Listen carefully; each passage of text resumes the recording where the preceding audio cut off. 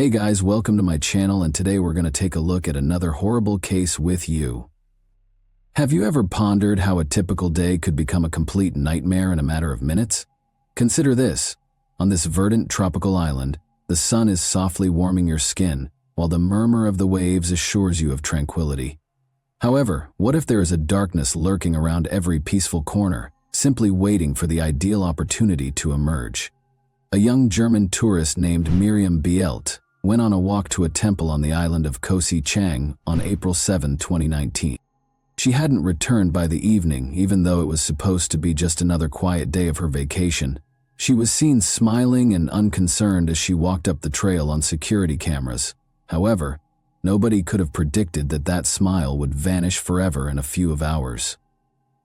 Koh Si Chang is renowned for its calm, relaxed atmosphere and is rarely disturbed. White sand beaches, deep green jungles that hold mysteries that date back millennia, turquoise oceans, and slow-moving natural beauty are all abundant on this island.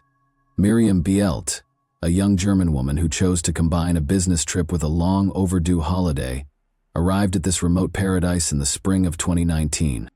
But her adventure would quickly devolve into a complex and unsettling mystery that still has a lot of unsolved questions. Initially, nothing appeared abnormal. Miriam was successful and driven. Her career as a design engineer with a big corporation had actually been advancing quickly since she graduated from the University of Hanover.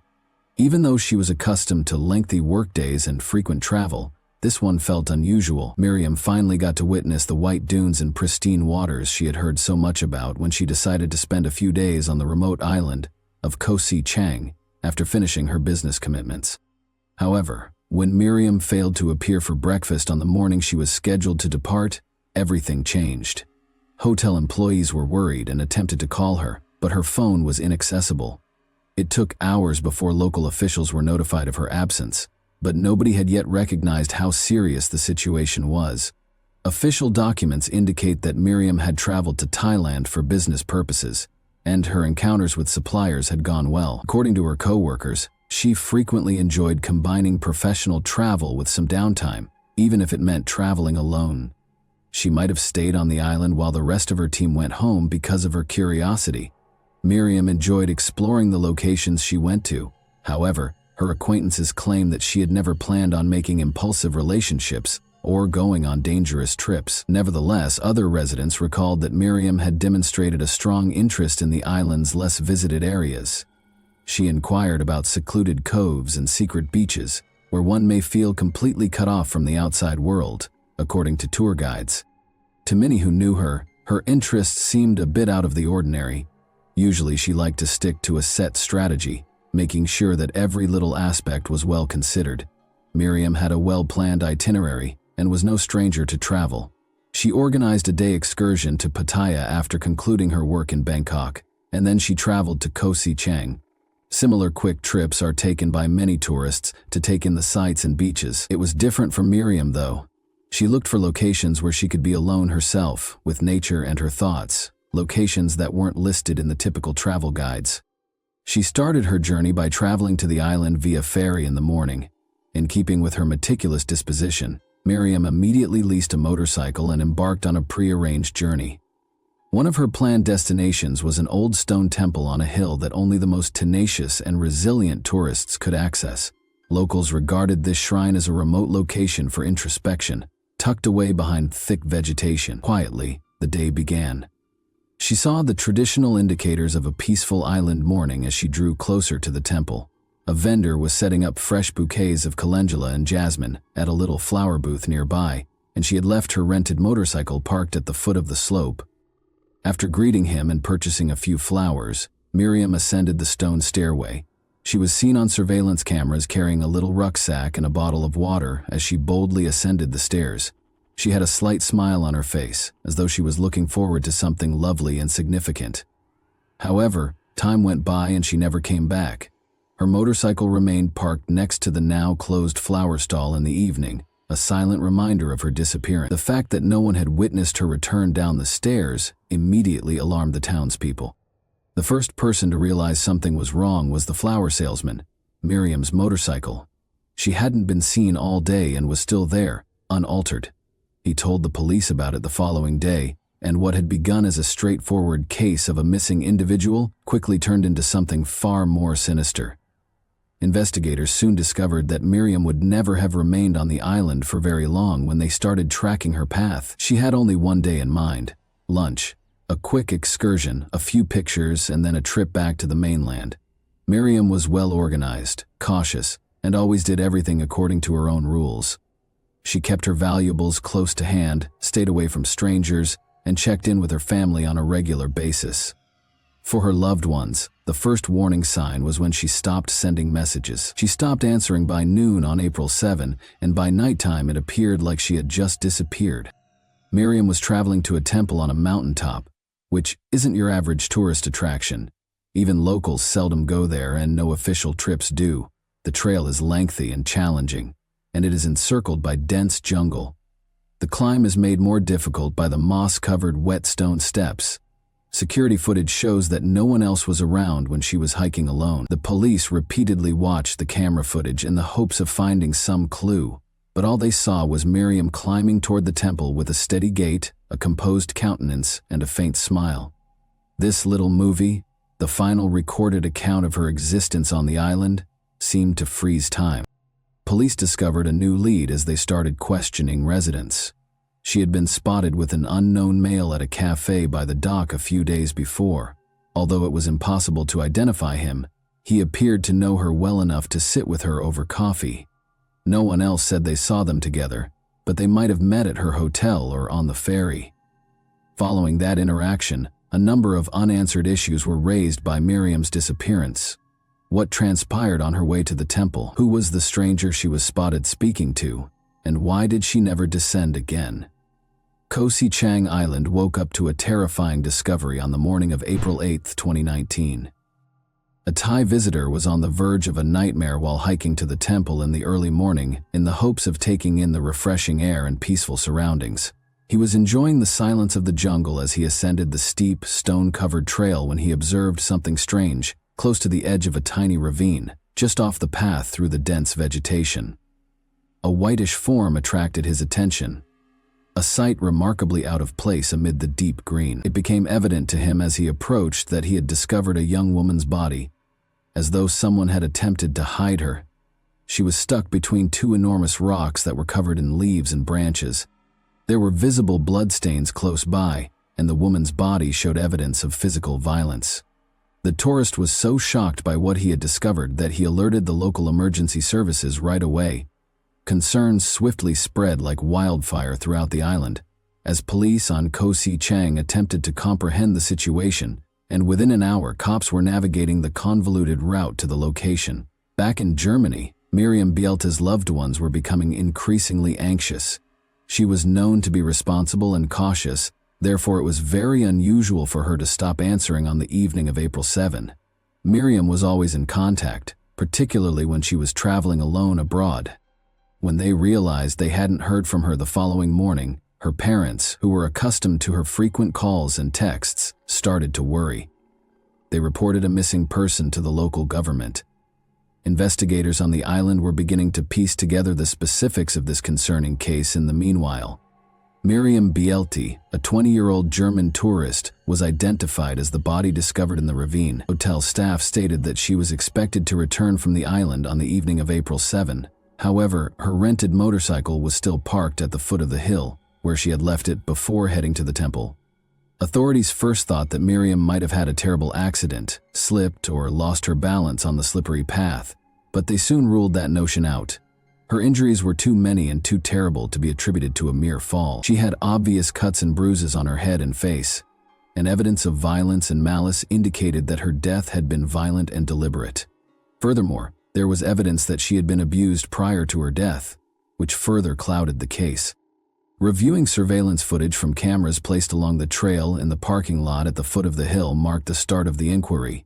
Miriam was seen on camera carrying a tiny rucksack and a bottle of water as she ascended the stairs. She seemed peaceful, but she walked with purpose. Investigators were still troubled by important details. Moments after she vanished around a corner, another person was captured on camera. A man in black clothes was pursuing her from a distance. When he finally came back, His clothing were wet and filthy, with obvious light-colored stains. The day's events were further investigated.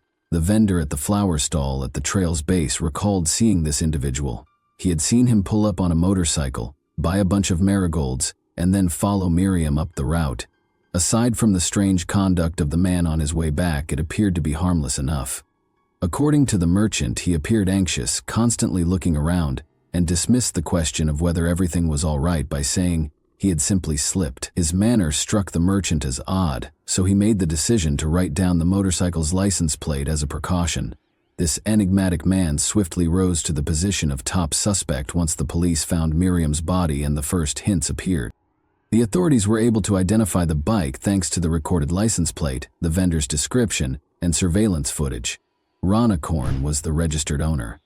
Ram Ruin, a 24-year-old local, lived alone in an old house on the island's fringes and worked as a beach cleaner, cleaning the waters along the coast. Officers went to his house right away, but he was not there. They started looking in the hopes of discovering something that would reveal his possible relationship to Miriam. Underlying conflicts that had not been identified before then started to surface. Though few knew of his darker impulses, Rana Korn was regarded by the villagers as a reclusive and perhaps eccentric man. His neighbors characterized him as reserved yet inhospitable. He rarely confided in anyone and kept to himself. However, those who knew him well had noticed hints of odd, nervous conduct and unpredictable anger. Some even said that they had seen him pacing the island as if he was looking for something or was waiting for someone. What motivated him to follow Miriam that day? And who was this man who seemed to have materialized out of thin air to ruin a young traveler's vision of a tropical paradise? When Ronicorn Run woke up in his tiny house on the edge of Koh Si Chang early on April 7, 2019, the island was still shrouded in quiet. There had been little respite from the night. His mind was still whirling from visions and lingering thoughts that had been enhanced by a haze of illegal drugs. Empty bottles littered the table, and the smell of cheap alcohol filled his home. Ronicorn was aware that he needed a way out of this state, something to divert his attention, even for a brief period of time, in order to prevent him from going any deeper. He made it a habit to have a few beers and several shots of heavier alcohol, which helped him temporarily block out his thoughts, if only for a few hours. However, his typical procedure wasn't sufficient that day. He immediately entered an altered state after taking another dose of a different substance, since he was desiring something more. Once the effects of the controlled substances took effect, his mind started racing, incoherent, and a feeling of eagerness and restlessness swirled inside him. In need of a release, he made the decision to ride his motorcycle anyplace in order to get away from his inner turmoil. Following the road, he finally arrived at the hill's base, where a trail led to a temple on the island. He had first seen her there, a young European tourist, well-dressed, walking up the stone steps with a light, carefree gait and a laid-back look, totally oblivious to the eyes on her. Ronicorn was roused from his daze by the sight of this elegant, carefree young lady.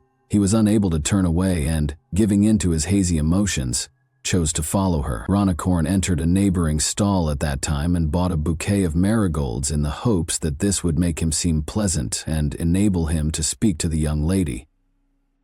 The man's peculiar behavior caught the vendor's attention. His eyes were vacant, yet they were filled with an odd intensity. The vendor became uncomfortable, but Ronicorn left quickly. Miriam vanished around the turn, and he soon started up the trail. Miriam, meantime, climbed slowly toward the shrine, oblivious to the shadow that followed her. She was taking in the scenery from the route and the refreshing morning air. She saw it as just another day of her eagerly anticipated vacation, a short reprieve following many days of toil. Even though she was an experienced traveler and understood how to protect herself, she was unable to predict what would happen next.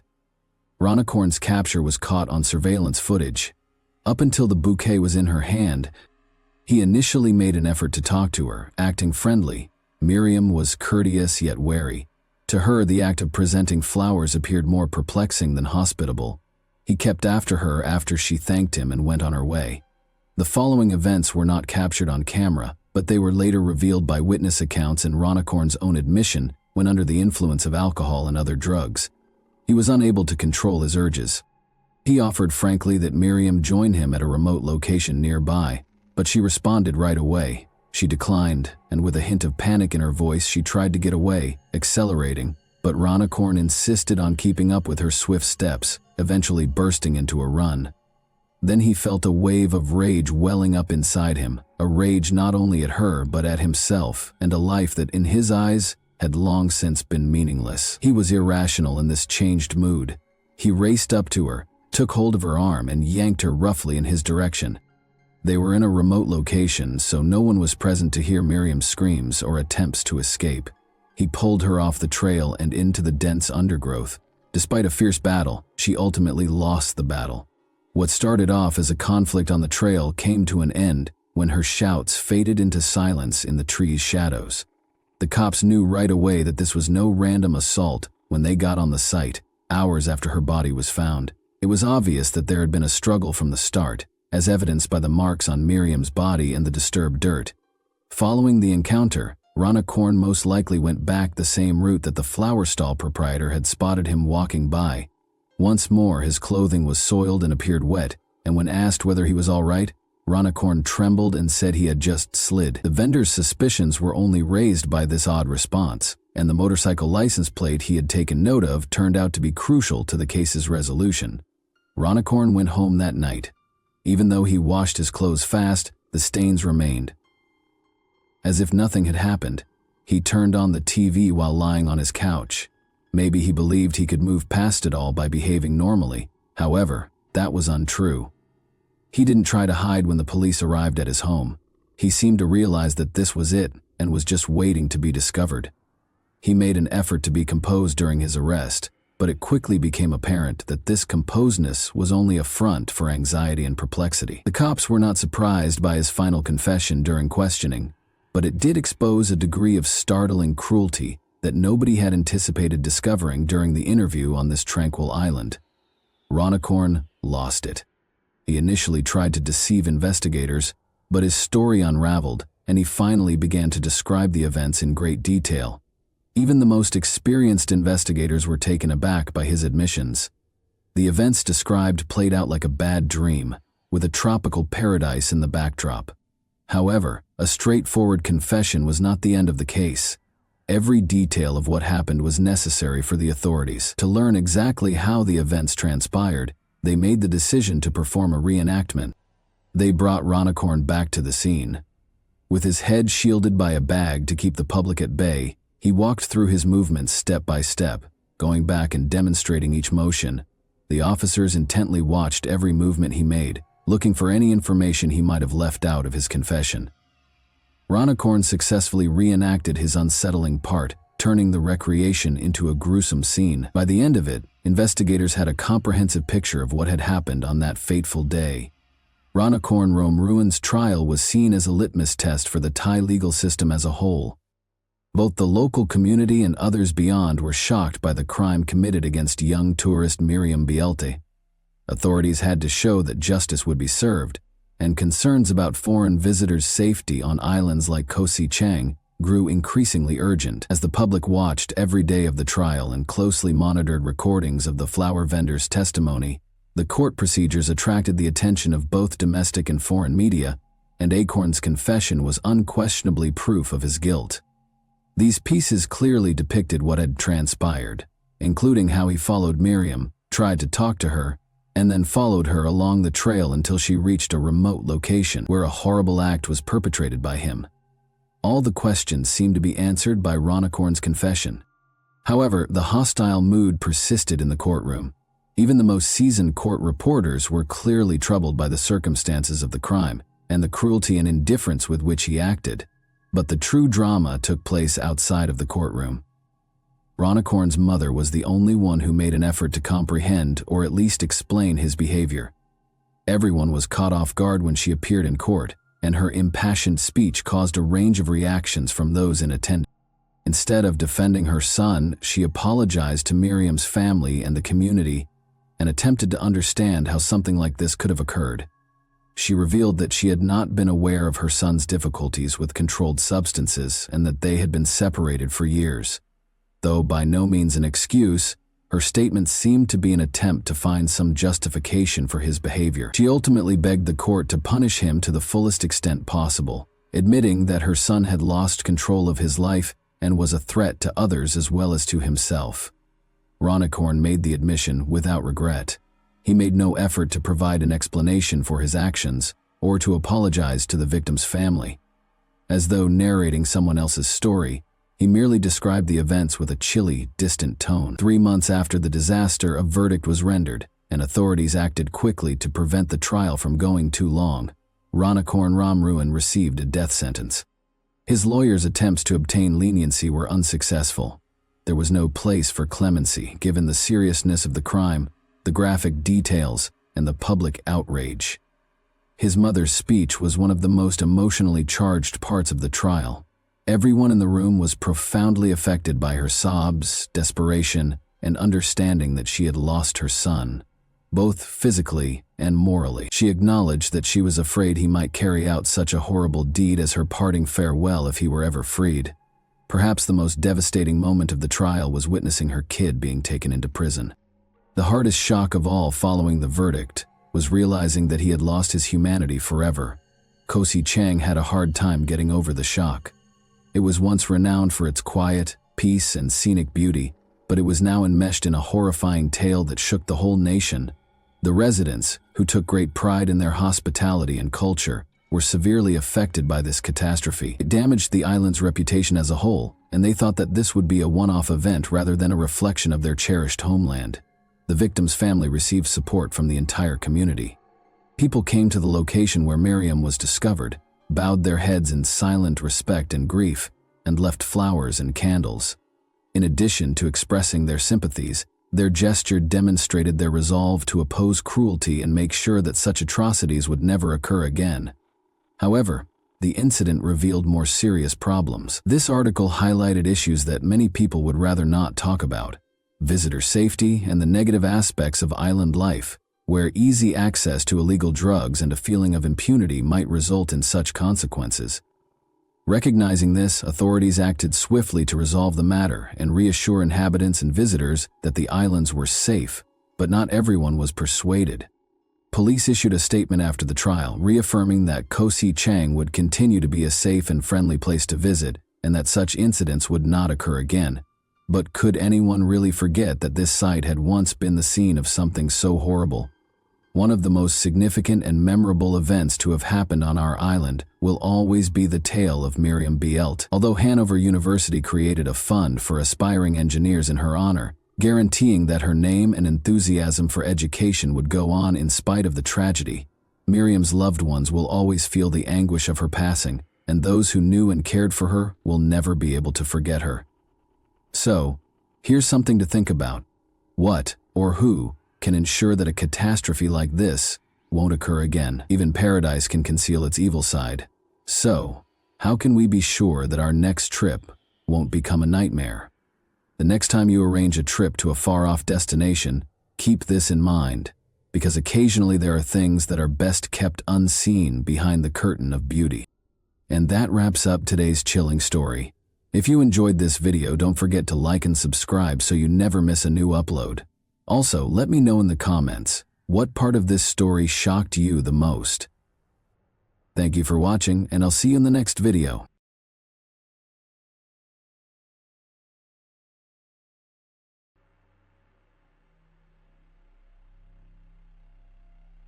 In the quiet town of Pella, Iowa, on a seemingly ordinary Monday evening in May 2020, a chilling incident occurred behind the closed doors of an unassuming apartment complex.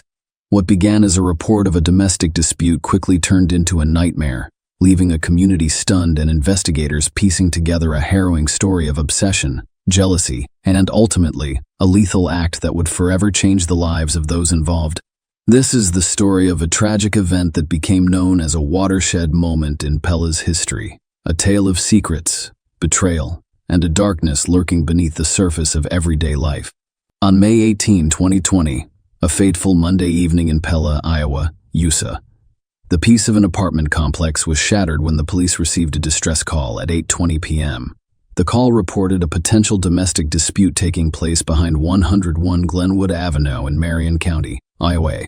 The concerned caller reported a troubling scene in the alley, two people engaged in a heated argument. Responding quickly to the call, Police arrived at the scene to investigate the situation. What they saw was a bleak and tragic scene.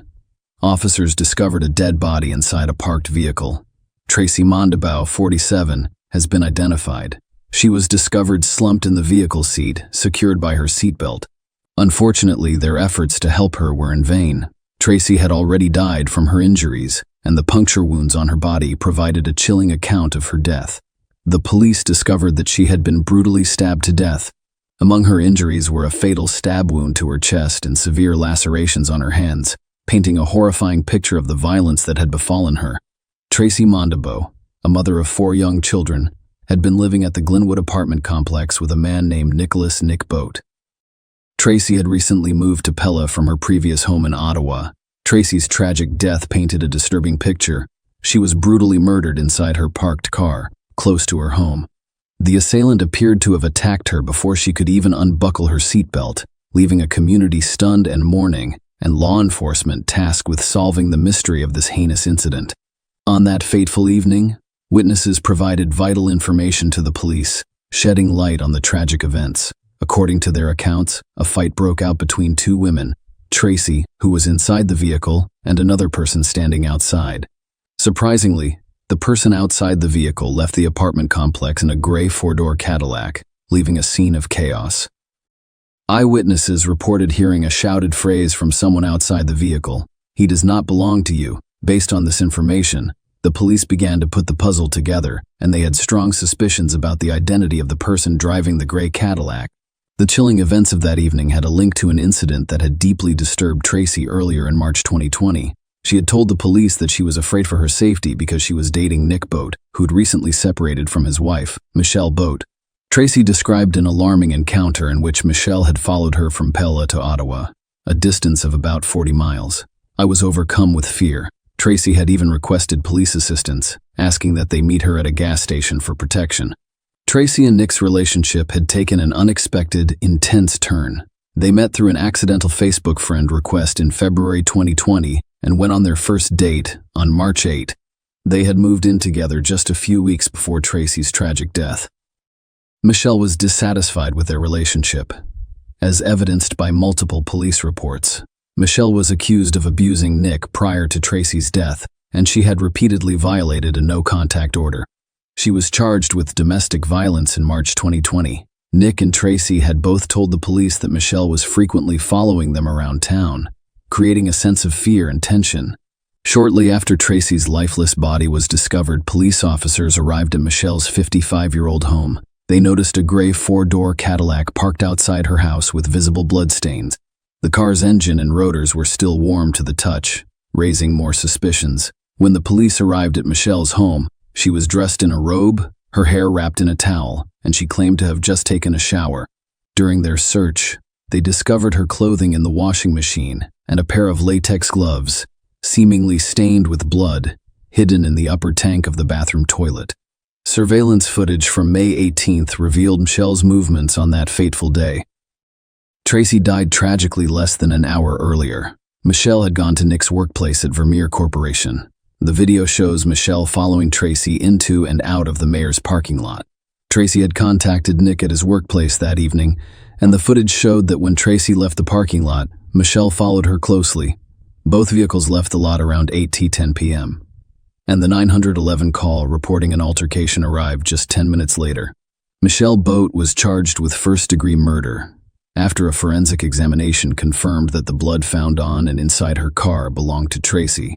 The intricate web of events had culminated in a heartbreaking tragedy, leaving the community stunned and the legal system grappling with the consequences of this heinous crime. In this gripping legal drama, Michelle, the defendant, has denied the first-degree murder charge, claiming that her actions were motivated by an emotional breakdown. She admitted to stabbing Tracy but claimed that her reaction was triggered by the anguish of her husband leaving her for a younger woman, which she claims to have witnessed with dramatic results.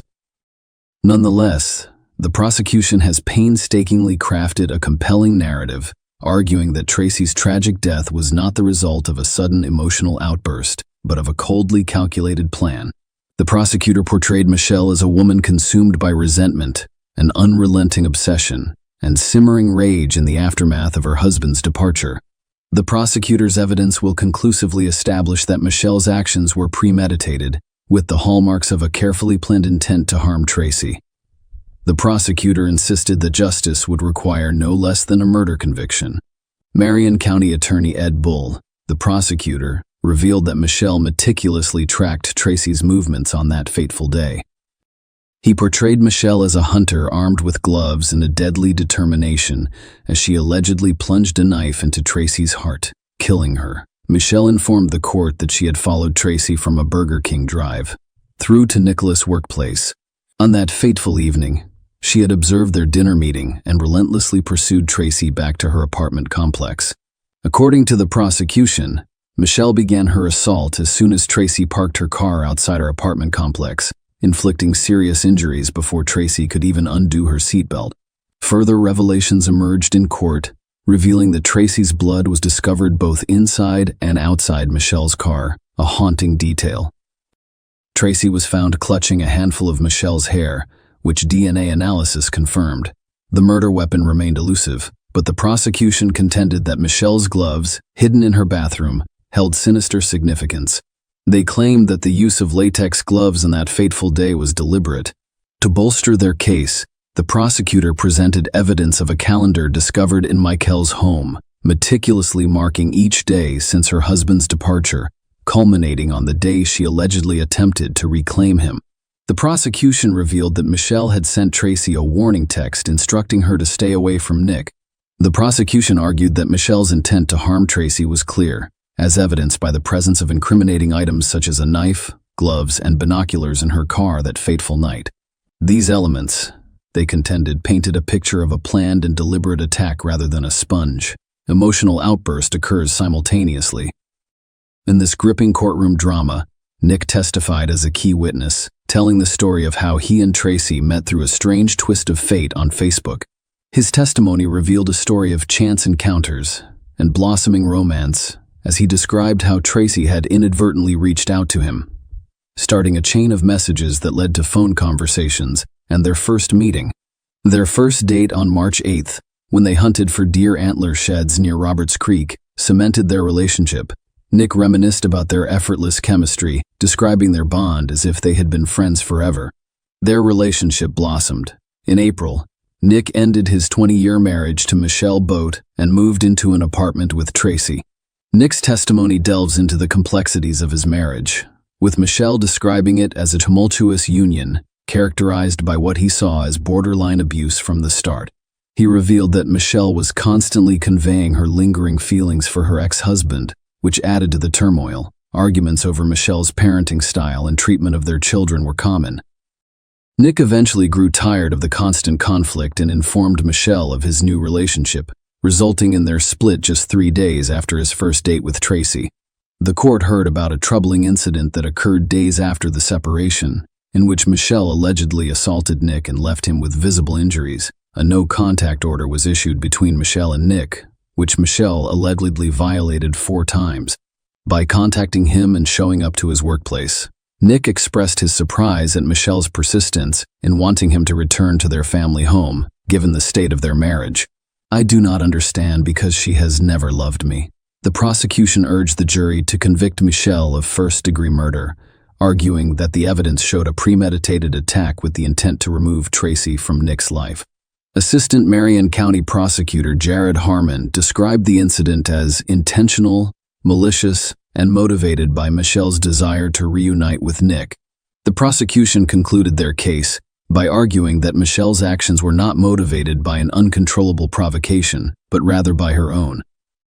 The defense, on the other hand, claimed that Michelle had no intention of killing Tracy that day, despite admitting that Michelle was the one who stabbed him. They argued that Michelle snapped after seeing her husband with another woman. They emphasized the legal fact that Nick and Michelle were still married after 20 years together. The defense highlighted Michelle's overwhelming challenges, including Nick's departure and the onset of the COVID-19 pandemic, which left her isolated and distressed. They urged the jury to consider Michelle's state of mind in the context of those trying times. Michelle's tragic situation was brought to the court's attention. Not only had Nick abandoned her, but she had also lost her job during the pandemic, leaving her financially destitute. Michelle described in her own testimony the isolation and emotional turmoil she experienced in the weeks preceding the stabbing. She described how her life was turned upside down overnight, leaving her heartbroken and overwhelmed with sadness, despair, and devastation. In the end, the jury deliberated for only 45 minutes before returning a guilty verdict for first-degree murder. Michelle was subsequently sentenced to life in prison with no possibility of parole. Share your opinion with us in the comments and subscribe to the channel for more.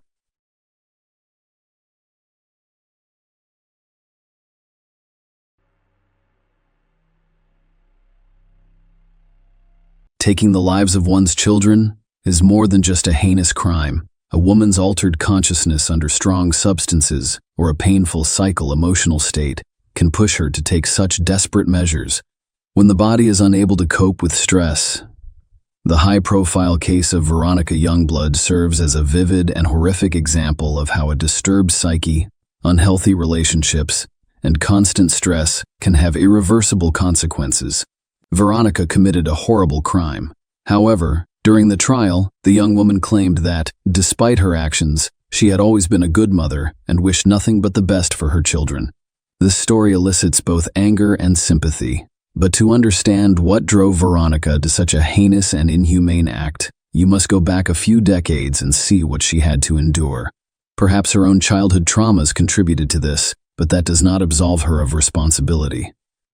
Veronica Youngblood, born Veronica Castro, in the Santa Rosa suburbs of central Argentina in 1986, had an abusive childhood.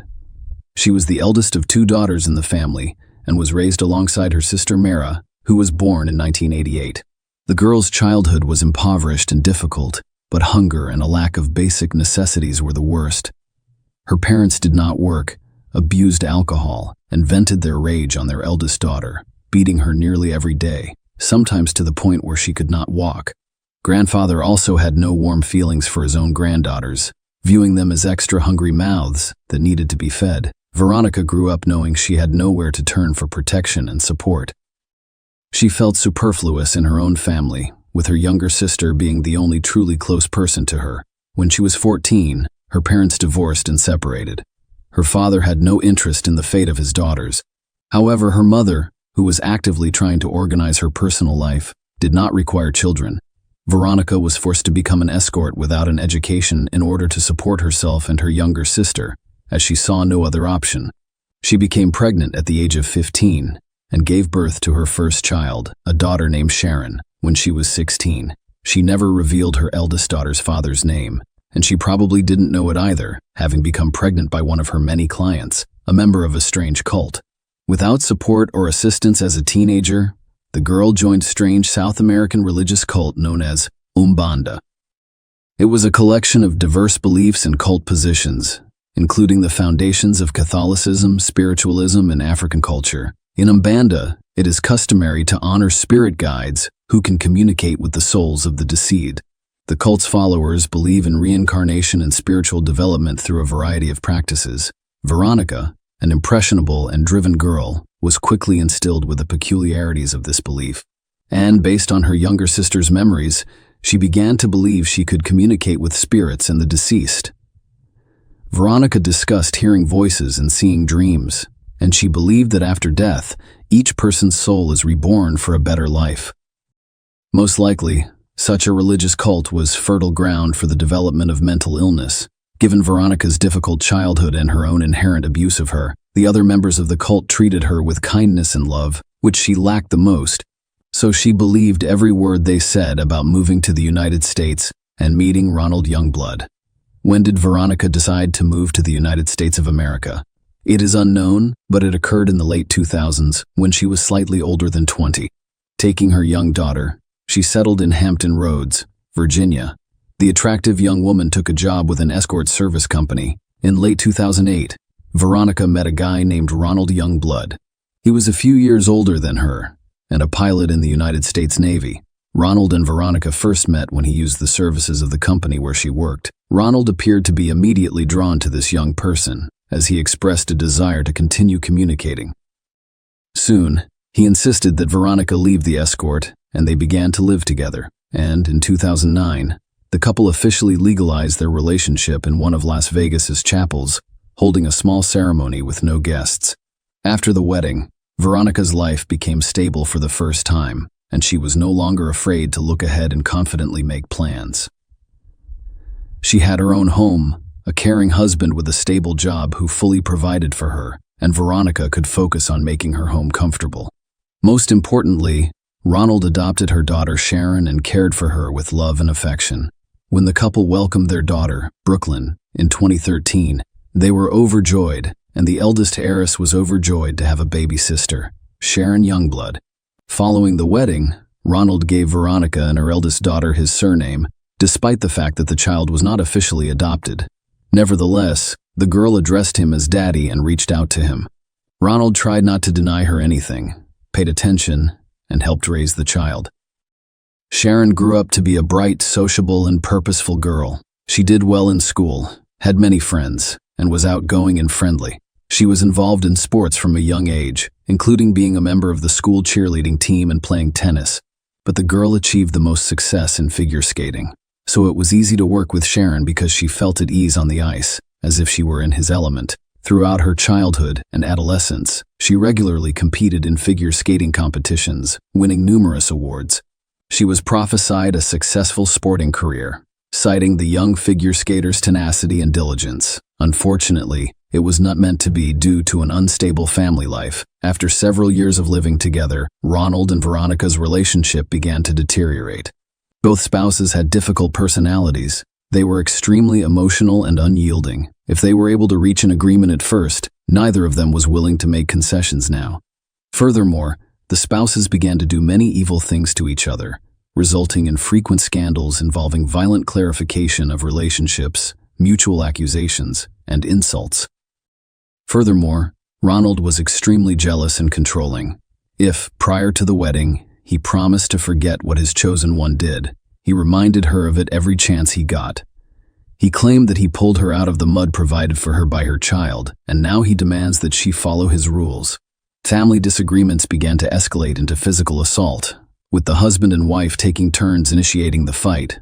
Both parties filed domestic violence complaints with the police. However, in most cases, these reports were quickly withdrawn, and the spouses continued to live together. To be fair, the children were not involved in their parents' arguments and were never physically harmed. However, their emotional states can only be speculated on. Ronald was sent to Central America, specifically the Republic of Honduras, for duty in 2014, and his family accompanied him. During this time, the spouses' relations deteriorated significantly. Veronica reported to the local police that her husband was raising his hand against her, restricting her finances by blocking her card and forbidding her from using the internet or driving. Ronald later claimed in his defense that he did so after discovering that his spouse was cheating on him. The husband believed that by denying his wife money, personal transportation, and the ability to communicate with her lover, he could keep her at home. As a result, Veronica filed a complaint with the U.S. Embassy, and her husband was extradited from Honduras and returned to the United States. However, this incident had no bearing on his career, and he was soon transferred to Washington, D.C., to the main department of the country's Navy. However, the couple's relations eventually soured, resulting in a breakup and ongoing conflict. In 2016, the couple relocated to Florida, where Ronald had a new job. They had virtually separated by that point, but they continued to live under the same roof, and Ron continued to provide full support for Veronica and her daughters. By the beginning of 2017, the family had relocated again, this time to the small town of Oakton, Virginia, where the spouses began the official divorce process. Ron and Veronica did not separate, however, even after their marriage ended. They lived in the same house, but they clearly couldn't stand each other anymore. Both later claimed that no matter what, they wanted to raise children together, but Veronica had no source of income and couldn't even afford to rent a room. The issue of the children's future custody became particularly acute, and Veronica realized that she would be unable to raise the children on her own because they were all completely dependent on Ronald. He was also aware of this and took every opportunity to remind his wife of it, occasionally resorting to outright blackmail, which drove the young woman insane. Driven to despair, Veronica decided to take out a bank loan so that they could have some of their own money. However, As a guarantor, she listed her still legal husband without informing him. When Ronald received a call from the bank, another scandal erupted. Naturally, he refused to act as guarantor, and his wife's actions provided him with yet another reason to humiliate her. True, a few months later, the couple was able to reach an agreement, and the scandals between them subsided for a while. According to the court decision, they can continue to live together and raise their children without being charged alimony. But the truth did not last long. Ronald sued Veronica in the fall of 2017, accusing her of aggressive and inadequate behavior. He claimed that his spouse smashed his smartphone, launching it into the wall, drowned in a basin of water with a functioning laptop, and smashed his car's windshield with a stone. Following that, Veronica was forced to relocate and was forbidden from visiting Iran. At the same time, the youngest daughter, Brooklyn, was temporarily granted full custody of her father until the next court hearing. 3 weeks later, the divorce was finalized. However, after receiving a divorce certificate, the former spouses resumed living together and the courts and custody battle appeared to be resolved. About 6 months later, the former spouses appeared in court together again, but this time, they presented a multi-page agreement outlining their custody plan for their shared daughter. Ronald was transferred to Missouri, and his former wife and children accompanied him. But first, Veronica wanted to officially settle a number of nuances regarding their daughter, Brooklyn's, custody. Ronald agreed to provide his ex-wife with housing near his home so that they could raise their daughter together. The court approved the document in April 2018, with the move scheduled for August of that year. A month later, however, Veronica abruptly reversed her decision and returned to court. The young woman sought assistance from a lawyer who was required to competently draft and amend the previously approved agreement. Veronica explained that she was doing this due to changed circumstances. By then, she had completed her nursing school training and had been offered a well-paying job in Oakton. That way, she could more or less support herself and the girls, with no need to relocate after her ex-husband. Furthermore, the new job promised to help her find and pay for her own place to live. Due to her new situation, Veronica now sought full custody of her daughter Brooklyn, as outlined in an amendment to the agreement. A new hearing was held in July 2018, 1 month before the previously scheduled departure to Missouri. However, the court refused to modify the previously approved agreement, and the former spouses were to relocate to another state to share custody of their shared daughter, as previously agreed. Veronica appeared to agree with the court's decision, as he made no further attempts to challenge it. Ronald filed a legal notice 2 weeks after the last court hearing, stating his new address where he would live after the move, which was less than a month away. He was on his way with only a few minor details to finalize. Everything seemed to be going as planned, but Sharon and Brooklyn had only a few days to live.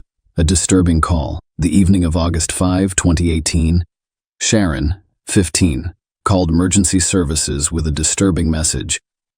The girl was in tears, gasping, and in pain. She begged to be saved, and he expressed his desire to live. She claimed she was severely injured.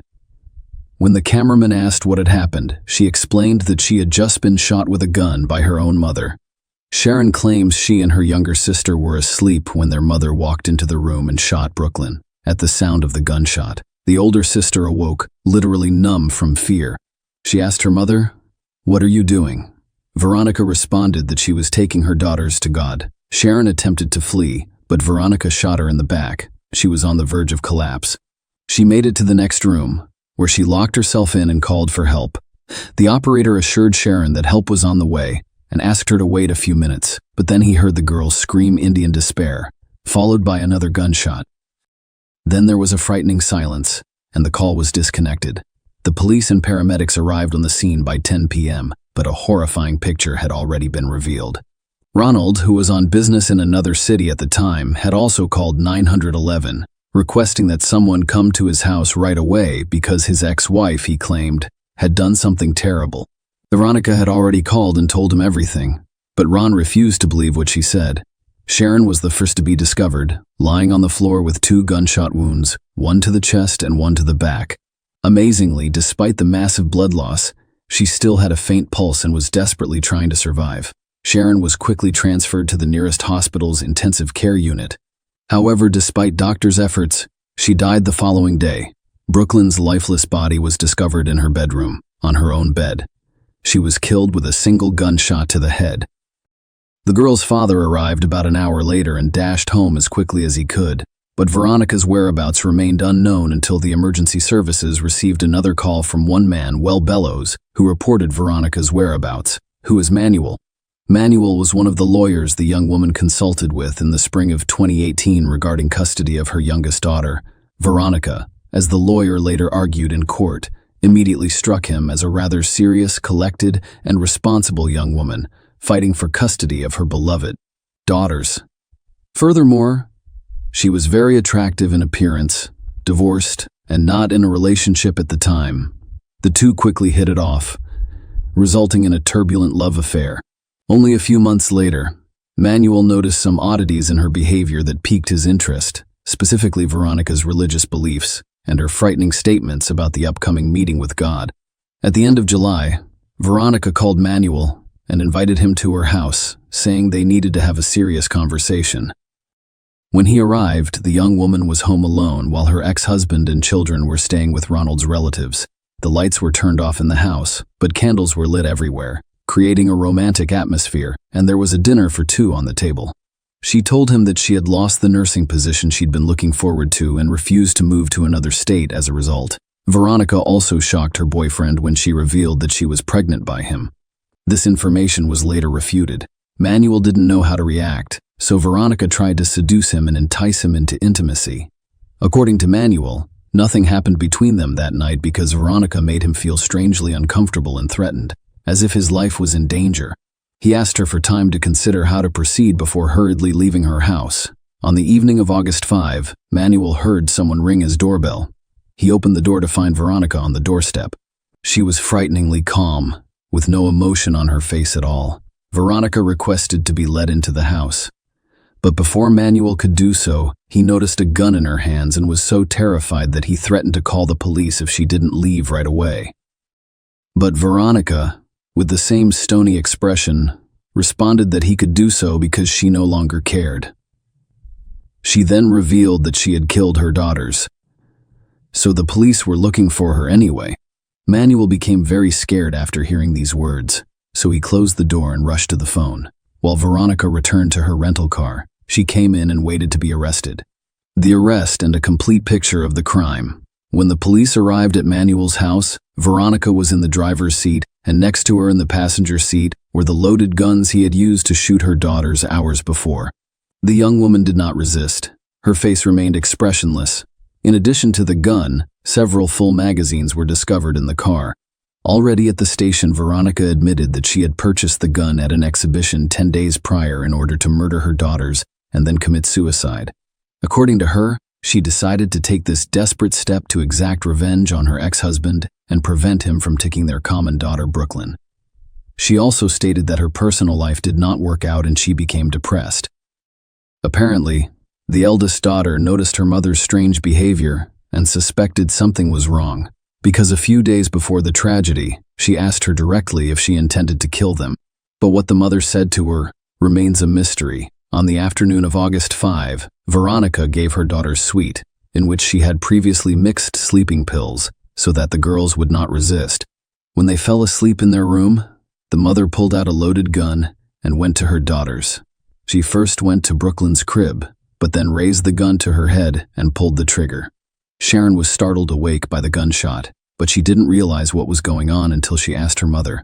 Veronica replied that she would take her and her sister to God before pointing the gun at her eldest daughter.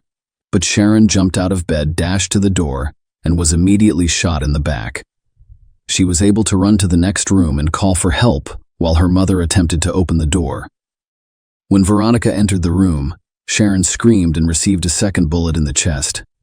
Veronica then called her ex-husband and told him what she had done and that she was going to commit suicide as well.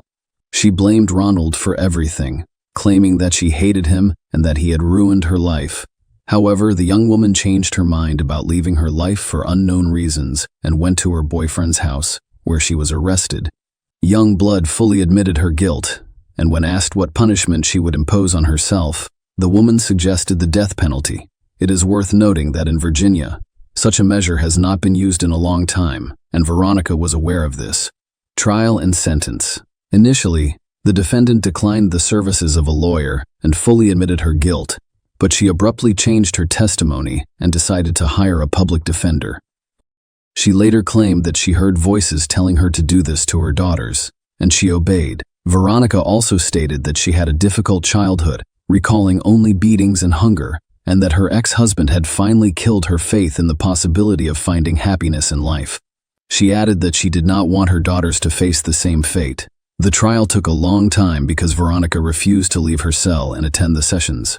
Furthermore, she attempted suicide several times but was saved each time and did not inflict serious injury on herself. The defense attorney attempted to persuade the court that his client suffers from a mental disorder that developed as a result of childhood traumas, the influence of a religious cult, and abuse by her former husband.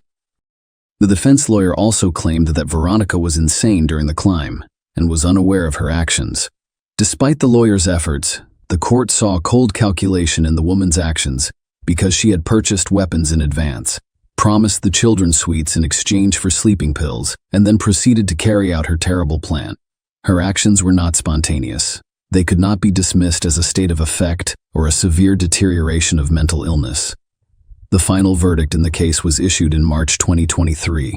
Veronica was convicted and sentenced to 78 years in prison. In fact, this will be her life sentence. Many people thought Ronald's behavior in court was strange. He did not appear to be a grieving father, and when his former wife sobbed in court, he smirked. Following the verdict, he only stated that he was pleased with the outcome. Share your opinion with us in the comments and subscribe to the channel for more.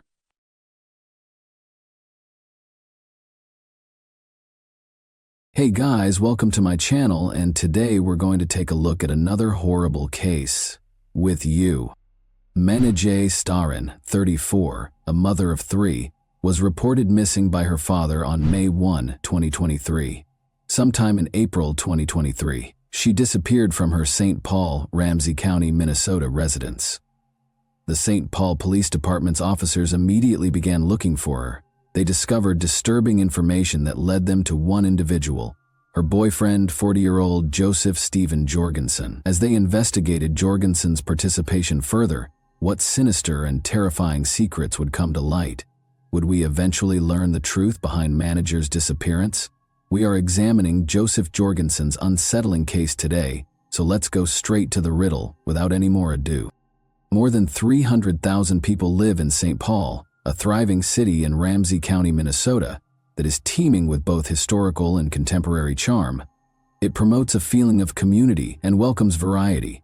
The Cathedral of St. Paul, the James J. Hill House, and the Summit Avenue area are just a few of the historic landmarks and neighborhoods of St. Paul, one of Minnesota's oldest cities. Statistics show that you have a 1 in 124 risk of becoming a victim of violent crime and a 1 in 24 probability of becoming a victim of property crime in St. Paul. Nevertheless, despite advancements, a horrible and unimaginable crime in 2023 rocked the city to its foundation. On May 23, 1989, Menajay Starin was born. Not much is known about her early years. It is uncertain if she had any further siblings, however records show that she had a brother named Nora Starin. Menajay was 34 years old and a single mother of 3 kids by 2023. She lived in a little apartment in St. Paul, Ramsey County, Minnesota, at 1428 7th Street. Whether she had ever been married is still unknown. Reports from people who knew Menajay at the time portrayed him as a likable person. People who knew her talked about how she was kind, patient, and positive with everyone she met, no matter what their background. Nevertheless, despite these admirable traits, Menajay battled personal issues. She struggled with mental health problems and drug addiction. Her family was aware of these difficulties, which contributed to her children not living with her, since she was having difficulty overcoming her own challenges. Menajay was undoubtedly unable to give her kids a secure upbringing because of the circumstances surrounding her addiction and mental health issues. For Menajay, life went on in spite of the difficulties. Then an unforeseen event occurred. Menajay's father called the St. Paul police in panic on May 1, 2023. He disclosed concerning information regarding Menajay's battles with drug addiction and mental health concerns throughout the call. He said that she had intended to check herself into a drug rehab facility but never did. His last communication with Manejé took place on April 18, 2023. She had looked scared and suspicious. It worried her father that she was afraid of a boyfriend. As soon as the call was over, the police got to work. They went to Manejé's place to find her. Regretfully, she could not be located. The investigators were looking for answers when they came across and spoke with a man who was only recognized as the father of one of Manejé's children. The man broke with her typical pattern by admitting that he had not heard from Manejé either. Because they shared responsibility for their son, she would typically check in on him on a frequent basis. He expressed his worry, pointing out that it was quite uncommon for Manejé to neglect to check on their child's welfare for over 8 hours. The man also revealed that Manejé had previously contacted him using a variety of different phone numbers. However, April 21, 2023 was the last time they spoke. During their discussions, the detectives also located Manejé's neighbor. An unsettling observation was relayed by the neighbor. The neighbor claims that she once saw Manejé with red marks on her neck and a black eye. It's unclear exactly when this occurred, but the neighbor questioned Manejé after becoming frightened by the upsetting scene. "Have you been assaulted?" she asked Manejé.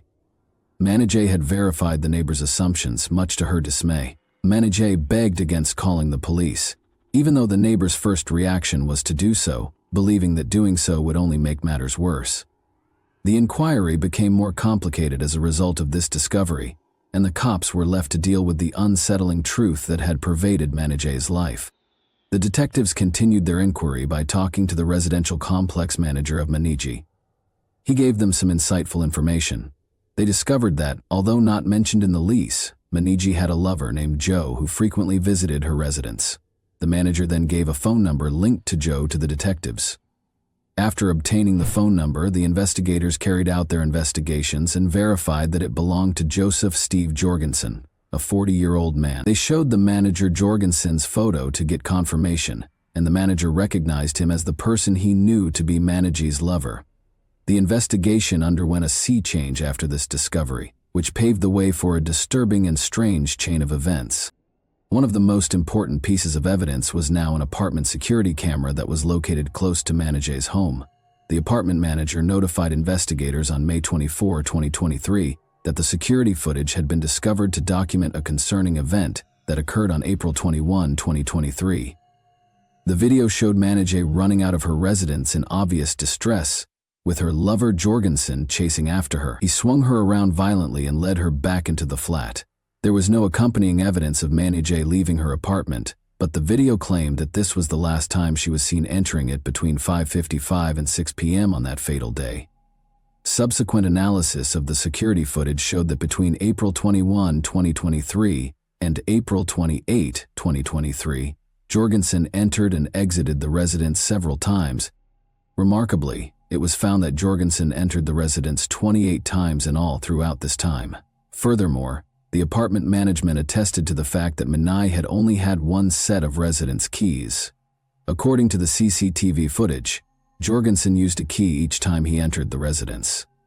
The investigators were left with a number of troubling questions as all of these findings were revealed. Jorgensen frequently visited Manejé's flat. What transpired during these encounters, and most importantly, where was Manejé? Additional examination of the security tape also showed that at 4:55 p.m., Jorgensen was seen on CCTV leaving the flat on April 28, 2023, with a suitcase and 2 duffel bags. Sitting on the driver's side, he carried the suitcases into a pickup truck with the Minnesota license plate NLV 6177. Jorgensen sped off in his car. Investigators quickly learned that the pickup truck belonged to a man who lived in the Maplewood apartment complex at 89th Century Avenue. Following these events, investigators looked for a family friend who had important knowledge about Manejé's relationships and behavior. According to the family acquaintance, Manejé had never gone more than 24 hours without getting in touch with her loved ones, even if she struggled with drugs and crises.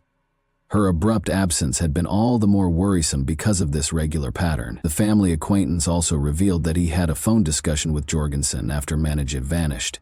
At the time, Jorgensen had informed him that Manejé had gone to the store but had never come back. The family acquaintance claims that Jorgensen also voiced worries that Manage might have been harmed by a man named Cassell.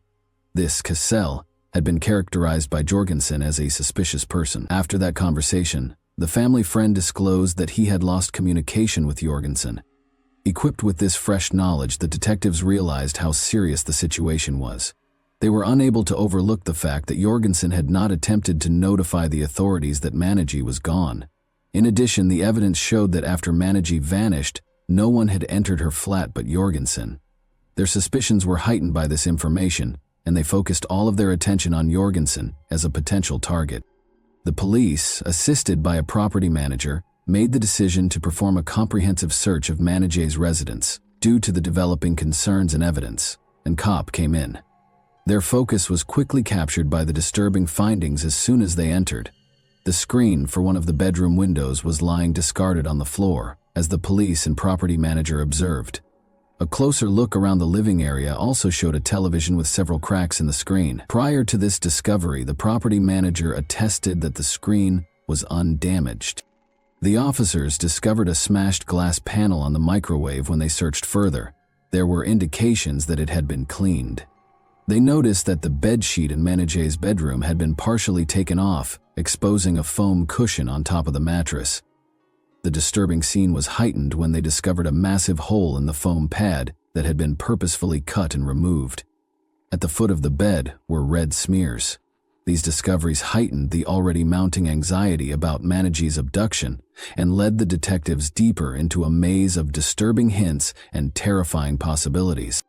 The officers acquired a warrant to conduct a comprehensive search and process Manage's flat in order to gather crucial forensic evidence after completing the required legal procedures. On May 25, 2023, the warrant was executed. A disturbing reality was revealed after crime scene technicians carefully inspected the premises. Large volumes of blood were found in the living room, particularly on the floor, the couch, and the kitchen. Someone had tried desperately to get rid of the blood's traces, as seen by the obvious signs of an attempted cleanup. It was becoming more and more clear that someone had been killed or gravely hurt inside the flat. The sad reality was verified by further investigation of the preliminary findings. Manage herself was the owner of the blood samples that were taken at the site. The authorities discovered crucial evidence about Manage's finances as they continued their inquiry.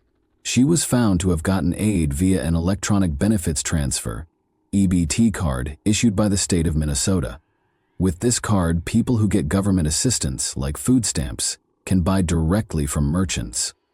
A warrant to view Manage's EBT account information was quickly acquired in recognition of the importance of this discovery. Following her final confirmed sighting on April 21, 2023, a number of transactions were discovered throughout the investigation.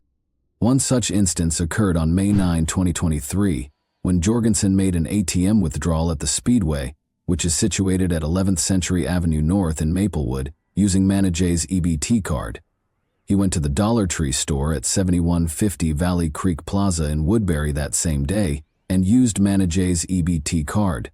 He made a really odd buy there: a cleaning bucket, 2 boxes of saran wrap, paper towels, trash bags, liquid cleaner, latex gloves, and disinfectant wipes were among the items on his shopping list. The investigators were intrigued by this odd collection of materials. Jorgensen used Manage's EBT card once more on May 11, 2023, at the Cub Food Store located at 1177 Clarence Street in St. Paul, Ramsey County. Additionally, he used the card at another Dollar Tree location in Oakdale, located at 7085 10th Street North. This time, he bought more cleaning supplies, disinfecting wipes, extra boxes of saran wrap, and paper towels. The frequent acquisition of such goods merely contributed to the enigma surrounding Jorgensen's actions and motivations. Authorities discovered information linking another person, just known as ZD, adding still another level of investigation. This, ZD, made use of Manage's EBT card as well. In order to access data pertaining to Jorgensen's Google and Gmail accounts, detectives then went ahead and obtained a search warrant. The investigators' worries were heightened when they discovered a string of significant Google searches Jorgensen had conducted after analyzing the data they had collected. Jorgensen had looked up the term jugular on April 21, 2023. What do police do with a missing persons report on May 1, 2023? And how to clear cookies from an Android phone on May 3, 2023. On May 27, 2023, he searched for how to remove GPS from a Lime scooter.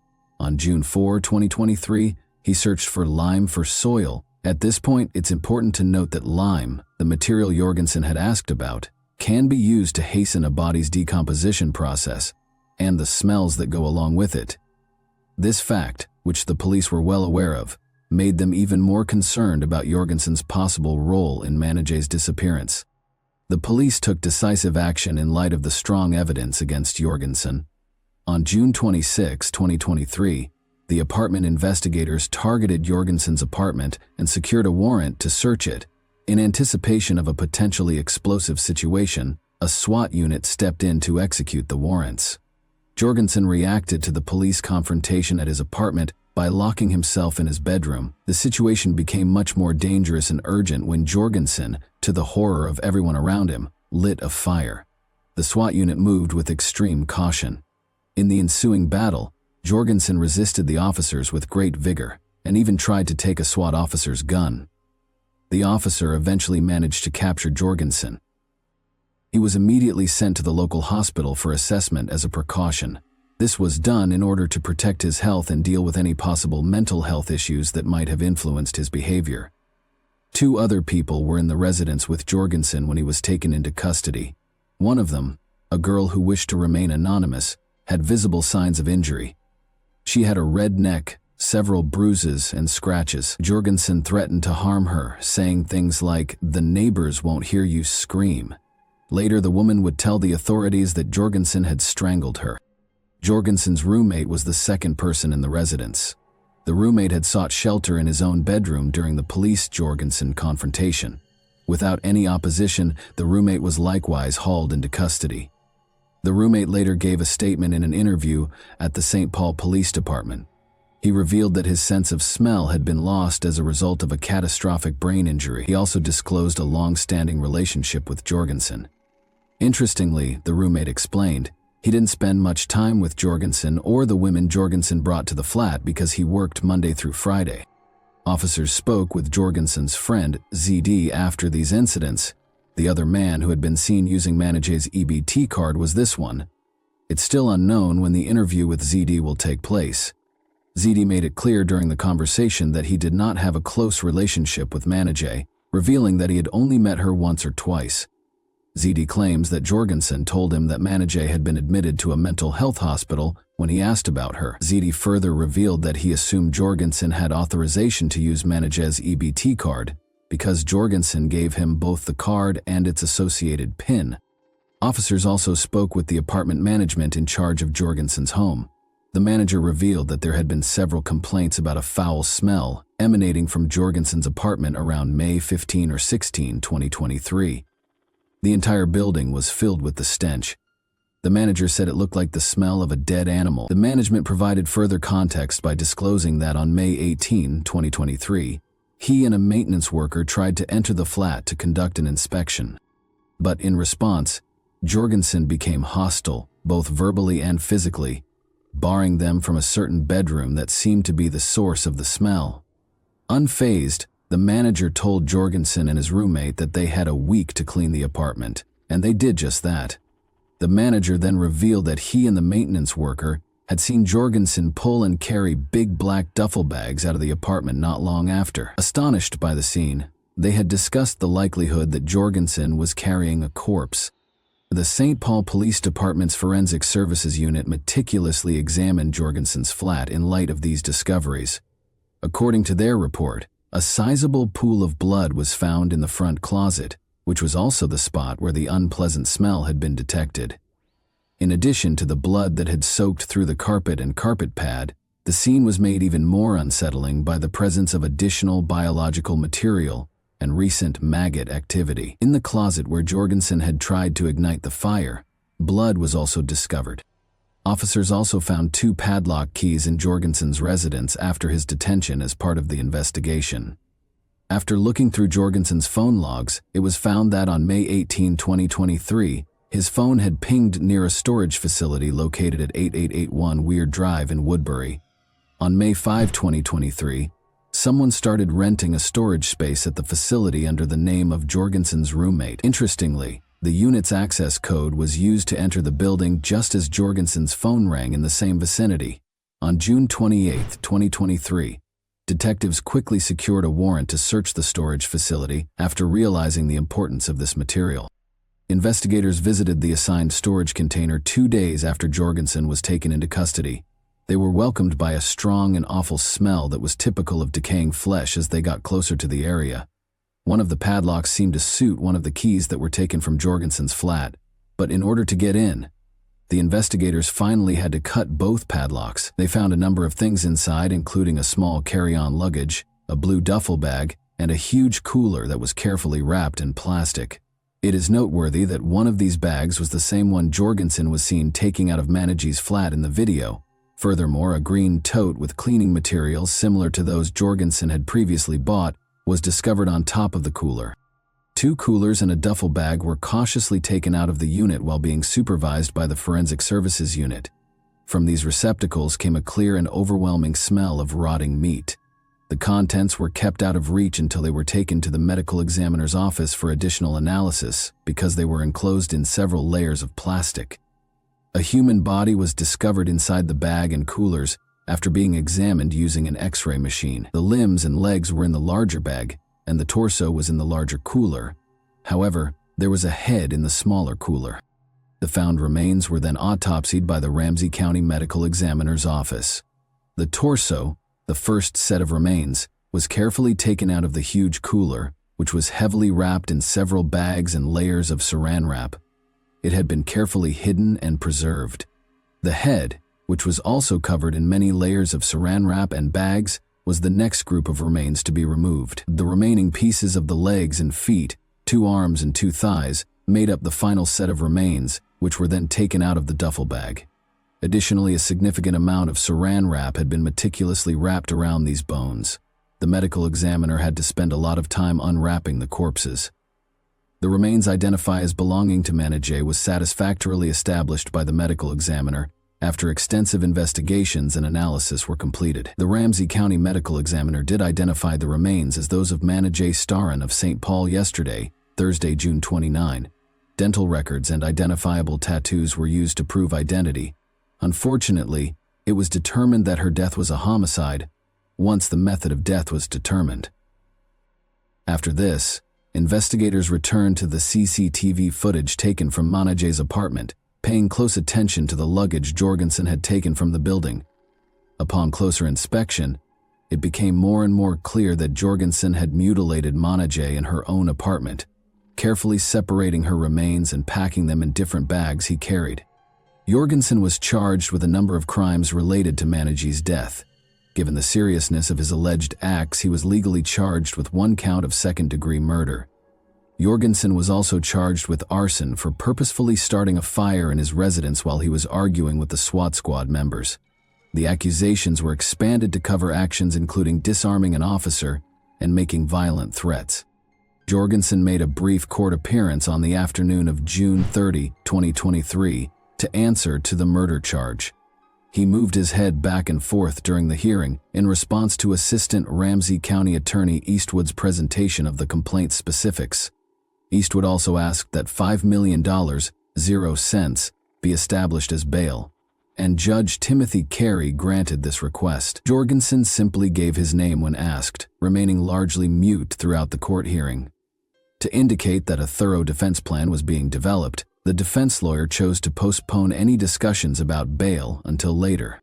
On the same day that Jorgensen appeared in court, St. Paul Police Sergeant Mike Ernster announced a major revelation that came to light during their ongoing investigation at a press conference. Fanta Giovan, a 33-year-old woman who was Jorgensen's previous girlfriend, was also reported missing. The last recorded sighting of Giovan was in July 2021, and Jorgensen was the only person present. Interestingly, no one had previously reported her absence, thus the police recently opened a missing person investigation.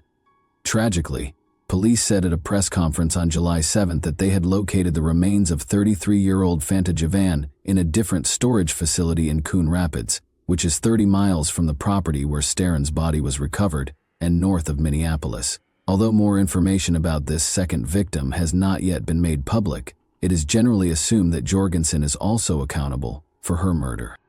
In light of these continuing events, Menegé's family thanked the police for following up on every lead in their unrelenting pursuit of the truth. Jorgensen faces a potential sentence of 40 years in jail on the charge of second-degree murder, should he be proved guilty. August 21, 2023, is when Jorgensen is expected to appear in court again. Justice is currently being sought in the wake of this horrific tragedy, which has revealed the truth about Menegé's premature death. We now have a better grasp of the unfortunate events that transpired thanks to the work of law enforcement. A disturbing thought emerges as we consider the horrifying specifics of Jorgensen's actions. Are we about to discover a possible serial killer? And that wraps up today's chilling story. If you enjoyed this video, don't forget to like and subscribe so you never miss a new upload. Also, let me know in the comments, what part of this story shocked you the most? Thank you for watching, and I'll see you in the next video.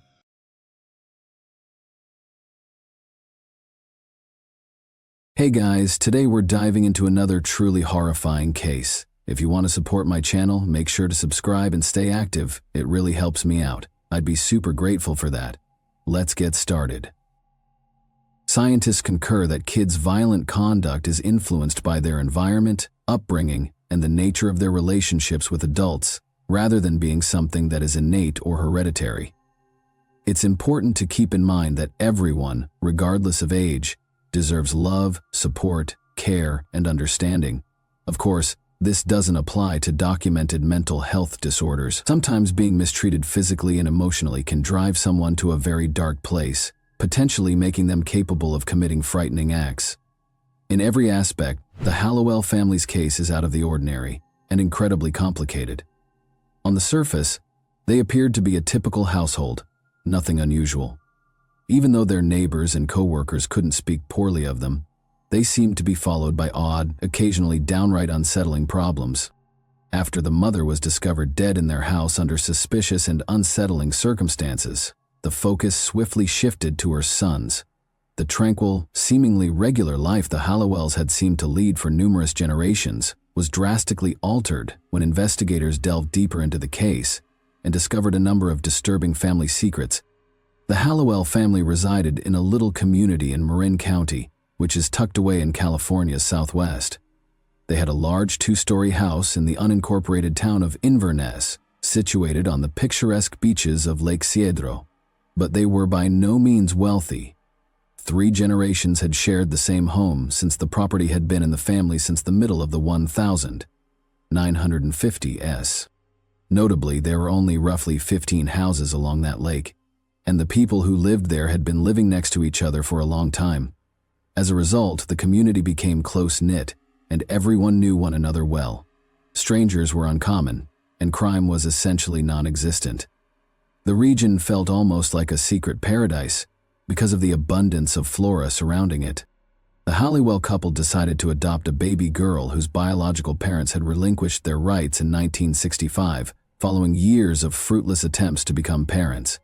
When they took her home, she was just 3 months old, and they named her Denise. She became the focal point of their universe after that. She was given a solid education, grew up in a loving and nurturing home, and was able to follow her greatest passion, extreme sports. Denise married Richard, a fellow student, for the first time when she was 20 years old and still enrolled in college. Richard and Denise exchanged rings in mid-air during a group jump during free fall on the day of their wedding, demonstrating their shared passion for skydiving. However, the thrill of their daring lifestyle proved to be too much for their relationship to withstand. They just weren't prepared for the daily challenges and concessions of married life, like many young couples. 2 years after getting married, they got divorced and gradually stopped communicating with one another. Denise's second marriage took place in 1998 when she was 33 years old. Benjamin, who was over 10 years older, was her partner this time. Denise's health issues prevented her from becoming pregnant, despite the couple's desire to create a family. Inspired by Hollywood actress Angelina Jolie, they decided to take a different approach to parenthood rather than give up on having children. Denise, who was 41 at the time, and Benjamin, who was 51, adopted a kid called Carlos in 2006. He was originally from Guatemala, had just turned 4, and had undergone a difficult and expensive adoption process. They adopted another kid, Angel, from Honduras a year later. This was a difficult and costly process that required a lot of the couple's time and money. Denise and Benjamin's marriage remained strained even though they now had 2 sons. The two decided to split up in 2012. Benjamin relocated to another state after the divorce, but the boys stayed with Denise. He never communicated with the lads again and showed no interest in their life. Denise decided to move to the waterfront house on Lake Cedro with her sons after inheriting it from her adoptive parents after they had passed away. She was employed in Marin County as a middle school teacher, a menial position that didn't pay well but looked to be sufficient to make ends meet. She was clever, well-educated, and non-confrontational, according to many who knew her. Her neighbors had nothing bad to say about her, and she was well-liked at work. Denise found it quite challenging to raise 2 adoptive sons alone. She found it difficult to control the boys as they started to go out of control without a father figure in the picture. Most concerning was Angel in particular. He disregarded authority figures and the rules even in primary school. He frequently had violent outbursts and periods of extreme hostility. This was no ordinary rebellion or mayhem. Angel would strike out at other pupils, and at times, his actions were so severe that they actually put him and other people in danger. Although Carlos' conduct was less obvious, he was more reserved and avoided picking confrontations in public. He had his own problems and would not think twice about taking the first punch if he felt a confrontation was imminent. Carlos had few acquaintances and found it difficult to connect with his peers, although he found some comfort in sports. Despite spending years growing up in the same house, the brothers never bonded and never got along. They were indeed openly antagonistic to one another. They were obviously quite resentful of each other, and their arguments were regular and vicious. However, this did not appear to be a major issue for Denise. She never enlisted the aid of experts or looked for outside assistance. The situation had deteriorated by the time Angel was 9 or 10 years old. Teachers reported numerous instances of aggressiveness, and he started missing school on a regular basis. At about the same time, he began stealing. For the first time, he ran away from home, going missing for a few days before coming back. It then turned into a pattern. He stopped going to school altogether and would disappear for days at a time. After instructors continued to complain about the boy's behavior and Angel's frequent disappearances, Child Welfare Services inspectors visited the Hallowell home in September 2016. They wanted to talk to the family directly and see how things were going at home. What they discovered, however, was disturbing. Denise was at home with the boys, obviously not anticipating any guests. Nevertheless, she had no legal justification for denying the officer and child protection worker admission, so she let them in. The state of the windows was among the first things that caught my attention. It was impossible to observe what was happening inside from the outside, since the lower-level windows were partially covered with cardboard from the inside. From the moment Denise and her 2 sons entered the house, something was strange. There were no toys, motorcycles, or rollerblades, or any indication of the usual pleasures or hobbies one might anticipate. With only the most basic furniture, all left over from her late parents, the space was nearly empty. There was a shabby washing machine and an outdated refrigerator in the kitchen. Her sons were sleeping on inflatable mattresses that had been thrown straight onto the floor, while Denise had a bed in her own room. But when authorities examined Angel's chamber, they made the most startling revelation. It was anything but a normal bedroom. It resembled solitary confinement more than anything else. The sturdy wooden door was equipped with a huge metal bolt on the outside, in addition to a simple turn lock on the interior. A tiny hatch that was integrated into the door and could be locked was reportedly used to transport water and food inside without fully opening the door. The lighting in the room was low. All natural light had been blocked by the cardboard covering the windows. Angel sat peacefully on a shabby mattress in the corner. A bucket of foul-smelling plastic, roughly 1/3 full of human excrement, was standing in the opposite corner. The conditions matched the stink. But Angel was not afraid. He appeared irate. Denise, her 2 sons, and herself were all transported right away to the local police station. The boys were interviewed by a child psychologist, and Denise was questioned regarding the upsetting circumstances at home. She clarified that the reason she locked Angel in the room was for safety, to keep the younger brother from escaping again, and to stop the brothers from fighting. The officers didn't like her answer, especially after Angel started giving his version of events. He said Carlos regularly beat him, made fun of him, and even threatened to kill him. Angel said their mother never intervened or spoke up for him. He had attempted to flee multiple times because he felt unsafe. Denise started confining him in the room after every escape, often for days at a time. He claimed that he was only provided with a plastic bucket to discharge himself in, and that he had no access to a proper bathroom. The door remained locked, save for a small window through which food and drink were passed. After giving this testimony, Denise was taken into custody. In order to find new adoptive homes, authorities chose to temporarily place both boys in protective custody. The following step was supposed to be decided by a court. Then, however, an unforeseen event occurred. Carlos started to stand up for his adoptive mother. Carlos claimed that his younger brother was a major danger to everyone in his vicinity, as well as to himself. He claimed that their mother was only doing what she could to keep everyone safe, and that no one appeared to be able to control Angel's actions. Carlos revealed that Angel had once killed someone at school with a knife, came so near to hurting a fellow student. Fortunately, nobody was harmed. Later, school officials verified his story, acknowledging that they had concealed the occurrence at the request of the classmate's parent, who was also employed there. Carlos insisted fervently that he wanted to return home and live with his adopted mother as before, continuing to defend her. He supported Denise at each hearing and begged the court to grant her parental rights. Other witnesses, such as neighbors and family, were unable to provide much information. They all thought Denise was a responsible and kind parent, and they all characterized the Hollywells as a good family. The case eventually appeared to be in her favor. There seemed to be nothing wrong with Denise. It appeared more likely that she was just overburdened and unable to handle the really problematic behavior of her younger kid. After a while, Angel was placed in a mental health facility, moved to a group home for young people at high risk, and finally placed with a new adoptive family. As Carlos had hoped, Denise was restored as his legal guardian and completely exonerated of all charges. Carlos went back to the lake house and went about his seemingly usual life. A terrified adolescent called Marin County Emergency Services at approximately 6 p.m. on July 13, 2019, to report that his mother had been attacked. The 17-year-old was inconsolable and begged for police and ambulances to come right away. At the end of the driveway, he waited for them. Responders were horrified by what they witnessed when Carlos escorted them into his mother's bedroom. An axe was stuck in the back of Denise's head as she lay on her side on the bed. They saw a huge red stain where blood had seeped through the pillow.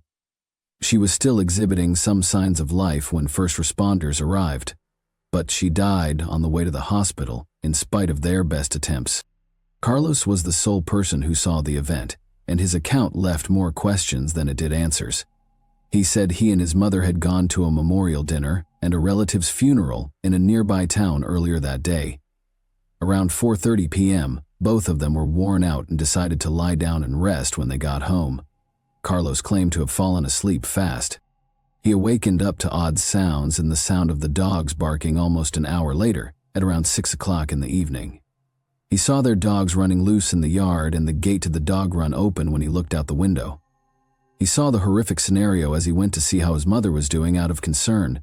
In the hopes that she could still be treated, he called emergency services right away. Carlos didn't think twice when authorities asked him who might have had a motive to harm his mother. He gave Angel a name.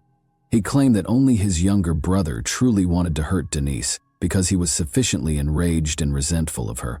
Carlos also acknowledged that he thought Angel might harm him as well, but for some reason he chose not to. He went on to say that he was afraid of what would occur next, and that he no longer felt safe. Authorities acted swiftly to find and question Angel, who is now regarded as the main suspect after speaking with Carlos, but that proved to be more challenging than anticipated. The location of the 15-year-old was unknown. Angel had gone through multiple foster homes after being taken from the Hallowell home by child welfare officials, but he had never been able to make a home for himself. He was unable to get along with people, struggled with social interaction, exhibited persistent aggressiveness, and fled a lot. Angel had escaped from yet another foster family almost a year before to the incident, and this time he had entirely disappeared. His location was still unknown, and police were now concerned that he might have returned to get revenge on the woman he had always had a tense and erratic relationship with. That theory appeared to be supported by several concerning details at the site. No evidence of forced entry was found. It wasn't surprising that they didn't raise an alert because Angel had always gotten along better with the dogs than with people. An axe, which was used in the attack, was stolen from the backyard. The residence was not broken into. Indeed, on the nightstand next to Denise, cash and a bank card remained unopened. Thus, robbery was not the motivation. It seems that Denise had been singled out on purpose, and whomever did this had a personal motive. When authorities searched the Lake Cedro community for leads, the majority of the residents had nothing to share. Nobody was allowed to criticize the Hallowell family. In actuality, Denise was characterized as composed, articulate, and considerate. Her late parents had been well known in the neighborhood, even though she and the boys had only lived there briefly. Shortly after Denise and her sons moved into the lake house, however, some locals started to remember odd and unsettling things that had happened. Pets in the area had started to go missing. First a few cats, then dogs. Later, several of these creatures were discovered severely disfigured in isolated areas of the region. People initially assumed it was the result of attacks by untamed animals, but the remains state indicated otherwise. It was too deliberate, too graphic. People started to worry that someone was responsible, perhaps a disturbed person, and that whoever they were was working dangerously near to home. The situation in the neighborhood quickly worsened after the first wave of missing dogs. Locals started to report that young livestock, including foals, baby goats, and other small animals, were going missing. The sight of these animals when they were discovered was really unsettling. Many had sustained extensive cuts, ripped wounds, and in some cases significant disfigurement, all of which seemed to be the result of deliberate harm. The wounds indicated intentional cruelty, and their eyes had been injured. Numerous residents informed the police about these occurrences, but it appeared that the cases weren't given priority. Investigating animal injuries and missing pets seemed to be less important to the officers than more urgent issues. It's interesting that nobody has linked the Hallowell family to these horrific deeds. Denise and her sons had even assisted in the hunt for a few of the missing animals. Although she didn't have many close friends and rarely had guests at her house, she kept in regular contact with her neighbors. The majority of people were mostly unaware of what was happening behind closed doors. The fact that Angel was placed with a new adoptive family was not even known by many. They thought that, like Carlos in a prior stretch, he had moved in with family in town. Investigators were interested in the fact that Carlos had previously resided somewhere else. In an attempt to learn more, they made the decision to contact the family members who had taken him in and inquired about the circumstances around that arrangement. The majority of those around Carlos were unaware that he had also struggled with severe behavioral issues. He began consuming alcohol and dabbling with illegal narcotics when he was 14 years old. He started acting volatilely and erratically. Even his mother and little brother were targets of his outbursts. Eventually, Denise sought expert assistance. Carlos was then diagnosed with obsessive-compulsive symptoms and bipolar disorder. According to reports, his usage of alcohol and other psychotropic substances exacerbated his symptoms. After a brief stay in a treatment center, he was released with a prescription for medication, which he ultimately threw away because he refused to take it. Carlos stopped going to school when he was 16, but he was able to conceal this information from his mother for some time. Even though he was no longer enrolled, he acted as though he left for class every morning. There was a significant altercation when Denise eventually learned about it. Soon after, Carlos took a risky combination of booze and painkillers that almost killed him. Medical personnel were able to stabilize him after Denise called emergency services barely in time. A family member named Stephanie volunteered to aid after that harrowing incident. Similar problems, such as behavioral instability and bipolar disorder, had previously plagued her own son. Stephanie had read a lot on the topic and experimented with many forms of therapy at home when he was a teenager. Her youngster appeared to move past that challenging moment in time. He grew up, pursued an education, and ultimately relocated to a different location in order to have a stable existence. Stephanie firmly believed that her method, her personal form of therapy, was what had aided her son's recovery. She had no professional training and depended only on books and internet assistance, but she considered herself a self-taught specialist in mental health. Self-assured, she chose to try the same strategy with her relative's son and proposed that Carlos temporarily move in with her for what she called treatment. Carlos spent roughly 6 months in Stephanie's house. Denise would frequently visit him during that time, and Stephanie would hold what she referred to as therapy sessions.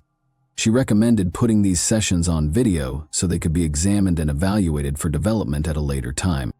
All of the recordings were kept in her house, and they were crucial pieces of evidence following Denise's tragedy.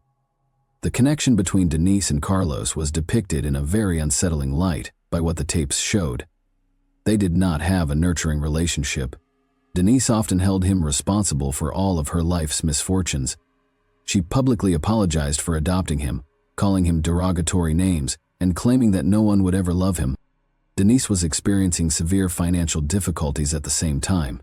She was making ends meet with sporadic, erratic side jobs after losing her teaching position. She started putting pressure on Carlos to get a job so he could help pay for the house. She once stopped purchasing clothing for him, saying she was unable to pay for it. She eventually even refused to feed him, stating that he would have to purchase his own food if he so desired. The situation worsened. Denise turned to verbal assault, using harsh language to discuss the circumstances around his adoption. She would claim that she and her husband had taken him from the streets and that he would have already writhed away in some dilapidated area from malnutrition or disease if she hadn't been there. She reminded him of how much the adoption procedure had cost her, made racially insulting remarks, and even insisted that he pay back the costs. Nevertheless, Carlos stated that he wanted to return to live with his adopted mother approximately a month prior to the catastrophe. He even compiled a list of his motivations for wanting to go back at Stephanie's request. His desire to mend the relationship was one of the main causes. For her part, Denise encouraged him to pursue his college ambitions. She had pledged to assist with tuition if she could because she thought education was essential to his future. In order to continue keeping an eye on the teen's behavior from a distance, Stephanie urged Denise to install security cameras in a number of the house's rooms, particularly the ones where she and Carlos spent the most time together. Though it seemed odd, Denise consented, in part as a precaution. She obviously didn't trust Carlos completely and was afraid he may lose control in a fit of rage. Curiously, Denise's phone and those identical cameras vanished from the residence for no apparent reason. The day prior to the event, the surveillance system had been turned off. Carlos insisted that he was not involved.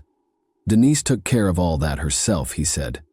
He claimed that he had not seen the phone and was unsure of its location. Another heated conversation that turned into a violent struggle between Denise and Carlos occurred a week before to the catastrophe. When a neighbor happened to see what was happening, they stepped in. He told them that he wouldn't think twice about calling the police if that kind of thing occurred again. Carlos was instantly regarded as a person of interest following Denise's passing, but at that time there was not hard evidence to indict him. After questioning him, the authorities decided to let him go. The prime suspect at the moment was still his brother, Angel, who had gone missing. Carlos's buddy and neighbor, a local teenager, came over to offer his sympathies the day after the event. Despite their casual acquaintance and similar ages, Carlos didn't seem particularly distressed. Rather, he informed the child that he only had to survive the next 3 weeks till his 18th birthday. He then declared that he would sell this damned house of horrors and permanently relocate out of the neighborhood. Both the remarks and the uncanny coolness with which they were delivered shocked his friend. He told his parents about the conversation, and they called the police. Authorities brought Carlos in for more interrogation as a result, but he provided no fresh information. Suspecting that Denise's phone and the lost cameras might have been discarded in the lake behind the Hallowell home, investigators hired a diving crew to explore it. Finding the objects didn't take long because the water wasn't very large. Sadly, the cameras served no purpose. They had no recorded footage and had been switched off before to the incident. But the phone was telling a different tale. Data showed that 10 minutes before to Carlos calling emergency services, it had been powered down, most likely after hitting the water.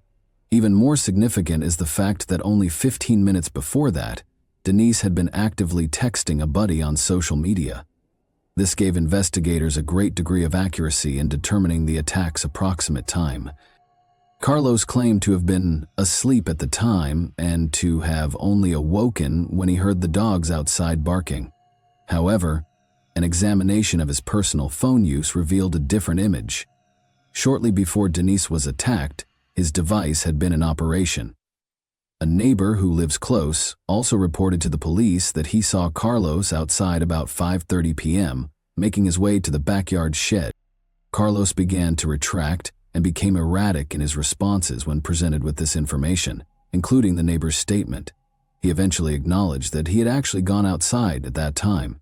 He said that following a fight with his mother, he was venting his frustrations by splitting firewood behind the house. Carlos claimed that at one point he walked back inside to fetch a glass of water. After spending roughly 5 minutes sitting in the kitchen, he heard the dogs barking. He thought it might have been his mother, but when he went outside, he saw no one who could have let them out. He found her lying on the bed with an axe stuck in the back of her head when he went to her bedroom. Carlos persisted in claiming his innocence and that the true offender was his fugitive younger brother, Angel. This version of events served as the foundation for his lawyer's defense approach. Investigators were forced to keep Carlos on the list of potential suspects because there was no tangible evidence that connected him to the crime, and Angel was still unaccounted for. When investigators eventually located Angel in early 2020, it marked a significant turning point in the case. After using a false name to get jailed for breaking and entering a juvenile correctional institution, he had been residing in a different state. Verifying his true identity had taken a while. Angel was already in detention at the time of the crime, according to the records. Thus, he was unable to be engaged in Denise's ordeal. To testify in court, he was returned to California. Angel said on the witness stand that his brother was a very disturbed person who had mistreated both him and his adoptive mother. He further asserted that Carlos was to blame for the unsettling incidents of animal abuse that had afflicted the community. As the evidence grew and there was no way to shift the blame, Carlos finally accepted a plea bargain and acknowledged his involvement in the crime. But when asked what his motivation was, he found it difficult to respond clearly. He merely stated that he wanted to leave everything behind, loathed his mother, and had dreams of selling the property. He claimed that as he was cutting firewood, the thought suddenly struck him. Rather than portraying the incident as deliberate violence, this explanation attempted to portray it as an unforeseen, spontaneous outburst. Even though Carlos said he had suffered a brief mental breakdown, the fact that the security cameras had been turned off beforehand and later taken out of the property gave the impression that careful planning had been done. Carlos was convicted in March 2021 of killing his adopted mother with intent and purpose. He received a life sentence without the chance of release. However, in 2041, the court allowed him to have his sentence reviewed because he was a kid at the time of the offense. Thanks for watching, everyone. Your support means a lot to me, and you can help my channel grow by hitting that like button, dropping a comment, and sharing this video. Your engagement really makes a difference. See you soon.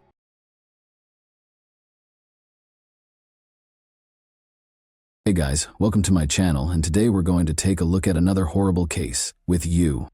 A young mother who never thought she would be killed by her husband. A form of social and psychological influence known as manipulation occurs when someone tries to alter another person's thoughts and actions in order to further their own agenda. Similar techniques are usually used by manipulators, who may utilize physical or moral assault, blackmail, or deceit. Their tactics are frequently so complex and crafty that the victim is unaware that they are serving the manipulator's agenda. This usually occurs when the victim solely trusts the manipulator because they are in love with them. Maria Fernanda Quesada's case was categorized as femicide, which is defined as a male doing a willful crime against a woman. The most terrible thing about this crime was that it was completely foreseeable, and the girl's family thought the tragedy would happen eventually. Despite her fear of her violent husband, Maria caved in to his manipulation because she loved him and wanted to keep the family together for the benefit of their kids. She did not perceive danger when her lover asked her to a fatal encounter, since she had total faith in him. Childhood, family, and early years of Maria Fernanda Quesada. On June 18, 1994, a girl named Maria Fernanda Quesada was born in the northern Costa Rican town of La Garita, which is part of the Guanacaste province. For the Quesada couple, her birth was a great miracle because she was the only kid in the family. For many years, Maria's mother had been treated for infertility, and physicians had given up on her ever being pregnant. Nevertheless, she was able to conceive and give birth to a healthy kid, in spite of all the predictions. In an effort to shield her from all problems and give her everything she required, her parents lavished her with love and attention. Though her mother's health prohibited her from having further children, Maria remained an only child despite her early dreams of having a big family with brothers and sisters. The girl then made the decision that she would eventually have at least 3 children and start a big, contented household of her own. The Quesadas put in a lot of labor and were regarded as wealthy by the norms of their home province. They encouraged the growth of their only daughter's skills and abilities in every manner and sought to provide her with the greatest education possible. Maria got the chance to go to art school and study music at the family's large, comfortable home. All of Maria's family members were kind and trustworthy, but she was particularly close to her maternal aunt. Since Maria was only 6 years older than her mother's younger sister, they were close friends from an early age, sharing secrets and becoming practically inseparable. Quesada had a creative personality, was a gifted student, and loved painting and sculpture. She was described by those around her as a nice, intelligent, sympathetic, compassionate person who was always willing to help.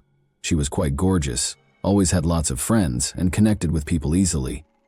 At the age of 18, Maria, a single mother, began dating a boy she had known in school. Their bond grew rapidly. When Maria told the young man she was pregnant, everything fell apart. Even though he had looked dependable and affectionate, at her age the young man was utterly unprepared for the demands of family life and child rearing. He urged that she end the pregnancy right away, and when she refused, he announced the end of their relationship. Despite her grief, Maria remained hopeful that the father would reconsider and return when the baby was born. But at that time, her ex-boyfriend had moved on to someone else and had no intention of interacting with the son he had fathered. Maria's parents and aunt provided her and her son with the majority of their assistance and financial support.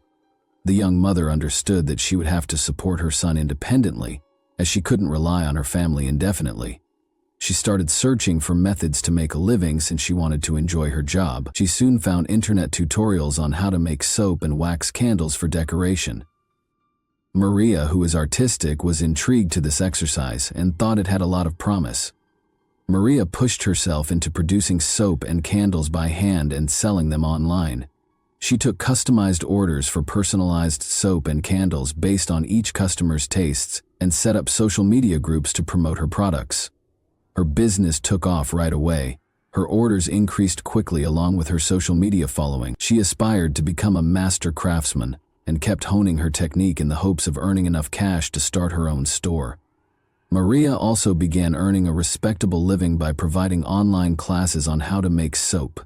She kept living with her parents and kid, accumulating money for a house of her own and dreaming of a scary suitor and an education. Despite her hard work, Maria never gave up on her dream of finding a deserving guy who would adore her growing baby as if he were his own, and with whom she could have a happy, stable family. This dream was shared by her loved ones, but they were terrified for her future when she brought her new partner into the house. Quesada traveled to the city in the fall of 2017 to purchase materials for producing candles and soap. A charming young man called Esteban Rovira Vargas came up to her while she was shopping. He complimented her and said he couldn't help but come over and introduce himself since he was so taken by her beauty. Maria consented to go for a stroll with Esteban and have coffee with him because he came off as courteous and sincere, soon gaining her trust. Their surprising affair began when Maria handed him her phone number after a quick talk. Even though Maria was 12 years older than Esteban, she didn't think that would stop them from having a happy future. Although it was unclear to many around her what had captured her heart, she fell in love with him the moment they met. Maria was completely different from Vargas. Despite his harshness, rudeness, frequent use of profanity, and several negative habits, he never discussed his history. Although he had significant savings that many believed were acquired through unethical means, he did not officially hold a job. In the glove box of his vintage pickup truck, Esteban stored his handgun, He seldom gave up the pistol, but he never gave an explanation. Maria had a suspicion that her partner might have ties to the criminal underworld, but she was too scared to confront him about it. Nor was she aware of his previous relationships. Maria made the decision to present Esteban to her family approximately 4 months into their relationship. It turned out that she had every reason to be extremely anxious about her parents' response. Esteban was impolite, confrontational, and used profanity. Any inquiries or comments sparked rage and unexpected outbursts. Because he publicly scared Maria's parents, they started pressuring their daughter to end the connection as soon as he left their house, out of concern for her safety. But Maria wasn't merely in love. She refused to hear any arguments, since she was so overcome by her emotions. Her lover would eventually calm down, settle down, and become a good husband to her and a caring father to her son, as well as to the children they would have together, a family like his. Because she naively thought that her love, care, and support would help him manage his outbursts. After getting to know Quesada's parents for a few weeks, Esteban made the decision to present his family to Maria. His invitation to his mother's place for a family dinner became a nightmare for Maria. Like Esteban, the Vargas family members were irritable, violent, and conceited. They spoke loudly, shouted profanity, and any disagreement might quickly turn into a brawl. They were contemptuous of their son's new romantic interest, calling her names and even drawing comparisons to his former partners. That didn't sit well with them. They didn't try to hide their love, and Maria already had a child from a past relationship. Maria did her best to contain her cries of humiliation and pain. The situation was exacerbated by the fact that Esteban's relatives enjoyed drinking strong liquor, which made them even more hostile and erratic. Maria openly expressed to her parents that she thought they were nefarious and nasty. Her mother and father made another attempt to persuade their daughter to distance herself from Esteban and his family. Maria, however, persisted in her belief that things will work themselves out in due time, particularly since Esteban made an effort to act appropriately while her presence in a miserable marriage. Maria announced her pregnancy to her partner in December 2018. Although he wasn't particularly excited about the news, Esteban concurred that it was time for them to formally announce their love. The bride was 4 months pregnant when the couple tied the knot on April 6, 2019. Their wedding was stunning, featuring a seashore ceremony and a white dress. After the wedding, the couple moved into a modest home that belonged to Esteban, but he started acting strangely from the first few days of their marriage. He hurled tantrums over nothing, used his fists without hesitation, and no longer suppressed his angry outbursts. Maria's 5-year-old son witnessed the frequent humiliations, beatings, and insults that became the norm in their family. Maria not only put up with all of this for several months, but she also kept it a secret from everyone. To keep her family from seeing the bruises on her face and body, she avoided going to see them. To avoid drawing attention from her neighbors, she wore long sleeves despite the heat and applied makeup meticulously to hide the bruises around her eyes. But she became more and more terrified for the life of her unborn child and concerned about the impact this would have on her older son. Maria thought Esteban would soften and benefit from fatherhood after the kid was born. Esteban deftly placed the burden on her, reminding her that he had embraced her with a child that no one else desired, while she suffered daily abuse, accusations, and humiliation. Knowing that the woman in love wouldn't leave, he skillfully played on her emotions, knowing how to intimidate her and get her to cooperate. Esteban's main tool of control was Quesada's fear of being left alone once more, this time with 2 kids. But just before the baby was born, Maria hurriedly packed her belongings, grabbed her boy, and ran away to her parents. Following yet another severe beating, they urged her to go to the police since they were horrified by her appearance. There wasn't a single unmarked location on her body, but she steadfastly refused, taking care of her father instead. Maria resided in her parents' house in the last weeks before giving birth, since she was not in a rush to file for divorce and still hoped that the birth of her kid would make things better. She refused to heed to her family's less hopeful advice to dissolve the marriage as soon as feasible. When Maria gave birth to a son on August 11, 2019, she called her husband right away to let him know. Within 15 minutes, Esteban, appearing both happy and confused, hurried to the hospital. He knelt down and begged his wife to forgive him, to come back to him, and to promise that everything would be different. After being released, Maria went home with the kids since she now trusted him. It goes without saying that Quesada's parents were taken aback by their daughter's choice. Maria would not listen, even though they knew this was their son-in-law's ruse and manipulation. After a heated dispute, Maria declared that she would pick Esteban if she had to choose. Her parents didn't want to lose the opportunity to see their grandchildren, or damage their relationship with their only daughter. For the first few months, they had to respect her choice. The new father did spend almost all of his time with his wife and infant boy. He took care of them and even helped out around the house. But he was coolly detached in his treatment of his stepson. Although he made an effort to hide it, it was clear that the stepfather felt uneasy around the boy, even if he did not abuse him. In addition, Esteban formally obtained employment, and it appeared that he was making every effort to ensure his family's welfare. Maria was ecstatic since everything was now coming to pass just as she had imagined. But her joy was brief. However, this little reprieve even caused Maria's family members to reconsider their perception of Esteban and conclude that he had in fact improved. The ideal family lived under one roof with a monster for exactly 1 year, but soon after their son's first birthday, Esteban appeared to lose it. All the cruelty, hate, and anger he had been holding inside erupted, transforming their house into a veritable torture chamber. He nearly robbed his wife of her eye, fractured several of her ribs, and beat her viciously. Maria ran to her parents in fear, and they pleaded with her to call the police again, but she refused. Esteban arrived a few days later, apologized, and requested her to go back to her house. To everyone's surprise, Maria said she still had faith in her husband and hoped they could resume their happy life together. In order to avoid calling the police, Maria kept blaming everything on absurd home mishaps, even though she kept getting seriously hurt and landed up in the hospital over the course of the following few months. The couple's home was frequently the source of screaming and shouts, which the neighbors heard and even saw. A man assaulting his spouse. But Maria continually pleaded with them not to call the police. Because they didn't know what to anticipate from Esteban and thought he might attack at any time, the locals were terrified of him.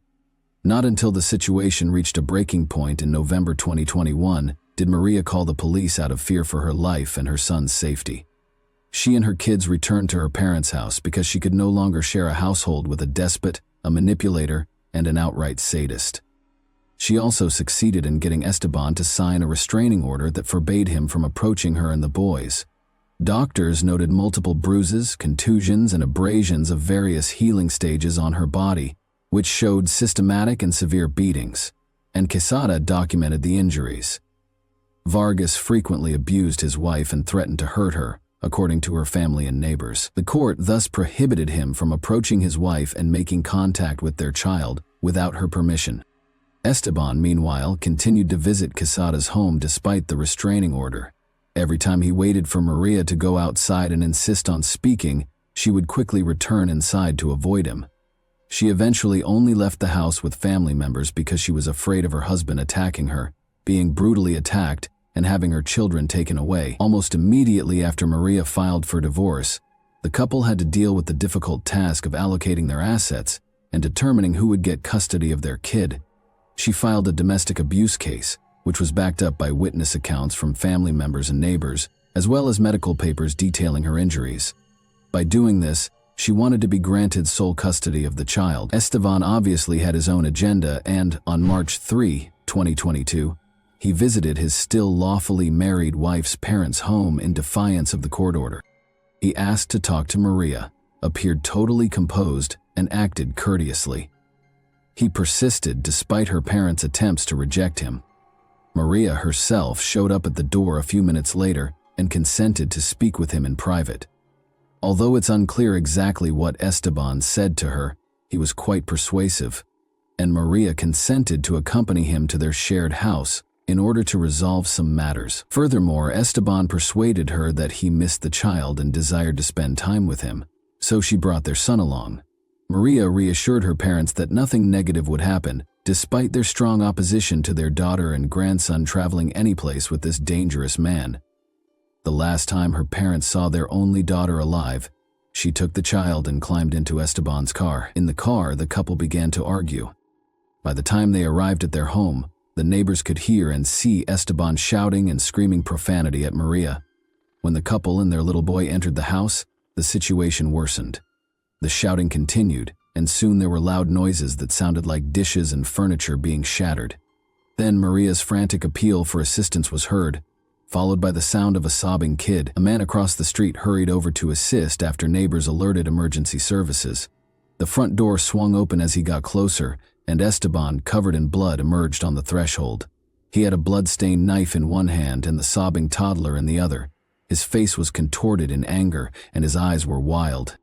Vargas got into the car and drove off, while the neighbor retreated, terrified for the boy's life. Upon arrival, the cops discovered a young woman's disfigured body with no indications of life. Maria was lying in the kitchen, many stab wounds visible, in a pool of her own blood. There were bloodstains all over the walls, furniture, and even the ceiling, which demonstrated how viciously the victim had been attacked. The dead had 11 stab wounds on her body, according to forensic experts, the majority of which were located on her wrists and upper chest, which she had used to cover her face. Esteban appeared to have ambushed her from behind, taking her by surprise. The 3 injuries to the shoulder and neck region made this clear. Maria probably attempted to flee from behind, but her husband caught up with her and proceeded to stab her in the hands, head, and chest. The last stab wounds were detected close to the heart, and her body was discovered on its back. Look, find the kidnapped child and the perpetrator. Who had dealt with the poor widow was obvious, but where was the culprit, and where had he taken the child? Esteban's automobile was discovered on the side of an empty road a few hours later. There were bloodstains inside, and the criminal weapon, which had the man's fingerprints on it, was lying on the floor. The car was proclaimed sought, and the criminal decided to get rid of it, for obvious reasons. He could have stolen another automobile, boarded a bus, or hitched a ride. But since the man was wearing bloodied clothing, which would have surely raised suspicions or questions, the possibilities of using public transportation and hitchhiking were promptly discarded. It is likely that he stole a car to get away. The police had good grounds to suspect that the criminal would try to enter Nicaragua with the youngster, so they initiated an emergency manhunt. All border checkpoints received notifications containing pictures of Esteban and his small son within hours, and the fugitive was captured by dark. The criminal's jeans and sneakers still had bloodstains from the victim, but he had even managed to locate a clean shirt. He attempted to flee the nation in a stolen car with his small kid inside, as was to be expected, but he was apprehended at passport check. Without resistance, the man requested a lawyer right away. In the investigation of the stolen car crime, a gun that belonged to Esteban and had his fingerprints on it was also discovered. Femicide, a crime against a woman because of her gender, was the original classification for the crime. Femicide is a particularly serious crime in Latin American countries and is typically punished with life in prison. The bloodied knife bearing his fingerprints, the bloodstains on his clothing, and the neighbor's statements verifying that only he, Maria, and the infant were there in the house were all signs that pointed to Esteban. The investigation also found that the individual had been charged with assault and bodily harm on several occasions in the past. However, a 2.5-year-old boy was the only person who saw the incident happen. Thus, a certain approach was used by the criminal and his attorneys. According to Esteban, he was merely protecting himself from a furious woman who was frantically reaching for the knife after Maria had attacked him. The man claimed that he only recognized what had happened when his wife became silent, and that he couldn't even recall how he caused the wounds. The Vargas family attempted to damage the deceased's reputation at the same time by accusing her of being unfaithful, a horrible wife, a troublemaker, and a bad mother. According to the defendant's family, the tragedy occurred when Maria incited Esteban to attack him. They made every effort to present the offender as a victim of the situation. During the investigation, the lawyers said that the avaricious Quesada family planned to seize all of his belongings and deny him the opportunity to see his kid.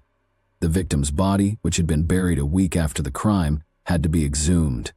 Once again, independent experts confirmed that the first 3 blows were delivered to Maria from behind, denying Esteban and his defense's assertion that she had assaulted him first. Trial and sentencing. Since the criminal's trial didn't start until March 2023, the defendant and his attorneys had ample opportunity to prepare a strong defense. However, the Quesada family was backed by a number of activist groups that fought for women's rights. as well as by large crowds of people who demanded that the criminal receive fair punishment. The 9-year-old eldest son of the deceased was able to testify in court and describe the stepfather's brutal abuse of his mother. At the time of the crime, the younger child who observed it was just 2.5 years old. After consulting with him, psychologists concluded that the boy's cries of "Daddy, don't" were caused by a deep-seated phobia of kitchen knives whenever he came upon one. The child said that everything became red after his father had harmed his mother. To prevent additional trauma, the youngster was not brought into the courtroom even though these materials were turned in. Numerous witnesses, including neighbors, family members, and acquaintances, testified against Esteban, recalling instances in which he had been violent with his wife. Dozens of witnesses also frequently observed bruises and contusions on the young woman's body, and the police had recorded evidence of beatings just prior to the divorce proceedings commencing. Esteban Rovira Vargas was convicted of the premeditated crime against his wife on May 15, 2023, and given a 36-year sentence in a maximum security jail. The deceased woman's relatives were given custody of her 2 children. And that wraps up today's chilling story. If you enjoyed this video, don't forget to like and subscribe so you never miss a new upload. Also, let me know in the comments, what part of this story shocked you the most? Thank you for watching, and I'll see you in the next video.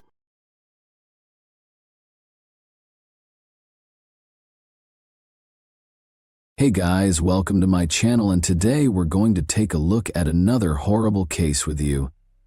Parents teach their children from a young age not to trust strangers, not to get into unfamiliar automobiles, and never to go any place with someone they don't know, regardless of what they may say, because the world is big and full of hidden hazards.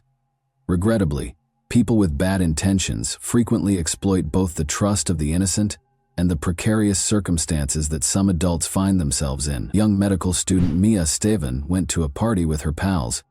She thoroughly enjoyed the evening and the companionship of those around her. Nothing seemed out of the ordinary, and nobody could have foreseen what was about to happen. Sadly, Mia never made it back home. When she vanished, the entire community rallied in the hopes of discovering her uninjured and alive. But when a sobering discovery was discovered in a neighboring woodland, something so startling that even the most experienced investigators found it difficult to comprehend, those hopes were dashed. On January 15, 2000, Mia Esteban was born in Aalborg, a sizable harbor city in northwest Denmark. She came from a loving, close-knit family as the youngest. She grew up her adolescence in this small town, which is well known for its low crime rate and feeling of security. Mia did exceptionally well in school, demonstrating a natural aptitude for subjects like biology and chemistry. Her teachers believed she was a talented student and had high expectations for her. Mia knew she wanted to become a doctor even as a teenager. She always wanted to assist everyone around her and was incredibly kind and perceptive. Mia was well liked by her peers because of her gregarious and intelligent nature. She was loved for her warmth and approachability and had a wide network of acquaintances.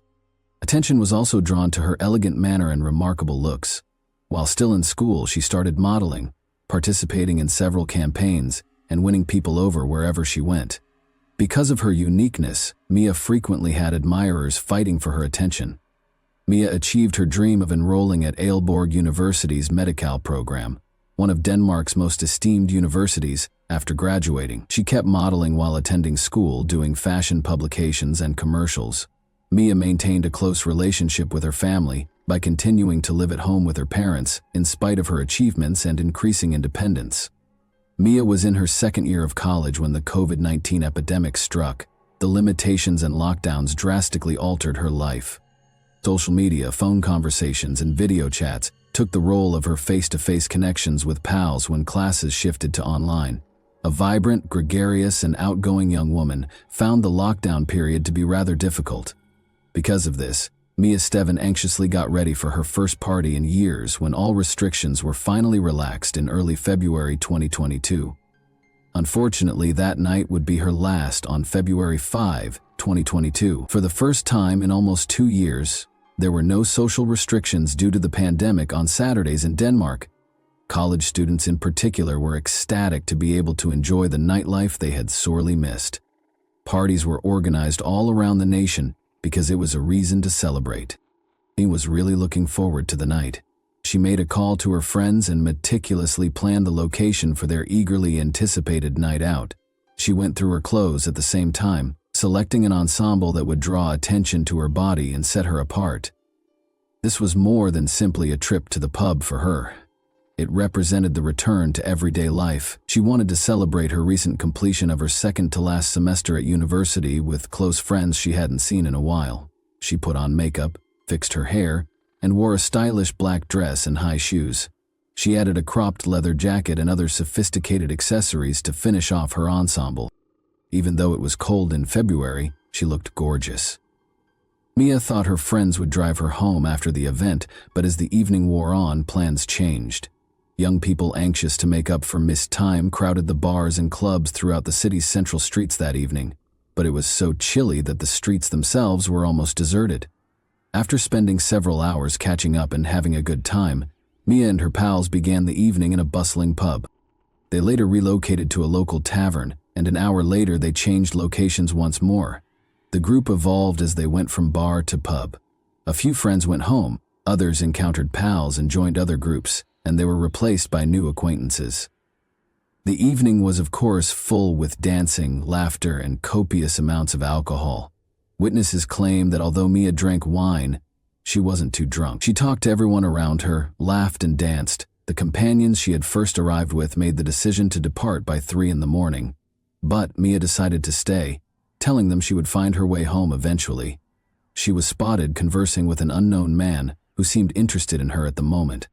The club ended for the evening around 6 a.m. Only one of Mia's friends remained after that. The two went out into the chilly, overcast morning. The frigid temperature was made even worse by a chilly breeze that blasted across the deserted streets. The two made the decision to take the bus home, but they had to go in different directions. They split up and went to their own bus stops. Mia never came home that night, and no one ever saw her alive again. Her parents initially assumed she might have gone to stay with one of her many friends and were not alarmed. But when they noticed that her phone was going directly to voicemail, something that was completely out of character for her, their worries intensified. Unable to wait any longer, Mia's mother called her daughter's best friends and classmates at midday on February 6.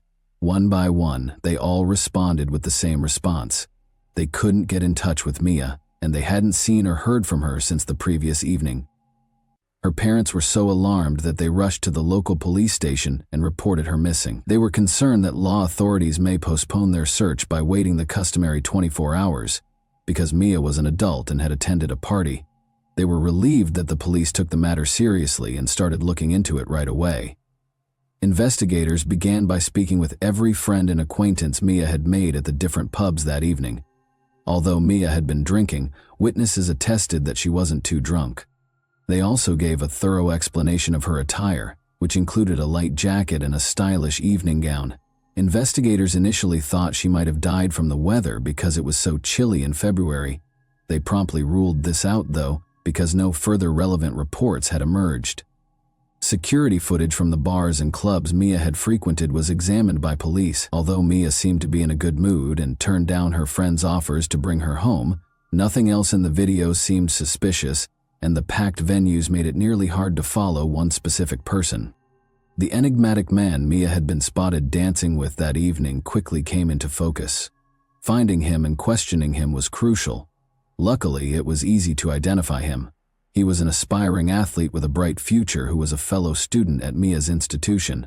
He volunteered to be questioned and disclosed that he had taken a taxi to his house across town after leaving the bar at around 5 a.m. The taxi driver acknowledged dropping him off at the specified place, allowing police to establish his alibi. Mia had no known adversaries, conflicts, or anybody who would want to harm her, according to her family and friends. She had never engaged in criminal behavior, used illegal substances, or had any symptoms of mental illness.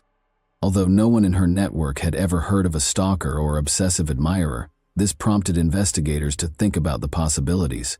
After Mia exited the pub, investigators looked at video from street surveillance cameras to expand their search.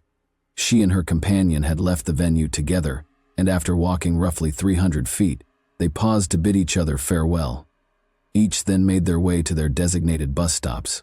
Investigators were looking through the video when they spotted something strange. a dark automobile that seemed to be pursuing Mia after she split up with her friend. Mia went another 500 feet or so after saying goodbye to her companion and then paused to wait for her bus. Regretfully, it never came. Mia was trapped because it was early on Sunday morning and the public transportation schedule hadn't fully resumed after the shutdown. She couldn't call for a ride or get in touch with anyone for assistance at 6 IE Minning, since, to make matters worse, her phone had died earlier in the night, something she didn't notice until she was outdoors. The streets remained empty and dark. At the bus stop, Mia, wearing an evening gown, stood freezing and hoped her bus would arrive soon. However, as time passed, it became evident that it was not going to happen. A black Volkswagen Golf came up close to the road at about 6:15 AIEMM. The vehicle stopped and probably offered Mia a ride, but she declined. Mia was left alone when the automobile drove away. She waited for more than an hour in the bitter cold at the bus stop once more. The identical vehicle came again and pulled to a stop at the bus stop about 7:30 AEMM. This time, following a 5-minute conversation with the driver, Mia apparently reluctantly decided to get into the car. By that time, the cold is thought to have affected her so much that she chose to accept the stranger's offer. However, the issues still stood. Where did they take her? Who was driving? And who owned the car? Investigators needed to know the answers quickly. The surveillance footage's poor quality made the inquiry more difficult. Experts did their best, but they were only able to determine the car's make and model. It was unable to make out the driver's face or the license plate.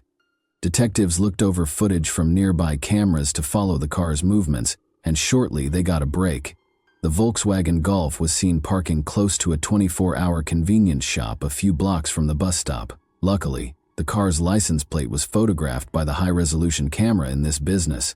Investigators quickly identified the owner, a 37-year-old man named Thomas Thompson, by searching the license plate through the vehicle registration database.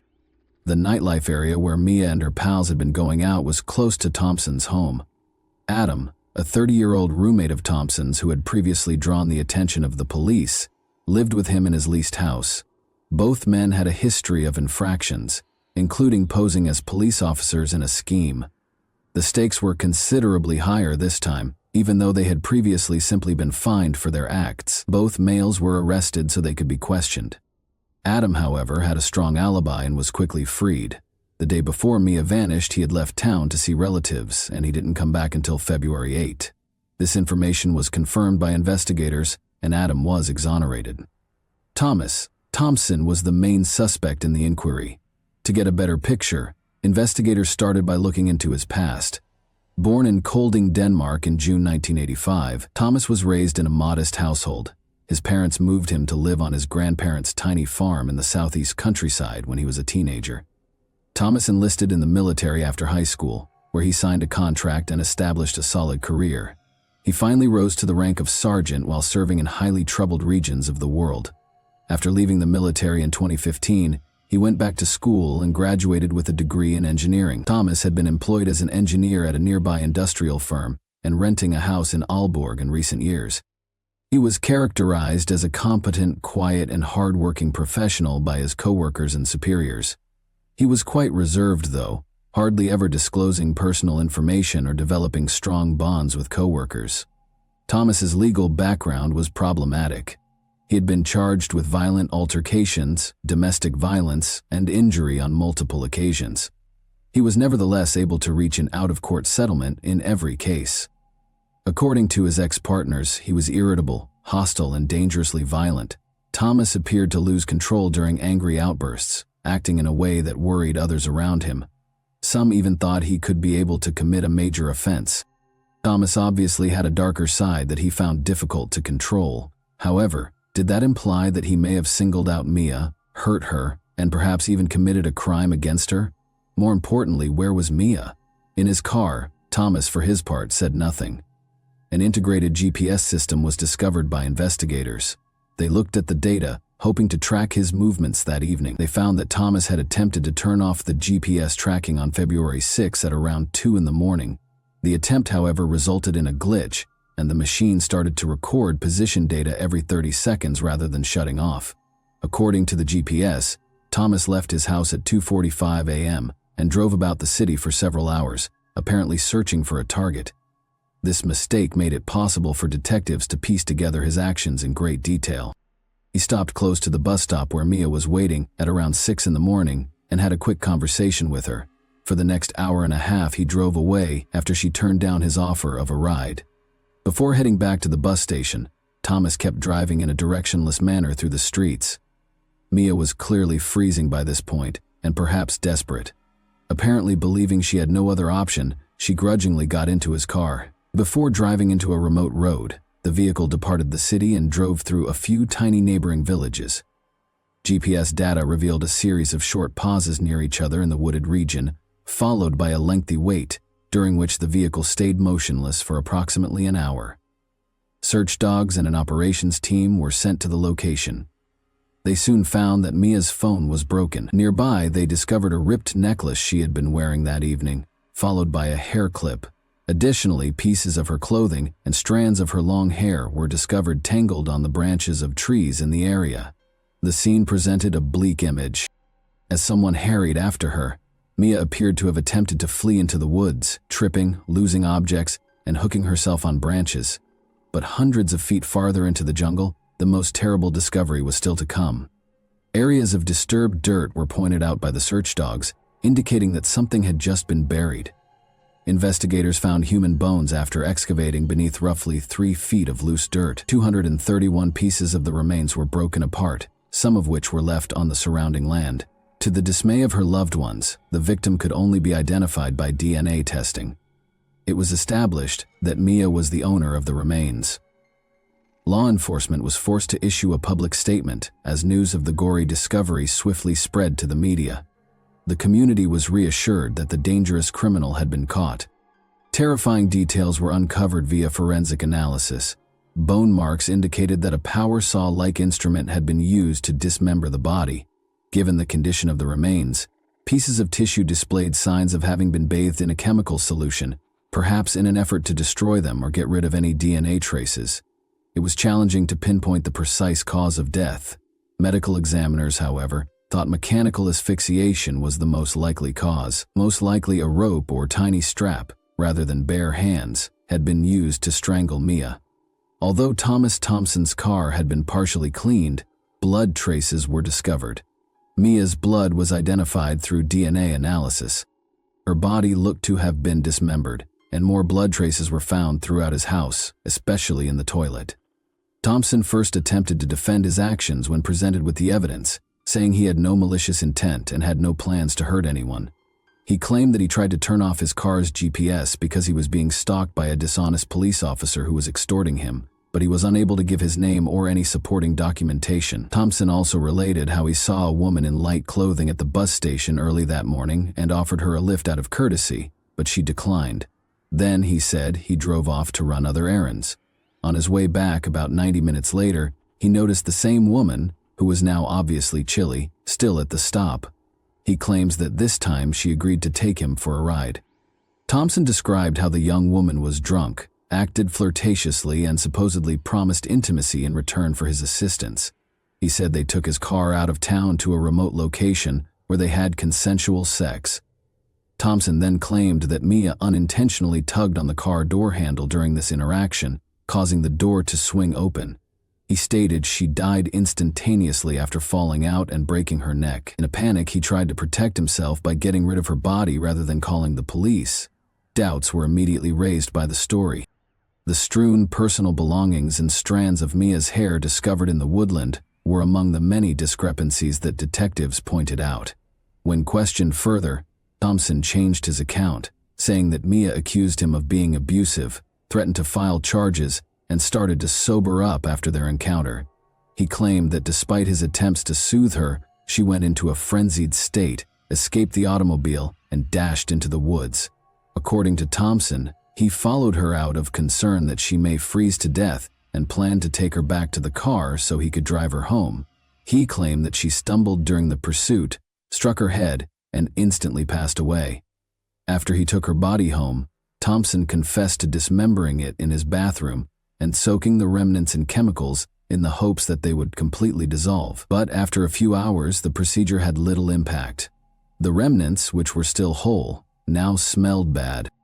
He drove the corpses to the wilderness, buried them, and packed them into bags out of desperation. He maintained that the death was an accident and that his sole transgression was trying to hide the evidence because he was afraid no one would take him seriously. He insisted that his actions were motivated by panic rather than malice.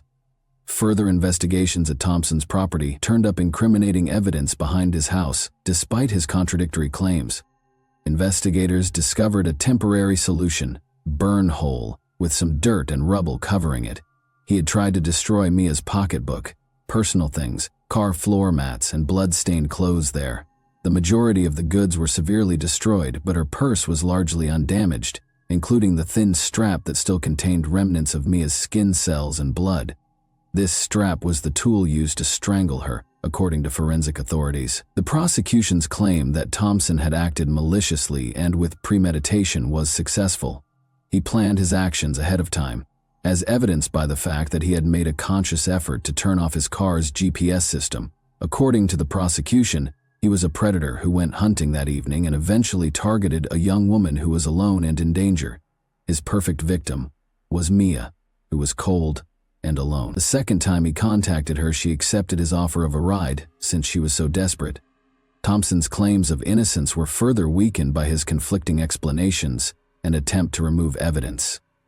The jury found that, in spite of the evidence, he had taken steps to hide his activities after purposefully luring Mia into his automobile with malicious intent, but the court's surprisingly light penalty caused a great deal of indignation. Many wondered how someone who had done such horrible things could be punished less severely than the law permitted. Thompson probably took Mia to the remote woodland after threatening her with a firearm once she was inside the vehicle. She tried to flee there, but he caught up to her. There is evidence that he assaulted her and then strangled her with the strap of her purse. He dismembered her body and tried to dissolve the remains in chemicals after bringing it to his house. Thompson's conduct demonstrated that his crime was planned and executed without regret. For example, he ordered pizza to be delivered to his house twice on the same day that he committed these heinous deeds, and he even went to a neighboring store to buy candies. Witnesses from the area said he seemed perfectly at ease, grinning and talking to people, while the young woman's body floated in his bathroom. Unfortunately, because the chemical solution destroyed DNA, the court was unable to verify proof of an intentional assault. During questioning, Thompson himself asserted that their interaction had been voluntary. Thompson's disturbing history of voyeurism was also discovered throughout the examination. He had been seen taking pictures, watching ladies undress, and peering through windows of other women's houses. Nevertheless, the victim's concerns were unanswered, and he was never charged. Thompson was convicted in June 2023 of premeditated murder and defilement of a body by dissection. He received a life sentence in prison. He will, however, be eligible for parole after only 10 years, and history indicates that there is a good possibility he will be released. And that wraps up today's chilling story. If you enjoyed this video, don't forget to like and subscribe so you never miss a new upload. Also, let me know in the comments, what part of this story shocked you the most? Thank you for watching, and I'll see you in the next video.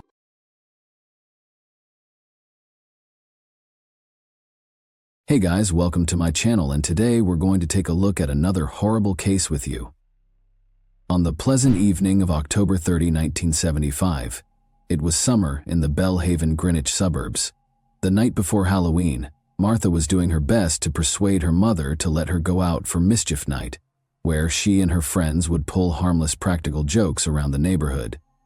Dorothy, Martha's mother, eventually listened to her cries and allowed her to leave after some tenacious persuasion. As the hours passed, Dorothy called some of her acquaintances out of concern for her missing child, only to discover that nobody had seen Martha. It didn't take long to begin looking for her.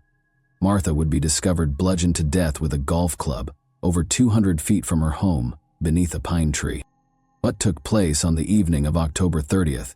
What secrets lie behind the walls of exclusive Belhaven? And who could have done something so horrible to such a young soul? Rich in culture and history, Greenwich is one of Connecticut's oldest communities. This seaside town offers you both the lively and thrilling city life and the quaint New England ambiance. And it's only a 50-minute train ride to New York City, No one would have imagined that such a wealthy society would have its hands defiled behind the bar golden doors, and the residents of Belhaven were well known for their wealth and status. Martha Elizabeth Moxley, a social butterfly, was well known for being outgoing and having a good time. Along with her older brother John, Martha was the youngest of Dorothy and John David Moxley's children, born on August 16, 1960. In 1974, the family moved to a large new estate in Connecticut after Martha's father was transferred from his job in Piedmont. It may have been a significant adjustment for everyone when Martha moved to the affluent neighborhood of Belhaven, 3,000 miles from her home, but she was incredibly flexible. She quickly gained a large number of friends, and her lively demeanor and self-assurance frequently attracted peers. She was chosen as Western Junior High School's most popular girl in just 9 months of living there. Martha became well known among the males as a result of her quick rise to fame. One lady who had everything going for her was Martha. She was well known for being gregarious, athletic, and artistically gifted. Martha looked to have an easy time of it. In an interview, her brother John recalled that she was a pleasant, cheerful, and easy to get along with child who was pleasant to be around. Martha was characterized as a family-oriented individual despite her enormous popularity. She would frequently spend her free time playing with her cat Tiger or drawing about the house. She did, however, have a wilder side. Like any other adolescent child, Martha would spend most of her days at the Belhaven Club in the summer of 1975, either swimming or playing tennis. She would frequently mingle with other kids from upscale clubs beside the pool. It was said that the children of these groups were of a distinct breed. They attended prestigious academies and boarding schools and were wealthy, even by Greenwich standards, in contrast to her other pals. One family in particular stood out among these children, the Skakels, who were the notorious Kennedy's cousins. It was well known that Martha had a close relationship with Thomas and Michael Skakel. The Moxleys lived next door to the Skakels. Ethel Skakel and her husband Robert F. Kennedy had 2 nephews, Michael and Thomas Skakel. Additionally, the families were related, and Robert was the late President John F. Kennedy's brother. Rushton, Ethel Skakel's brother, and his wife Anne had 7 kids. These included Michael Skakel and Thomas Skakel, who were 15 and 17 years old respectively when Martha was murdered in 1975. The Skakels were not a contented family. Later, Michael Skakel would point to a repressive Catholic morale and sexual attitude, chronic illness, and drunkenness as recurring reasons for domestic strife. After Anne Skakel died of brain cancer in 1973, her alcoholic husband Rushton Skakel continued to deteriorate.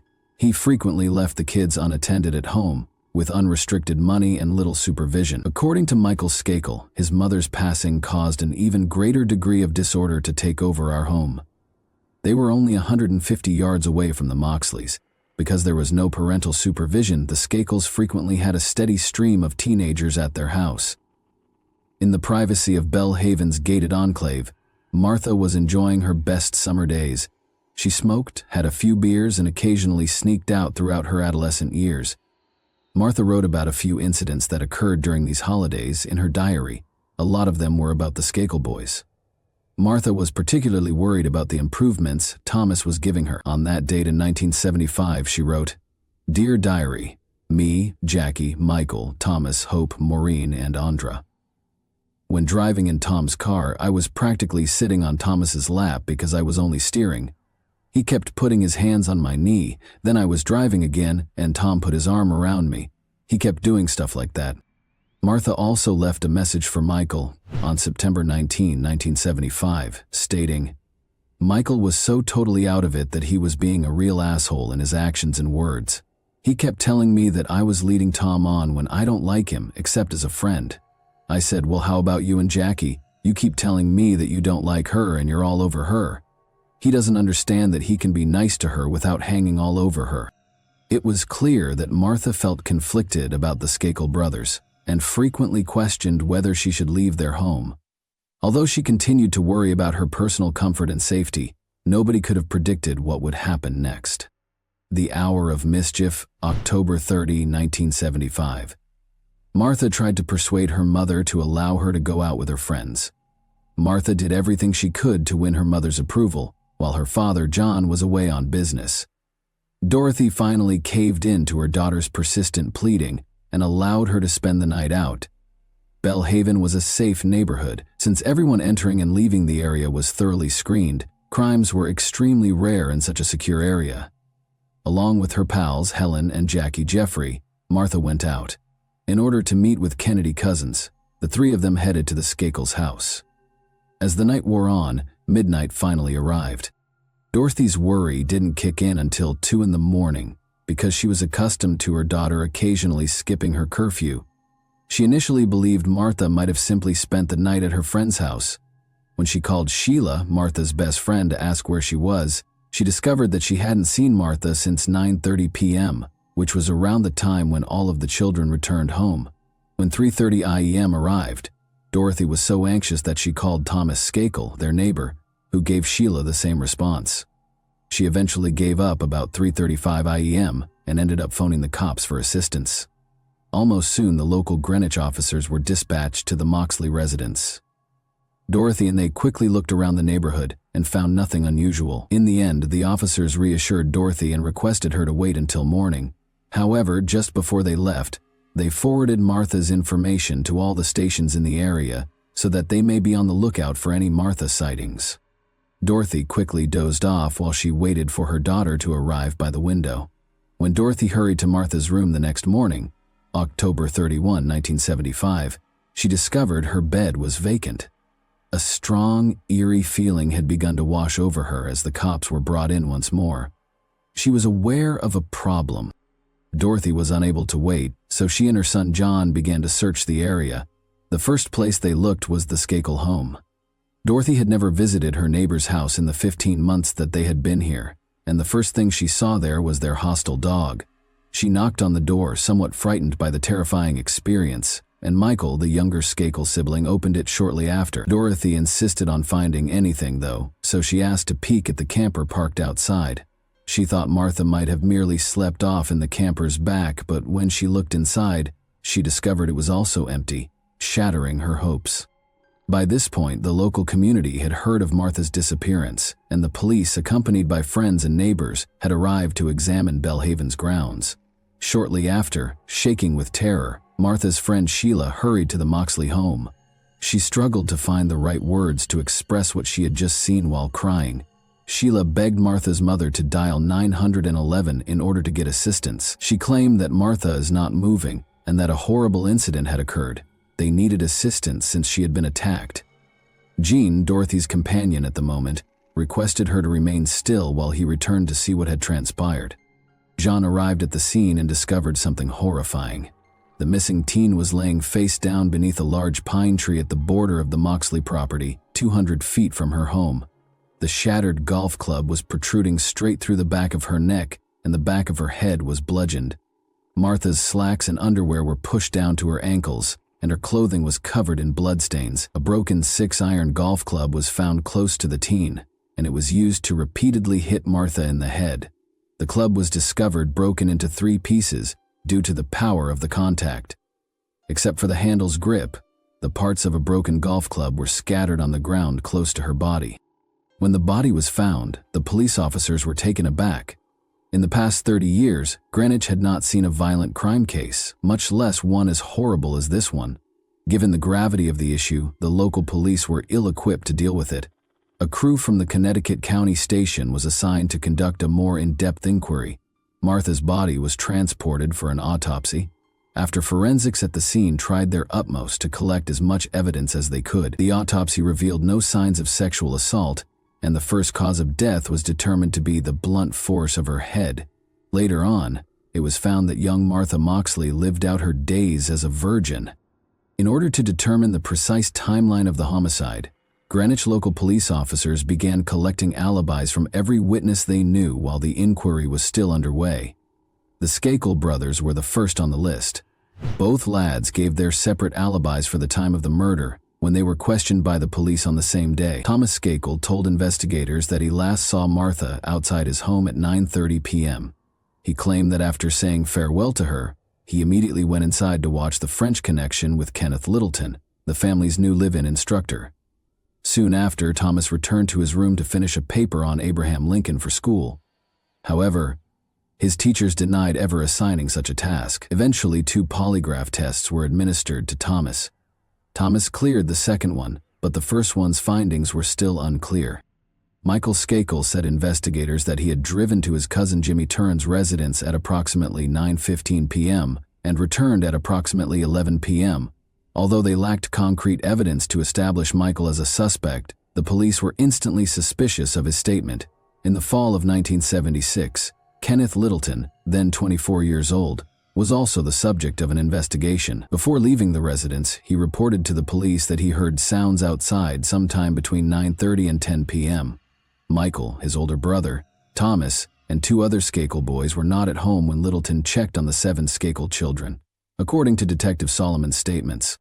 He claimed he did not see anything when he was out, but he did hear some sounds, like rustling leaves coming from the bushes on the property. Littleton went on to say that it wasn't until 10:25 p.m. that Thomas joined him in front of the television. Within half an hour, the other Skakel guys returned home. According to reports, Littleton was unaware of Martha Moxley's identity. Despite failing many lie detector tests, Littleton was never charged with any involvement in the case, even though the night of her murder was really his first night at the Skakels. 2 shocking pieces of evidence were discovered by authorities throughout the ongoing inquiry. A Tony Payne golf club had been used to stab and beat Martha Moxley. Upon closer examination, the same golf clubs were discovered at the Skakel residence, but one was missing. These golf clubs bore Anne Skakel's initials etched on them. When their father, Rushton Skakel, learned of Martha's death, he hurried home after spending the previous day hunting. He was very cooperative with inspections and statements at the start of the inquiry, but he quickly ended his interactions with the police. On the recommendation of their lawyers, the Skakels stopped cooperating with investigators on January 22, 1976, and refused to answer any further questions. The alibis Martha's friends provided were the second item that caused a lot of people to wonder. Martha Moxley and her friends went out on the evening of October 30, 1975, to take part in Mischief Night, where the locals would ring bells and play practical jokes like toilet papering houses. Her pals claimed that Martha was spotted kissing her elderly escapee brother, Thomas, after flirting with him. Shortly afterward, one of her companions said that they had last seen Martha and Thomas fall inside the fence near the pool in the Skakels' backyard at approximately 9:30 p.m. Over the next few months, police are planning to conduct more than 200 interviews. To finish the process, each of them takes many polygraph tests. No one has an obligation to cooperate with the police, but in most instances, individuals who have some knowledge that may lead to the identification of an individual who has committed a violent crime are more than pleased to contribute that information to the police. So it's most unusual when an individual possessing information decides that he does not want to give information to investigators, stated Donald Brown, the state's attorney for Fairfield County at the time of Martha's murder. Initially, a lack of information caused the case to become cold for nearly 20 years.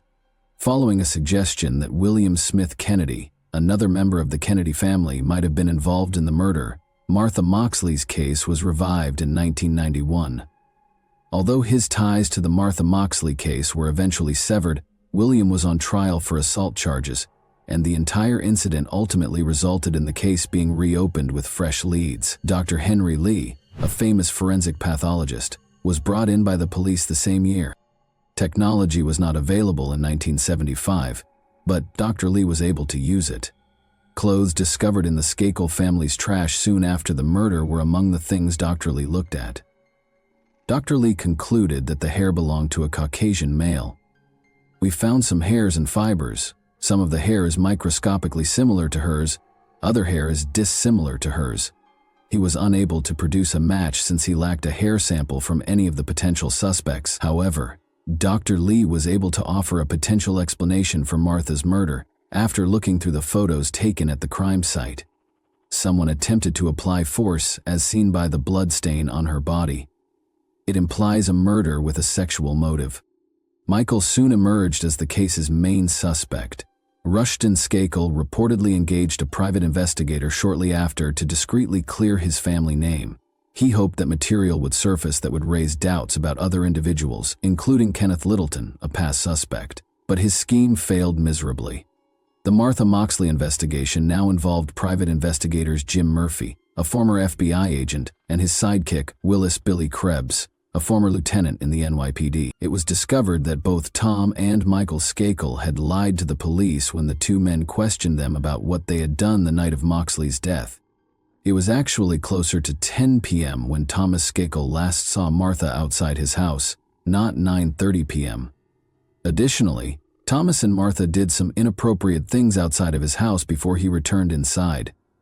Krebs claims that once Thomas acknowledged this, he started to cry, but his attorney interrupted him before he could say anything more. When Michael Skakel got home from his cousin's house at about 11 p.m., he told the investigator that he didn't go to bed. In fact, he had climbed a tree outside the window of Martha Moxley's bedroom and done something improper. Dominic Dunn, a writer and author, obtained the investigator's report and forwarded it to state inspectors. Even though Frank Garr, a former officer on the case, expressed his suspicions regarding Michael Skakel, they were previously disregarded for lack of evidence. His theory would gain further impetus from this report. The Moxley case was covered in 1982 by Leonard Levitt, an investigative writer for Newsday, a newspaper based in Long Island. He had a similar hypothesis regarding Michael as well. He revealed that she recognized her assailant because there were no resistance wounds. The fact that she was repeatedly struck with a golf club suggests that she was angry, which made this situation unique. It also suggests that the two must have known each other, making it a crime of passion. It took Levitt 20 years to cover Martha Moxley. According to the report, the police were presented with shocking admissions from Thomas and Michael Skakel. On the night of the murder, Thomas and Michael both admitted to the investigators that they had misled the police about their testimonies. Thomas informed them that he went inside his home after 9:30 and then out again to spend an additional 20 minutes with Martha. He now says that at around 10 or 10 o'clock, he left Martha after they had a sexual encounter. The story he told doesn't make sense if you go back and look at it today. An investigator and a one-person grand jury were tasked with reviewing the Martha Moxley case in 1998. Judge George N. Thim determined after reviewing the evidence that Michael Skakel should be charged with her murder. In his late 30s, Michael was charged with Martha's murder. The court took nearly 20 years to provide justice. After a 3-week trial that mostly relied on circumstantial evidence, he was finally found guilty. Part of the golf club, a 6-iron, had been found by investigators from a set that had belonged to Michael's mother. Regretfully, though, authorities lacked tangible proof linking Michael to the murder inquiry. He said he was watching Monty Python's Flying Circus at a cousin's house, miles away from the murder site. Nevertheless, jurors subsequently stated that his inconsistent behavior and the incriminating remarks he had made had persuaded them. Skakel's old classmates later provided testimony throughout the trial. It seems that Michael had even admitted to them that he had killed Martha while he was a student at a lawn institution, a specialty institution designed to help problematic teenagers get back on their feet. Gregory Coleman, a former classmate, testified during the June 2000 pretrial hearing that Skakel told him, "I am going to get away with murder. I am a Kennedy." Coleman also claimed that Michael had mentioned that he was attempting to make advances on the girl, but she was not complying, so he drove her skull in. However, Coleman passed away from a heroin overdose in August 2001, therefore he did not return to testify in Michael's murder trial in 2002. Although the Skakel secrets were kept carefully guarded, Michael in particular was known to have a troubled history. There was quite a stir when rumors circulated that Michael had stayed inside a lawn school. It was during a group session at his reform school that Michael confessed to killing Martha on the evening of October 30. Joe Reese, the proprietor of the school, denied that any such claims had ever been made. Nevertheless, during the Skakel trial, numerous witness statements supported the story. 2 of Michael's old Elan school classmates came forward to testify. John D. Higgins was one of them. Michael claimed he only remembered bits and pieces of the crime, and Higgins characterized the experience as a weeping, dazed, and bewildered confession. However, Michael boldly declared that he was certain he would get away with killing Martha because of his family name, according to Gregory Coleman, the other witness. Robert Kennedy Jr., Michael Skakel's cousin, became a fervent supporter when Skakel was sentenced to prison in August 2002. He only thought that his relative was being falsely accused by political propaganda and had never committed the murder, Kennedy stated. "I know Michael Skakel and I know he didn't commit this crime," during a 1997 interview with CBS 48 Hours. With the help of ghostwriter Richard Hoffman, Michael Skakel recorded his autobiography, Dead Man Talking, A Kennedy Cousin Comes Clean. One particular audio that was played during the trial was especially damaging. Michael claimed to have been intoxicated, smoked marijuana, and had abnormal cravings on the night of Martha's death. Skakel was terrified when Dorothy Moxley knocked on his home that morning. On the tape, he stated, "I was still high from the night before, a little drunk." Michael claimed to have asked himself, "Did they see me last night?" because he was afraid that someone from the Moxley household would catch him in the act. He claimed that when he was on their tree, he committed a few improper behaviors. However, the prosecution contended that Michael was speaking of being observed using the golf club to beat Martha. Michael's defense countered that he had an alibi for the period of time Martha was murdered, and that there was no tangible evidence to convict him. However, Michael was portrayed by the prosecution as a jealous teenager during the trial. According to them, Michael was under the influence of drugs and alcohol when he was angry at being rejected by his crush, and he ended up acting on his ideas after obtaining the murder weapon. The jury returned a guilty judgment on June 7, 2002. Skakel received a prison term ranging from 20 years to life. Shortly after the commencement of its fourth day of deliberations, the State Superior Court jury declared its judgment shortly after 10:30 a.m. In the crowded, quiet courtroom, Skakel and Rush looked nearly incredulous as the foreman announced the verdict. It was one of the most terrible and complex cases in the Northeast, encircled by a whirlpool of celebrity and fortune, and the people celebrated the justice served. The Moxley family's 27 years of agony came to an end. Mrs. Moxley broke down in tears as she addressed a large crowd of reporters and television crews outside the courthouse. Mrs. Moxley claimed to have prayed in front of the judge. "My prayer started out, 'Dear Lord,' again today, like I have been doing for 27 years. I'm praying that I can find justice for Martha. You know, this whole thing was about Martha." She added, "This is Martha's day. This is truly Martha's day." Michael's attorneys and supporters battled to get his conviction reversed while he was incarcerated. All 4 of the appeals that were submitted were rejected. Then, on October 23, 2013, Michael was given a new trial because his defense lawyer, Mickey Sherman, had not represented him in a way that was constitutional. Consequently, on November 21, 2013, Skakel was freed on $1,200,000 0 bond. The prosecution made every effort to have Skakel's conviction upheld. They were successful. The Connecticut Supreme Court ultimately decided by a vote of 4-3 in December 2016 that his representation was, in fact, legitimate. But the dispute didn't end there.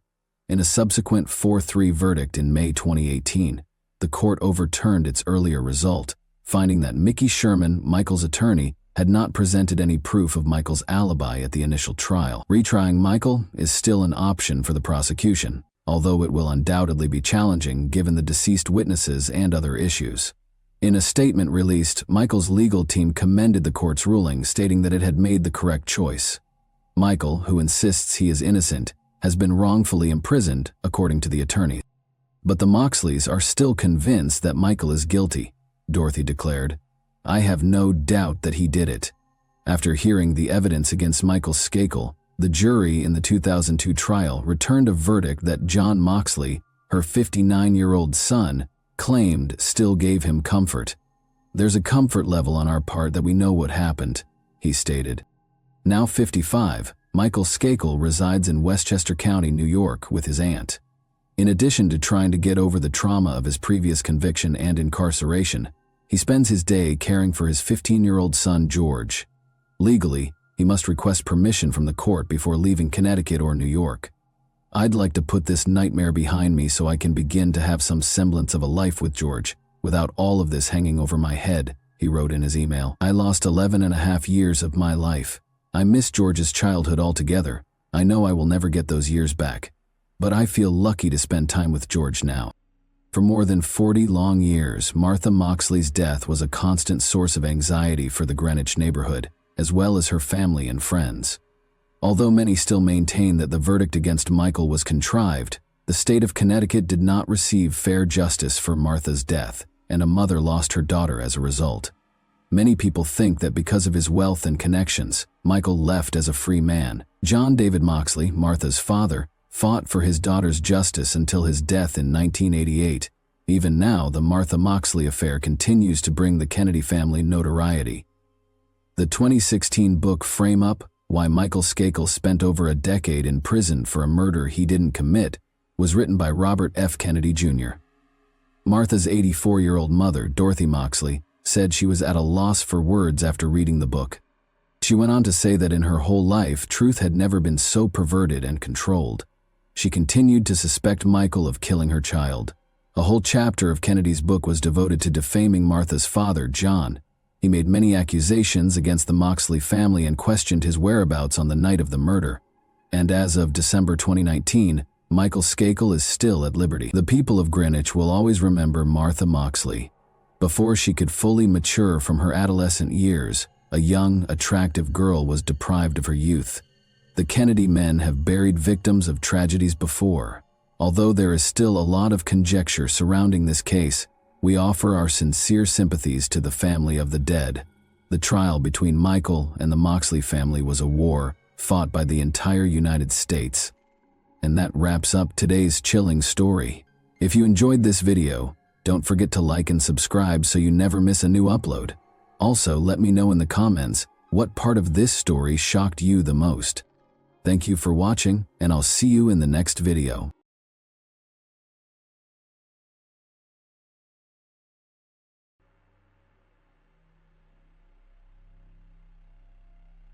The discovery of Paige Bergfeld's car marked the start of a mysterious and perplexing story that unfolded on July 1, 2007.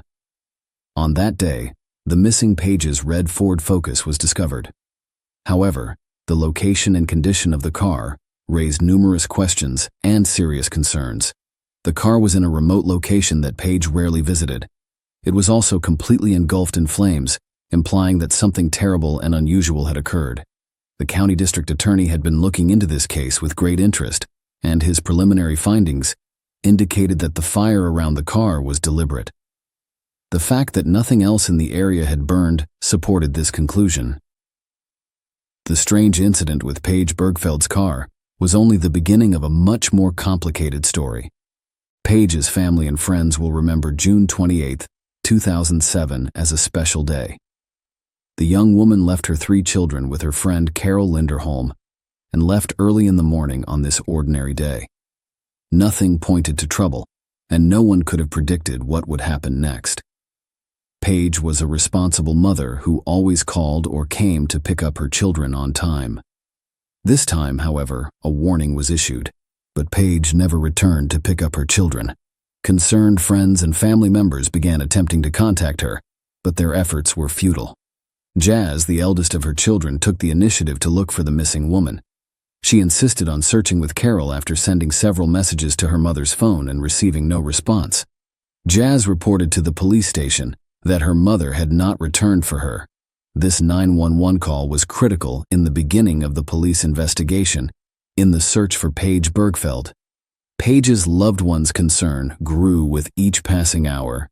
The community was shocked by Paige's mysterious disappearance, and many were eager to assist in the search for her. A massive public search was launched to reunite this young woman with her children and loved ones. On the same day, Paige's father, Frank Bergfeld, received a disturbing call from a sheriff's department official. The message was brief but devastating. His daughter had vanished. Frank realized that something serious had occurred. He attempted to contact Paige but received no response. Frank dialed his oldest son, Craig, who was on the other side of the country, terrified and desperate. Craig didn't think twice about purchasing a one-way ticket and arriving in town to assist in the search for his sister. Family members and friends joined forces with police and volunteers to launch a massive search. People from various neighborhoods began looking for Paige, combing the area and checking every corner for any sign of her whereabouts. Paige's relationships with her loved ones were investigated to see if they had anything to do with her disappearance. Authorities naturally focused on Paige's relationship with her first husband, Howard Bigler. That relationship started during her high school years. Paige enrolled in nursing school at the University of Florida after graduating from high school, where she met a young man named Howard Bigler. They began dating because their feelings for each other were mutual. Paige returned to Colorado after completing her nursing degree and continuing to live with her family. She and Howard Bigler married after some time, in 1995. The spouses appeared to be a happy couple at first glance. They shared many interests and perspectives on life. However, there was one major schism in their marriage that eventually led to divorce. Paige wished to have a child and start a family, but Howard was not interested. On numerous occasions, this topic became the source of heated debates and discussions. None of their attempts to reach an agreement were successful, and the couple decided to divorce in 1997. Despite the divorce, their bond remained strong, and the former spouses remained friends.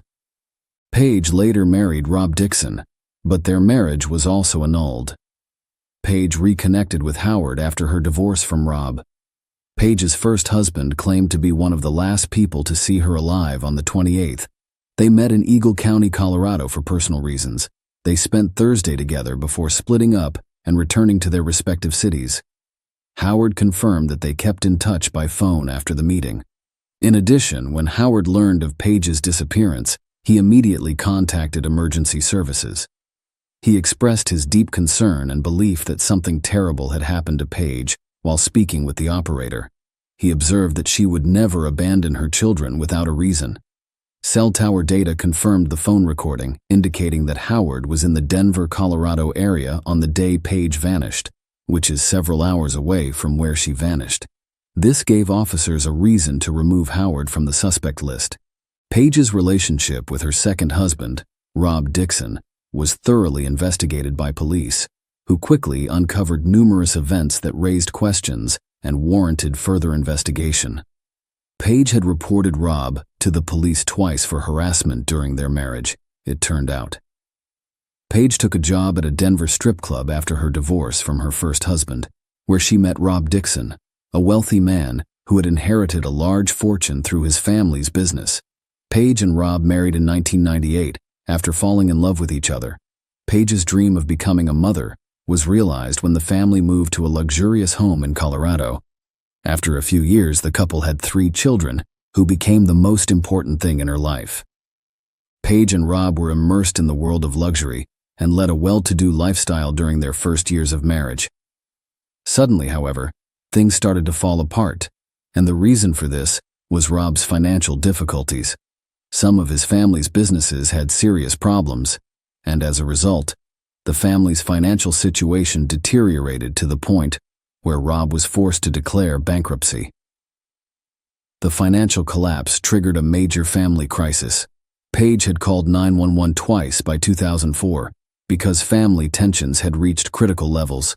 She reported Rob threatening to kill her and the children the first time, but by the time the police arrived, she and Rob claimed to have resolved their issues on their own. A year later, there was a completely different incident. Paige filed an assault report against Rob, alleging that he hit her while she was holding her youngest child. Rob was arrested and charged with third-degree assault this time. Rob avoided jail time after pleading guilty to 1 count of molestation. The husband and wife's relationship deteriorated further, and they decided to divorce, after which Rob relocated to Pennsylvania. Investigators interviewed Rob to try to establish his alibi for the day Paige went missing. Rob claimed he was at home and couldn't have hurt her, ruling out his involvement in her disappearance. Investigators were unable to link Rob to the disappearance, so he eventually joined the search and became very involved in the effort to find Paige. The detectives made no compromises in their pursuit of clues and unraveling the mystery surrounding Paige Bergfeld's disappearance. One of their first steps was to thoroughly examine Paige's car, with the hope that it contained evidence that could help them find her or shed light on her disappearance. According to Sergeant Weiler of the County Sheriff's Department, arson is frequently used to destroy potential evidence. However, the vehicle examination provided useful information. They discovered that the driver's seat had been pushed all the way back, indicating that the last person to drive the Ford was a tall person. which contradicted Page's short stature and inability to reach the pedals from that distance. They discovered Page's missing notebook in the trunk of the car, with pages torn out from June 26th to June 29th. The search for Page became more desperate with each passing hour. A random driver encountered tire problems on a highway southeast of town a few days after the burning car was discovered. He discovered a checkbook nearby while investigating and immediately reported it to the authorities. They also discovered medical records, insurance cards, and other items belonging to Page along this stretch of road. Sergeant Weiler discovered that several pages from Page's checkbook had been torn out and were scattered over a large area. The most significant find, however, was a business card found on the side of the road. This discovery revealed that Page led a secret life that her loved ones were unaware of. According to the business card, she worked as an escort under the alias Carrie. This revelation called into question all previous assumptions about Page's disappearance, leading investigators into uncharted territory. Page realized she needed to work hard after her divorce to provide for her children, so she set out on a determined path. She started her own children's clothing company, taught dance, and sold kitchen supplies. Page, despite her hectic schedule, always made time for her children, attended PTA meetings, and was involved in school groups. The discovery of a cell phone in Page's car was a major breakthrough. Detectives looked through a list of contacts and phone calls made and received in the hours leading up to Page's disappearance. The last call made from that phone was around 9 p.m. on June 28th. This resulted in the identification of 7 suspects, one of whom was Lester Ralph Jones. Lester Jones's criminal history, which included domestic violence and kidnapping, drew special attention from investigators. He had been in prison for 5 years for kidnapping. Furthermore, Page's friend Carol saw a car with a similar external description to Lester's white car. Carol told Page about an incident in which another white car blocked her driveway, and when Page tried to drive away, a collision occurred, and the unknown driver fled the scene. Lester Jones had attempted to schedule an appointment with Page for intimate services the day before she vanished, according to further investigation. Although Lester was questioned and denied any involvement in Page's disappearance, police discovered suspicious items in his home, including a disposable cell phone, men's wigs, Viagra, a sheet with an escort services phone number, and women's lingerie in various sizes. Lester's possession of a disposable cell phone raised suspicions. An examination of Page's cell phone call records revealed that on the day of her disappearance, someone attempted to contact her several times from an unregistered number. During questioning, Lester denied having a second cell phone, indicating that he had lied to the police. The disposable phone's packaging led authorities to believe it was purchased at a supermarket on North Avenue. Lester was identified as the purchaser in store video footage, though he refused to acknowledge his presence in the video. Lester Jones emerged as the primary suspect in Page's disappearance as a result of these developments. However, there was no concrete evidence linking him to the crime. The police continued to monitor him and worked hard to find Page's body in order to gather enough evidence to press charges. For several years, the case was put on hold, leaving Page's family and loved ones in a state of grief and uncertainty.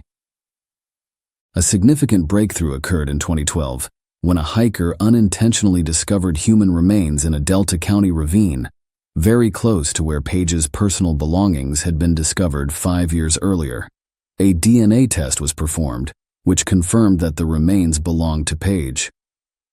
While the exact cause of death could not be determined due to the state of the body, it was clear that Page had suffered multiple injuries, including broken bones in her face, which were most likely the result of a severe beating. This revelation added a chilling new dimension to Page's tragic story. Soil erosion had brought her remains to the surface over time, which could explain why she hadn't been discovered sooner. After Page's remains were discovered in November 2014, Lester Ralph Jones was charged with first-degree murder, second-degree murder, and kidnapping. The trial lasted 22 days and started in July 2016. Prosecutors claimed Lester, who had a history of violence against women, became frustrated when he couldn't get an appointment with Paige to use her services. Lisa, Lester's ex-wife, testified for the prosecution, recounting her own terrifying experience with Lester, in which he kidnapped and threatened to kill her at gunpoint in the late 1990s. During one of these incidents, Lisa's partner was shot. Lester's defense attorneys attempted to argue that the police had detained an innocent man and suggested that other potential Paige clients may have been involved in the crime. They did not, however, provide convincing evidence linking other people to the murder. Lester's current wife testified in front of the jury and confirmed that he had used an escort service, but she did not provide an alibi. She also recognized him in surveillance video from a supermarket where Lester bought a disposable phone.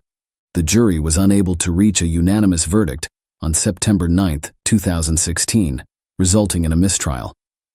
The district attorney, on the other hand, remained convinced of Lester's guilt and continued to work tirelessly on the case, re-examining all evidence. After reviewing the evidence, the jury reached a decision on November 21, 2016. Lester was found guilty on all charges related to Paige's death.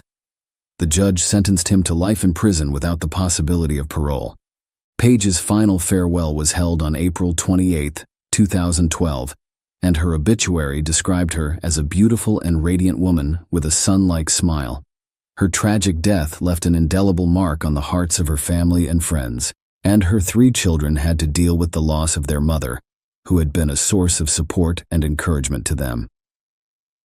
Paige's case drew widespread attention and lasted many years, but the unwavering determination of her family and law enforcement ultimately resulted in justice.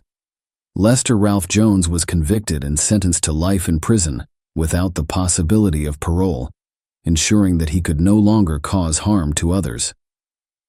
Paige's story is a powerful reminder of the importance of persevering in the pursuit of justice, even when it takes time and effort. Her spirit will live on in the hearts of those who knew and loved her.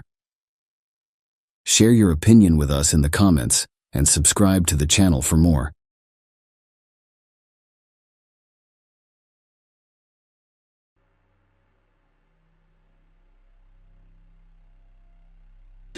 On Tuesday, January 14, 2014, just before noon, law enforcement officers were dispatched to a residence in Frisco, Texas, USA, to conduct a welfare check on Anna Moses, a 43-year-old woman living independently. Her boyfriend, Michael Stodnick, expressed concern when he couldn't reach her. They were scheduled to meet for a date the night before, but when Michael arrived at Anna's house at 7:30 p.m., it was dark or the lights were turned off, and her car was not in the driveway. This was unusual because Anna usually left her car in the driveway except for inclement weather when she parked it in the garage. Michael rang the doorbell, called, and texted, but received no response. Following his initial attempt to contact Anna, Michael drove to a nearby Starbucks and waited 15 minutes. He returned to Anna's house and found no apparent change, so he decided to go home. The next morning, Michael tried again to reach Anna via text messages and phone calls, but received no response. Concerned, he contacted some of her friends, who also reported not hearing from her at 9 a.m. On the morning of January 14, Michael returned to Anna's house and discovered that her trash bins were still at the front, and packages remained unopened on her doorstep. Despite having a house key, Michael refrained from entering because he was unfamiliar with the alarm code. The situation indicated that Anna had not returned home from work on the 13th. Michael contacted the police and requested a welfare check after becoming concerned about Anna's well-being. The police advised him to contact the University of Texas at Dallas Police, which was Anna's last known location. Anna worked as a statistical analyst in the UDA's strategy department and had worked all day on January 13th. Michael went to the campus and spoke with the police, but they did not appear concerned. They only took Anna's disappearance seriously after her boss reported her missing. His boss also informed them that she had not been at work on the morning of January 14. Following this report, a 911 call was placed, prompting the police to arrive, but as residents, nothing seemed out of place. There was no evidence of forced entry. They contacted Anna's son, Igor, who had a key and met them at the house. The alarm was disarmed at 12 or 5 p.m. According to the alarm log, for the first time since January 13 morning, the question remained, where was Anna? The police searched several rooms and found Anna's lifeless body in the garage. where she had been fatally shot. Despite her death, she remained dressed in her coat and scarf. Surprisingly, nothing seemed to be missing other than her car. Her purse containing money was discovered next to her, and mail was scattered around her. Notably, an empty Taco Bell sack with a quesadilla wrapper was on the ground nearby. Anna had 7 gunshot wounds distributed as follows: 1 in the neck, 2 in the chest, 3 in the back, and 1 that did not break the skin, with the bullet lodged in her clothing. She also had abrasions on her left hand and a minor abrasion on her right hand, which could be the result of a fall or defensive wounds. Surprisingly, the police discovered 11 cartridge cases in the garage, which contradicted the initial count of 7. Interestingly, there were no bullet holes in the garage. This led the police to suspect that the crime scene had been staged to give the appearance of a robbery. Notably, no fingerprints were found on the patio door or the interior garage door. The police believe Anna was murdered on the evening of January 13 as she returned home from her job at the University of Texas at Dallas. The crucial question remains: who is responsible for Anna's murder? The investigation into Anna's death generated more questions than answers. Originally from Russia, she moved to the United States after meeting Robert Moses. Their union led to marriage, and Robert was formally adopted by his son Igor. Initially, the family appeared close-knit, with Robert and Igor having a strong bond. However, as the years passed and Anna gained confidence in her new American life, she began to engage in activities separate from Robert, causing strains in their relationship, and his interactions with other men contributed to the breakdown of her marriage. One of these connections was with Dr. John Wheeler-Kowski, a colleague who would generously provide her with financial assistance when necessary. Anna also spent time with Jerry Casper, a man who shared her passion for opera and musicals. Jerry was so taken with Anna that he dedicated books of poetry to her. Despite this, he claimed there was nothing romantic between him and Anna because he was married. During their investigation, the police spoke with one of Anna's friends, Dr. Jacques, a Christian who worked at the University of Texas at Dallas. Dr. Christian described an incident that occurred on December 15, 2012, between Anna and her ex-husband Robert. According to Dr. Christian, Anna was in great distress and contacted her, claiming that she was trapped inside a closet with her 2 dogs. The police were called, but the incident was reported as an error. Dr. Christian stated that Anna appeared genuinely afraid of Robert, recalling an encounter in which Anna was visibly shaken and expressed concern that he would kill me tonight. Anna and Robert finalized their divorce in March 2013. Despite the separation, Robert remained in the house while Robert moved to a home shared with 3 other divorced men, most notably their son Igor, who maintained close ties with both parents and paid frequent visits to them. Despite their divorce, Robert continued to assist Anna with household repairs as needed. Surprisingly, Anna did not tell any friends or family about her lingering fears about Robert following the divorce. In fact, she appeared content and happy, having found companionship through online dating. Anna had been in a year-long relationship with Michael, whom she met through Match.com. When questioned by the police, Robert gave his version of events on January 13. He claimed to have spent the day watching football at home before visiting Twin Peaks Bar. Surveillance footage confirmed his timeline, with him entering the bar at 7:06 p.m. and leaving at 7:57 p.m. During the questioning, the police discovered a small cut on Robert's right hand, just above the knuckle of his ring finger, with blood seeping through the bandage. Despite this, Robert cooperated with the investigation, providing a DNA sample and allowing the police to search his room. During the search of Robert's belongings, several firearms were discovered, including a Ruger long rifle, a black pocket pistol, and a black Browning Buckmark target pistol. However, extensive testing eliminated these firearms as the murder weapon. The day after Anna's body was discovered, her car was found a few blocks away from her home.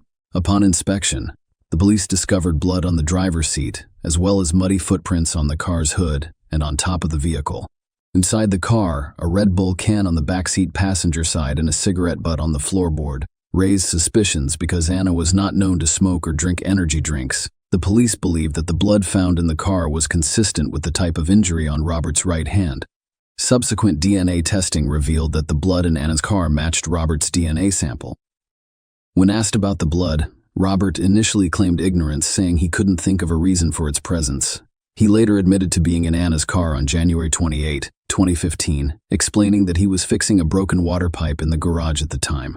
Following these findings, Robert was charged with murder. The prosecution built its case on the assertion that Robert was the only person with the motive, means, and opportunity to commit Anna's murder, claiming that everything pointed to him. It points to nowhere else. Their disagreements revolved around the belief that Robert murdered Anna for personal financial gain. The court learned of this on January 13. Anna left for work at 8:23 a.m., as she usually does, and setting the house alarm before she leaves. She spent the day at work, with a tea break around 2 p.m.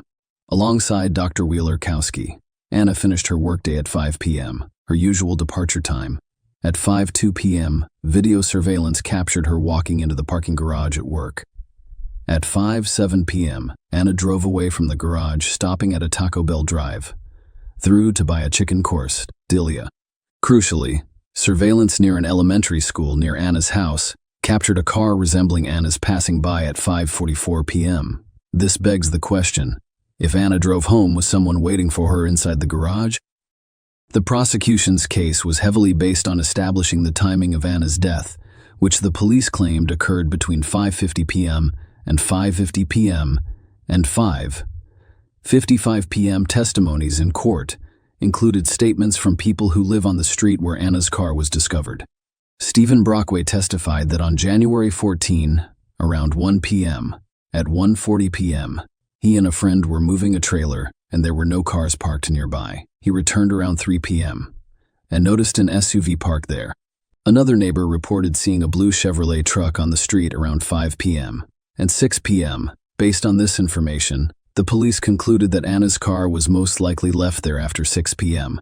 On January 14, it was revealed in court that the police had interviewed the other men in Anna's life. Specifically, Michael and Jerry.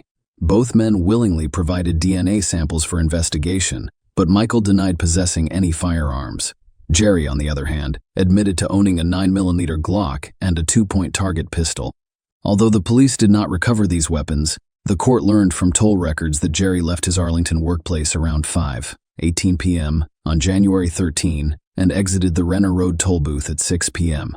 This information, when combined with the police's belief about Anna's death time, suggested that Jerry was not in a position to be responsible for the crime at the time it occurred.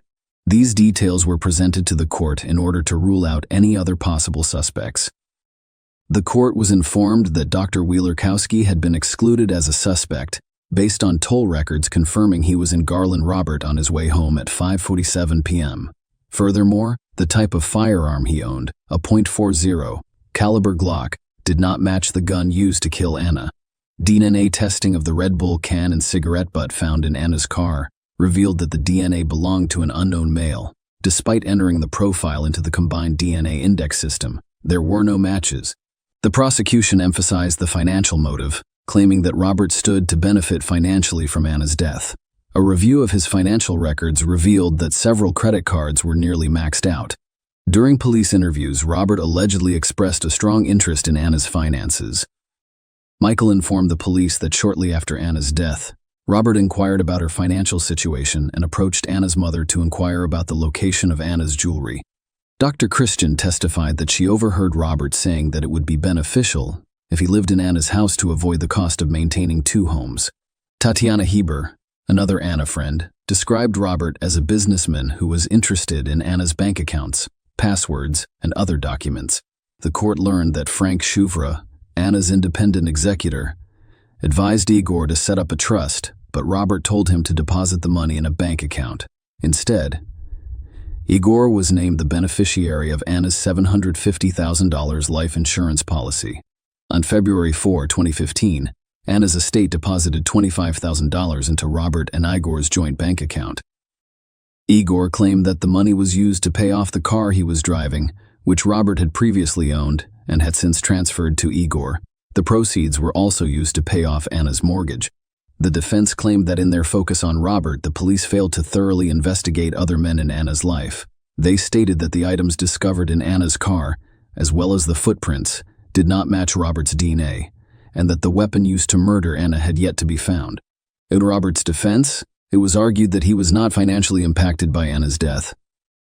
Robert claimed that his move into Anna's house was solely to assist Igor, who was the beneficiary of his life insurance. Igor supported this claim, testifying that Robert's decision to move in was his own, motivated by a desire for assistance in managing bills and household responsibilities. The trial revealed that Anna took excellent care of Igor, doing everything for him, so it was not uncommon for him to seek assistance with bill payment. Igor testified about the blood stain discovered in Anna's car, claiming that it had been there for years and was not a new or fresh stain. The defense also questioned the accuracy of the time of death. The medical examiner stated during the trial that Anna's stomach contents had been nearly completely digested. The defense argued that if she had eaten the quesadilla and died before 6 p.m., there would have been more identifiable food remnants in her stomach. This raises the possibility that she was murdered later, providing an alibi for Robert and some of Anna's other male acquaintances. Despite the defense's arguments, a Collin County jury found Robert Arthur Moses guilty of first-degree murder of his ex-wife Anna over finances and their relationship in late 2016, sentencing him to life in prison after more than 8 hours of deliberation.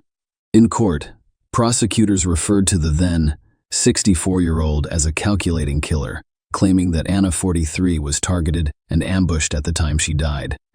She was shot in her prime, and no one should ever fear him again.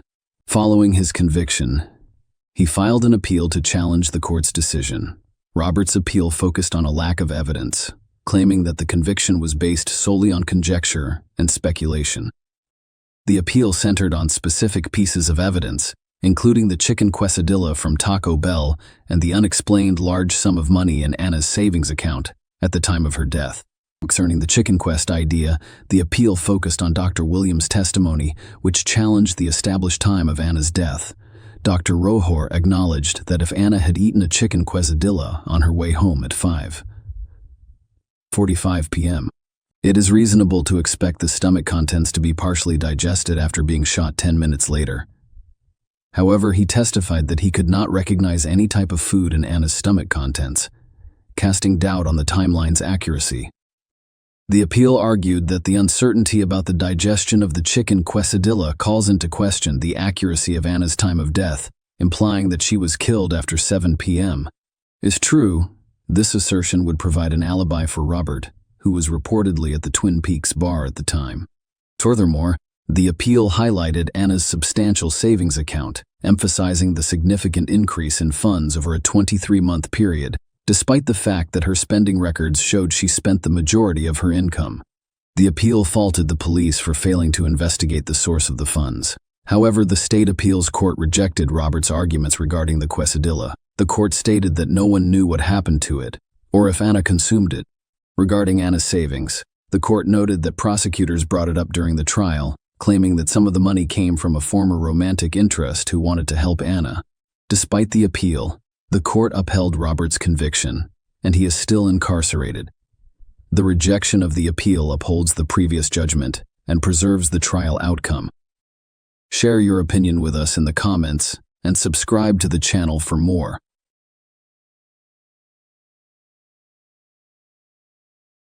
Hey guys, welcome to my channel, and today we're going to take a look at another horrible case with you. Marlene Warren, 40, and her 21-year-old son Joey were occupied with their weekend in their comfortable Wellington home on May 26, 1990, when Marlene heard the bell ring. It was a clown. When Marlene believed that someone had sent her a gift, she was ecstatic. Behind the paint and outfit, however, was a murderer who suddenly produced a gun and shot Marlene in the face. Why did they pick Marlene, and who was this murderer? Watch this space to discover out. Welcome back to Mysterious Hook, friends. We are examining the Marlene Warren case today. But first, if you haven't already, please think about clicking the bell symbol and subscribe button below to join our channel. So let's go straight to the riddle, without any more ado. People who wished to avoid the crime of West Palm Beach, Fort Lauderdale, and Miami would move to Wellington, Florida, which was known as a village. Wellington hosted numerous celebrations and events all year long. A well-known event that drew equestrian lovers from all over the world, the Winter Equestrian Festival, took place from January to April. It included a range of contests and performances. Another popular event that featured bourbon tastings from different vendors and bacon-based food was the Wellington Bacon and Bourbon Fest. A local club named Mar-a-Lago used to host a number of well-known individuals, including Madonna and Bruce Springsteen. People feel comfortable and content in the town, which is a lovely environment with superb schools. Wellington has been described as a rather safe and tranquil community in terms of crime rates and safety. Wellington has been ranked as one of the safest cities in Florida and has a crime rate that is lower than the national average according to numerous polls. While everyone else was having picnics, barbecues, and parades over Memorial Day weekend in May 1990, the Warren family experienced a tragic event. The birth date of Marlene Warren is April 15, 1950. Growing up in Michigan, she enjoyed spending time on her grandfather's farm with her sisters. She loved to bake, paint, and create art, especially clowns. Her parents even had a room devoted to clowns, and the entire family loved them as much as she did. At the youthful age of 15, Marlene gave birth to her first kid in 1965, naming him after her husband, John Arns. She went on to have another child, Joey, in 1969. Unfortunately, Marlene's first husband, John Arns, passed away in a vehicle accident, leaving her a single mother of 2 children. Later, in 1972, she wed Mike, also known as Michael Warren. Marlene was 22 years old and Michael Warren was only 19. They relocated to South Florida, where Michael's family resided, from Michigan. In addition to starting to invest in rental properties, which finally generated a significant amount of revenue, Michael was hired as a meat inspector. Michael left his job to start Bargain Motors, a used car yard, while Marlene oversaw the rental properties. He sold automobiles to those without credit who were unable to purchase them elsewhere. Mike and Marlene purchased their ideal home in Wellington, Florida in the late 1980s. But Michael was arrested in 1983 for tampering with his second-hand automobile's odometers. Despite receiving probation and entering a guilty plea, he continued to operate his business for a few more years. While Marlene oversaw their rental homes, Mike concentrated on his business and spent time at the racetrack. The two led different lives. When Marlene's oldest son, John Jr., passed away in a vehicle accident in 1988 at the age of 22, sadness struck once more. The relationship between Michael and Marlene was strained after his passing. Sheila King, the spouse of Richard Spud Keene, one of Michael Warren's colleagues, was introduced to him at this period. The bond between Sheila and Michael was immediate. Though it was clear to everyone around them, they originally kept their relationship a secret. On May 26, 1990, a wet Saturday, Marlene, 40, stayed at home while Michael went to the racetrack. She was preparing breakfast for her 21-year-old son, Joey, who was hosting some of his pals. A knock on the door occurred at approximately 10:45 a.m. Marlene thought it was a present when she opened it and saw a clown holding balloons and flowers. Having adored clowns since childhood, she was quite thrilled to see one at her door. However, a gun was in the clown's costume and underneath the balloons. After drawing his weapon, the clown shot her in the face. Joey witnessed the clown driving off in a Chrysler LeBaron after hearing the gunshot and running to the door. Bill Kramer, a neighbor, had also heard the shot, and Marlene was on the ground, dying. Some rushed outside, claiming that Joey's mother had been shot. Marlene was transferred to the hospital when an ambulance was summoned, but she passed away on May 28, 1990, 2 days later. Marlene was a wonderful person who was always polite, respectful, loving, and kind. Her demise, however, was regrettable. Joey saw a clown leaving after Marlene was shot, but all he could recall was that the clown had brown eyes. Joey initially gave the police a sketchy description of the culprit, stating that they had large hands and broad shoulders. Crucially, though, he did witness the clown drive off in a white Chrysler LeBaron. Michael Warren was initially under suspicion, but because he was at the racetrack, he had an alibi. Consequently, the cops focused on Sheila Keene, his girlfriend. The more they looked into it, the more proof they found that she was involved. At the time of the crime, Sheila Keene and Michael Warren were accused of having an affair. Although Michael strongly disputed allegations, authorities were examining the relationship to determine the opportunity and purpose behind Marlene's murder. Sheila had a criminal history from her childhood in Central Florida, and also went by her maiden name, Sheila Shelter.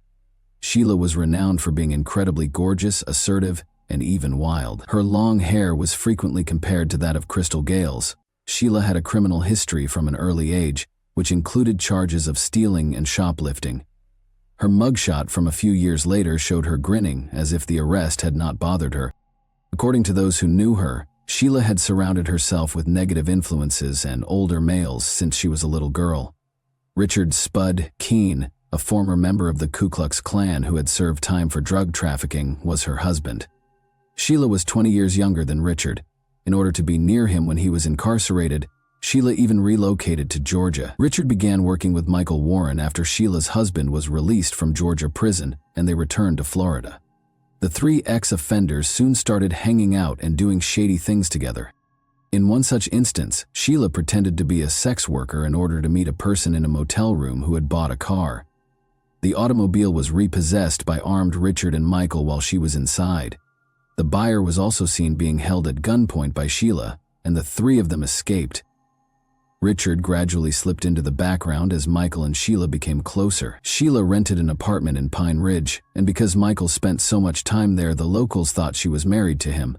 Investigators were informed by Michael and Sheila's co-workers that they thought the two were having an affair. They were immensely fond of one another and would go out for long meals. They were in fact having an affair, according to a lot of evidence. According to police documents, Michael's mother recalled an instance in which she went with him to a racetrack. She asked Sheila if she loved Michael after sensing a connection between them. Michael said that he loved himself, but Sheila affirmed that she did. At this time, Michael and Marlene's marriage was failing. Michael would come in angry after a battle with Marlene, according to a car dealership employee, and offer $10,000, 0 cents, to anyone who killed her. Michael is also reported to have stated that if someone were to get rid of his wife and never have to work again, he would make them wealthy. Michael and Sheila were both named as suspects in the case following Marlene's murder. Investigators began to wonder if Michael's girlfriend could have perpetrated the crime, even though he was the clear suspect. Since most males would shoot their victims in the heart rather than the face, the murder's character sparked suspicions. As the investigation progressed, the evidence began to implicate Sheila rather than Michael, which made detectives think that she might have had a reason for committing the murder. The police's primary objective during the inquiry was to locate the white Chrysler LeBaron that Joey had seen. They discovered that the vehicle had been rented by a couple from Payless Cars, a local car dealership. They became confused and called the incorrect number from a phone book ad when it came time to return the vehicle. The number on the advertisement was Michael Warren's, and it was for his vehicle dealership, Bargain Motors. However, Michael's advertisement bore a striking resemblance to one for the Payless car lot. Someone at Michael's car lot told the couple to leave the car outside the gate with the keys in the windshield wipers after they called the number, assuming it was for Payless Cars. But soon after, the vehicle was taken. Investigators found a Chrysler LeBaron in a Winn-Dixie parking lot about 5 miles from the crime scene on the day of Marlene's funeral. Inside the automobile, many hairs were found, some of which seemed to be from an orange and yellow fibered acrylic wig. But at the time, DNA technology was not yet advanced enough to accurately identify the fibers or the hair samples. Investigators discovered the location where the suspect purchased the clown suit, balloons, and flowers in addition to the vehicle. A few days prior to the murder, a woman walked in and asked for a clown costume, especially Ruby's clown costume, an afro clown wig, Bob Kelly clown makeup, and a sponge nose, according to 2 women who worked at the Spotlight Capazio costume shop, who told police. The woman insisted on buying the outfit that night, even though the store employees first encouraged her to come back the following day because they were closed. According to reports, she was about 5'8", had long chocolate hair, brown eyes, and was dressed in trousers and a men's work shirt. Sheila was identified by the police as the woman who visited the business at closing time a few days before to the murder, after the employees recognized her from a photo lineup. As the investigation into Sheila's possible involvement in Marlene's murder progressed, more evidence began to mount against her. One piece of evidence came from a public grocery in the area that offered the particular kind of Mylar balloons the clown was using. An employee there recognized Sheila from pictures and recognized a long-haired woman with brown hair who purchased those balloons only an hour and a half before to the murder. The fact that Sheila had previously dressed up as a clown when married to Richard Keene only served to heighten suspicion. The pair resided in a Pahokee trailer park near Lake Okeechobee. Sheila had made friends with a number of locals, including some workers at a store that sold car parts. She had even entertained them by dressing up as a clown on one occasion. Prosecutors felt they lacked sufficient evidence to make an arrest, in spite of this growing body of evidence. About a year later, in 1991, Michael and Sheila emerged as the main suspects, intensifying the inquiry. Michael and Joey appeared on a radio show in an effort to clear his name. Michael denied any involvement in the murder during the questioning. "Was it your suspicion that you were a suspect from the start, Michael?" He certainly never expected to. "In reality, I like to discuss that in detail." Joey, who was shocked to learn that Sheila was even a suspect, stood up for her. "Would it surprise you that she would be a prime suspect if you had heard, been told, or been asked that the police were suspicious? She is even named as a prime suspect in all of this." It was, indeed. Because of the clown's stature, Joey initially thought it was a guy, but the evidence was starting to suggest that it was a lady. Sheila was the main suspect, because Michael had an alibi to prove he was at the racetracks when the murder occurred. However, a twist that went back in time appeared just when it appeared that the case was going nowhere. Joey was accused with attempted murder in 1987, when he was about 18 years old. Christopher DeSantis became the attorney for the Warren family. DeSantis and Michael Warren were celebrating Joey's trial victory as they left the courthouse following a favorable hearing. Michael then jokingly inquired as to whether a person might still inherit their estate if they had hired a hitman to murder their wife. The lawyer was surprised, but he said that unless there was manslaughter or the murderer was someone else, the law forbade a murderer from inheriting. Sadly, DeSantis provided yet another example, which he eventually came to regret. According to him, it would be challenging to obtain a conviction if someone donned a clown suit because their identity would be concealed. It wasn't meant to suggest that he should wear a clown outfit or something similar, for instance, if you were wearing one. However, the point was that you cannot be found guilty if you are unable to provide identification of the offender. He didn't mean to suggest that Michael should dress like a clown, but the idea was that there couldn't be a conviction if identity couldn't be established. DeSantis had essentially handed him a murderous recipe. The authorities suspected that the clown figure was retaliating against Joey and his pals, so they also examined DeSantis as the inquiry into Marlene's death developed, and suspicions were placed on Michael and Sheila. However, this exchange between Michael and DeSantis later turned into a crucial piece of proof. It sparked speculation about whether Michael had heeded the lawyer's counsel and disguised himself as a clown to carry out the crime. It became evident during the course of the investigation that Marlene had previously indicated dread of her husband before she was murdered. She had expressed her desire to divorce Mike to others, but she was afraid he would murder her. When combined with DeSantis's assertion, this implied that Mike was aware of his right to inherit property following his wife's murder. In spite of this, no one was arrested in the weeks that followed these disclosures, because investigators need hard proof to move forward. The months passed with no resolution to the case. Although Michael and Sheila denied any romantic involvement, their co-workers suspected that they were involved. A year following Marlene's passing, they relaxed and went on a trip to the Bahamas, staying at the upscale resort casino hotel. Other couples saw them enter. Michael was loud and brazen, and Sheila looked uncomfortable. This alerted the authorities once more. Michael chose to appear on a radio show once again in the interim, and he revealed that he hadn't spoken to Sheila in a month, when in fact Sheila was constantly with Michael. Investigators started looking into Michael as a possible suspect in his wife's death after his radio appearance. They conducted a search of his company and secured a warrant to examine his documents. Investigators discovered that Michael, who had a history of fiddling with the odometer, had been repeating the behavior at his vehicle dealership. They accused him of theft, fraud, odometer tampering, and racketeering, among other offenses. Michael was given a 9-year prison term, but there was still no hard proof that he or Sheila were responsible for Marlene's death. In 1997, fresh evidence surfaced that would revive the case when it appeared that the inquiry had reached a standstill. A guy gave police a tip in 1997 that connected Michael Warren to the murder of his wife.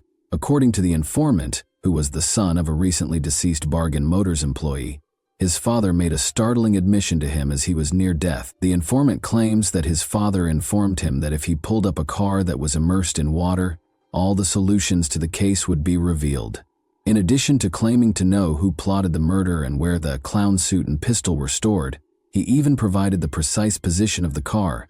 Investigators thought that by reclaiming the murder weapon and outfit, they would finally be able to solve the case. because this was a significant lead. When divers were dispatched to the scene, they discovered the car, but regrettably, nothing important was within. Due to this setback, the investigation had to start over, and the case once more remained unsolved for a while. Sheila Keene and Michael Warren made the decision to wed in Las Vegas in 2002.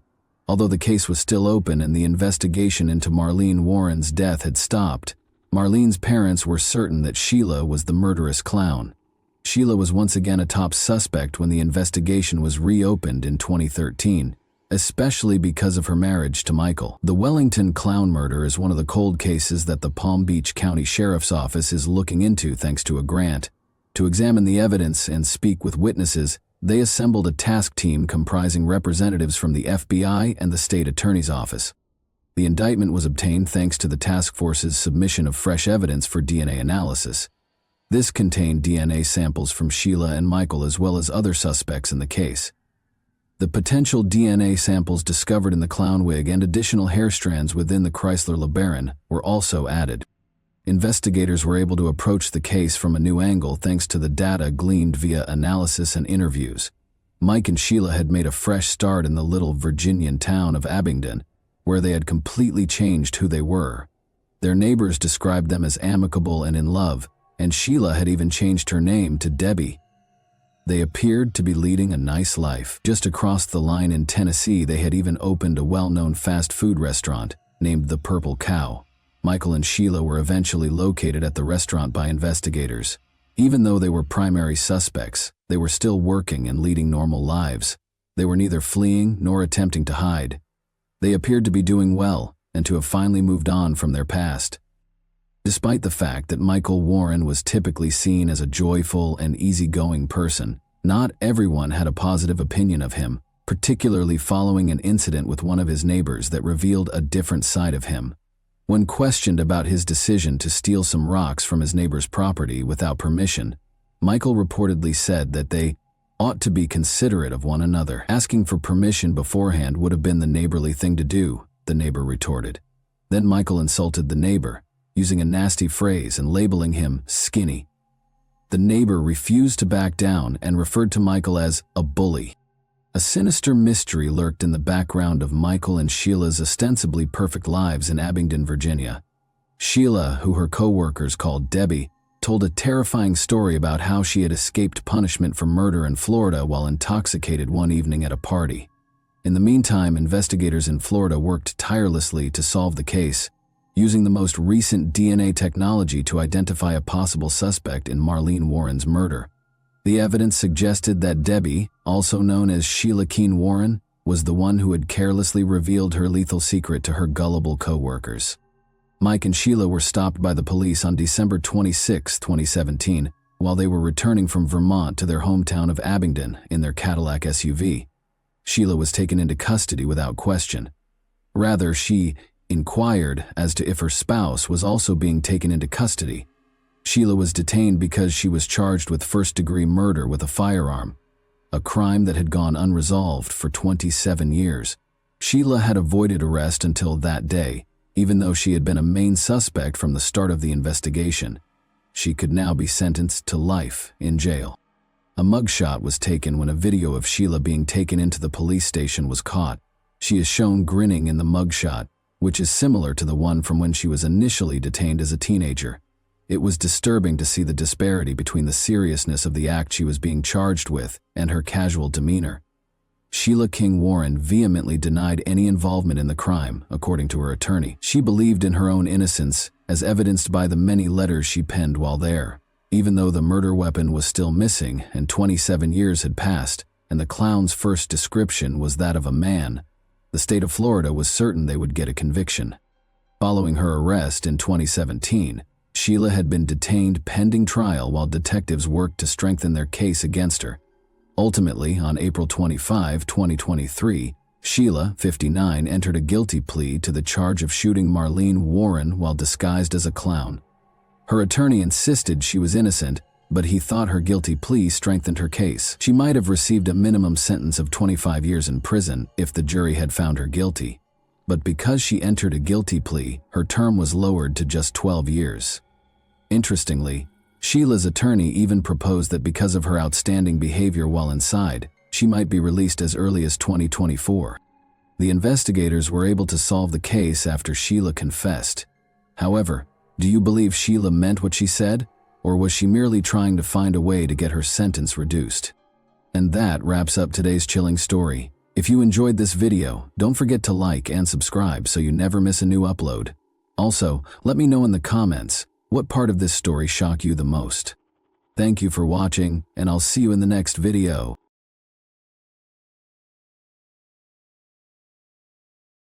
Hey guys, welcome to my channel, and today we're going to take a look at another horrible case with you. Mary Agnes Maroney vanished out of thin air from the bustling metropolis of Chicago on May 15, 1932. For nearly a century, the world was captivated by this enigmatic incident. Despite false trails and multiple DNA tests, the location of the young child remained unknown for 93 long years. In 2023, however, the disparate parts of the puzzle began to come together after more than 90 years. After all those years, what might have happened to Mary Agnes? After all these years, how did the eagerly anticipated breakthrough finally come to pass? We'll examine Mary Agnes Maroney's oldest unsolved case today. This is the oldest cold case in Chicago's history, and it's also extremely complex and scary. This case brings to mind Lisa Jackson's oldest unsolved case that we have already discussed. Let's get started on the case right now. Chicago, sometimes known as the Windy City, is the location of today's case. Located on the southwest side of Lake Michigan, it is the biggest city in the U.S. state of Illinois. Chicago is well known for its striking skyline, recognizable buildings, and lively culture. While Wicker Park and Pilsen are teeming with artistic expression, the Magnificent Mile is home of premium shopping. Let's go back to the beginning, when Catherine Maroney fell in love with Michael Maroney, a 21-year-old guy at the age of 13. With the hope of a better life in America, Michael had traveled all the way from Ireland. Catherine and Michael chose to get married in 1923 because their hearts were united despite their different ages. Living on the second floor above a busy grocery shop at 5200 Wentworth Avenue in Chicago, Illinois, they established a comfortable little life. Michael was renowned for his diligence and will to improve his family's quality of life.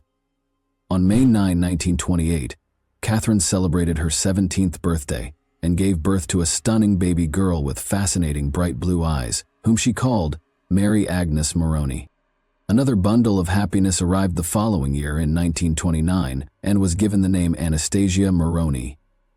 Catherine became pregnant again in 1930, just a year later, and was looking forward to the arrival of her third child. The Maroney family, who have Irish ancestry, had a difficult time during that time due to financial difficulties.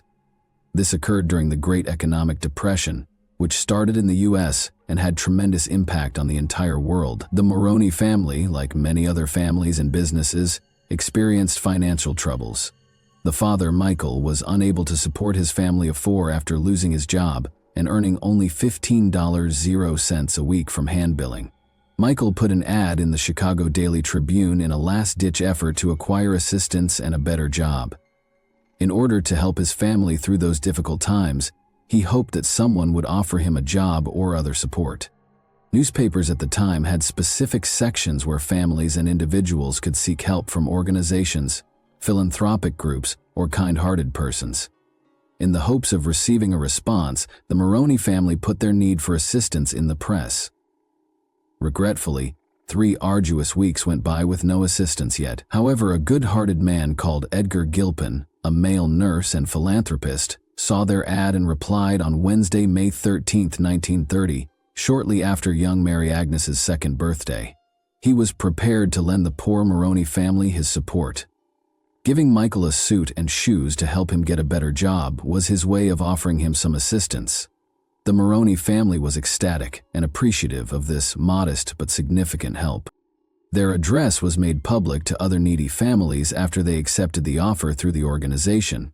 Unfortunately, a mystery woman ended up with the Maroney family's address, which had some unanticipated repercussions. On May 14, 1930, Catherine was at home with her children, Anastasia and Mary Agnes, washing the floor and preparing to clean the house. A tap on the door abruptly prompted her to open it. The sight of a young, well-dressed woman with gorgeous blonde hair caught her off guard. The woman's cap was decorated with gray lace, and she wore an elegant gray suit with blue trims. The woman's exquisite pearly necklace and jewelry caught Catherine's attention. Catherine had never seen this woman before. The woman informed her that Mrs. Henderson, a social worker, had sent her to assist the family with their predicament. Although Catherine had never heard of Mrs. Henderson before, she reasoned that perhaps they were reacting to their request for assistance that they had put in the newspaper. The woman was there to provide help, and Catherine sincerely thought so she let her inside to talk.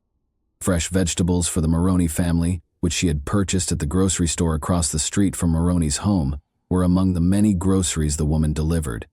She commended Catherine for her ambition and her cleaning prowess. They talked for a while after Catherine offered her to sit.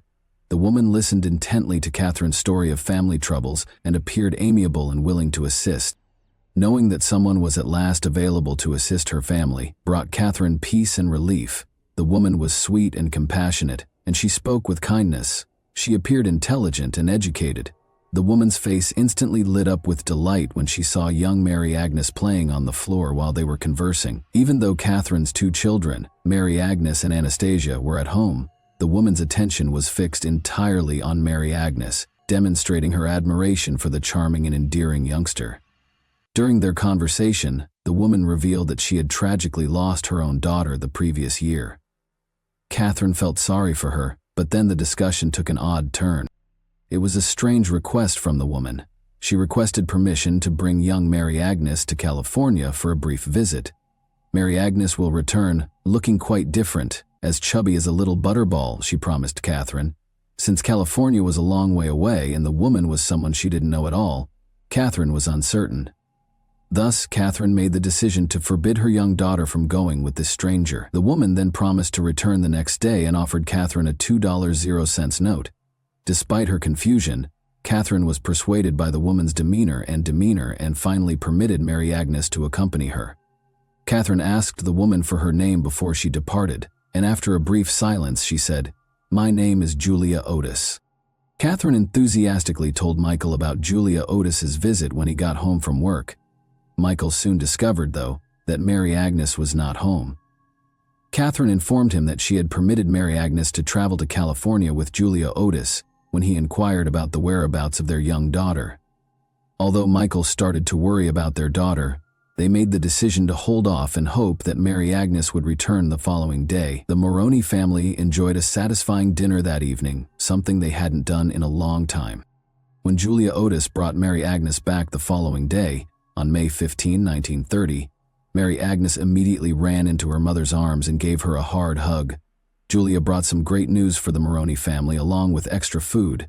In addition to carrying a bag full of clothing for the impending baby, she disclosed that she had been able to get Michael a better job. It made Catherine very happy. They seemed to be getting the assistance they required at last. Because of Julia's generosity and seeming genuine concern for their family's welfare, Catherine began to trust her more. Julia then asked for something else. Since the small girl's clothes and shoes looked worn out, she asked Catherine if she might take Mary Agnes shopping nearby. Appreciating all of Julia's help, Catherine accepted the suggestion, considering it a considerate act. But Mary Agnes didn't seem to want to accompany Julia. Unwilling to leave her mother's side, she began to cry and clung to her. Nevertheless, Catherine trusted that things would work out and gave her daughter to Julia. The shop was only a short distance away, so they headed there. Catherine thought they would return shortly. Sadly, neither Julia nor Mary Agnes were ever seen again after they departed. Catherine grew more worried about why they were taking so long as the hours passed. It shouldn't have taken so long, but initially she suspected that Julia might have taken Mary Agnes out to lunch. As time went on, Catherine started to sense that something wasn't quite right. She began to regret allowing Julia to go with her 2-year-old daughter. When Michael got home from work later, Catherine told him everything that had happened. They looked everywhere for Julia and Mary Agnes, but they were nowhere to be found. They decided to call the Chicago Police Department and report their daughter missing because they felt powerless. Catherine was only able to give a few specifics about Julia, but the police demanded a thorough description. She said the woman weighed around 125 pounds, was about 5 feet 2 inches tall, and looked to be in her 20s. The woman's noticeable teeth were the most distinguishing characteristic Catherine could recall. Around 8:30 p.m. on May 16, 1930, the Maroney family got a letter the following day.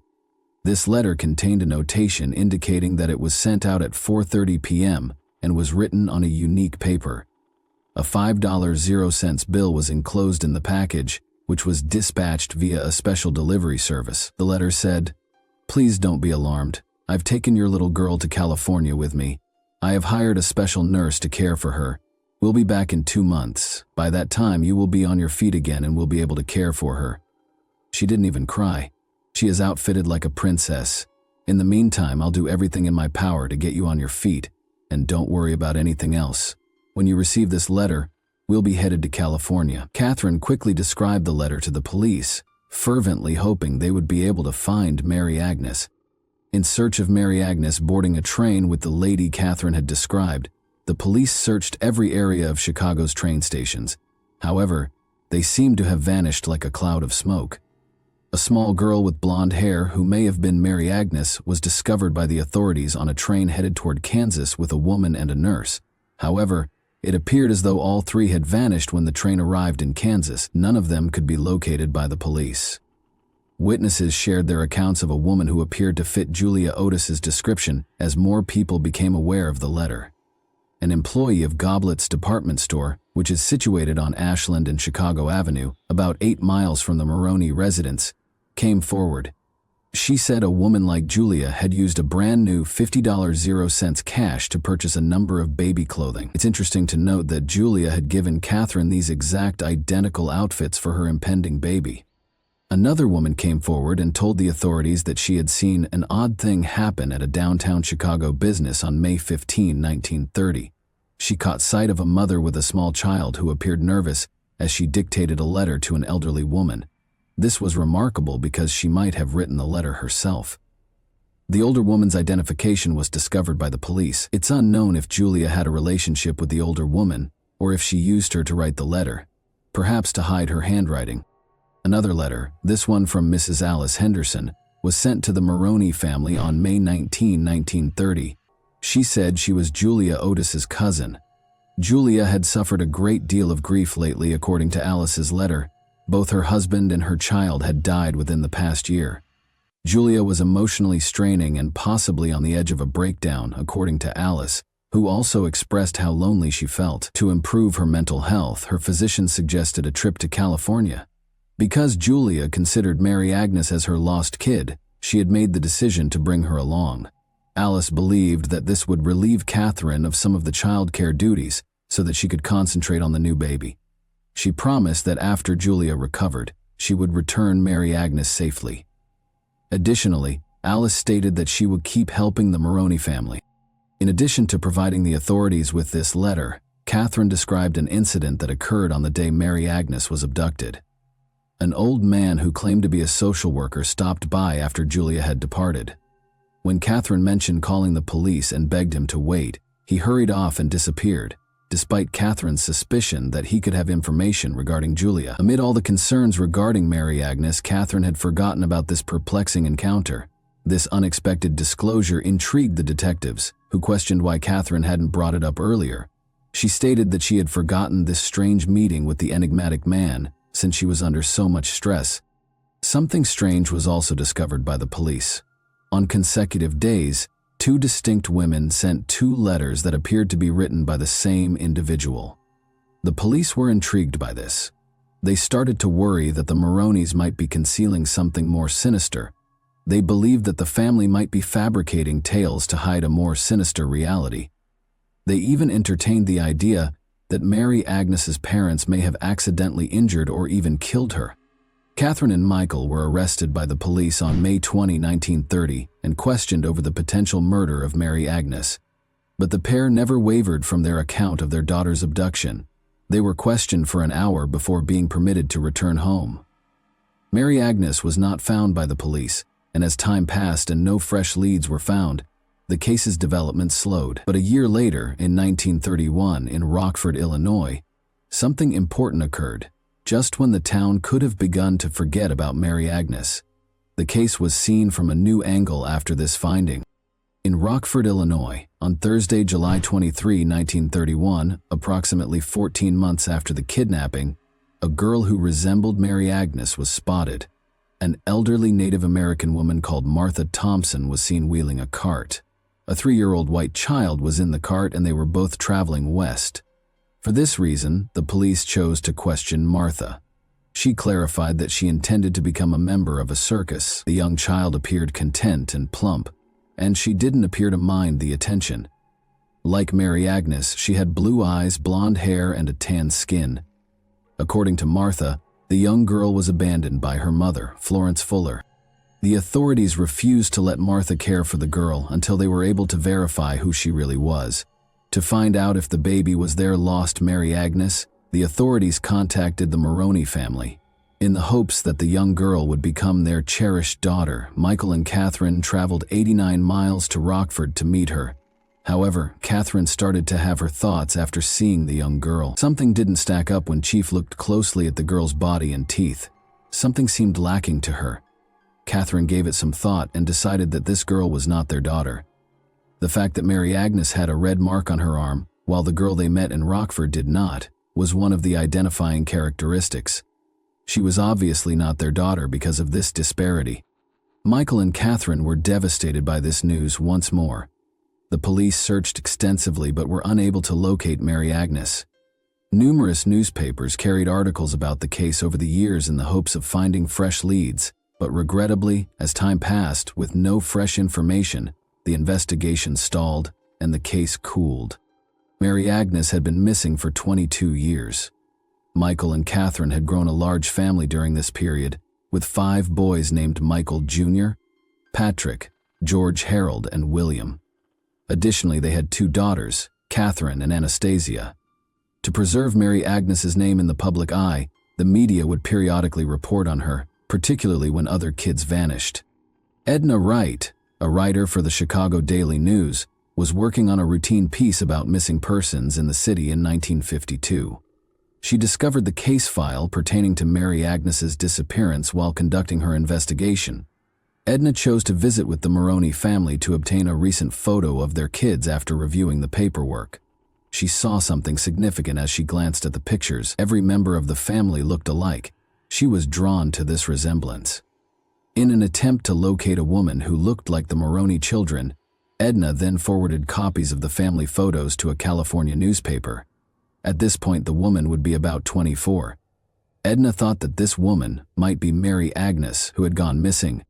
On February 24, 1952, the story appeared in the Oakland Tribune in California. Everett McClelland, a teenage auto mechanic in San Pablo, California, read the narrative and noticed something in the 7 children's photos. His attention was constantly drawn to Anastasia. He started to question how much he looked like Mary Beck McClelland, his own wife. It was interesting to note that Mary Beck, who was likewise 24 years old, had been raised in Martinez, California since she was 16. Following her marriage, a family acquaintance unexpectedly revealed to Mary Beck McClelland that she was adopted. Regretfully, her father had already died. She proceeded to ask her mother, Nora Beck, about it by that point, but she denied it. They discovered Mary Beck's adoption documents while searching through courtroom records for answers. According to these documents, she was adopted in the 1930s, which is when Mary Agnes vanished.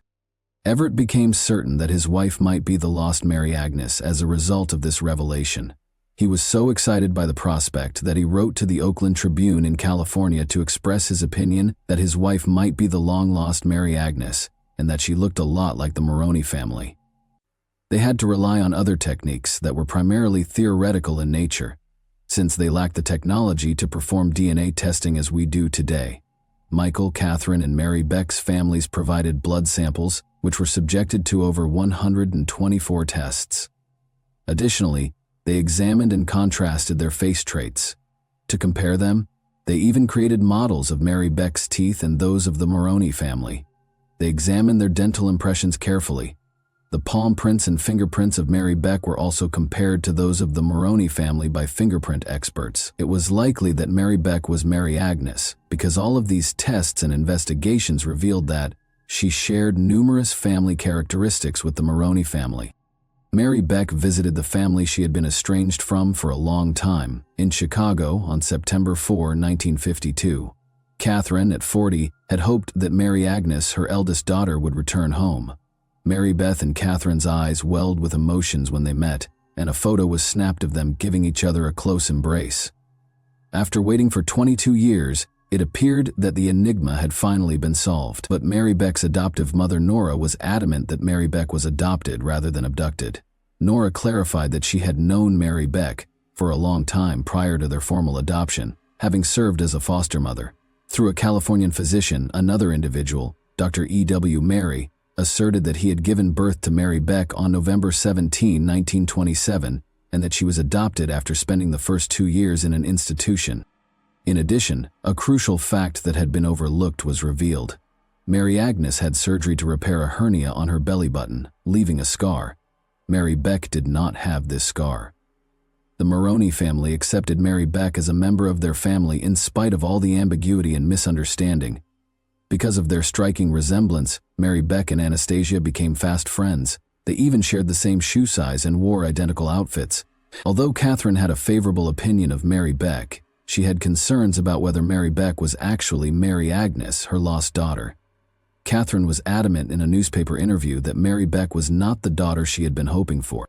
Having never been able to accept Mary Beck as Mary Agnes, Michael died in 1957 at the age of 58, his heart heavy with the loss of his beloved daughter.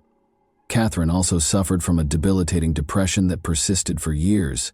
She tragically passed away in 1962 at the young age of 49, capping a path that was full of uncertainty and sadness. Mary Beck remained in touch with the Maroney family over the years. She lived her entire life with them until dying in 2005 at the age of 77. But in her life, she was never sure that she was actually Mary Agnes. Her family then made the decision to conduct a DNA test 3 years after her death in order to definitively resolve the issue of their relationship to the Maroney family. According to the test results, Catherine and Michael's DNA did not match Mary Beck's. This demonstrated that Mary Agnes was not Mary Beck McClellan.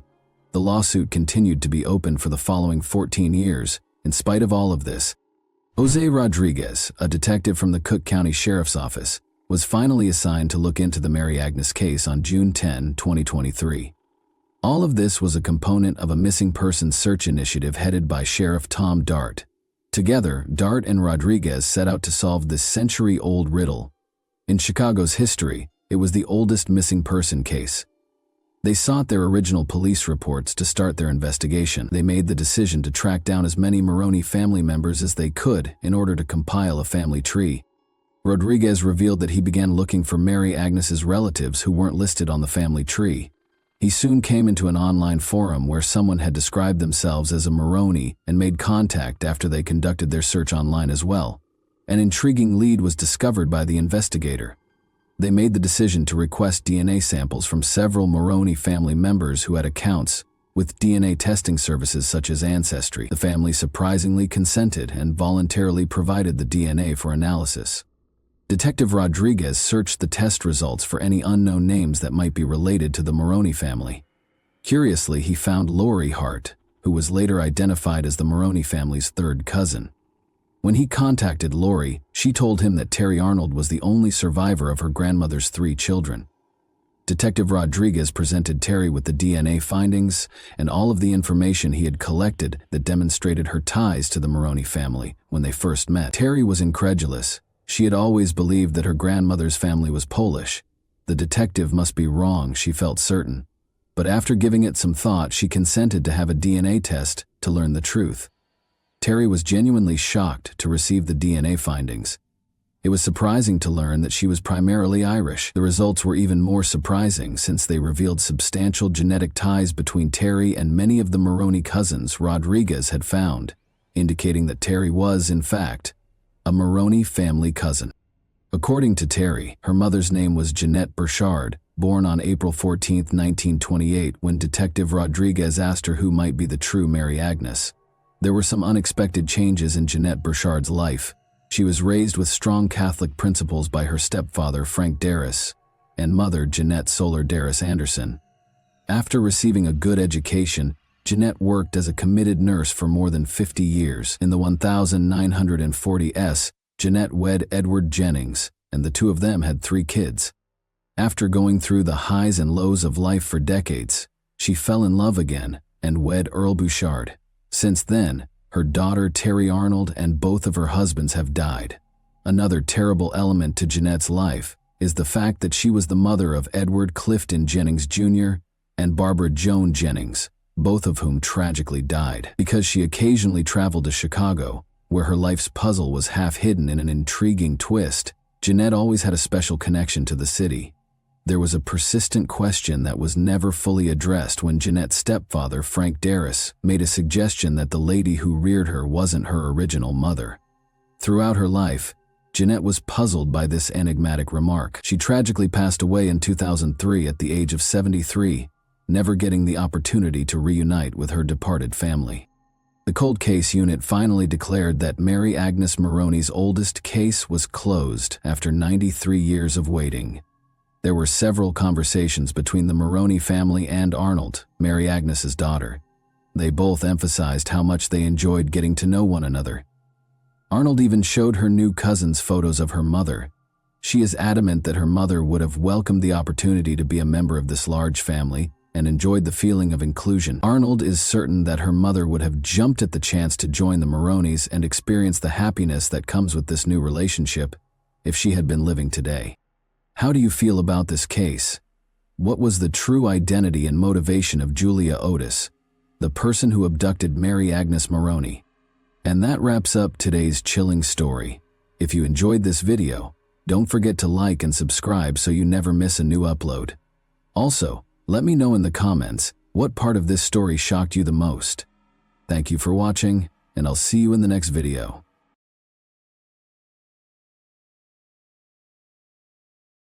Hey guys, welcome to my channel, and today we're going to take a look at another horrible case with you. Known for its opportunities, innovative businesses, and beautiful beaches, California is one of the most popular states in the United States. Some people find that California fulfills their aspirations for a better life. People come here to look for new chances, education, employment, and opportunities. They are prepared to put in a lot of effort to fulfill their dreams and reach their goals. Some of them go on to become prosperous business people, athletes, or artists, while others find contentment in raising a family. Dreams aren't always intended to come true. California turns into a destination of disappointment and unfulfilled dreams for some people. After graduating from high school, Maribel Ramos worked in security at a department store with the long-term objective of becoming a police officer. But in order to pay for the college education she would require, she enlisted in the Army. Maribel was on the verge of earning a criminal justice degree from Cal State Fullerton after serving 2 combat deployments in Iraq. When Maribel Ramos failed to show up for planned events on May 3, 2013, friends filed a missing persons report in the spring of 2013. She was last captured on camera delivering her rent check. Maribel and her roommate, Kwang Choi Casey Joy, lived in an Orange, California apartment. The fact that Maribel had called 911 a week and a half prior to her disappearance added an unsettling element of mystery. In the taped call, she expressed her fear and threatened to take drastic actions to protect herself.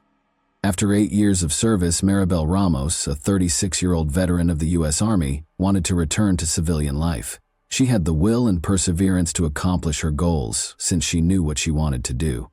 Maribel quickly turned her attention to other areas of life when her military career was over. Her decision to attend university was one of her major choices. Before her mother passed away in 2009, she and her mother moved into an apartment in Orange, California. Maribel asked her sister Lucy Gonzalez if she would move in, since she had the place to herself. Regretfully, Lucy declined, stating that she and her daughter were content with their current residence, and that they would move in if Maribel was unable to find a roommate. Maribel made the decision to post a Craigslist ad looking for a new roommate, and she quickly got a few responses. However, one in particular caught Maribel's attention. A man named Kwang Choi Joy contacted her to ask about the apartment. Kwang wrote in his message that he was a laid-back man seeking lodging in Huntington Beach while he looked for work. Maribel Gonzalez and Lucy Gonzalez met Kwang and found him to be a modest, polite man. In addition, He disclosed to the sisters that he was childless and had never been married. The prospect of having a calm, isolated roommate sounded too tempting to resist for Maribel, who was almost done with her degree. It became evident that Kwang had no one in his life in the weeks following his move-in with Maribel Ramos. Kwang rarely left the apartment and was always alone at home. Maribel soon began inviting Kwang to family gatherings. He became acquainted with the majority of Maribel's family as he accompanied her to various meals, games, and gatherings. Maribel Ramos and Kwang's relationship gradually developed into a friendship. The two frequently went grocery shopping together and took their dogs for walks. Maribel Ramos did not show up for a weekly softball game on May 3, 2013, which was unusual for her. Maribel's friends and relatives made multiple fruitless attempts to get in touch with her. She wasn't in her apartment when the family checked. Since they couldn't locate her, they filed a missing persons report, and the police started looking into it right away. Maribel's residence was visited by the police. Her car was parked next to the home when they got there, but no one answered the door when they knocked. According to the neighbors who were interrogated, nothing unusual had been heard or seen. From the outside, everything appeared to be completely normal. No shattered windows or other indications of a break-in were observed by the officers. They made the decision to enter and check on Maribel. Everything in the house appeared to be in its proper place. Nothing at all suggested that a crime had been committed there. But there was light in Maribel's bedroom. One of the pillows had no pillowcase, and the bed was not made. It was kind of weird. Lucy said her sister would never leave a mess like this. Upon examining the room, it became evident that Maribel had no plans to travel. She had all of her clothes on. Her wallet, ID, and cell phone were the only items gone. The investigators had specific tasks because Maribel's car was parked close to the residence. Maribel Ramos had been trained extensively in the military. She had good discipline. Everyone assumed Maribel was in trouble because she was not the kind to simply vanish without a trace. When the investigators got to the residence, Kwang Choi Joy, Maribel's neighbor, showed up out of the blue. He stated that he had not seen Maribel since approximately 10 p.m. the day before. An hour later, he had returned from his walk, but Maribel had already left. Surveillance video recorded at 8:15 p.m. Maribel was seen dropping off her rent payment the night before she vanished. That was her final public appearance. She left after dropping off the envelope. She doesn't appear to be afraid or anxious about anything in the video. She seemed perfectly at ease and was not in a rush. Maribel's family chose to use social media to solicit assistance while the detectives went through all of the accessible camera evidence. They encouraged anyone with information regarding Maribel's whereabouts to get in touch with them after sharing a photo of her online. Involving as many people as possible in the hunt was their goal. When the investigators attempted to track down Maribel's cell phone, it was unreachable. The police were investigating her personal life when they learned that she had recently been romantically involved with a man called Paul Lopez. On the day before Maribel vanished, he was the last person to call her. Naturally, he had to show up at the police station to respond to certain inquiries. Paul acted with great assurance. He said that he and Maribel were still in the early stages of their relationship and had not yet become sufficiently intimate. In addition, Paul claimed to be seeing other women. Paul claimed that he had not questioned Maribel about whether she had dated anyone besides him. Additionally, Paul attested that he had not spoken to Maribel on the phone since Thursday night. Paul stated that he was employed for the gas company and that his shift began at 4 p.m. They didn't see each other on Thursday until midnight. Although Paul was forthcoming, the detectives could not be certain that he was speaking the truth. But there was a GPS tracker in Paul's truck. All of his movements that evening were monitored by the cops. This information indicates that Paul was not in the vicinity of Maribel Ramos' residence. During his discussion with the investigators, Paul brought up Maribel's roommate, Kwang. Maribel's relationship with Kwang had recently worsened, according to Paul. In talks, she frequently brought up her roommate, lamenting his lack of funds to make the rent payments on time. Furthermore, Maribel was arguing with Kwang on Thursday when Paul spoke to her. Maribel told Kwang she wanted him to go, and Paul overheard her say it. She informed him that the following day was his move-out date. Paul threatened to evict Kwang and his belongings if he didn't move out the following day while he was on loudspeaker. Maribel said that there was no need for that and that she was going to bed when Paul offered to help and that he would drop by if needed. They didn't talk again after that. The investigators turned their whole attention to Kwang after they heard about the arguments between him and Maribel. Kwang was 54. As a teenager, he traveled from South Korea to the United States. There was nothing to suggest that he had a criminal history, and his record showed no serious transgressions. But as they dug deeper, they found a history tainted by rage. His sister claimed that Kwang was so violently angry that she had to file for a restraining order against him. An examination of his social media profiles revealed a close relationship between him and Maribel Ramos. But after talking to Maribel's relatives, the investigators discovered that her relationship with Kwang was not as ideal as it appeared in many social media pictures. Kwang and Maribel Ramos appeared to be the ideal roommates, until Kwang made the decision he wanted more. Kwang called Lucy Gonzalez during the summer of 2012. He told her that he wanted to marry Maribel and start a family with her because he was in love with her. Although Kwang deserved what he sought, Lucy Gonzalez informed him that Maribel had no interest in him in that sense. Later, Lucy informed Maribel about the phone conversation and suggested that she reject Kwang right away to avoid a heated argument. According to reports, Maribel told Kwang that she had no romantic interest in him. Kwang first appeared to have handled the rejection well, but as time went on, he began taking extreme steps in what appeared to be an effort to persuade Maribel Ramos to reconsider. He reportedly spent over $10,000, 0 cents on plastic surgery to look younger, purchased an entirely new wardrobe, got a tattoo, and paid to take Maribel on a cruise. It quickly became evident that Maribel Ramos and Kwang Choi-joy's connection had changed from friendly to compulsive. A desperate phone call Maribel made to 9011 just 12 days prior to her disappearance was eventually discovered by the authorities as a graphic piece of evidence.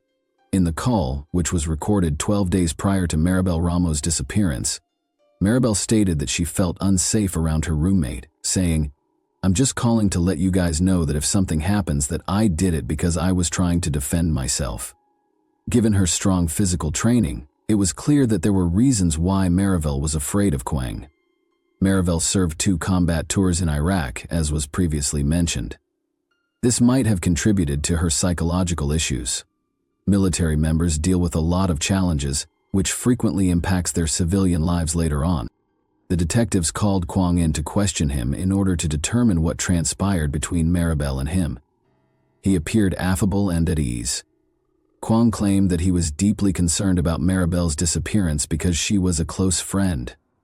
Kwang claims that he had a wonderful time living with Maribel for around a year and a half. They enjoyed parties, danced in clubs, and on a trip together, the investigators requested Kwang to explain Maribel's 911 call because they knew that things were not as great as he claimed. According to Kwang, they got into a fight when they went to karaoke together that evening. According to him, Maribel was typically either very amiable or hostile when she was intoxicated. Kwang claims that she began screaming at him and claiming that she didn't like and wasn't attracted to him at some point that night. Since they were enjoying themselves, he said that he did not see the crux of the issue, and then she dialed 911. Kwang responded that he and Maribel got into a dispute on Thursday night over the rent. When asked when they had last argued or quarreled, Kwang believed the investigators ought to examine Paul more closely. Kwang claims that he last saw Maribel at approximately 9 o'clock in the evening, when, following a disagreement, he took a vehicle excursion to decompress. Maribel was gone when he got home, and since her car was still there, he assumed that Paul or someone else had taken her up. Although Kwang's account appeared credible, the investigators were concerned about one aspect of his look. The detectives noticed large scratches on his arms, which were covered by a t-shirt. They appeared pretty new. In response to a question about where the scratches came from, Kwang said he scratched himself on some bushes while strolling through the park. Even though this raised suspicions, Kwang was freed since, at this point in the investigation, there was no proof linking him to Maribel's disappearance. A few days after it started, the inquiry into Maribel Ramos' disappearance came to a standstill. The likelihood of discovering her alive was dwindling over time. The investigators decided to bring in forensic specialists to conduct a thorough examination of Maribel's home in an effort to find any new hints. They believed that with the aid of contemporary technology, they would be able to see things that the human eye could not. Kwang was actively assisting the police at this time. For a more thorough inspection, he gave them permission to search his rental automobile without a warrant. A police dog trained to look for human remains was also employed by the authorities. However, neither Maribel's car nor Kwang's car had any scent that the dog could identify. In the meantime, Kwang was spending a lot of time online in the days following Maribel Ramos's disappearance, posting comments on forums pertaining to her case to express how much he missed his friend. However, in spite of his efforts to portray himself as the distraught roommate on the internet, Kwang had oddly begun to distance himself from Maribel's relatives. Kwang claimed to be collaborating with the authorities in a number of interviews. When the detectives noticed this habit, they started to monitor him around the clock in the hopes that he would make a mistake and lead them to Maribel. After handing over his laptop and phone to the police to investigate his presence, Kwang went to the public library to access the internet. The investigators want to see CCTV footage. His actions didn't seem out of the ordinary at first. Like other guests, he took a laptop and used it. He returned the laptop and departed after spending almost 2 hours there. His laptop's internet history was something the police were eager to examine. In order to protect their privacy, visitors' browser histories were deleted after they returned their laptops. The police, who were trying their hardest to locate Maribel, were disappointed once more. Everybody has times in their lives when everything seems to fall apart. When Maribel Ramos abruptly vanished, her family experienced precisely this. Nobody was aware of her whereabouts or potential fate. Her family was in dire straits. In the hopes that someone had seen her or knew where she was, they posted posters across the town. But this was insufficient.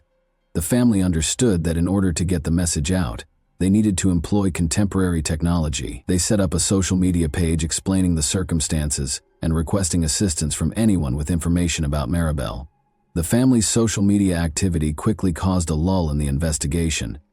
Maribel had been missing for about 2 weeks, and the authorities were still unsure of her whereabouts. But on May 16, things took a surprising turn. On social media, Maribel's family shared that they were organizing a search for Maribel in Peters Canyon, as well as an awareness walk. Meanwhile, the detectives discovered that Kwang had given back the rental automobile. They had previously inspected the car, but this seemed odd, so they decided to do it again. Recall that a dog trained to detect human remains did not detect any scent in Kwang's vehicle during the first search. However, a dog responded swiftly to the trunk's odor this time. The detectives realized they were on the right track, even though this was insufficient to apprehend Kwang. Kwang returned to the library to use a laptop after seeing on Facebook that Maribel's family was organizing a walk and searched in Peters Canyon. He was unaware, meanwhile, that the police had secured a warrant that allowed them to remotely examine the laptop Kwang was carrying. The investigators' monitor displayed the information he was seeking. One of Kwang's search terms was, "How long does it take for a human body to decay?" Then, using Google Maps, he located the location in Peters Canyon where Maribel's family had organized a gathering for anyone interested in joining the search. Then he zoomed in and out on a fairly ordinary area of Modjeska Canyon. Peters Canyon was 10 miles away from the place he looked up on Google Maps. The officers who were observing his conduct at the time were in shock. The only thing on everyone's mind was, had Kwang simply revealed them where he had hidden Maribel's body? The investigators wasted no time in going to that location. As you can see, there are no residences in the area, making it a somewhat remote location. The cops searched for 30 minutes before finding a shallow grave. Although they were certain of whose bones they had discovered, they still needed to await the forensic analysis's findings. The police came to Maribel's residence on May 17 in order to take Kwang into custody. He attempted to escape by jumping out of the window when he noticed the authorities coming, but he was apprehended and sent to the police station. Kwang no longer appeared to be the kind and self-assured individual he always was. He persisted in denying any involvement in Maribel's disappearance and denying any knowledge of her whereabouts. He was unaware that the remains had been discovered by the police. Using dental records, the forensic specialists were able to identify the victim. Maribel Ramos was the owner of the discovered remains. It was unable to pinpoint the precise cause of her death because of variables including the weather, the degree of decomposition, and the fact that the body was in an animal's habitat. Kwang was accused with several offenses. Death is usually tragic and leaves a lasting impression on the loved ones of the deceased. This sorrow was experienced by Maribel Ramos' family when their sister and cherished daughter vanished out of thin air.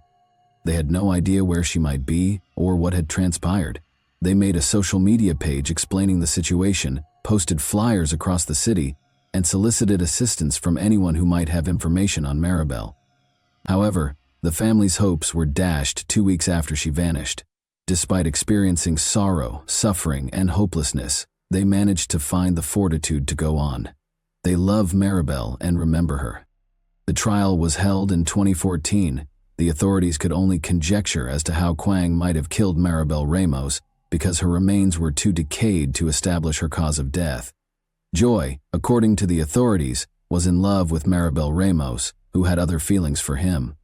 On May 2, 2013, Quang and Maribel got into a fight over rent. They surmised that Quang must have ambushed Maribel because she was combat trained and could have easily defeated him in a fair fight.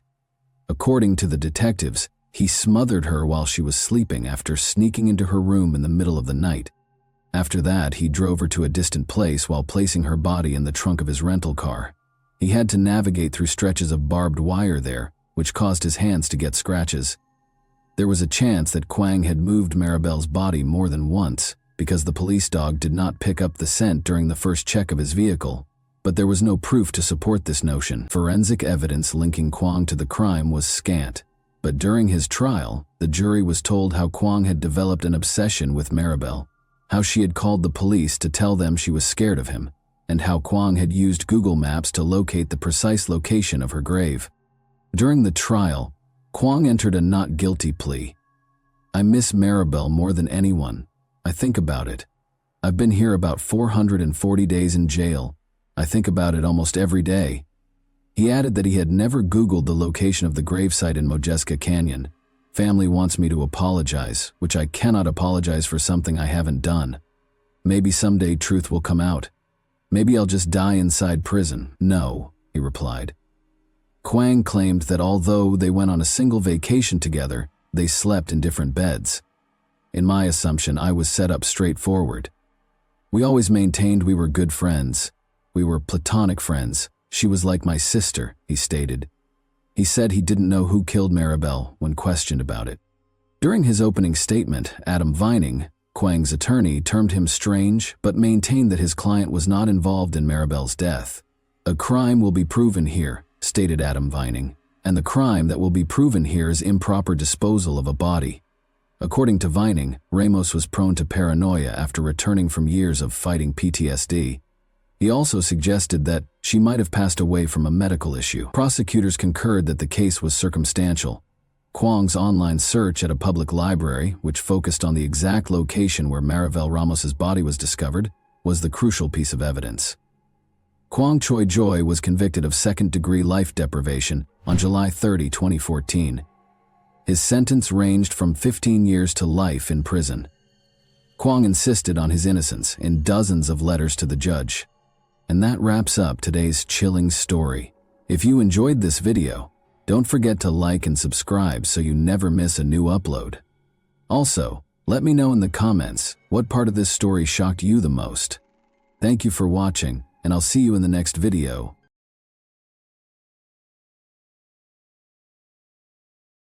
Hey guys, welcome to my channel, and today we're going to take a look at another horrible case with you. What caused the beauty queen's life to be stolen? It is said that beauty is a strong force that can save the world, but regrettably, it does not always translate into happiness and can even cause problems.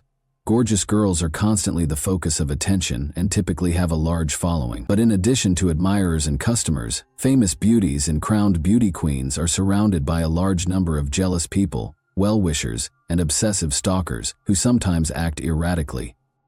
The terrible death of young Kimberly Oliveira became one of the most startling and impactful cases in South America. The girl who competed for the title of Miss Brazil and won other beauty pageants was cruelly and deceitfully deprived of her life. Her aspirations for popularity and recognition were drastically different from what the model had anticipated. People adored Kimberly's freshness and beauty, and her name did become well known outside of her home nation.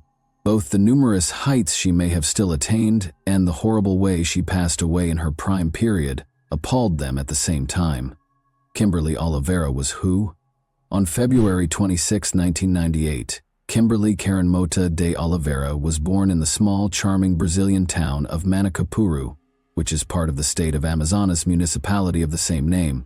She grew up with her two younger brothers as the only daughter and eldest child in Nyla and Jose Oliveira's family. It might be claimed that the girl, who had Indian, Spanish, and Brazilian ancestry, won the genetic lottery.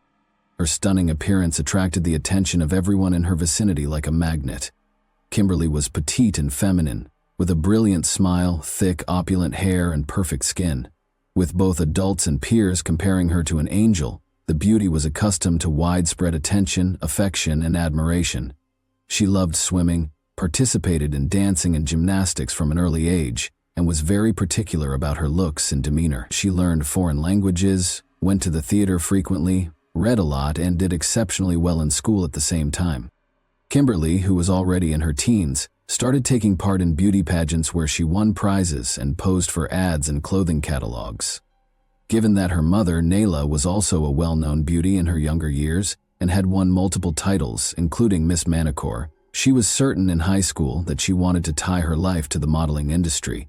But after being married, Nayla gave up her modeling profession to support her family and raise their 3 kids. Kimberly enjoyed to pose in front of the camera and recognized her exceptional physical characteristics. She participated in exhibitions, was frequently featured in fashion magazines, and was formally crowned the most beautiful girl in her hometown. She was also a strong candidate for Miss Brazil and made it to the finals of the Miss Amazonas competition in 2017, ready to compete again. She might have advanced to renowned competitions like Miss World or Miss Universe if she had won. Oliveira was well aware, nevertheless, that charm and beauty were insufficient to prevail at this level. There, contestants are also assessed on their moral character, education, philanthropic endeavors, and other factors. Candidates for the title of Beauty Queen must also be free of criminal histories, legal troubles, and nude picture shoots.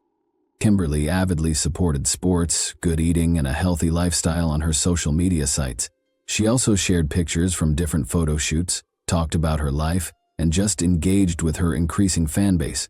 Her page on a well-known social media platform reached tens of thousands of followers by 2019.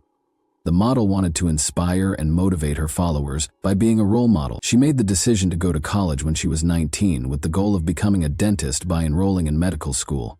Kimberly relocated to Manaus, the capital and largest city, in order to accomplish this. Her maternal uncle Henry lived in the state of Amazonas. She went from a small, peaceful area to a large, busy city after passing the required tests and starting university, eventually relocating to her family home. Oliveira made friends, adjusted to her new surroundings fast, and managed to balance her education with involvement in various projects and sports commercial campaigns. Tenacious and crafty admirer. When Kimberly had free time between studying and picture assignments, she would typically hang out with her pals in different locations as a big group. A dashing young man called Rafael Fernandez Rodriguez approached Kimberly and her close friend as they were having a good time at a well-known club in the fall of 2019. He offered to buy Oliveira a beverage because he wanted to get to know her. The model, however, who was used to the increased attention and knew how to respond to such circumstances, graciously rejected, stating that she was not alone and that she didn't require anything. Rafael merely went after apologizing for the disruption. However, the girl was still unaware that the stranger had planned and choreographed the entire incident. In actuality, the man had been paying close attention to the young model on social media for a year or two, but he had never tried to get in touch with her until that day. He chose to appear to be seeing her for the first time and only want to meet her because he was familiar with the locations the beauty frequented. Rodriguez, who was 31 at the time, had just gotten divorced and was completely enamored with the prospect of meeting Kimberly and falling in love with her after reading on social media that the model had relocated to Manaus. He likewise relocated to the city, where he rented a large apartment in a posh residential complex and promptly secured a lucrative position in corporate law, thanks to his legal education. He then started carrying out his strategy, keeping a careful eye on Oliveira and waiting for the ideal opportunity to speak with her. Raphael made the decision to come out of hiding and began sending the girl private messages on social media, inviting her out on a date, following the failed attempt to meet at the nightclub. For several months, he also consistently liked and commented on every post the model made on her profile. Since she frequently found herself in similar circumstances, and this man didn't especially stand out, she ignored the obstinate follower and gave him no particular attention. In an attempt to win their friendship and trust, Rodriguez then modified his strategy and added Kimberly's friends, classmates, and even family to his list of acquaintances. This strategy worked, and he was able to get her phone number from a close friend. Then, the maniacal stalker started sending her messages on instant chat, proposing to meet up. The man examined the thing he admired, well, being aware of her preferences, travel habits, musical tastes, and so forth. He began going to training sessions outside, sometimes led by Oliveira herself, and it was only there that he was able to get her attention. After speaking for a while, they started phoning and contacting each other frequently on social media. Despite the fact that the two young people were about 10 years apart in age, Raphael was able to attract the girl's attention because he was well prepared. The man approached the girl with caution, attempting to court and please her in a lovely way without frightening her away or causing her to forget about him. His strategy was successful, and Kimberly and Raphael formally began dating in March 2020 after declaring their relationship. The passionate owner, the handsome and romantic man who tried his hardest to earn the beauty's love, showed his true nature. He immediately began tracking his sweetheart's every action as soon as they started dating, demanding to know where she went, who she spoke to, who messaged her, and everything else. At first, the girl even thought it was funny because she had never been restrained or managed before. But things became worse every day, and Raphael started acting more aggressively and invasively. He now made decisions over who Kimberly could block, who she could reply to, when and when she could go live, and which pictures she could share on social media. She soon became weary of this. They got into a heated dispute as he tried to establish personal limits the man couldn't breach. Rodriguez had to make amends and provide an apology. He offered the girl a big bouquet of flowers and invited her to a fancy restaurant. After every fight, he said this again. The man promised Oliveira he would never leave him and provided her expensive presents or romantic dates at hip places to keep her from leaving him after he had followed her so long and relentlessly. Kimberly was complaining to her friends more and more about her partner, claiming that she was unable to move further without his consent. Even at the university, Raphael prohibited her from talking to men. He also stole her phone without her consent, reviewed her messages and calls, and then made a scene. At times, he became so enraged that the girl worried about her safety. Her friends acknowledged that this was unusual and suggested that she speak with the man seriously before leaving him before it was too late if nothing changed. Knowing that she would soon have a successful modeling profession, diploma, defense, international travel, fashion magazine photo shoots, popularity, and recognition, Kimberly also realized she didn't want to live this way. She didn't want to sacrifice all for shaky relationships with an obsessive and unstable owner who tried to control, limit, and treat her like an object. Final judgment by the beginning of May 2020. Kimberly made the decision to end her relationship with Raphael after 2 arduous months, but she wasn't sure how to do it without making him angry. She waited for the ideal opportunity to break the news, but there was no longer any room for delay. Kimberly always spent Mother's Day with her mother, which was observed on May 10 in Brazil, but she was unable to visit her homeland to celebrate her mother because of the COVID-19 pandemic's restrictions in 2020. Rather, Kimberly shared a picture of them together, along with heartfelt words of appreciation and a heartfelt message. Nayla was receiving treatment at the hospital at the time following her cancer diagnosis. Kimberly and a few pals, including Raphael, went for a run at the park after posting. Everyone who saw the pair that day said they were having a lovely conversation and weren't fighting, and only her close friend was aware that the model had already decided she was going to split from her boyfriend that night. Kimberly called her uncle at midday and informed him that she would be spending the day with Gabriella, her best friend, but would go back home to sleep. She later called Henry once more, promising to return by midnight and requesting that he not lock the front door since she had forgotten her keys. While at her friend's house, Kimberly practiced what she was going to say to her boyfriend. She picked her words carefully to avoid offending him and causing any angry outbursts, and even though it was really tough, she finally seemed to have found the right delicate phrases and was prepared for the crucial conversation. Henry followed instructions and went to bed, completely trusting his niece in the evening. Raphael showed up at her friend's house in his brand new white Audi at around 9 o'clock in the evening. Kimberly said goodbye to Gabriella, smiled as she walked out to him, and sat down beside the driver in the passenger seat. Nobody ever saw the girl alive again, and the couple's disappearance was strange. When Henry awoke on the morning of May 11 and saw that his niece was not home, he got quite concerned. Kimberly always let him know when she would be coming back and if she was going to spend the night at a friend's house. Her phone was off when he tried to reach her. Gabriella informed him that Kimberly had gone out with her boyfriend and had not been in contact since. It was odd that Raphael didn't answer when Henry called him. The fact that the girl had never before skipped her university classes was quickly revealed. By midday, Henry went to the police to report the girl and her boyfriend's absence because he was certain that his niece was missing and that no one had seen her.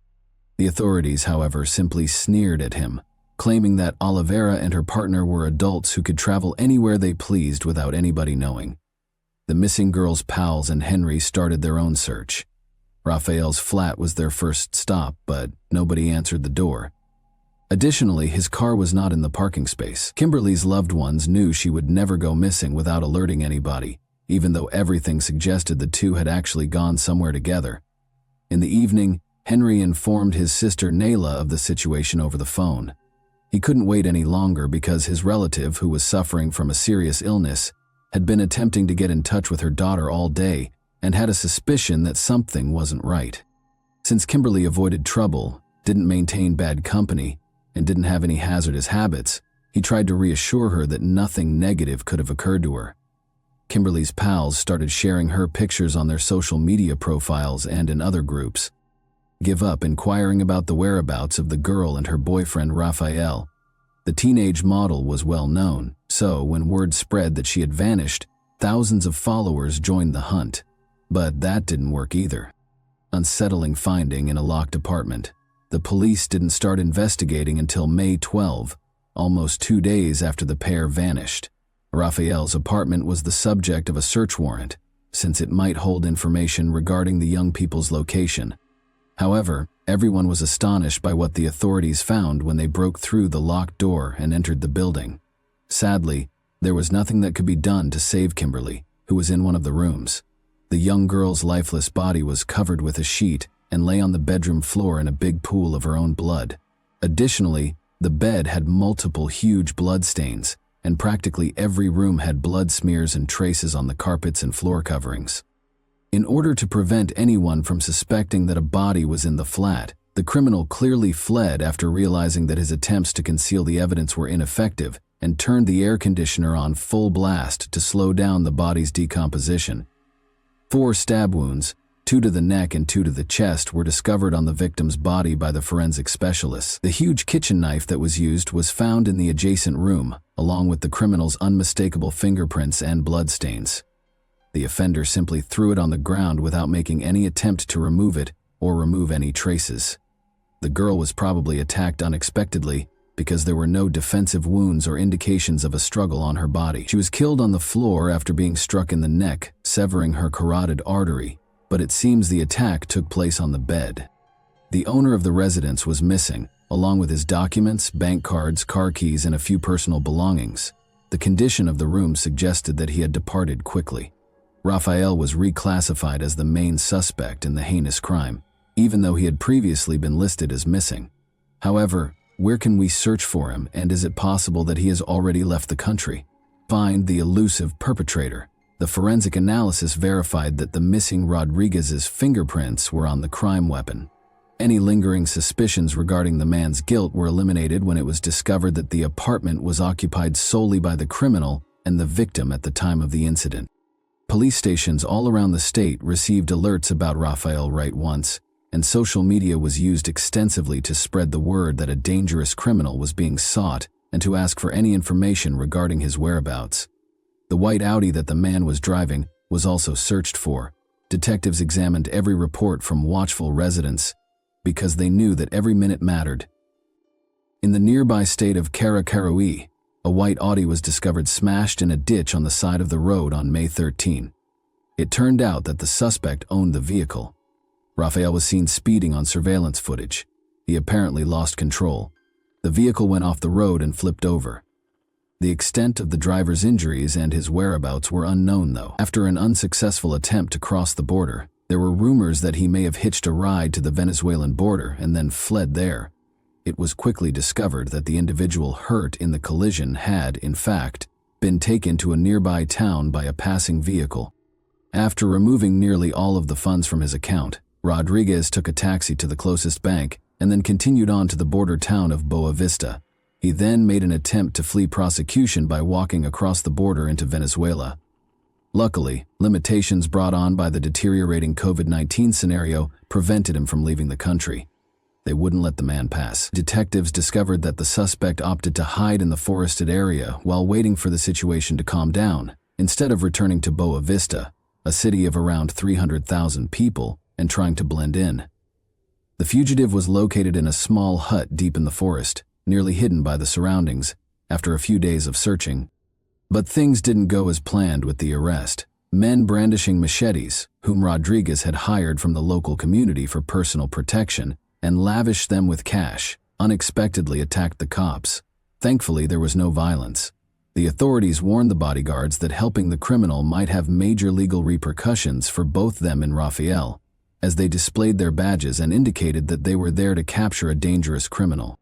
The authorities had all the proof of the primary suspect's guilt by the time he was taken into custody, so there was no use in disputing it. According to surveillance footage, Kimberly got into his car, drove to his house, and climbed up to his apartment. A few hours later, Rodriguez fled the site by himself. It's interesting to note that the couple seemed at ease, smiling and having a great conversation in every video. Raphael casually left the apartment without showing signs of fear, regret, or guilt. The suspect gave a pretty odd account of what happened that day, but he acknowledged his guilt under the weight of the evidence. He claims that after deciding to enjoy a romantic evening, he and his sweetheart went to his place and shared private moments.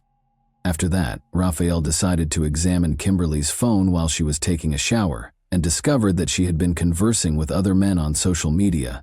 Before he confronted her about it, he went to the kitchen and took a big knife and concealed it behind a pillow. He said he merely intended to frighten her in case she tried to trick him, not to hurt her. Raphael began grilling Oliveira about who she was speaking to as soon as she lay on the bed after taking a shower. "I'm not talking to any men," the girl responded with a simple smile.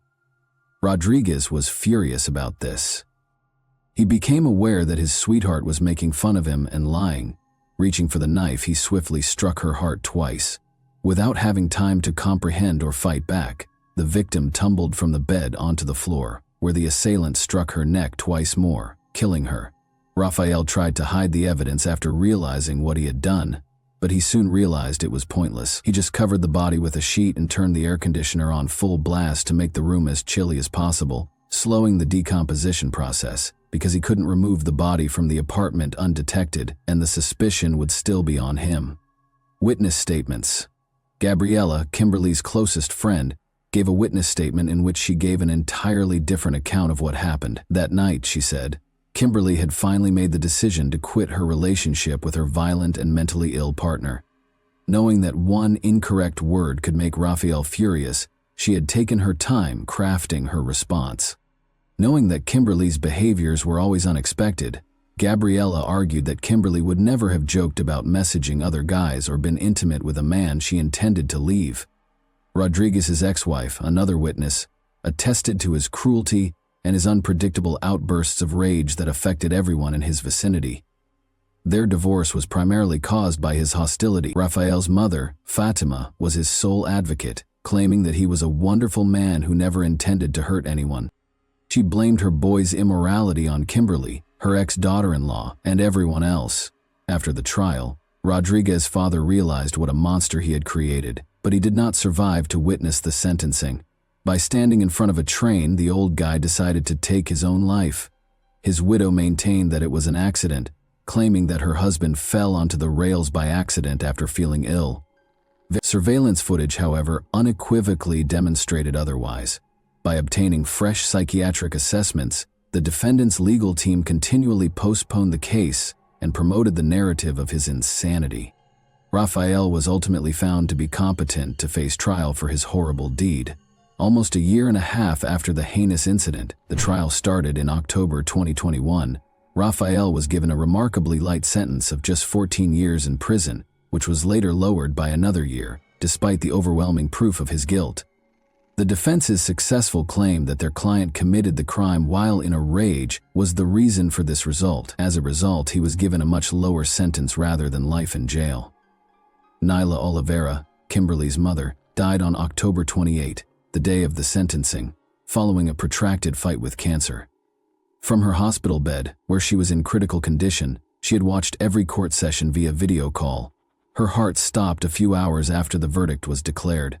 In less than a year and a half, the Oliveira family lost two members they loved, their beloved sister and daughter, then their mother and devoted wife. Since her son was the only close relative she had left following her husband's passing, Rodriguez's mother resolved to wait for him to be released from prison. And that wraps up today's chilling story. If you enjoyed this video, don't forget to like and subscribe so you never miss a new upload. Also, let me know in the comments, what part of this story shocked you the most? Thank you for watching, and I'll see you in the next video.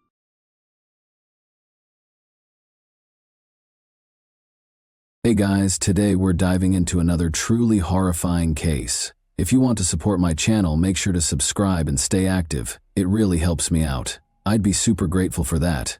Let's get started. Mississippi's charming seaside village of Ocean Springs was well known for its peace and easygoing way of life. It was the type of community where neighbors watched out for one another and life went more slowly. Lauren Johansson, a kind young woman who seemed to improve the world simply by existing, was one of its occupants. Because she loved animals so much, Lauren spent a lot of her time volunteering at nearby shelters. One day, she hoped she would build a sanctuary where all stray animals may find refuge. However, everything changed on the morning of July 3, 2024. Lauren's phone was inaccessible, and she failed to return home. Her father became concerned after receiving an odd message from her number.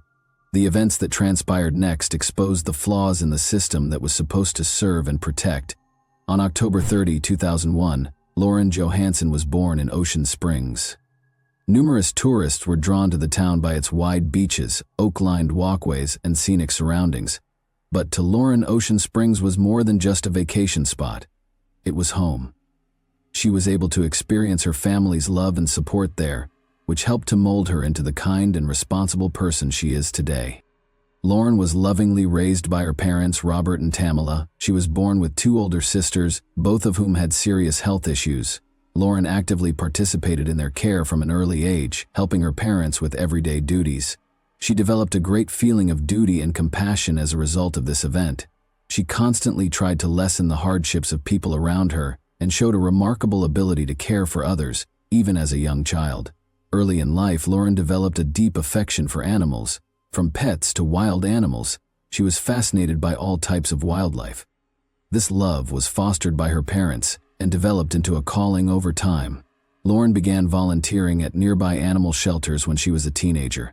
She was more than simply a dog or cat food and cleanup lady. She provided medical attention to injured horses, birds, and even rescued wild animals. It was evident from her ambition, commitment, and kindness that Lauren was meant to serve others. She chose to become a nurse in high school, which was a great fit for her nurturing personality. She enrolled in the University of Southern Mississippi's nursing school after graduation. Lauren's intense interest in the subject and her unwavering work ethic drove her academic success. Her exceptional academic performance demonstrated her will to succeed and her sincere desire to improve people's lives.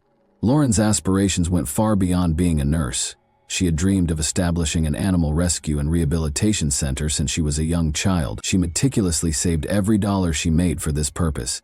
Building a location where animals in need may find refuge and a chance at a new life was her clear aim. She found motivation and purpose in this project. In her final year of high school, Lauren got to know Bryson Rivers.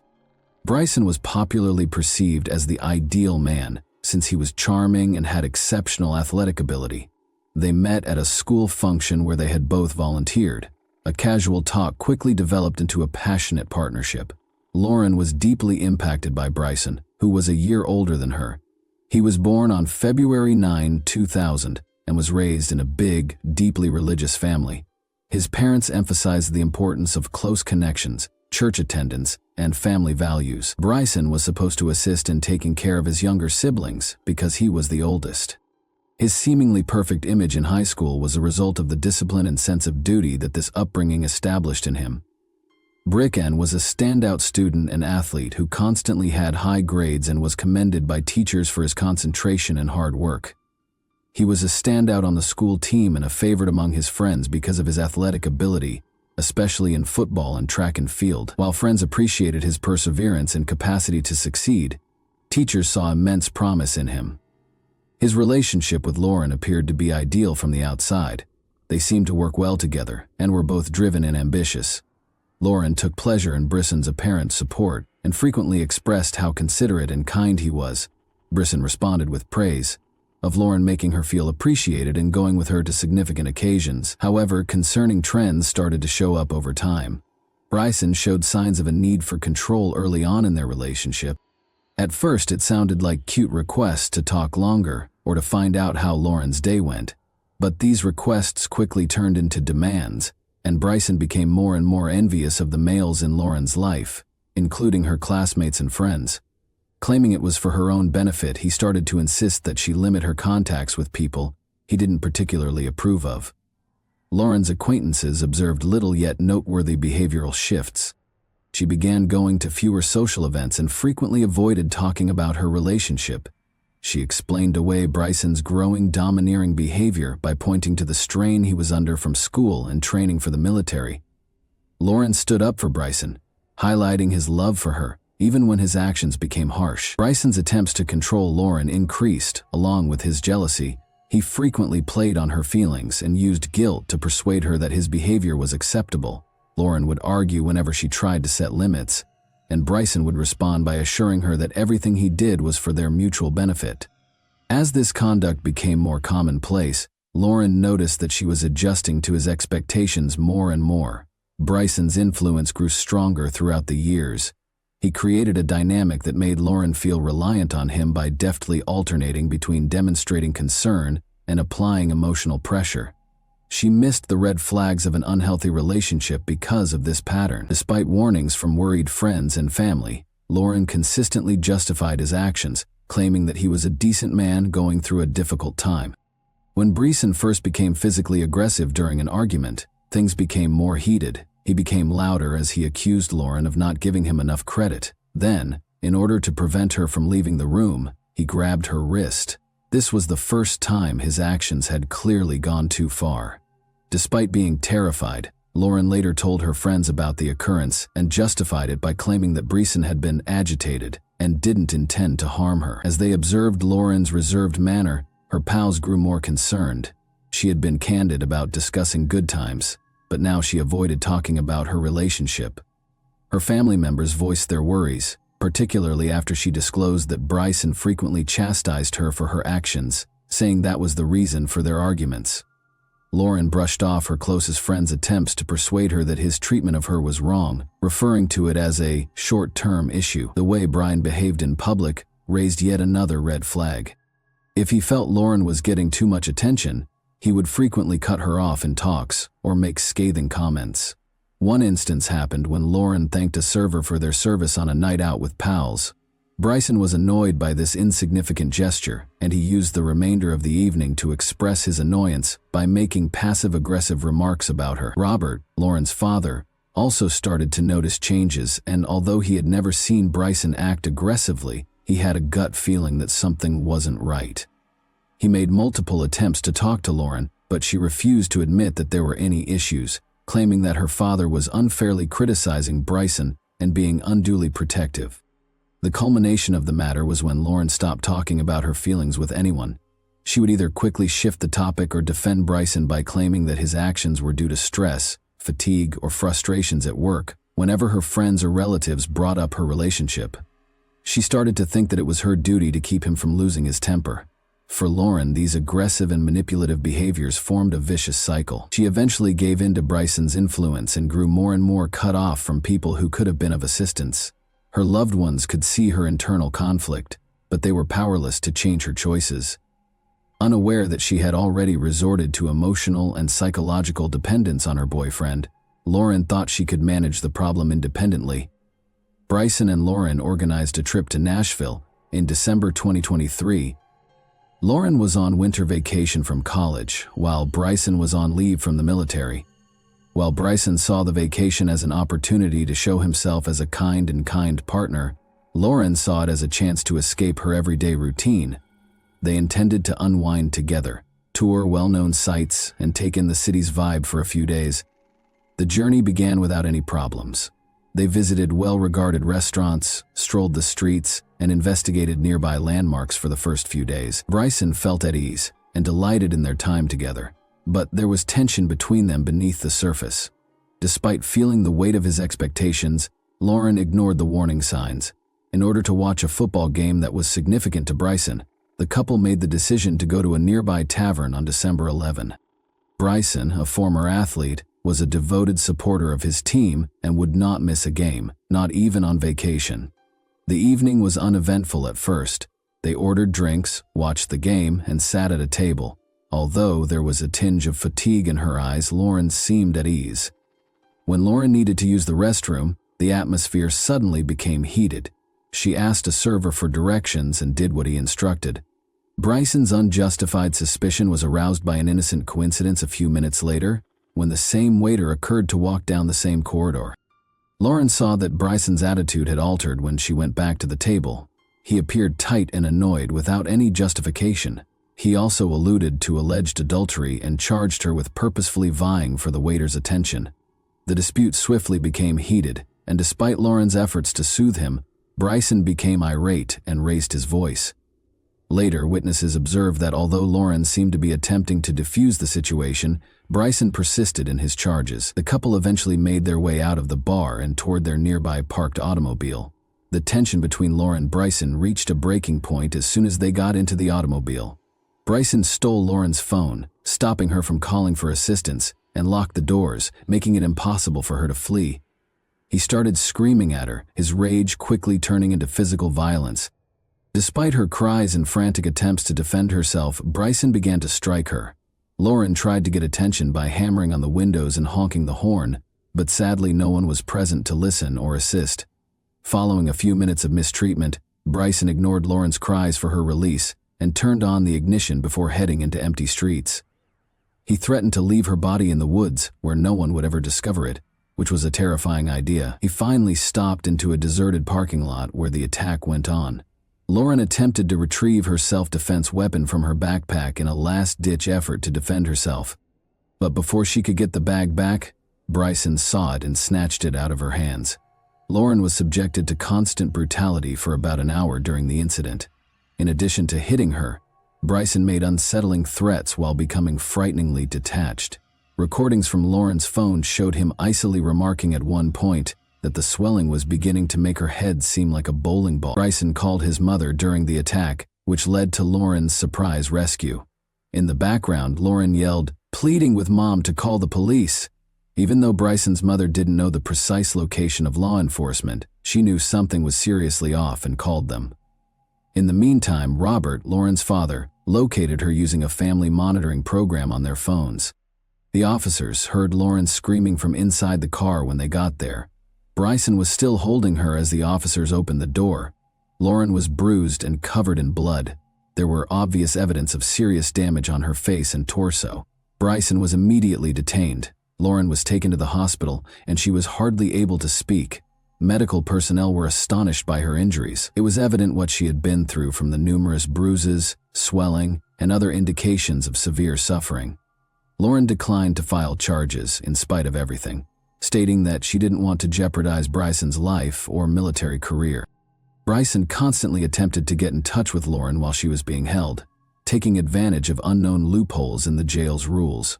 He deceived her throughout his calls by vowing to change and making a vow to never harm her again. Lauren gave in to his pressure and changed her original remarks, which had a big impact on the case's course.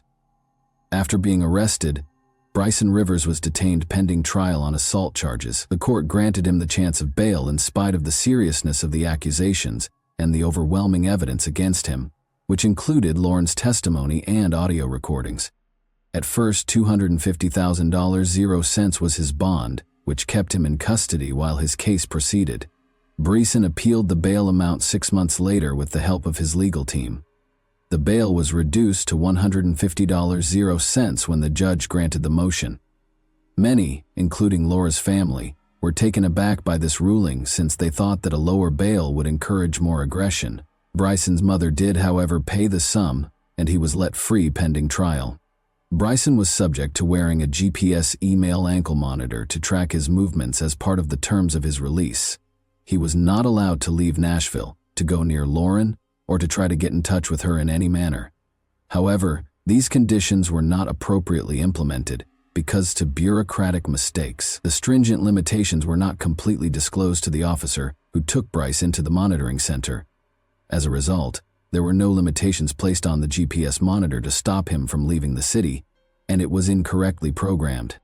This mistake was brought on by a lack of departmental collaboration. The monitoring center did not get the documentation outlining the conditions of Bryson's release in a timely manner. Because of this, the employees who were in charge of installing the ankle monitor had to rely on Bryson's own story, where he gave misleading information and left out the limitations pertaining to Nashville and communication with Lauren. Bryson's ankle monitor's batteries started to drain a few days after he was released. He disregarded the message that the smartphone needed to be charged. Authorities couldn't follow him after the monitor completely died. Despite becoming aware of the problem, the monitoring center did not respond right away. Because they failed to notify law enforcement promptly, Bryson was free to break the terms of his parole. Lauren's family didn't find out until a few days later, when police told her father, Robert, that Bryson's monitor had stopped working and that they didn't know where he was. It was shocking to learn that authorities were not handling the case with the necessary urgency, so instead of acting right away, they left a voicemail on Robert's phone, briefly outlining the circumstances. Lauren's family decided to handle things themselves. Robert demanded prompt action from the local police department in order to find Bryson. In order to avert a catastrophe and find any hints on Bryson's whereabouts, he also insisted on checking Lauren's car's GPS system. Attempts to locate Brian were unsuccessful despite the family's constant efforts. His location remained unclear for days after the ankle monitor malfunctioned. Robert emphasized the immediate danger to his daughter's safety and urged law authorities to act more forcefully on several occasions. When law enforcement officially confirmed that Brian had broken the conditions of his parole on July 2, the situation became more heated. His phone had been switched off by then and it was unclear where he was. His arrest warrant was issued by the police, but it was too late to stop what transpired.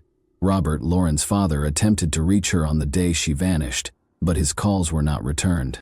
Later, he got an SMS from her phone that made him suspect right away. Lauren didn't sound like the author of the message. Startled to find out where Lauren was, Robert called his other daughter, who lived in the same apartment as her. When Lauren's sister awoke, the front door of the apartment was open, the security cameras were turned off, and Lauren's car was nowhere to be seen. She called Robert right away, and he called the police right away to report Lauren missing. Police took a long time to respond, even though the family's desperation and the evidence they presented were convincing. Law enforcement didn't agree to start following Lauren's automobile until over 24 hours after she was reported missing. A number of structural flaws in the way authorities handled Bryson's case culminated in these delays. Although Lauren's family had taken every precaution to avoid a tragedy, their efforts were thwarted by law enforcement's inaction. Lauren's automobile was eventually found by authorities using its GPS signal on July 3, 2024. The car was parked just outside of town in a secluded spot close to the Wolf River Cemetery. The area was renowned for being remote, encircled by thick forests and distant from any major thoroughfares. Law enforcement officials and Lauren's father, Robert, were quickly mobilized by the disturbing finding. A man abruptly bounded out of the car and fled into the bushes as police drew closer. He was being pursued by Brick and Rivers officers, but the dense undergrowth made the pursuit challenging, and he soon vanished from view. In an attempt to locate his daughter, Robert, who had arrived at the site just behind the police, hurried to the automobile. He saw a terrifying scene when he opened the door. Lauren's body was in the back seat, covered with black trash bags and a sheet. She was nearly unrecognizable due to the extensive injuries to her head and face. Nothing in his experience could have prepared Robert, a doctor who is used to seeing injuries, for what he witnessed that day, he later acknowledged. Some cops started recording the incident while others carried on looking for Brisson. Lauren had suffered a severe beating before to her death, as evidenced by bloodstains found on the upholstery and inside the vehicle. Even as his own condition worsened, Robert refused to leave the area until the investigation was over, despite the mental and physical toll it had taken. Brisson was found after many hours of searching. He was eventually found deep in the woods by helicopters using thermal imaging technology. 9 hours after the search started, Brian was captured by the officers that encircled the location. He didn't resist and seemed cool and collected when he was arrested. Brian Rivers later gave his version of events when being questioned. He asserted that he knew Lauren would be spending the day alone when he got to her house that morning.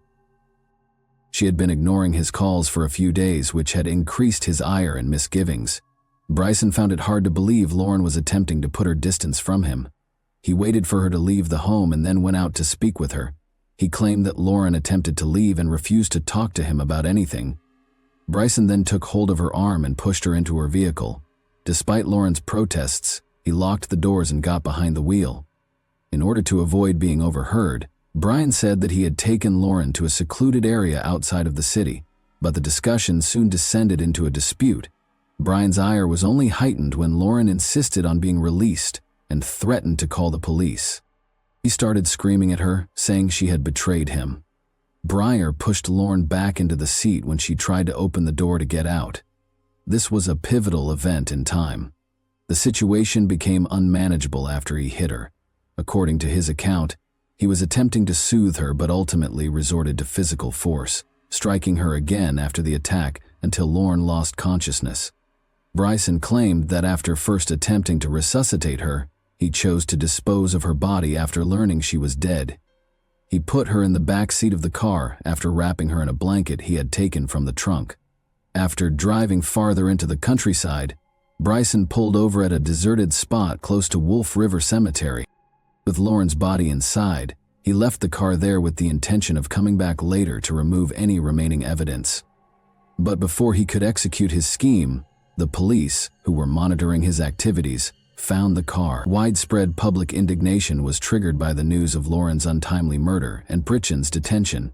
Media coverage not only addressed the crime but also emphasized the many shortcomings in the legal system that led Brisson to avoid appropriate supervision following his release on bond.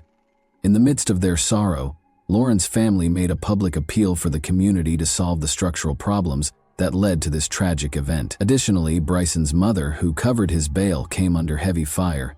Many questioned whether she was completely aware of the possible repercussions of her conduct. Although the world widely condemned her choice, Lauren's family never publicly placed the responsibility on her. Numerous Ocean Springs locals, along with friends and relatives, attended Lauren's burial to express their sorrow over her passing. Lauren continued to be a representation of generosity, altruism, and a commitment to assisting others, to everyone who knew her. One of Lauren's biggest loves in life was animal welfare. Therefore, her family chose to create a foundation in her honor to fund these initiatives.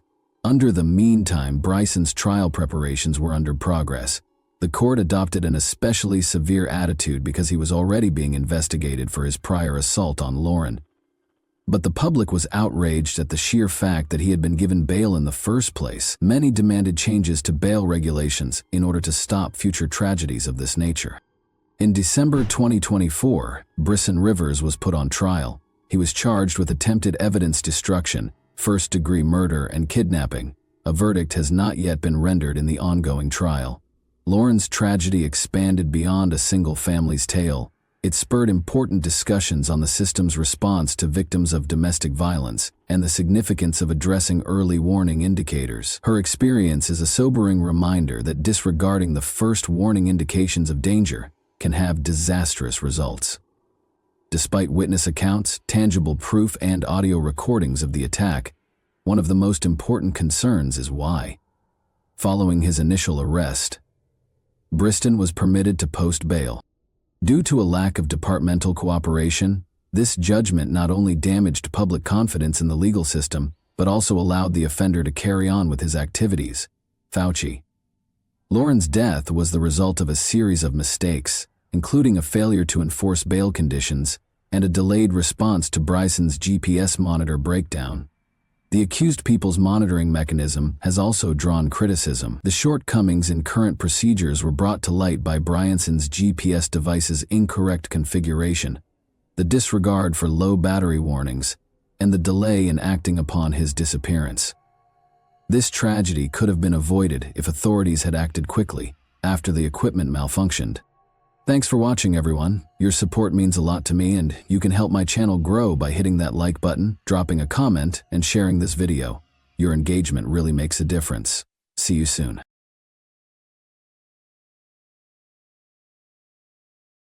Hey guys, welcome to my channel, and today we're going to take a look at another horrible case with you. Keyshawn Mann, a 13-year-old boy, made the horrific 911 call that you heard. The Kentwood-dwelling child had a rather startling encounter. He was casually relaxing on the basement couch on January 25, 2010, when an unthinkable incident occurred. They heard someone approaching and the horrifying sound of a gunshot. His father had been shot while using his laptop, and his lifeless body lay on the floor. No youngster should ever have to see such a terrible and painful event.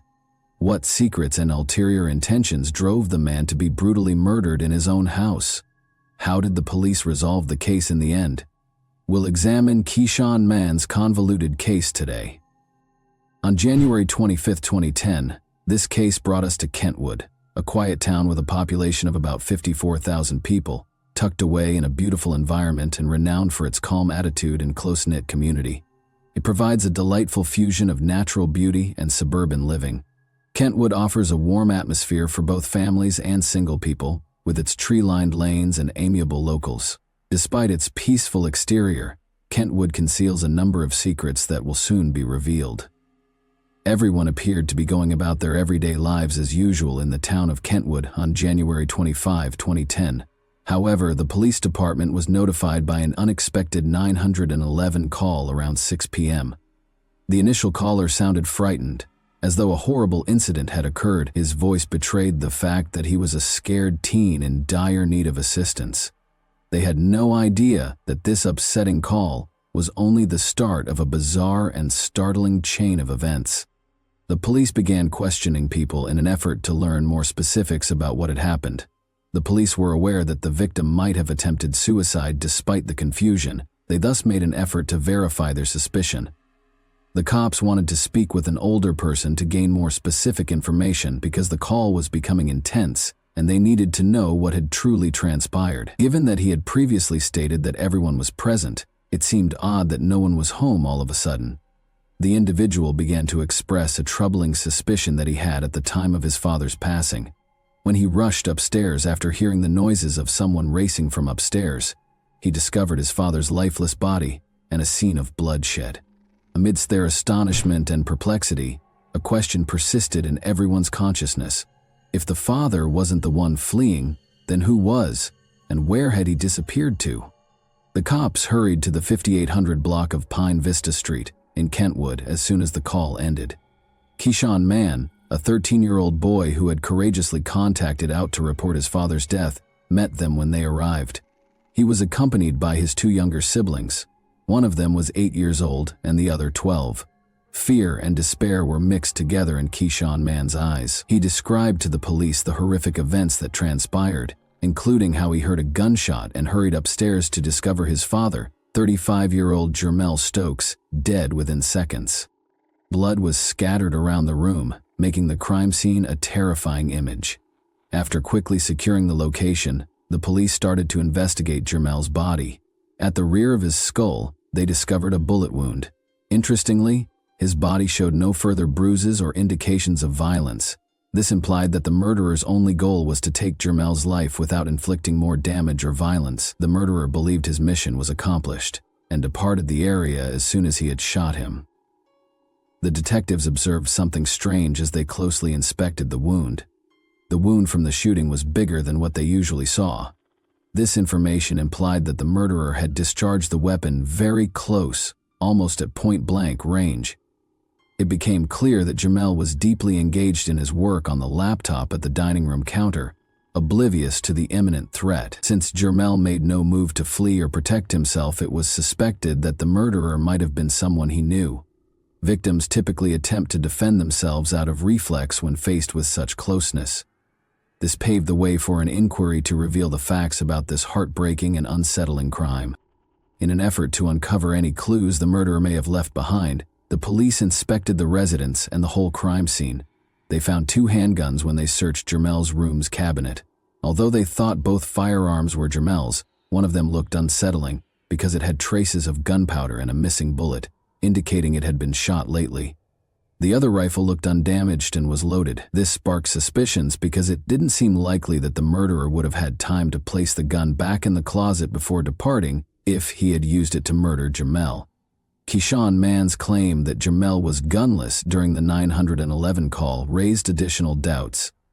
The detectives questioned how Keyshawn Mann could have been so certain that Jamel was armed. In an attempt to find any evidence that would provide them with information about the predator, the rifle was sent for testing right away. At that point, Lakeisha Mann, Jamel's fiancée and Keyshawn Mann's mother, came home after hearing of Jamel's passing. Despite being in the same town, the fiancé took a long time to return home, which the police thought was odd.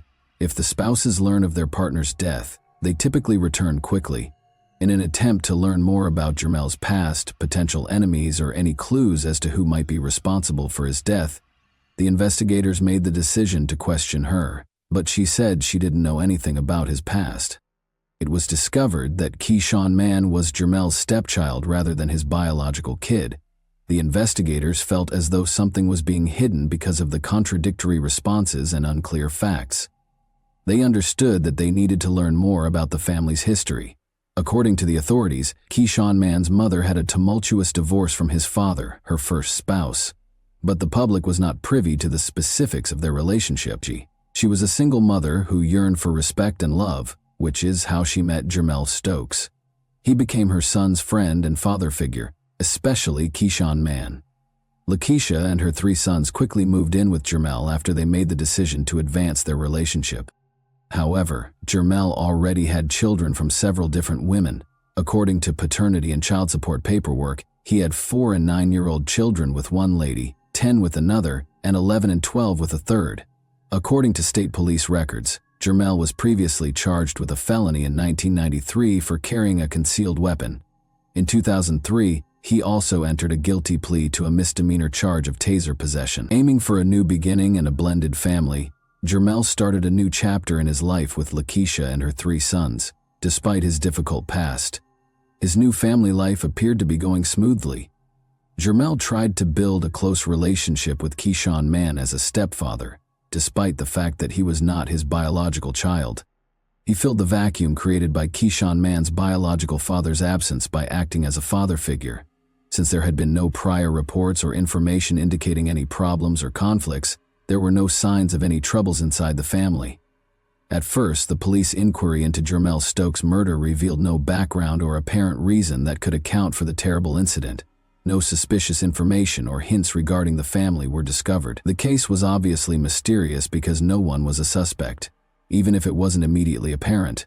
Detective Mattis couldn't get rid of the idea that every murder must have a purpose. Even though the detectives first ruled out the family's involvement, they were ignorant of the harsher facts and hidden secrets that were concealed beneath the surface of their seemingly ideal family. The police turned their attention to identifying the person who might have killed Jamel out of a personal grievance or motivation. First, they asked the neighbors whether they could remember anything out of the ordinary or if they had witnessed someone fleeing the residence on the night of January 25, 2010. Still in shock after the terrible incident, the neighbors acknowledged hearing a gunshot but did not see anyone running away. In an attempt to find more leads, the police continued to question Jamel's acquaintances and family, but they were unsuccessful. It was difficult for the detectives to accuse anyone because there were no obvious hints to follow, no evidence left behind, and no signs of blood or fingerprints at the crime site. The stunning fact that left everyone startled was finally revealed by the firearms testing findings. His own stepson, Keyshawn Mann, had fingerprints on the gun that killed Jermell. Those who knew the family well were shaken by the unexpected news. Since Keyshawn Mann had been the one to phone the police in distress to report his father's shooting, this discovery provided a confusing twist to the case. The difficult challenge of figuring out the reasons behind this sudden change in circumstances now lay before them. With reference to Keyshawn Mann's 911 call, the police started to piece the puzzle together. At first, Keyshawn Mann said that everyone was seated on the couch when the murder occurred, suggesting that the family was present at the time. However, when authorities asked to talk with an elder member of the family, nobody was home, which caused suspicion. The police came at a conclusion based on these discrepancies. They thought that Keyshawn Mann saw the ideal chance to execute his plan on January 25, 2010, just before 6 p.m., when his mother was out.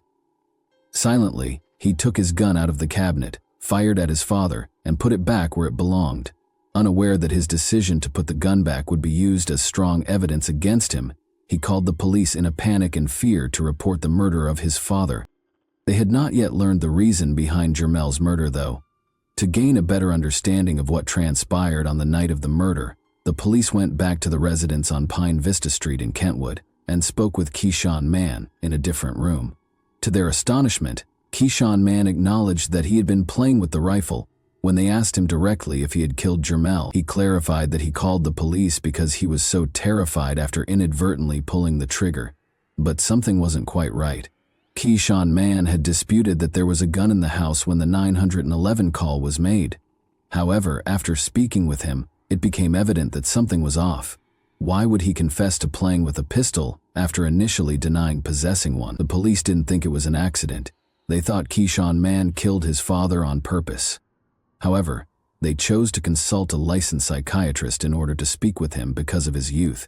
They recognized that he might have taken such a severe action as a child due to underlying concerns or motives.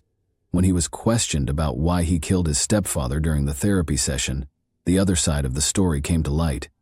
Behind the joys and the seemingly ideal family, there was more. Keyshawn Mann talked candidly about Jermell Stokes' torture and abuse of him and his family. He disclosed that if Jermell was upset or for the smallest of reasons, he would regularly beat him, his mother, and his brothers. Keyshawn Mann felt stuck with no way out and wanted to shield his mother and siblings from the constant torment. He thought that getting rid of Jermell, his stepfather, was the only way to solve the problem. He told the therapist about the horrific ways that Jermell had mistreated his mother, including putting a finger down her neck. He also described how, when his mother wasn't there, Jermell would hit him and his siblings with a paint stick. When Jermell choked him, Keyshawn Mann talked about how he was able to get away from him. Keyshawn Mann's intense love for his mother served as the fuel for his hatred of Jermell. He could no longer stand to watch his mother be abused by Jermell. Keyshawn Mann made the painful choice to take his own life with one of Jermell's own firearms because the anguish of seeing his mother mistreated him grew intolerable. Perhaps as a result of some unidentified factors influencing his mother's prior divorce, this young child had already experienced a great deal in his life. But this time, Keyshawn Mann had reached his breaking point, which led him to perpetrate a heinous crime. This terrible story was made all the more fascinating by the depths of motivations and emotions. It was determined to send Keyshawn Mann to the circuit court for trial in June 2010 due to his young age of 13. This made him one of the youngest in the state to be put on trial for murder, and the youngest in Kentwood County. Keyshawn Mann confessed to killing his stepfather, Jermell Stokes, according to the Kentwood police detective in the courtroom. Keyshawn Mann acknowledged stealing Jermell's unlicensed silver handgun from a cupboard during the trial. He had checked the rifle by taking out and reinstalling the clip, so he knew it was loaded. Keyshawn Mann acknowledged that he did approach Jermell from behind when his attorney, Fred Johnson, questioned him about it. Keyshawn Mann responded with another yes when Johnson asked a pivotal question.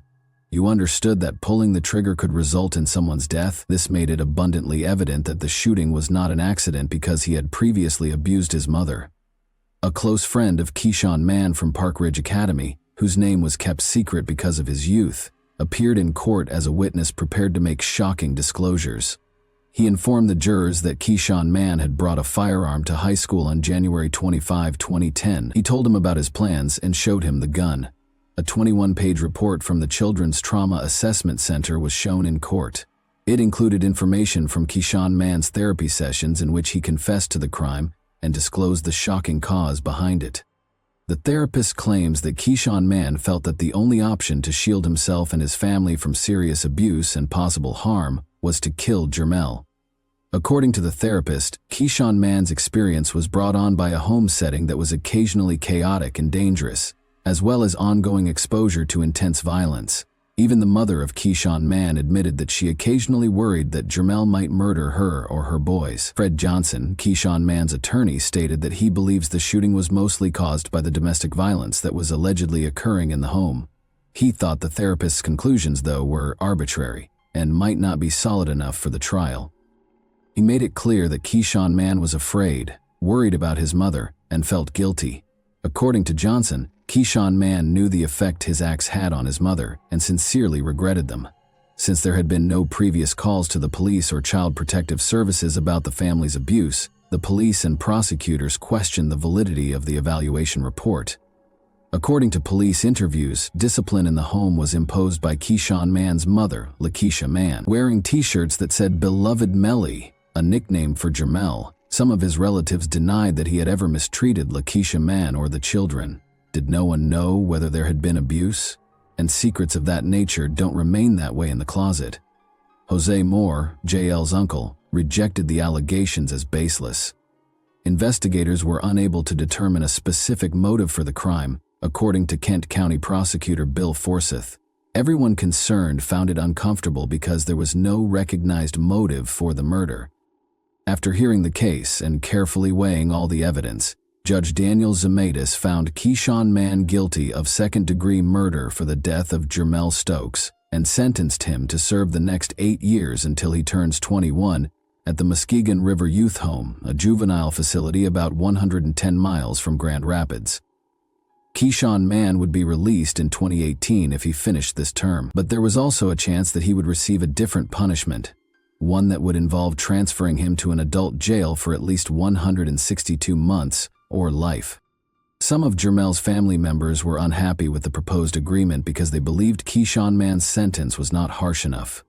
Keyshawn Stokes, Jermell's sister, said that she thought Keyshawn Mann should be sentenced to 35 years in jail because her brother was 35 years old.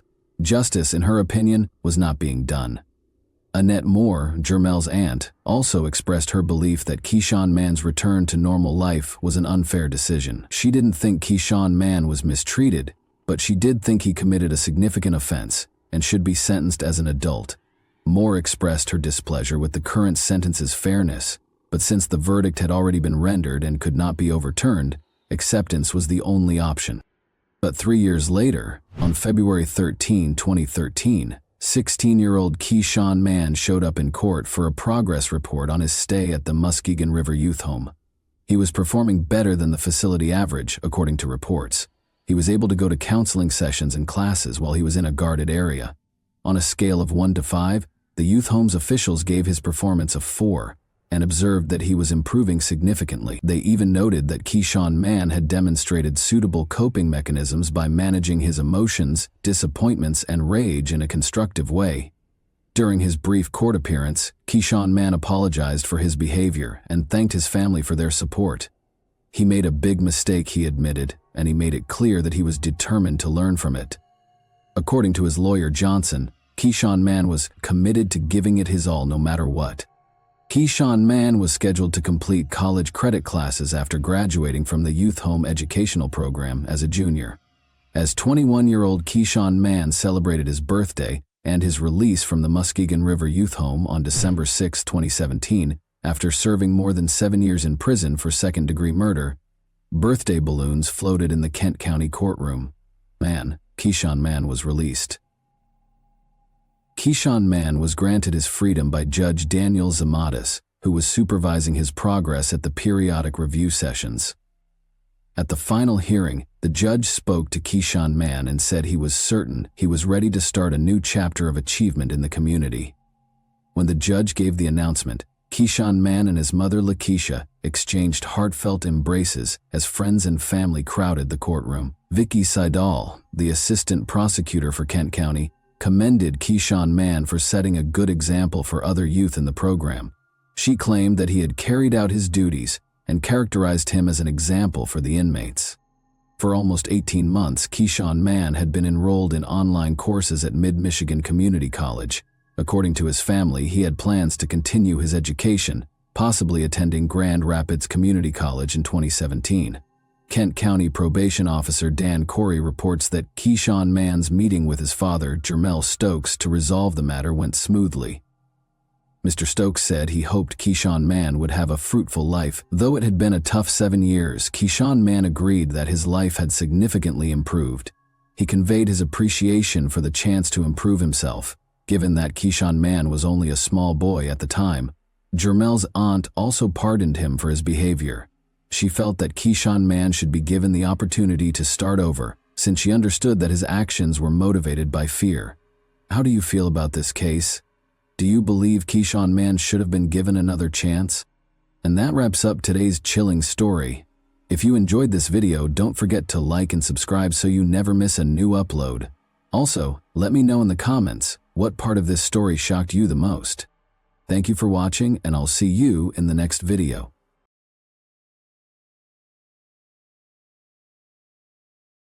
Hey guys, welcome to my channel, and today we're going to take a look at another horrible case with you.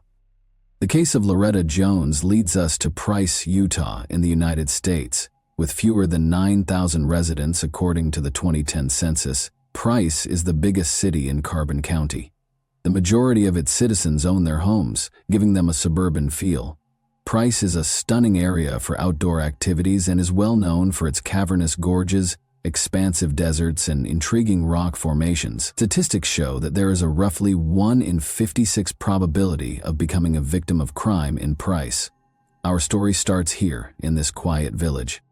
Loretta Jones and her 4-year-old daughter, Heidi Jones, resided at 460 E 400 South in Price. She put in a lot of effort there to support herself and her daughter. She was young and single, but she gave everything she had for Heidi, who recalled all of their wonderful times together. Heidi's dolls and much of her childhood clothing were handcrafted by Loretta. Their wonderful life together would soon come to an abrupt end on the evening of July 30, 1970. Unaware that it would be the last time she would see her mother alive, Heidi bid her goodnight with a kiss on that beautiful July night. When Heidi Jones awoke on the morning of July 31, 1970, she discovered her mother, Loretta, dead on the floor of their living room. Heidi, too young to properly understand, stepped outside. There she noticed Sue Ann Hovert, her neighbor, excavating worms at her flat. Hovert asked Heidi what she was doing after noticing her beckoning her closer. In response, Heidi said, "I can't. I think my mommy is dead." When Hovert heard these words, she instantly stopped what she was doing and went inside with Heidi to see how things were going in Loretta's house. Hovert discovered Loretta laying face down, her back and hair matted in blood, and she was completely nude from the waist down. Police Chief Art Poloni arrived at the site after Hovert phoned the police. On July 31, 1970, at approximately 11:40 a.m., the police arrived and verified Loretta's death. The living room was covered in blood, and Loretta had been stabbed 17 times. Since there was no evidence of forced entrance, the detectives concluded that she had known her assailant. Additionally, Loretta had no defensive wounds, suggesting that she had not attempted self-defense throughout the assault. The medical examiner determined that Loretta had body fluid on her and that she had been slain by a short, narrow knife. Unfortunately, there were no CCTV cameras to record the events, and DNA testing was only in its infancy at the time. Investigators looked to Heidi for answers because a young girl was there in the house when the crime occurred. Heidi informed them that she was warned not to leave her room by her mother after she had put her to bed. She added that on the night of the murder, she didn't hear her mother struggle or scream. The detectives were alarmed by what she said, though. Heidi had told the investigators that Tom did it. "Tom killed my mom." As they searched the house during the investigation, the cops started looking for explanations. This notepad contained an entry from Heidi's grandma, who was recording whatever Heidi said at the time. When the body was recovered, Heidi told her grandma, "It was Tom that killed my mom." Later, they located Loretta's diary, which had a name that sounded a lot like the one Heidi had mentioned, Thomas Egley. Before her death, Loretta dated Thomas for 2 months, according to the diary. They were only able to learn this about Thomas. The name that 4-year-old Heidi, who was asleep at the time of the murder, mentioned was the only other clue the investigators had to piece together the case, but the police soon had another lead to pursue. 10-year-old Kula Fennell, who lived 3 blocks from Loretta's home, was outside with her brother at 9:30 p.m. riding their bikes. As night fell, Kula's brother abandoned his bike and entered, and Kula chose to follow suit, leaving her bike outside. A man grabbed her from behind and covered her lips with his palm as she made her way to the main door.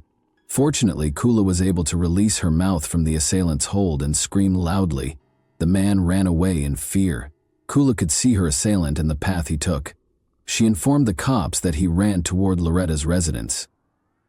Since Thomas Egley was already a suspect in a murder investigation that same evening, his image was later included in a lineup at the police station. Thomas was taken in for interrogation after Kula identified him as the one who attempted to abduct her. The investigators thought Kula and Loretta's cases were connected. Thomas denied any involvement in either of the 2 occurrences when they questioned him about them separately on August 1, 1970. According to Thomas, he got a lift with other teens the night of the murder and was dropped off at a fast food restaurant in Price, where he ate hamburgers. Around 11:30 p.m., he claimed to have gone to Highway Rendezvous, a pub on Spring Lane Road, before returning home. He said that day, he didn't see Loretta.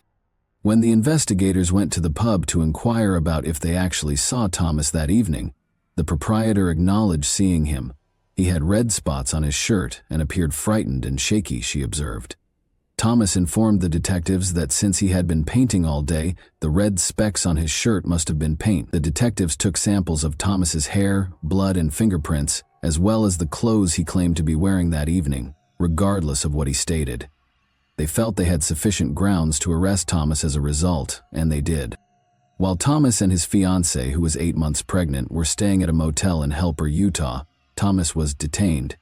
However, prosecutors called witnesses who gave Thomas an alibi during the preliminary hearing on November 5, 1970. Since Thomas was known to have visited Loretta's house before to the occurrence, the prosecutors claimed that the fiber evidence resembled the rug she had at her house was insufficient. However, Thomas was charged with attempted kidnapping and jailed for 90 days after Kula Fennell named him as the man who attempted to kidnap her. In 1971, Thomas relocated to Rockford, Colorado, following his parole. For years, however, Loretta's case remained unresolved. After her mother passed away, Heidi had to cope with the trauma. Her grandma, who had taken her in right away after her mother passed away, would listen to her talk about the incident. She kept saying to her grandma that she didn't think Tom killed her mother. Her grandmother kept a journal in which she recorded everything Heidi said. Heidi added that Tom was cruel to Loretta and would frequently strike and slap her. The grown-ups in the family eventually sought to dissuade Heidi from talking about the incident and try to help her forget it. Heidi never forgot what had happened to her mother in 1970, even if she stopped talking about it. As Heidi got older, she realized that Loretta had to have suffered through the attack in order to keep her safe. Heidi decided that she owed her mother justice as a result, and she would obtain it for her. Heidi never forgot her mother's case, even if decades went by and she moved on with her life. Even though she still had a soft spot for her mother, she didn't advocate for the case to be reopened, until one day, after being inspired by the television program Unsolved Mysteries, she launched a large letter campaign, writing to the Carbon County Sheriff, Price City Police Department, and FBI. She wrote letter after letter, but none of them answered. David Brewer, a friend from high school, responded to a social media post made by 43-year-old Heidi in 2009. After a while, the two got back in touch, and Heidi found out that David was collaborating with the Carbon County Sheriff. Heidi saw this as a chance to revive her mother's case. In order to talk about her mother's cold case, she deliberately ran into David at a local arts festival. As David heard Heidi's story, he was struck by her tenacity and shocked that he had never heard of it throughout their high school years. Heidi told the story of how her mother kissed her goodnight, and then, when the door to her room opened, she told her not to leave, as though she knew something terrible was about to happen. She described how she thought her mother had been murdered by Tom.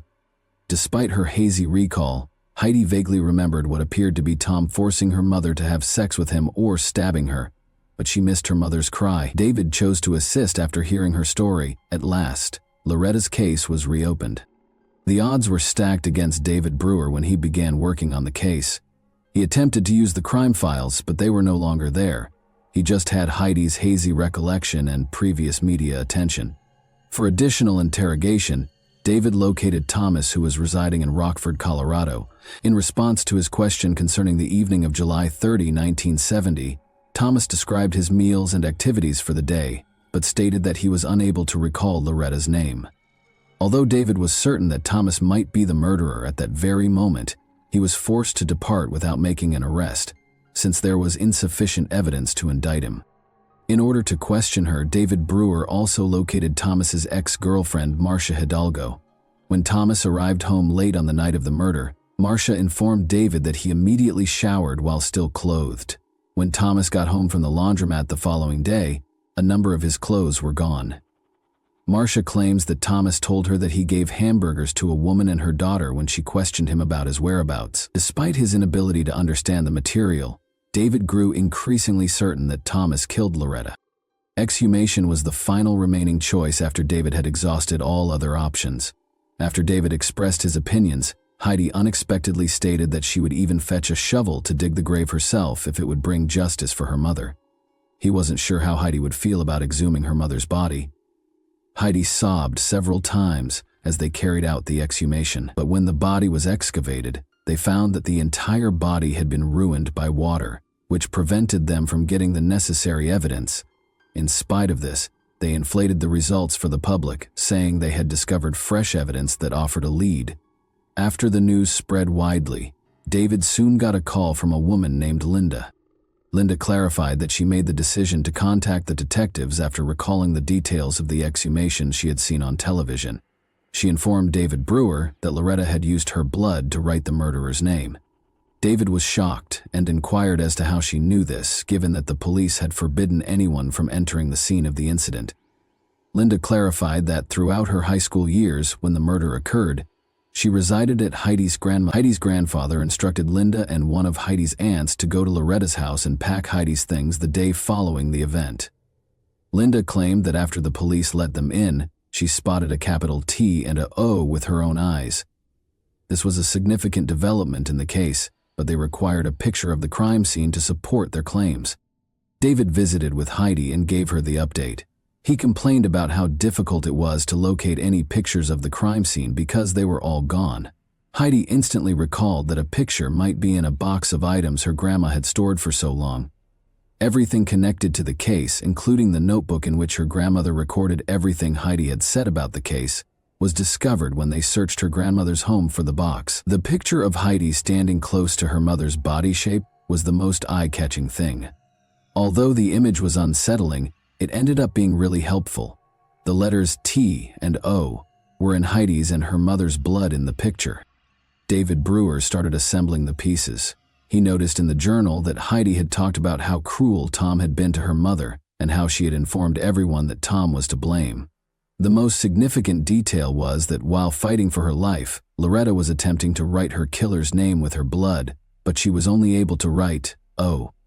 Despite this picture, the detective still needed more to apprehend Thomas Egley, who was now thought to be Tom. The case was put on hold once more until someone made the decision to assist. Lisa Carter, claiming to be Thomas Egley's neighbor, called the police department. She claimed that after watching the exhumation film, Thomas came up to her and asked if she could monitor his dogs because the police could soon face him. Lisa Carter volunteered to assist in the investigation since she thought Thomas was Loretta's murderer. In order to obtain Thomas's confession, she asked to wear a recording device. After the cops gave their approval, plans were formed. Lisa lied to Thomas, claiming that her husband had been in Utah undergoing detective training. She informed Thomas that he had already been mentioned as the murderer of Loretta Jones. Thomas was shaken by these remarks, but he held off on confessing right away because he still didn't trust Lisa. On July 26, 2016, 2 days after earning Thomas's trust, he started discussing the events of the evening of July 30, 1970, with Lisa. According to Thomas, Loretta opened the door when he knocked. He felt unworthy after Loretta rejected his assertion that he was in her home for intimacy. He claimed that after Loretta returned from leaving him in the living room to fetch something from the kitchen, he He grabbed a little knife and stabbed her. Thomas proceeded to have sex with Loretta after stabbing her, saying it was consensual. After Loretta denied, a perplexed Lisa questioned how it was consensual. However, Thomas responded that Loretta never declined him during that period. When she questioned him what happened after, he replied that he slit Loretta's neck because he had lost it all after becoming intimate with her. Lisa claims that Thomas expressed all of this without expressing regret for his actions. He seemed to be concerned exclusively with his personal security. The investigators only needed the confession to take Thomas into custody. Thomas Egley is not well recognized. Caroline Kendall, Loretta's sister, claims that she was only aware of Loretta's one blind date with Thomas. Loretta informed Caroline that she didn't want to interact with Thomas since she didn't like him. That's why Loretta turned down Thomas's approaches that evening. Thomas Egley, 76, was a local vagrant who had lived in a variety of locations both before and after killing Loretta. His home life was never steady. He had been married 3 times and lived with numerous women. The majority of his time was spent alone, despite having 5 children. Thomas Egley was charged in August 2016 with both forced intimacy, a first-degree felony, and the legal equivalent of first-degree criminal murder in the 7th District Court. Criminal homicide or murder in the 2nd degree was Thomas's formal charge. At the time, Utah law considered murdering to be a statutory violation. On August 18, 2016, Thomas was apprehended without incident near Rocky Ford, Colorado, pursuant to a $1 million 0-cents warrant. Thomas's assault case was withdrawn after he entered a guilty plea to the murder. On November 22, 2016, he was subsequently given a sentence of 10 years to life. A written statement given by his lawyer, David Allred, stated that Thomas was sorry for what he had done, although it didn't seem to be genuine. Other than that, Thomas never expressed regret. Thomas stated in court that he couldn't understand why the deceased's family decided to restart a case from 46 years ago, even though he felt he should be released because he hadn't committed any crime since killing Loretta.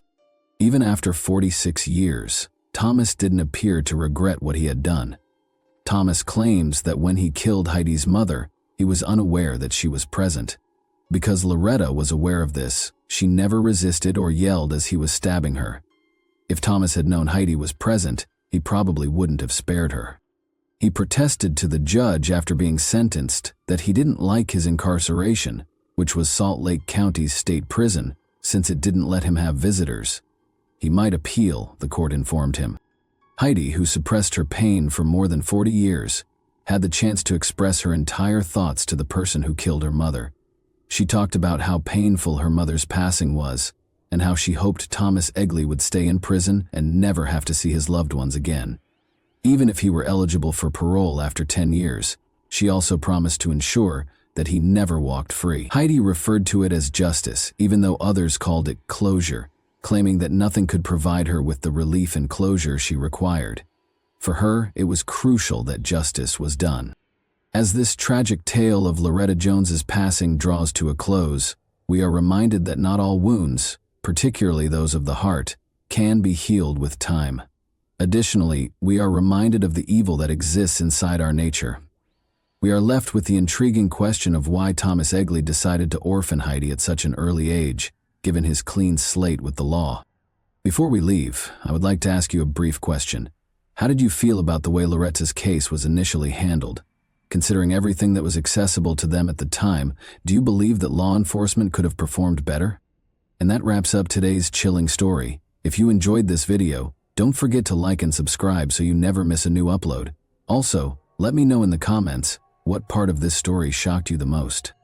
Thank you for watching, and I'll see you in the next video.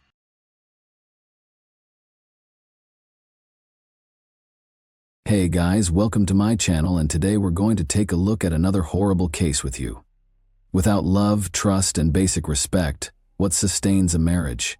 For the sake of the children, some attempt to keep the family together. Some are deterred by religious convictions or a combination of these, while others are concerned about other people's opinions and dread public criticism. However, the will to do whatever it takes to keep a marriage intact can occasionally degenerate into a terrible tragedy. Although Jacqueline and Paul Krimble's story is not unusual, its cruelty, selfishness, and cynicism garnered a lot of attention. The perpetrator was labeled the Black Widow and imprisoned, but in an open interview, her daughter admitted that her mother persisted in destroying lives while incarcerated. The connection between Paul Crimble and Jacqueline. Born on December 18, 1974 in County Armagh, Northern Ireland, Jacqueline, also known as Jackie Mary Bennett, was the younger of two children in a typical middle-class household. She was unpredictable, spoilt, rebellious, and occasionally even violent from an early age. Jackie's behavior worsened over her adolescence and eventually became uncontrollable, but her family blamed it on adolescence in the hopes that she would outgrow it. As they say, opposites attract, and this idea seemed to work wonderfully when she met Paul Crimble in high school. He was 3 years older than her and very different from her. Here, Paul was a quiet, reserved young man from a devout household who excelled academically and was seen as having great talent and promise. He was drawn to Jacqueline's confidence, vigor, and audacity.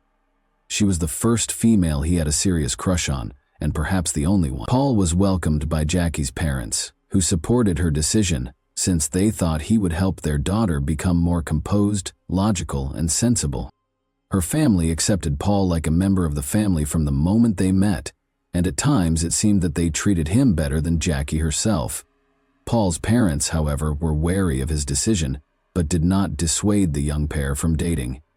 The couple appeared to be incompatible, according to school friends as well. Paul attempted to settle everything amicably, avoiding violence, and was seen as amiable, forthright, and extremely responsible. But Jackie frequently incited arguments and preferred to settle them with physical force.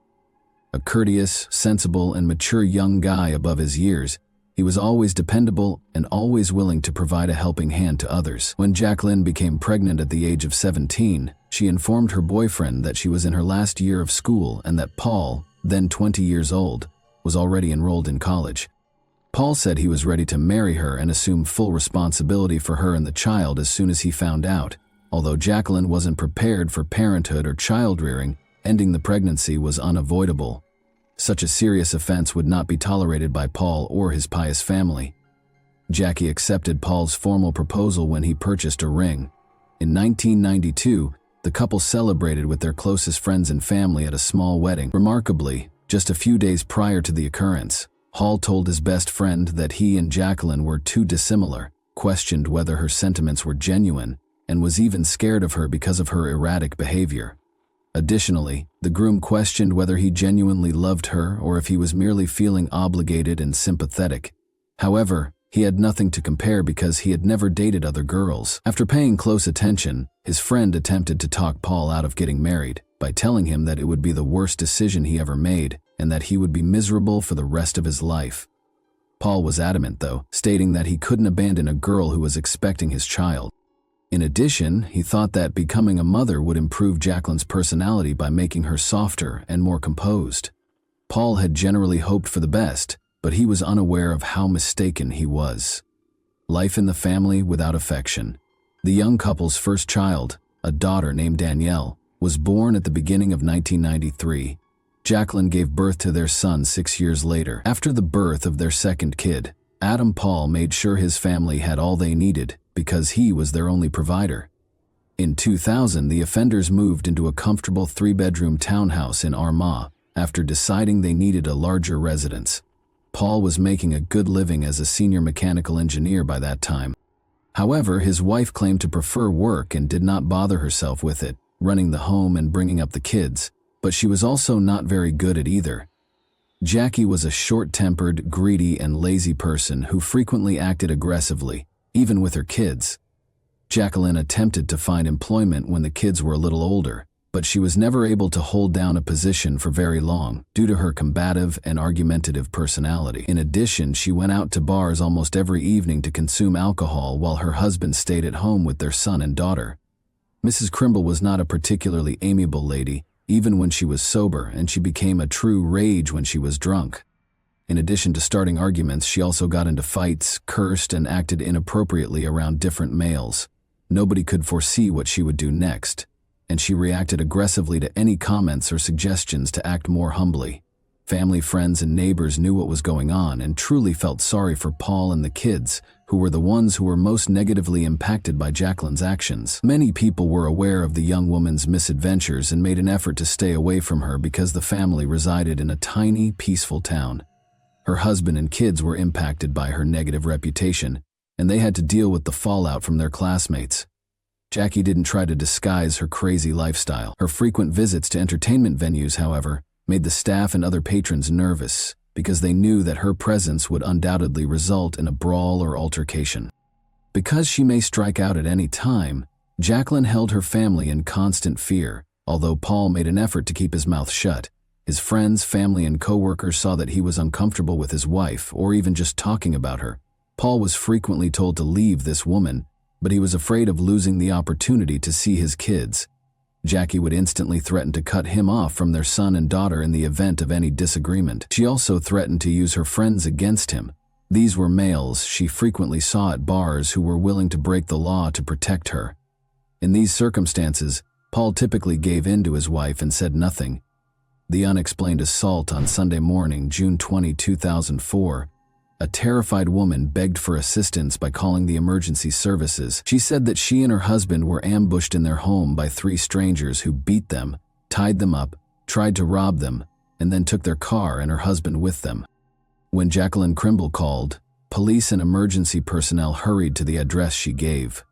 They discovered a woman at the house with a plastic wire tie securing her hands behind her back.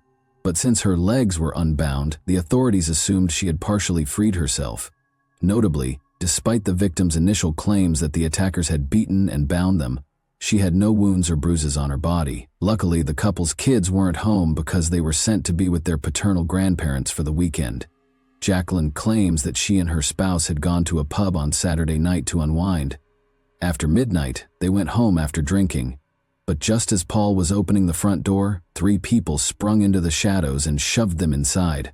Armed with a revolver, the invaders battered and restrained the couple while requesting money and illegal drugs. Paul reportedly made an effort to placate the crooks by pleading with them to let him and his wife go and vowing not to notify the police. However, this only infuriated them. In front of the frightened Jacqueline, they struck him multiple times before starting to strangle him with a plastic bag. The attackers chose to at least take the car when it became evident that there was no money or illegal drugs in the house. But for some reason they took the owner with them, leaving the chained woman behind. Jacqueline was able to use her tongue to get to the phone and call the police when the thieves drove off with Paul. She pleaded with the investigators to locate and rescue her husband right away because she was certain he might still be alive. The authorities had no reason to suspect the woman, although she looked and behaved suspiciously calm despite her anxiety. The disfigured body in the trunk at that very moment. Investigators started gathering evidence at the crime scene as soon as the couple's car was reported stolen throughout the county. Although they made an effort to learn as much as they could about the assault, Jacqueline asserted that the culprits were disguised. She was unable to remember any identifying characteristics, such as limping, speech impairments, or specifics of the clothing. All she could say was that they were men, and there were 3 of them. Less than a day later, on Monday morning, the Crimble family automobile was discovered abandoned only 3 miles from the residence where the attack had occurred after the search got underway. It was parked next to a long, empty home in a secluded alley. The owner's mangled body, which was obviously beaten and tortured, lay inside the trunk. The 35-year-old man had several bruises all over his body and face, his hands tied behind his back, and his legs shackled with a wire tie. Jackie responded very composedly when she was told about the gory discovery. She didn't appear to mind her husband's cruel deprivation, who was also the father of her children. She made an effort to look shocked and hurt, but she was unable to shed a tear, so she asked when she would be able to have her car back in less than a minute. All of this seemed quite suspicious, so the police investigated the young widow, the primary suspect. At first, Jacqueline's version was accepted as the sole reliable one and was not questioned. Law enforcement, however, suspected the widowed mother of 2 might be lying because of her peculiar conduct. She was never a model wife or mother, and it soon became clear that she and Paul had been having a long-term, failing marriage. She was disparaged by her parents and kids as well as by neighbors and acquaintances. Additionally, it was discovered that Jackie had been dating Roger Ferguson for a number of months. He resided with his mother on the farm he owned in Armagh. She and Crimebull were frequently spotted drinking alcohol together in the town's entertainment establishments. Additionally, Roger paid the married woman a visit at home while her husband was at work and the kids were at daycare and school. Roger was thought to be a potential accomplice, and Jacqueline switched from victim to the primary suspect just one day after the automobile with the mutilated body was discovered.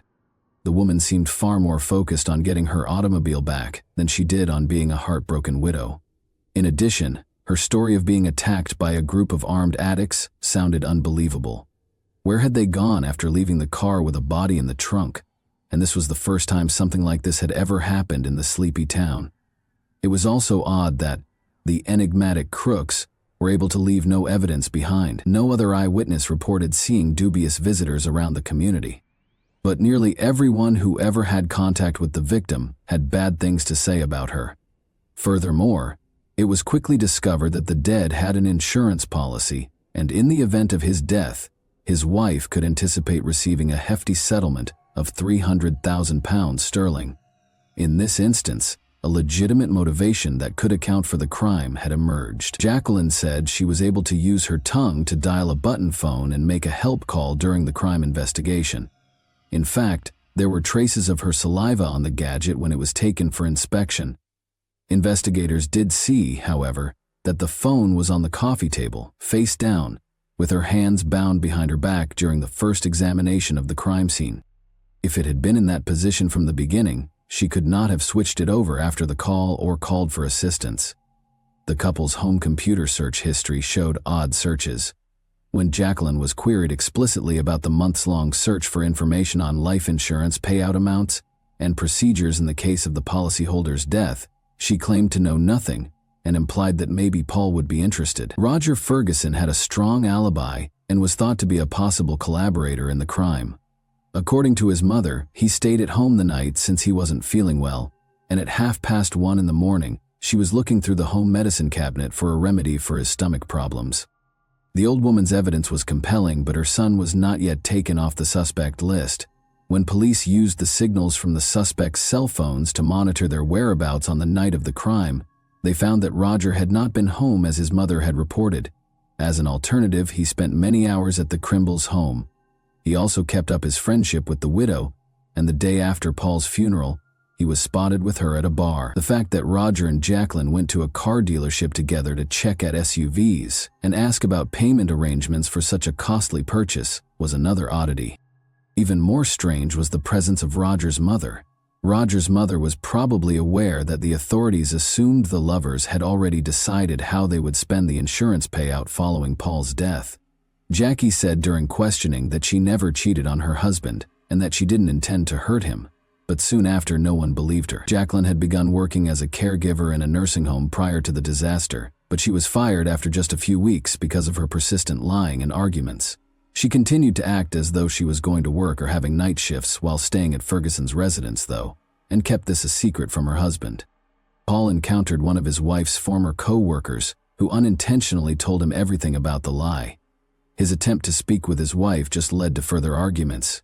She threatened to kidnap the kids, ban their biological father from seeing them, and leave him for her boyfriend. Paul decided to compromise and ignored her adultery because this was his greatest concern. His closest friend, who subsequently testified in court as a witness, was the only person he could confide in regarding the formulation and implementation of a cunning scheme. Roger wasn't very intelligent. Despite his strength, he was easily led and had a simple intellect. Jacqueline rapidly gained total control over him by coercing her lover into doing what she wanted. She was greatly charmed by the fact that he would gladly engage in combat for her. He probably believed whatever she said since he was truly in love with her. Ferguson heard the woman's complaints about her husband, who, she claimed, was physically violent, unpleasant, and harsh.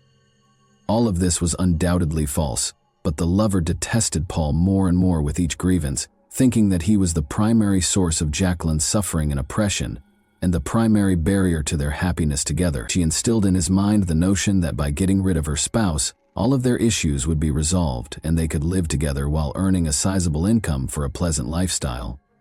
Mrs. Kremble searched for somebody who would commit the crime for cash for about 2 weeks before to the catastrophe, but she and Roger gave up after weighing their alternatives. In order to keep the full insurance payout, it appeared the lovers decided they could do it themselves without leaving any witnesses or evidence. Jacqueline took the kids to spend the weekend with their grandparents on Friday, June 18. She proposed to take her husband out for drinks on Saturday so they could unwind and chat. Paul was happy to accept the offer because he believed it could improve their relationship. It was an invitation to his death, but he was unaware of it. People in the bar that night saw Jackie making a concerted effort to make her husband, who doesn't drink, drunk. After midnight, she led her dazed husband out of the pub after purchasing drinks and almost forcing him to knock back one shot after another. The last time Paul was seen alive, they were captured on security footage. This exposed a notable disparity in timing. According to Jacqueline, the attack happened as soon as the couple returned from their 10-minute stroll to the pub and lasted no more than 15 minutes. She then reportedly phoned the police right away after her husband was abducted and taken away in their vehicle.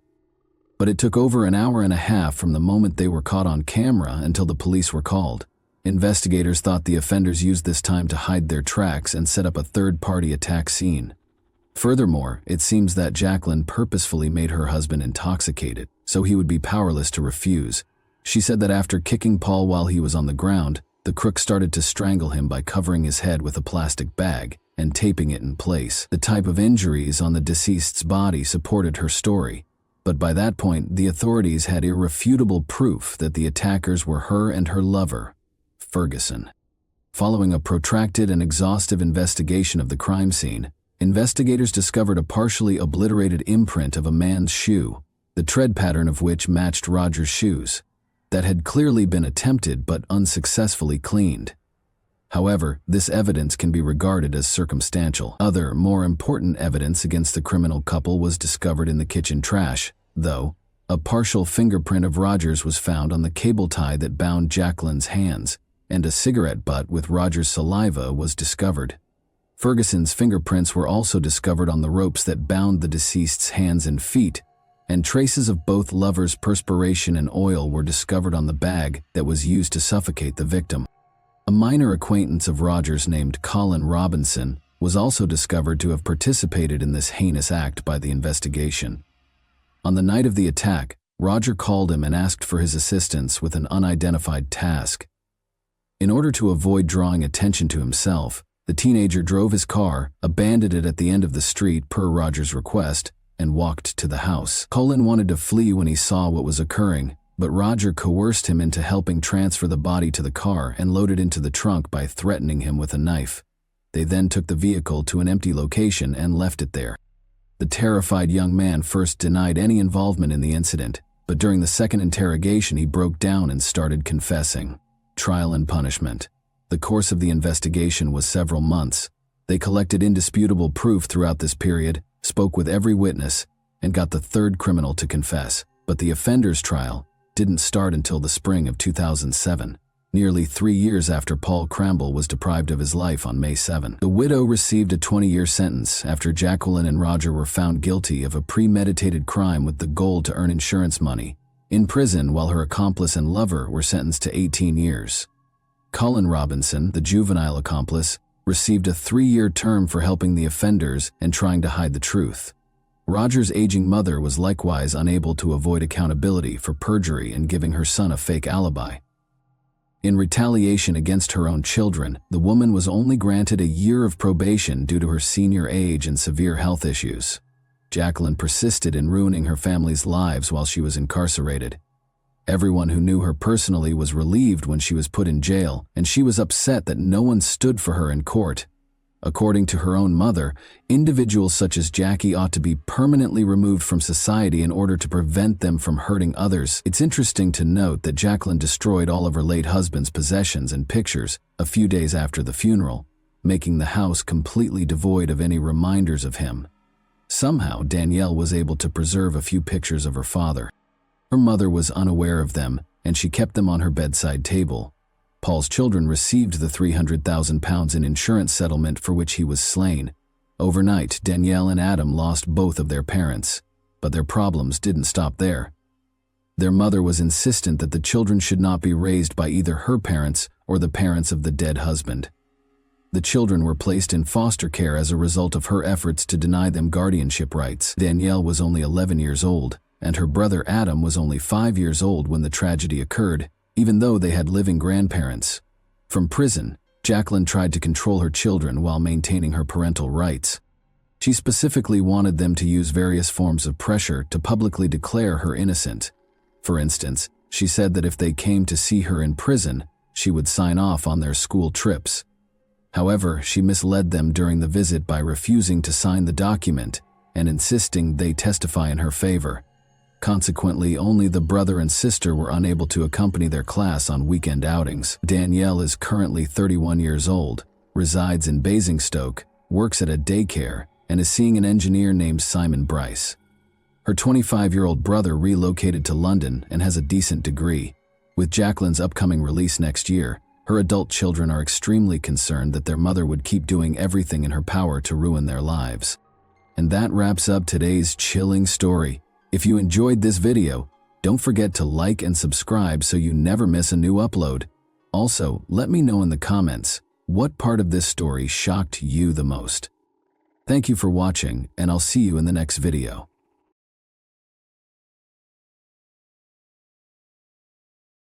Hey guys, welcome to my channel, and today we're going to take a look at another horrible case with you. Nashville, Tennessee saw a devastating event in March 2020 that had an impact well beyond its boundaries.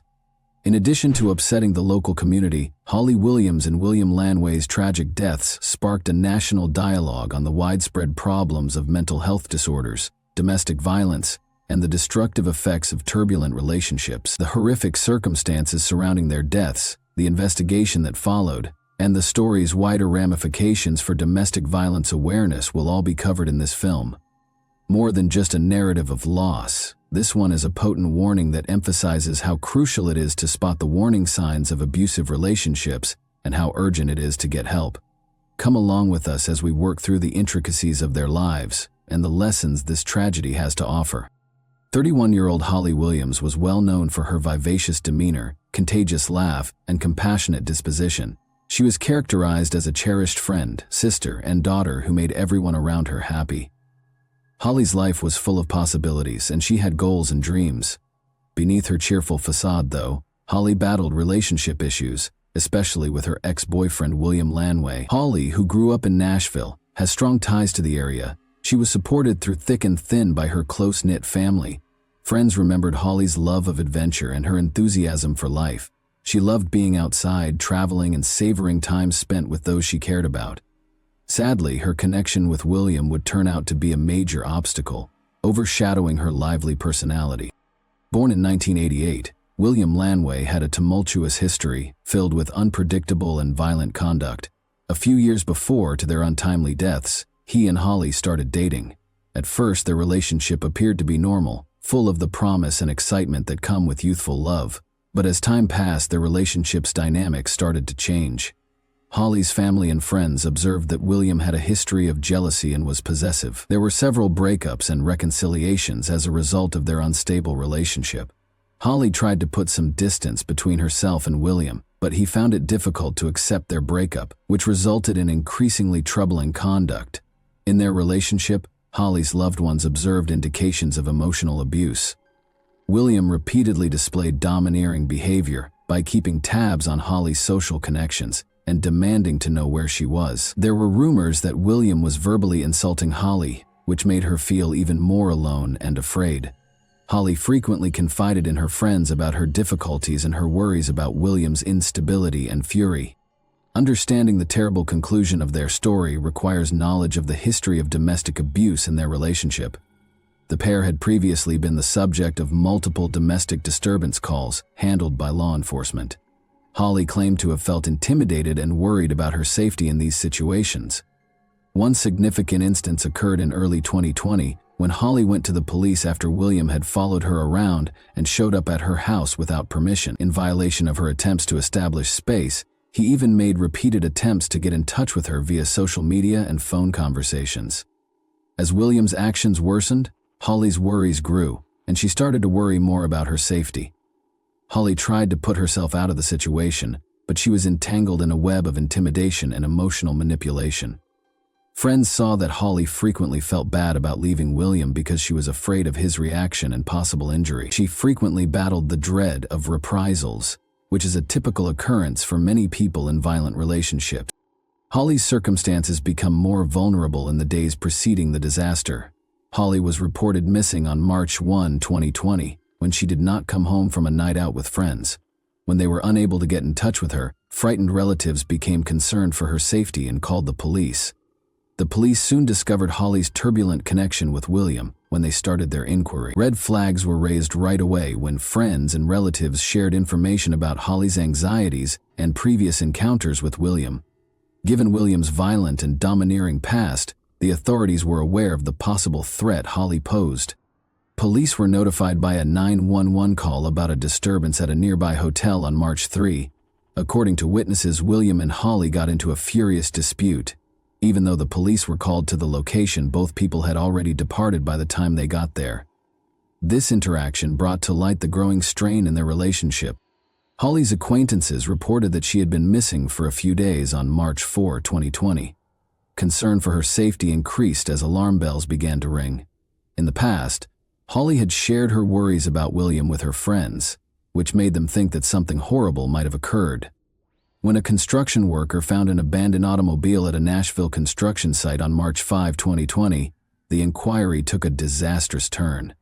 The bodies of Holly Williams and William Lanway were found in the car, which was later determined to be Holly's. It was a somber and startling scene. It was soon established by the authorities that William had died from a self-inflicted gunshot wound, and Holly had been shot several times. The neighborhood was rocked by this finding, which prompted an investigation into what happened before this awful conclusion. It became evident during the course of the investigation that William had killed Holly before killing himself. The terrible effects of a dysfunctional relationship marked by violence and control were brought to light by this sad murder-suicide. Eric, a married man who had been linked with Holly through her escort service under the nickname Lila Love, was a major driving force behind the convoluted web of deceit, treachery, and violence that started the inquiry into the killings of Holly Williams and Bill Lanway. When Holly's boyfriend Bill broke into her escort account and discovered private information about her clients, Eric's life took a terrible turn. Knowing that disclosing his contact with an escort could ruin his marriage and standing in the community, Bill exploited this information to blackmail Eric. Instead of submitting to Bill's demands, Eric turned to Gil, his private security guard, for assistance. Thinking Lila Love was a fictitious name, he first assigned Gil the duty of determining Holly's real identity. But under the pretense of looking into a missing woman, Gil recruited Brian Brockway and his brother Chad, who worked in security as well. Thinking he was assisting someone in need, Chad researched Holly in great detail.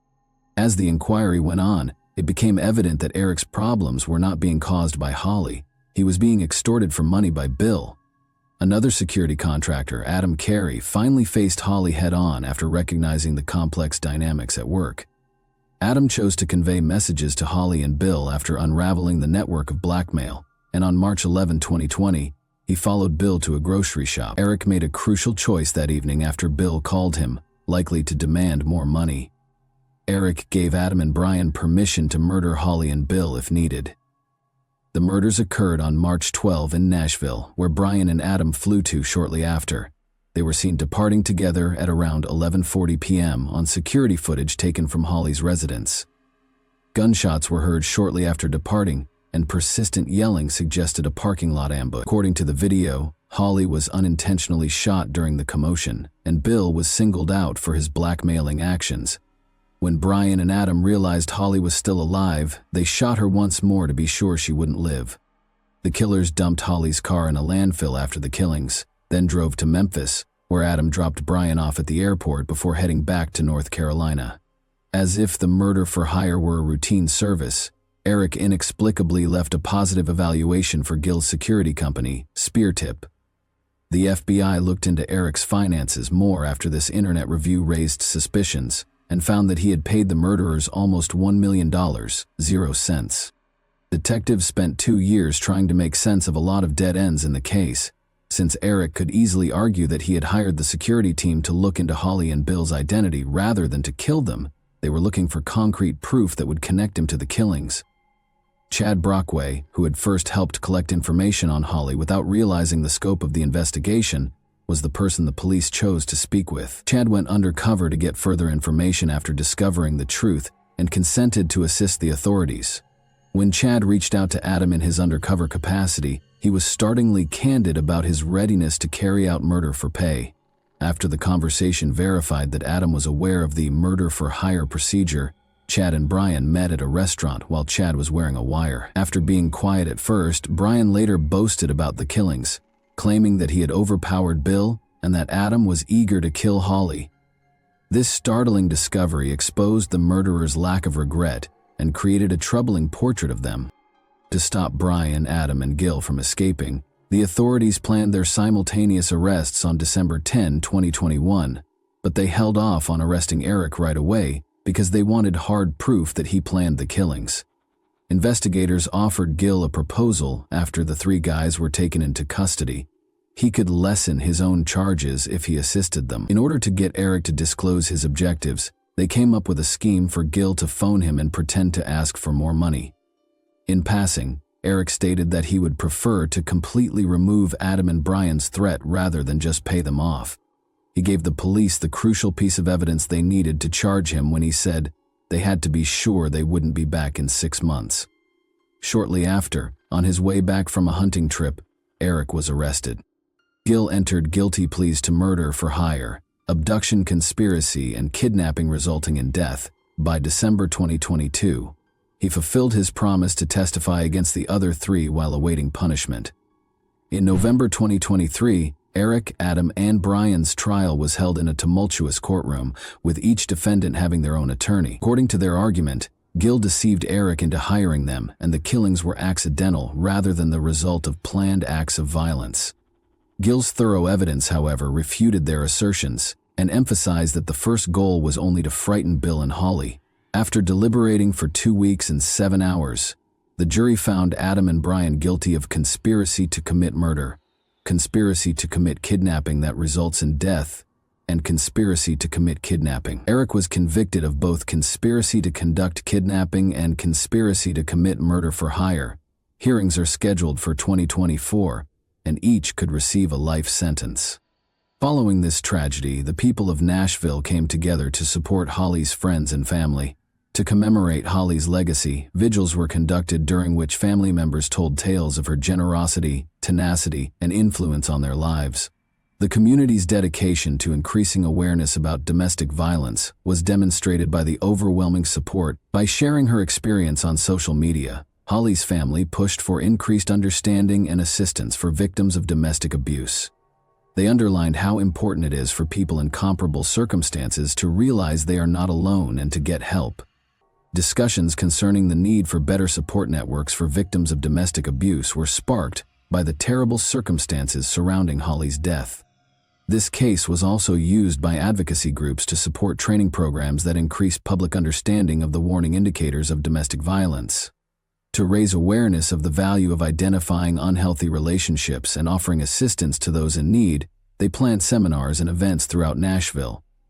Nashville's city government also took action against domestic abuse after Holly's death. They started efforts to give victims access to resources including hotlines, counseling, and legal support. The response from the community showed a dedication to stopping similar tragedies in the future and helping victims of domestic abuse. That concludes our in-depth analysis of Holly Williams and William Lanway's unfortunate story for today. We hope that this inquiry clarifies the intricacies and ramifications of the decisions taken. And that wraps up today's chilling story. If you enjoyed this video, don't forget to like and subscribe so you never miss a new upload. Also, let me know in the comments what part of this story shocked you the most. Thank you for watching, and I'll see you in the next video.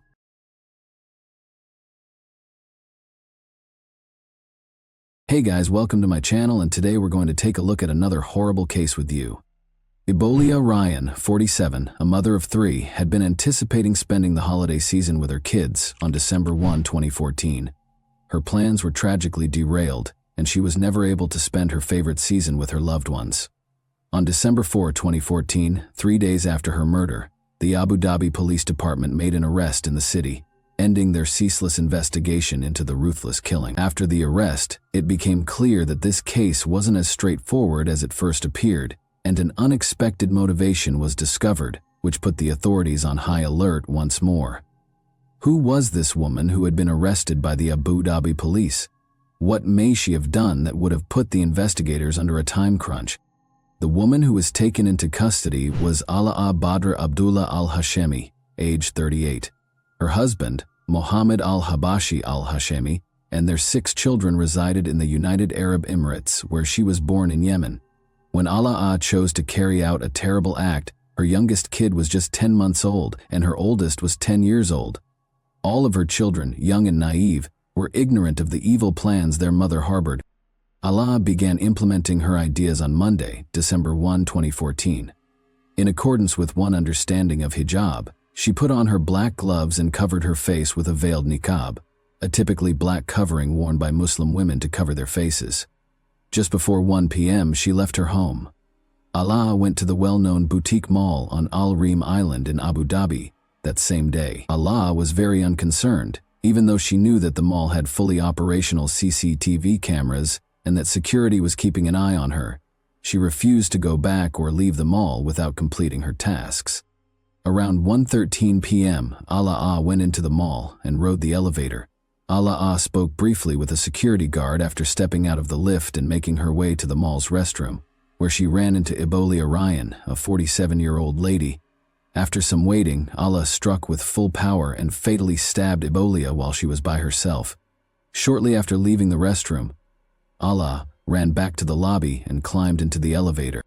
The mall patrons quickly became aware of what had transpired in the restroom. Alaa fled the building as they came out in the foyer, still reeling from the horrific murder that had just occurred.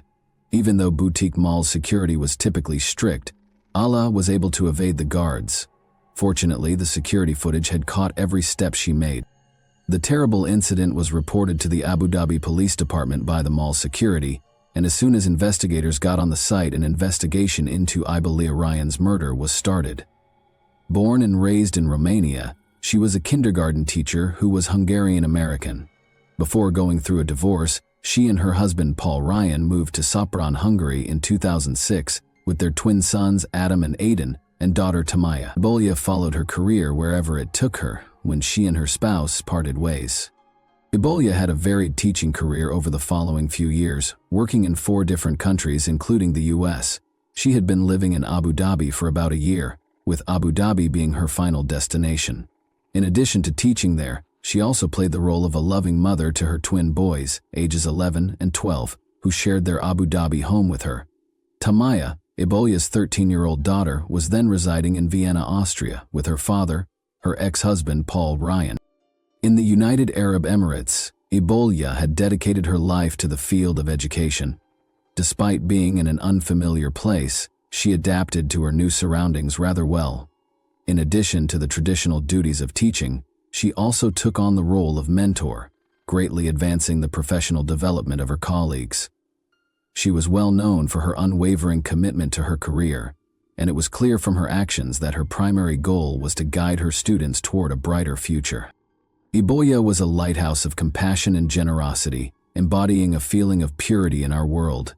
She led a life filled with a deep sense of purpose, constantly working to improve the lives of those she came into contact with. As the holidays drew near, Ibolia had made plans to visit the boutique mall for some shopping on December 1, 2014, before returning home to her twins. She had no idea, however, that fate had other ideas for her. The suspect was fully hidden from head to toe, making it extremely difficult for officials to identify him during the early phases of the investigation. This also prompted them to speculate that the offender might be a man wearing a disguise. Abu Dhabi police released a public statement on December 3, 2014, a few days after the terrible death of Ibolia, stating that they were still working to identify the suspect's gender. Due to the totally enveloping clothing, which included a black abaya, black gloves, and a face cover, none of the several witnesses to the murderer were able to provide any distinguishing characteristics, such as facial features or build, regarding the suspect. In order to disseminate additional information, the Abu Dhabi Security Media Department posted a video on its official YouTube channel. This film, which included CCTV footage, showed the murderer known as the Reem Island Ghost. It also showed the responses of those who were on the scene when the horrific event took place. Notably, a lady with a small child was seen hurriedly removing the child as security guards rushed into the hallway to respond to the situation.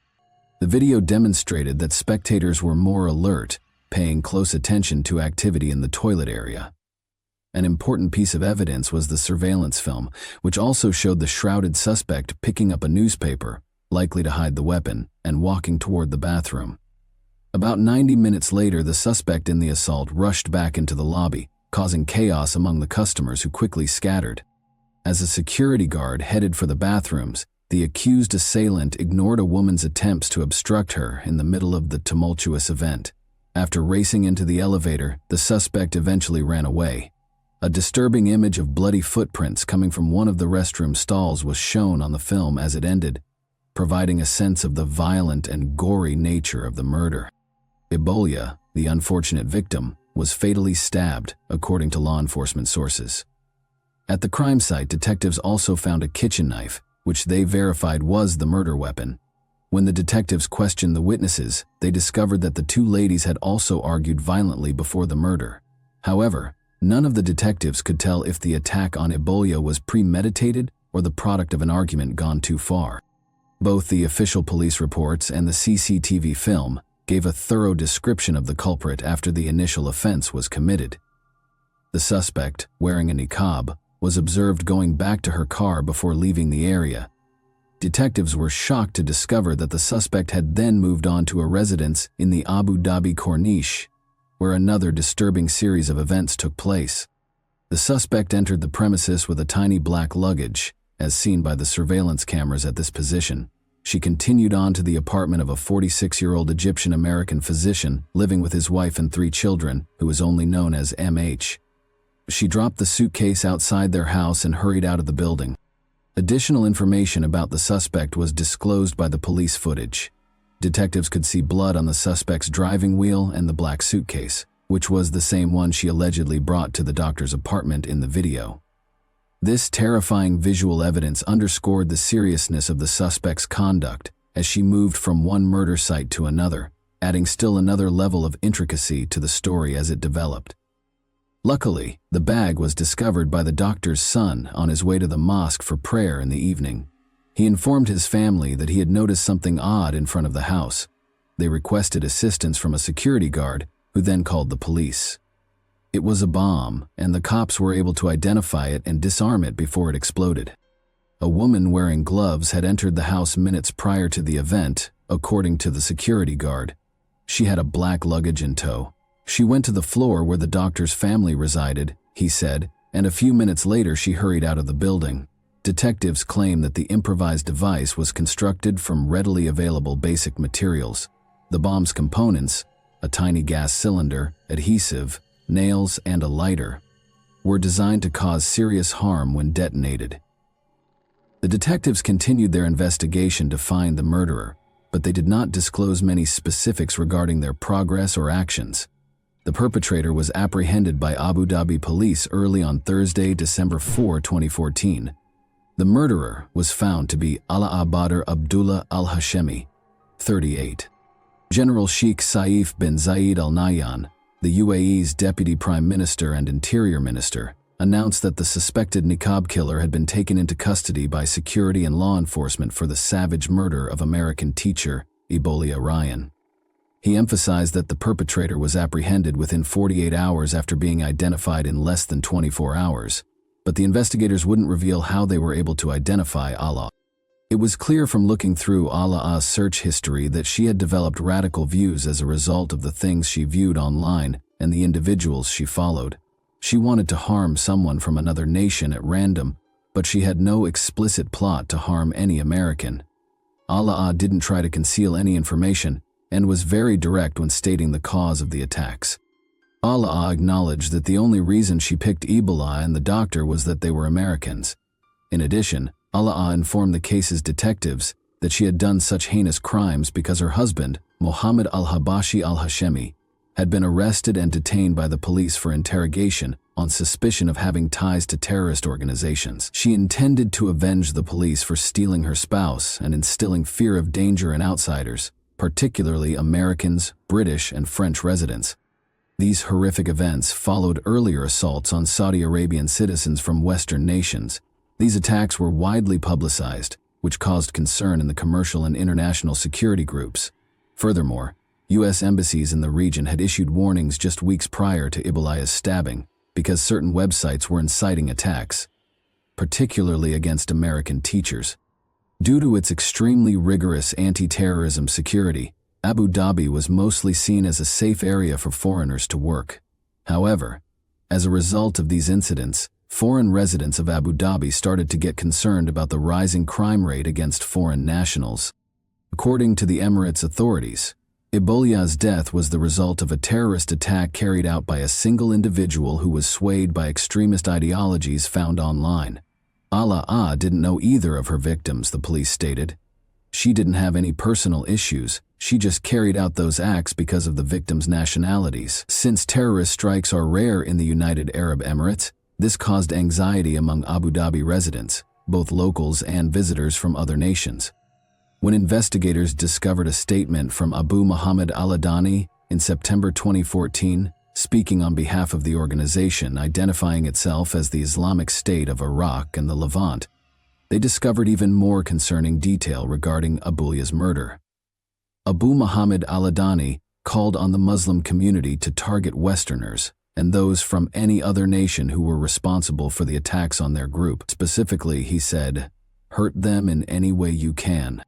Instead of being a clear directive from militant organizations, the attacks that followed this menacing speech were viewed as a part of a trend of violent acts motivated by ideas.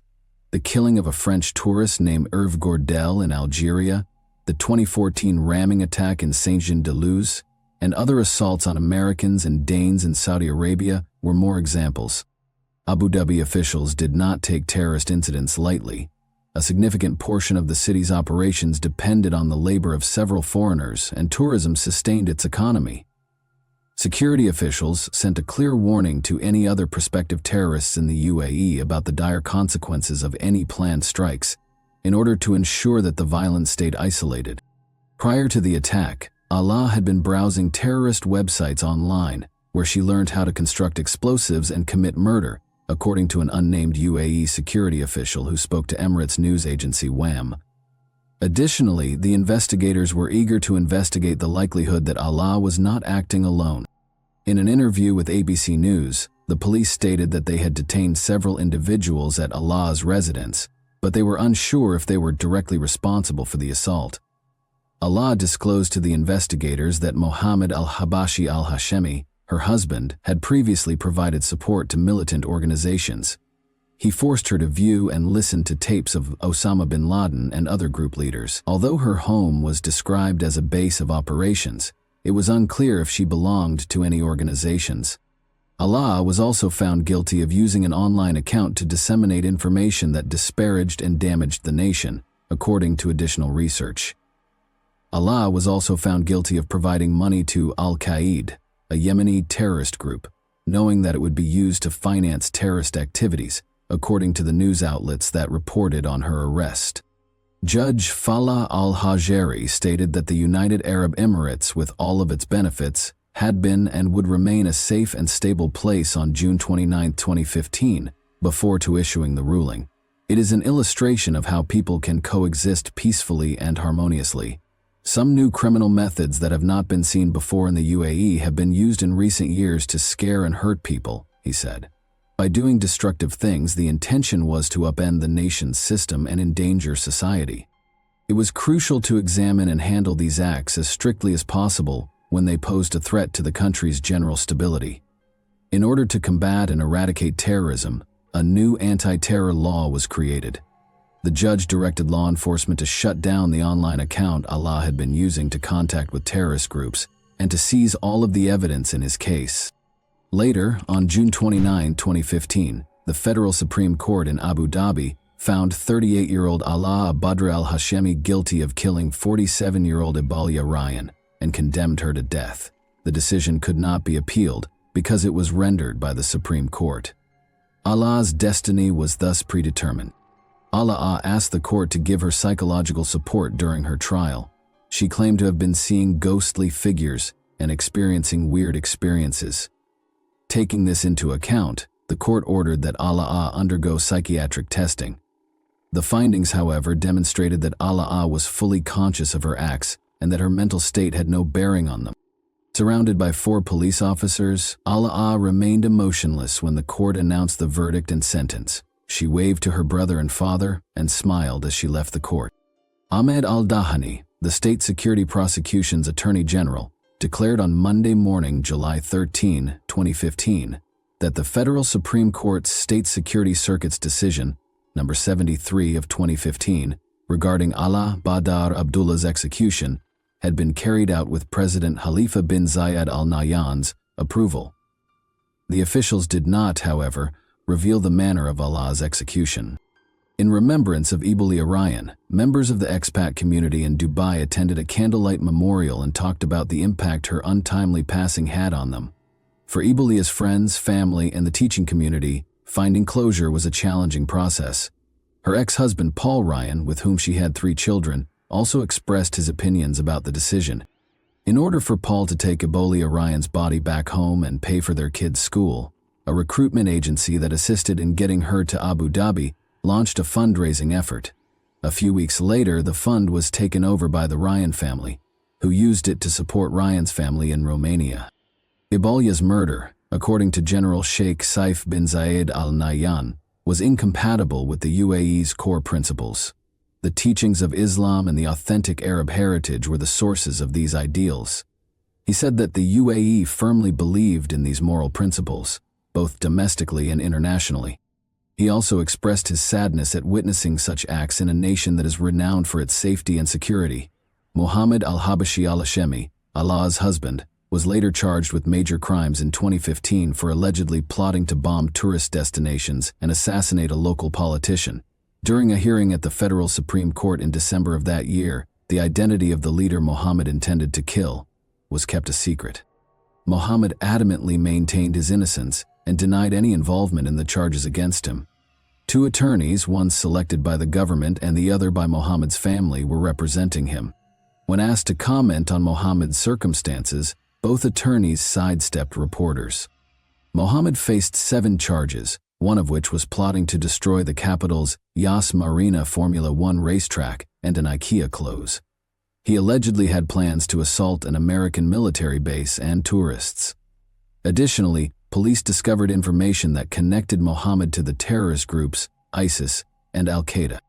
Although his case was postponed until January 18, 2016, the public was unable to learn the outcome of the court proceedings or the verdict, since it did not receive adequate media attention. Do you believe that Allah would have carried out even more terrorist attacks if it weren't for the investigators' prompt measures that resulted in his timely arrest? Allah showed neither sorrow or guilt for her crimes during her trial. Do you believe that she was brainwashed by terrorist organizations as a result of this? And that wraps up today's chilling story.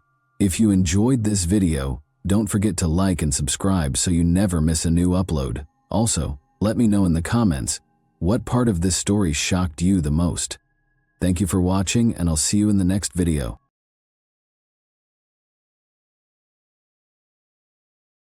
Hey guys, welcome to my channel, and today we're going to take a look at another horrible case with you. There was a foreboding hush after Lisa Holstead, 22, vanished without a trace on August 12, 1986. Authorities began a desperate search when her partner reported her missing, and an hour into the hunt, they discovered something gory. Lisa had been viciously strangled, and her lifeless body was discovered in a marsh in the Kenyers Nature Park. There were no leads or suspects to speak of who may have perpetrated such a horrible act, thus the case remained a mystery for years. Why would somebody choose to take the life of a woman who is so young and active? Today, we'll examine how the 34-year-old Green Bay cold case murder inquiry was resolved. So let's go right to the puzzle without further ado. The incident was committed in Green Bay, a city of around 104,000 residents, in the U.S. state of Wisconsin that is situated on the shore of Lake Michigan. It is renowned for its vibrant football culture and is the third largest city in the state. One of the National Football League's most successful teams, the Green Bay Packers, call Green Bay home. The city's economy is varied, encompassing sectors like industry, tourism, healthcare, and education. The historic downtown area, Bay Beach Amusement Park, and the National Railroad Museum are among the attractions available to visitors to Green Bay. In 1986, a terrible murder occurred here in Green Bay. A daughter with sparkling eyes was born on April 18, 1964. Lisa Holstead was raised by Judith Karen Peral Thompson, a tough and courageous single mother. Lisa's early years weren't without difficulties. Despite the absence of her father, Frank Holstead, Lisa continued to shine brightly. She had a creative spirit and an inquisitive mind from a young age, which shaped her life. She was raised by two devoted elder sisters, Susan, who is 2 years Lisa's senior, and Deborah, who is 3 years Lisa's senior. They were always available to listen to her or to provide a shoulder to weep on. With them, Lisa experienced a warmth and security that was difficult to duplicate. She was protected by her elder brother, Stephen Halstead, who was 5 years older than her. He always made sure his younger sister felt loved and safe. Being raised by a single mother presented financial challenges, yet their love for one another remained constant. Judith loved her kids unconditionally and put in a lot of effort to support them. In addition to her love of horses, Lisa Holstead was artistic and enjoyed drawing in her own time. But when she became pregnant at the age of 17, her life took a surprising turn, and in 1981 she gave birth to her cherished son, Jeremy. Notwithstanding her difficulties, Lisa was a dedicated and affectionate mother who lavished her son with attention. She put in a lot of effort to make sure Jeremy had the greatest life possible. As she raised Jeremy alone, much as her own mother had raised her and her siblings, her compassionate, gregarious, and imaginative nature was evident. Lisa Holstead was a strong, independent woman. She bravely decided to relocate across the country to Los Angeles in order to follow her ambitions since, although living with her family was comfortable, she longed for something more. After a while in 1981, she came to the realization that she and her son Jeremy needed a stable, tranquil life. In 1982, she discovered that in the Wisconsin town of Green Bay, where they established a house, Lisa was keen to further her education, even though she never went to college. From 1983 to 1984, she enrolled in a goal-oriented non-credit adult learning course at the Northeastern Wisconsin Technical Institute. Lisa was only 22 when she returned to Green Bay in 1986, but she had already achieved a great deal with her now 5-year-old kid at her side. In this new phase of their lives, she was prepared to face any obstacles that could arise. She even fell in love again, this time with John Sott, with whom she lived in a comfortable house in Green Bay. The pair had an oddball array of pets, including an eel and a bird named Herbie, and they relished simple pleasures like fishing and darts. Lisa adored every time she spent with her loved ones, and her passion for life and love for her family were clear in everything she did. But on August 12, 1986, her promising future was sadly cut short by a cruel twist of fate. When Lisa and John set off on a late-night trip in Wisconsin, the moon was high in the sky. As they played darts game after game, Lisa and John appeared to be enjoying themselves immensely, and their competitive nature was evident. However, tension increased as the evening wore on, and it appeared that the booze had taken its toll. At 2:30 a.m., the automobile stopped at the corner of Mason and Taylor Street as they were returning home. She unlocked the door and stepped out into the chilly night air, where she and John had been fighting. She needed to get her thoughts straightened out, because the conversation with John had left her feeling angry and irritated. She informed John that he could go ahead and rest while she walked home. He wished that she would return quickly so that they could reconcile and move past this disagreement. John's concern turned into a bothersome feeling of dread as the hours went by and the sun rose above the sleepy town of Green Bay. He had the unshakable impression that something was seriously amiss, and Lisa had yet to return. Calling her name, he searched the streets and alleys but got no answer. Fear and uncertainty weighed heavily on his heart as he frantically went to the police station and reported her missing. 2 unwary employees in the Ken Years Nature Park made a horrifying discovery an hour after John reported her missing. On a typical day, the workers were walking along the riverside when they noticed a hand protruding from the water's surface. Curious, They halted their truck and walked to the water's edge. They would never be able to forget what they discovered there: a woman's lifeless body lying half-naked, as though she had been discarded like an unwanted item. They phoned the police right away, and when the Green Bay Police Department officers showed up on the scene a few minutes later, they saw a horrifying scene. Surrounded by towering reeds and murky water, the dead body of the unidentified woman lay in the marsh. In order to collect any evidence, the investigators made an effort to secure the area. The police discovered a tiny piece of cloth sticking out from beneath the murky waters as they searched the marsh for any hints that would help them identify the woman. They waded across the muck in haste to get the fabric, and when they looked more closely, they found an identity card in a pair of trousers' back pocket. At that point, they were able to identify Lisa Holstead as the victim. The case was declared a homicide once they came close to her body and noticed the telltale marks on her neck, sad proof that she had been strangled to death. Lisa's last moments were described in graphic detail in the autopsy report. Her blood alcohol content was discovered to be extremely high, measuring an astounding 0.25%, well beyond the legal limit. The autopsy at the time also showed that she had sustained numerous wounds that left her body covered in blood, a sight that could have troubled even the most courageous person. Even worse, the results of the medical examiner indicated that the main reason for her death was a horrific sexual assault. The alien DNA sample they had successfully taken from the victim's body was their only hope. For the police, finding the DNA was like locating a needle in a haystack.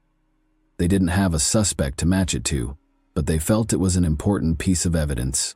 Like a priceless diamond, the tiny sample was meticulously preserved. The investigators hoped that technology would eventually catch up with this evidence's potential and provide them with the answers they so urgently needed. Like wildfire, the news of Lisa's passing spread, leaving a path of sorrow in its wake. The loss of the lady he loved, the final quarrel, and the knowledge that he could have done more to protect her left her boyfriend John devastated. Her family was thrust into an agonizing and perplexing environment. Investigating quickly, the police spoke with everyone who might have had a reason to hurt Lisa. In the years that followed, investigators questioned every suspect, followed up on every lead, and made multiple trips back to the crime scene, but nothing seemed to reveal the whole truth. In order to piece together any lead or clue that would point to Lisa's killer, they even went back to the drawing board multiple times. However, they encountered dead ends in their endeavors. The situation just seemed to get more obscure with the passing of time. As the evidence eroded, possible suspects disappeared from view.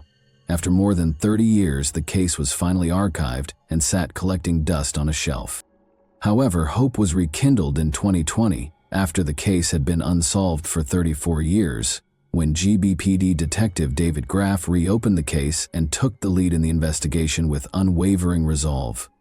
As he and his group went through the old case files, they saw a tiny vial that had been left at the back of the storage container.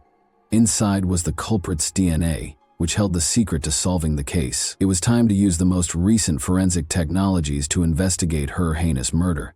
In an attempt to discover the identity of the murderer, he contacted Othram, a pioneer in the field that specializes in forensic genetic genealogy. In addition to revealing more about the suspect, this state-of-the-art technology would offer an intriguing look into the killer's family ties. The detective was finally able to unravel the complex web of this cold case with this new information. When the lab returned the results of the June 2020 study of the DNA, the Green Bay Police Department had a plethora of information about their suspect. The police were getting closer to the murderer with each new piece of information they learned from the DNA study.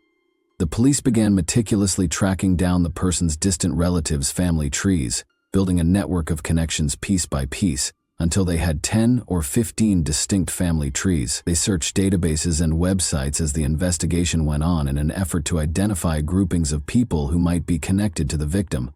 They discovered a group of people residing in other states after much research and excavation. They followed their trail and eventually discovered a link to Wisconsin, which brought them to Green Bay, the scene of the gruesome murder. In 1986, the year the crime was committed, the authorities discovered a family member who had been residing in Green Bay. They eventually located a suspect whose DNA might have matched the sample collected at the crime scene after several hours of labor. Finally, the long-awaited breakthrough had arrived. Investigators discovered that the man was Luke Griffin, who had previously been released on parole from the Green Bay Correctional Institution, where he had been serving time for the horrific crime of second-degree sexual assault and had a history of violence against women, including strangulation. The fact that Luke had been convicted of sexual assault in 1981, something that had been overlooked during the initial investigation, was what most startled them. The police appeared to have overlooked an important hint that had been in plain sight the entire time, but owing to Detective David Graff's and his team's unwavering efforts and the revolutionary science of forensic genetic genealogy, Luke's past eventually caught up with him. The investigators realized they needed to be very confident before making an arrest, since they had a suspect in their sights. Luke Griffin's DNA had to be compared to the crime scene profile. In order to find their main suspect, Luke Griffin, who had relocated to the city of Racine, the police set out on an exciting quest in September 2020.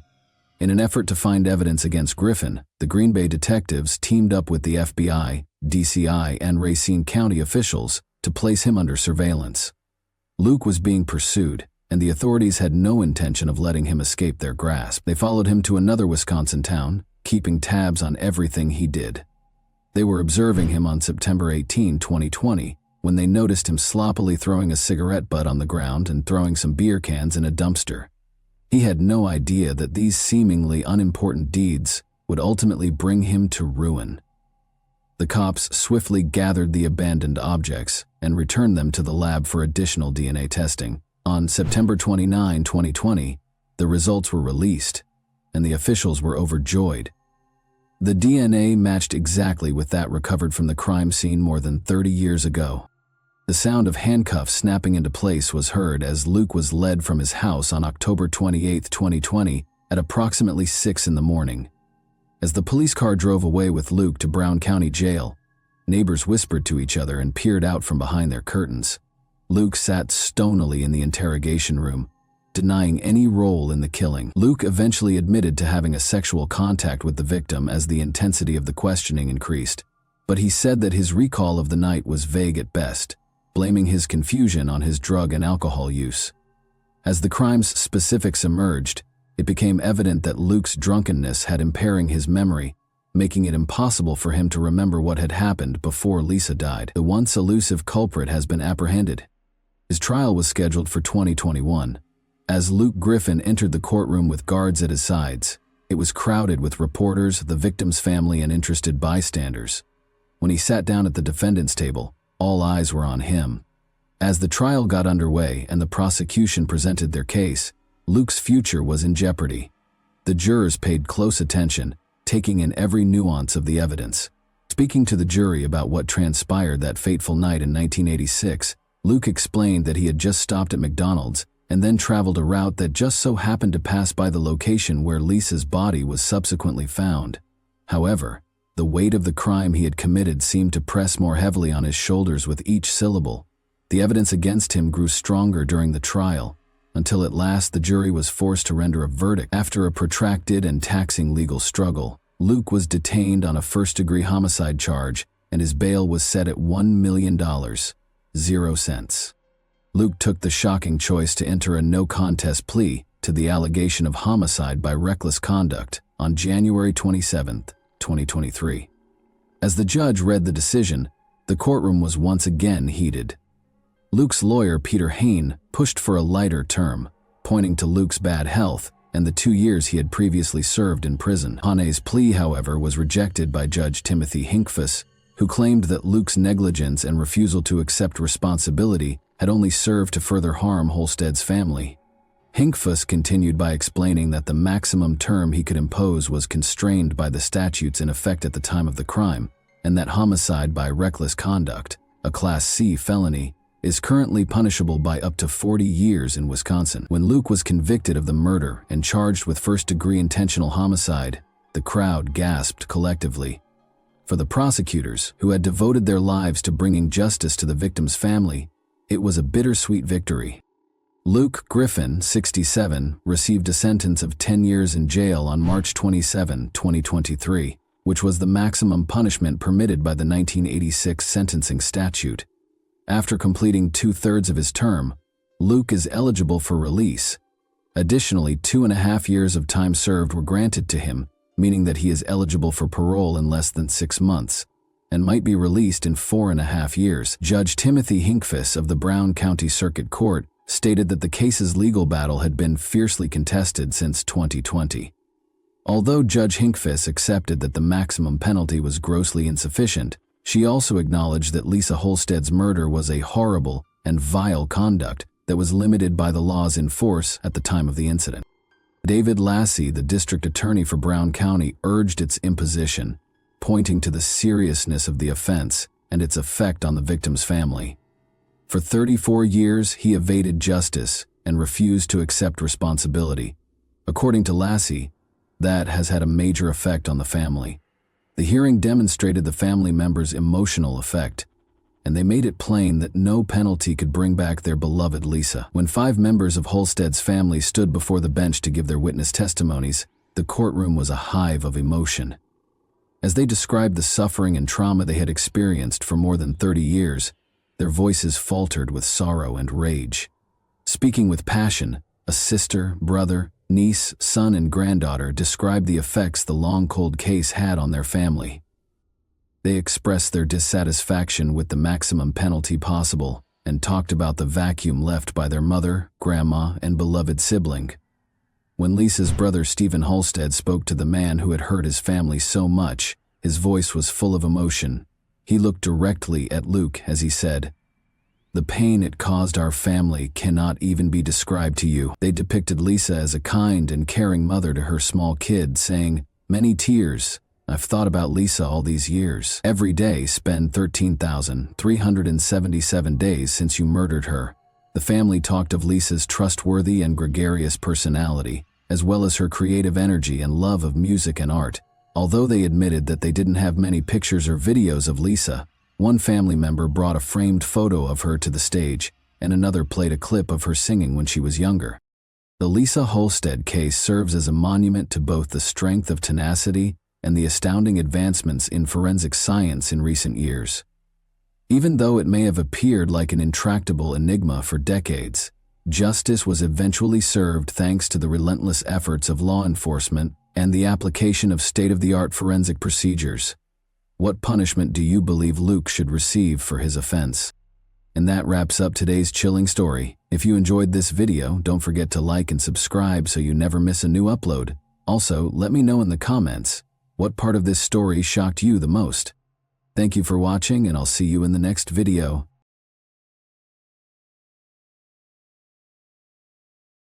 Hey guys, welcome to my channel, and today we're going to take a look at another horrible case with you. At midnight on August 15, 2020 in Perth, Western Australia, the suburb was completely dark, with the only light coming from the streetlights flickering here and there along the deserted road. In the faint light of a solitary lamp, a home on the outskirts stood motionless and silent. Yet within, there was a muffled bustle. Loud shouts and weak shadows danced over the walls. It was more than just an argument. It was something ferocious, passionate, and disturbing, even primordial. The air was broken abruptly by a loud bang that sounded like something big hitting the wall. Then there was the clear sound of a gunshot. Time seems to stop. After that, there was a terrible quiet that enveloped the area outside the home like a dense fog. Not a soul could be seen. Although no one was around to see it, the gun's piercing crack shattered the silence of the night like a piece of glass. Perth police got a desperate contact to the emergency services just minutes after the gunfire. The shaky, terrified voice of a woman indicated that there had been a shooting and that someone had been hurt. "He is not moving. God, please assist." The woman's voice broke as she screamed. Officers showed up at the scene as soon as the dispatcher deployed a patrol unit.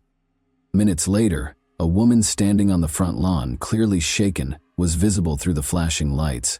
Her entire body was shaking uncontrollably. Her eyes were wide with fear and she was pale. The cops found the house in a state of turmoil. The body of 38-year-old James Watson was in the living room. His physique was contorted in an abnormal way. A black pool of blood had started to spread across the floor, and his eyes were wide open. The walls and furnishings were stained by the blood that seeped into the carpet. Signs of a scuffle were immediately observed by the cops. There were toppled chairs and obvious signs of impact on the walls and furniture. Before the gun was fired, the whole room was in a state of chaos, suggesting a violent altercation. A shotgun with its barrel aimed at the door was resting next to the body. Although there were no indications of forceful entry, it initially appeared as though someone had broken into the house.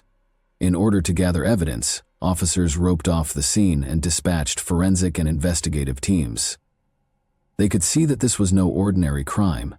It was the result of something far more intricate. They identified the woman they discovered on the lawn as the wife of Catherine Watson James. The paramedics on the scene attempted to calm her down because she was in shock. When she was taken to the police station, she was too upset to talk clearly, and her hands were covered in blood. She was limited to saying, "I didn't mean to. I had no idea how it would turn out." Investigators started looking for solutions. Asking the neighbors questions was the first step. But before to the gunfire, nobody had heard anything out of the ordinary. Mark Ridley, an elderly neighbor, reported that he's seen Catherine and James coming home together that night. He didn't give it much thought, although they appeared nervous. His statement was removed by the police, although it yielded no important clues. In the meantime, forensic specialists inside the home discovered an unsealed envelope containing multiple documents and photos, adding to the mounting evidence that the conflict had begun long before the gunshot on the kitchen table. Upon closer examination, the investigators discovered that several of the photographs depicted intimate moments from the family's lives, even if they didn't initially appear to be very significant. These pictures might be the key to figuring out why the tragedy happened. Investigators tried to piece together what had happened that night. After a stressful dinner at a restaurant, Catherine and James went home at around 8 p.m. Nothing had foreshadowed the impending disaster, but the supper had been unpleasant, according to people who knew them. James said he had to go and take care of something at one point, but Catherine urged he stayed. She informed him that they needed to talk about something. Catherine recommended that they unwind with a drink and spend the evening in silence after they arrived home. Leaving James in the living area, she took the envelope and headed upstairs. James remained downstairs as if oblivious to what was about to happen. After a while, Catherine returned downstairs with the papers firmly grasped in her hands. She put the envelope on the table in front of him, her face expressionless, and waited for his response. James's face transformed when he saw the envelope. Despite his best efforts to maintain composure, the anxiety in the room was evident. Despite her silence, Catherine's expression spoke a lot. There was a thick quiet. Right at this point, everything changed. They got into a furious debate that swiftly turned into a yelling contest. At one point, Catherine refused to let go of the documents and clutched onto the envelope when James tried to retrieve it. A damaged chair appeared as detectives inspected the room where the shot was fired. Been employed as a weapon. Photographs and documents, some of them blood-stained, were scattered on the floor. Every piece of evidence suggested that James and Catherine were fighting over the documents. Investigators came to the conclusion that James was attempting to seize something from Catherine when the gun was discharged. Catherine had fired the shotgun, as evidenced by the marks on the carpet and the shotgun's location. Police discovered a number of fascinating things when they gained access to James and Catherine's phones. In contrast to his regular conduct, James had shut off his phone around 10:30 p.m. James had gone at that time, according to surveillance footage from a camera outside their home, but he returned 10 minutes later. It was still unclear what he accomplished in those brief minutes. Still in a state of shock when she was taken to the police, Catherine was unable to provide a detailed account of what had happened. She said that they had begun to argue and that things eventually got out of hand. She said she couldn't recall how she got the shotgun in her hands. Although it was evident that she was under a lot of stress, detectives felt that there was more to her story. Investigators started looking into the Watsons' relationship in further detail. The couple had been married for 10 years, didn't have any kids, and seemed to lead a peaceful existence. However, Catherine became suspicious when neighbors saw that James had been spending less time at home lately.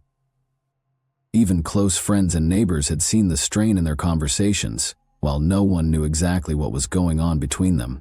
The inquiry also found that Catherine had gotten in touch with a private investigator only a week prior to the incident. It was unclear why this was the case. It was unclear exactly what she was looking into, but it was possible that she was obtaining evidence against her spouse. The results of the forensic examination of the weapon discovered at the scene were given to the police later that night. When James's fingerprints were found on the shotgun, they appeared strange, as if he had handled it just once. This made investigators question whether the firearm may have been utilized by someone else at the crucial moment. Perth police visited Catherine and James Watson's house again the morning following the incident. As investigators attempted to piece together a more coherent picture of what had happened, forensic teams continued to collect evidence at the crime scene, which remained sealed off. The specifics cast doubt on the simplicity of this narrative, which at first glance seemed to be a spontaneous flash of hostility during an argument.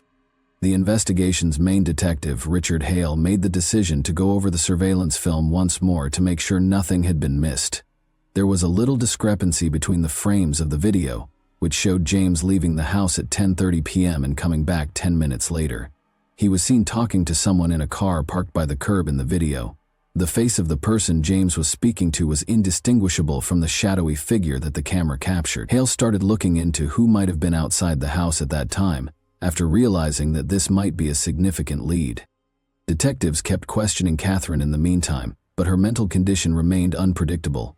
She asserted that everything happened too fast and that she couldn't remember how things got out of hand. She spoke incoherently, and her eyes were empty. When he questioned her about the car that was captured on the surveillance camera, Detective Hale saw a momentary shift in her demeanor, as though she was trying to conceal something. The contents of the envelope discovered at the side were being carefully examined by detectives at the same time. Indeed, a professional investigator had taken a number of the photos inside. James was pictured with a young woman, but her face was never fully visible. The investigators' report listed a number of locations where they had met, including a motel on the outskirts of the city, a shopping mall parking lot, and a cafe in downtown Perth. The report, however, omitted the woman's identity, although it was still unclear how these photos related to the crime. Hale came to the conclusion that Catherine had hired the private investigator to track her husband. Investigators chose to go to the private investigator's office, who was listed in the report. They discovered Thomas Morgan, a man who appeared a little uncomfortable when he saw the detectives. According to Morgan, Catherine had called him approximately 2 weeks earlier, claiming that her husband had been acting strangely. She had a suspicion that he was cheating, but she didn't elaborate. Copies of the images captured over the course of a week of monitoring were presented to the police by Morgan. Although the woman's face was always obscured, it was evident from the photos that James and the woman were meeting. She was either turning away or wearing a hood. Morgan stated that just one day before to the terrible incident, he had given Catherine all of the collected material. After returning to Catherine, Detective Hale showed her the pictures that the private investigator had taken. She acknowledged that she had suspected James of being unfaithful, but her response was cold. She stated that in order to learn the truth and determine the course of their marriage, she planned to present him with the proof during a family meeting. She insisted, nevertheless, that she never intended to hurt him. After James saw the pictures and accused her of spying on him, things became out of hand for her. Although she couldn't recall the specifics, she said the debate escalated into a physical altercation and ultimately the fatal shooting. The forensic results of the fingerprints found on the shotgun were given to detectives as they attempted to ascertain whether Catherine's story was accurate. Forensic specialists concluded that although James's prints were on the gun, they had been there long before the shot was fired. Catherine had maintained that she had never touched the rifle and that it was kept in the house for safety. Since this claim ran counter to the forensic results, detectives started to believe that the weapon had been tampered with in an effort to deceive the authorities. One of the most important pieces of evidence was the security film showing James conversing with someone in a car. In an attempt to identify the license plate of the car and determine who might have been outside the Watsons' house that night, Detective Hale forwarded a copy of the video for additional examination. Detectives looked through Catherine and James's phone logs in anticipation of the results, hoping to find further hints. They learned that Catherine had texted her sister Lisa multiple times the night of the event. Suspicions were raised by the message's content. They appeared to be attempts at justification or explanation. "I didn't intend for things to go this way," one message read. Another included a meeting request. Hale was concerned since Lisa had not responded to these texts. In order to learn whether she was aware of what had happened that evening, he made the decision to summon her in for interrogation. Lisa looked uncomfortable when she got to the station.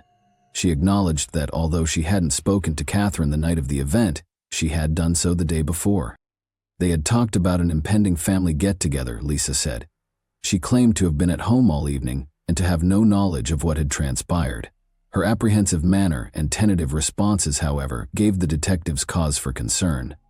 Hale made the decision to confirm her alibi by looking through her location information and phone records.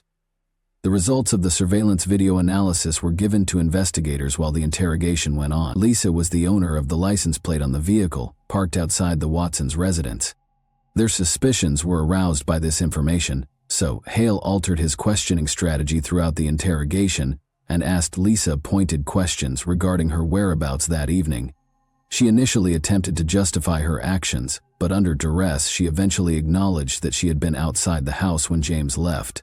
However, her reasoning was unclear. She never got out of the car, saying she had come to speak to her sister but left when she saw James. Hale was aware that something wasn't right. He went back to looking through Lisa's phone logs and found that the night of the event, she had gotten a message from James to come over right away. However, what could James have been talking about in private, and why would he phone Lisa when he was meant to be with Catherine? Another important piece of evidence was discovered by forensic specialists in the bedroom where Catherine claimed the argument started. Blood traces that did not belong to Catherine or James were found on the door handle.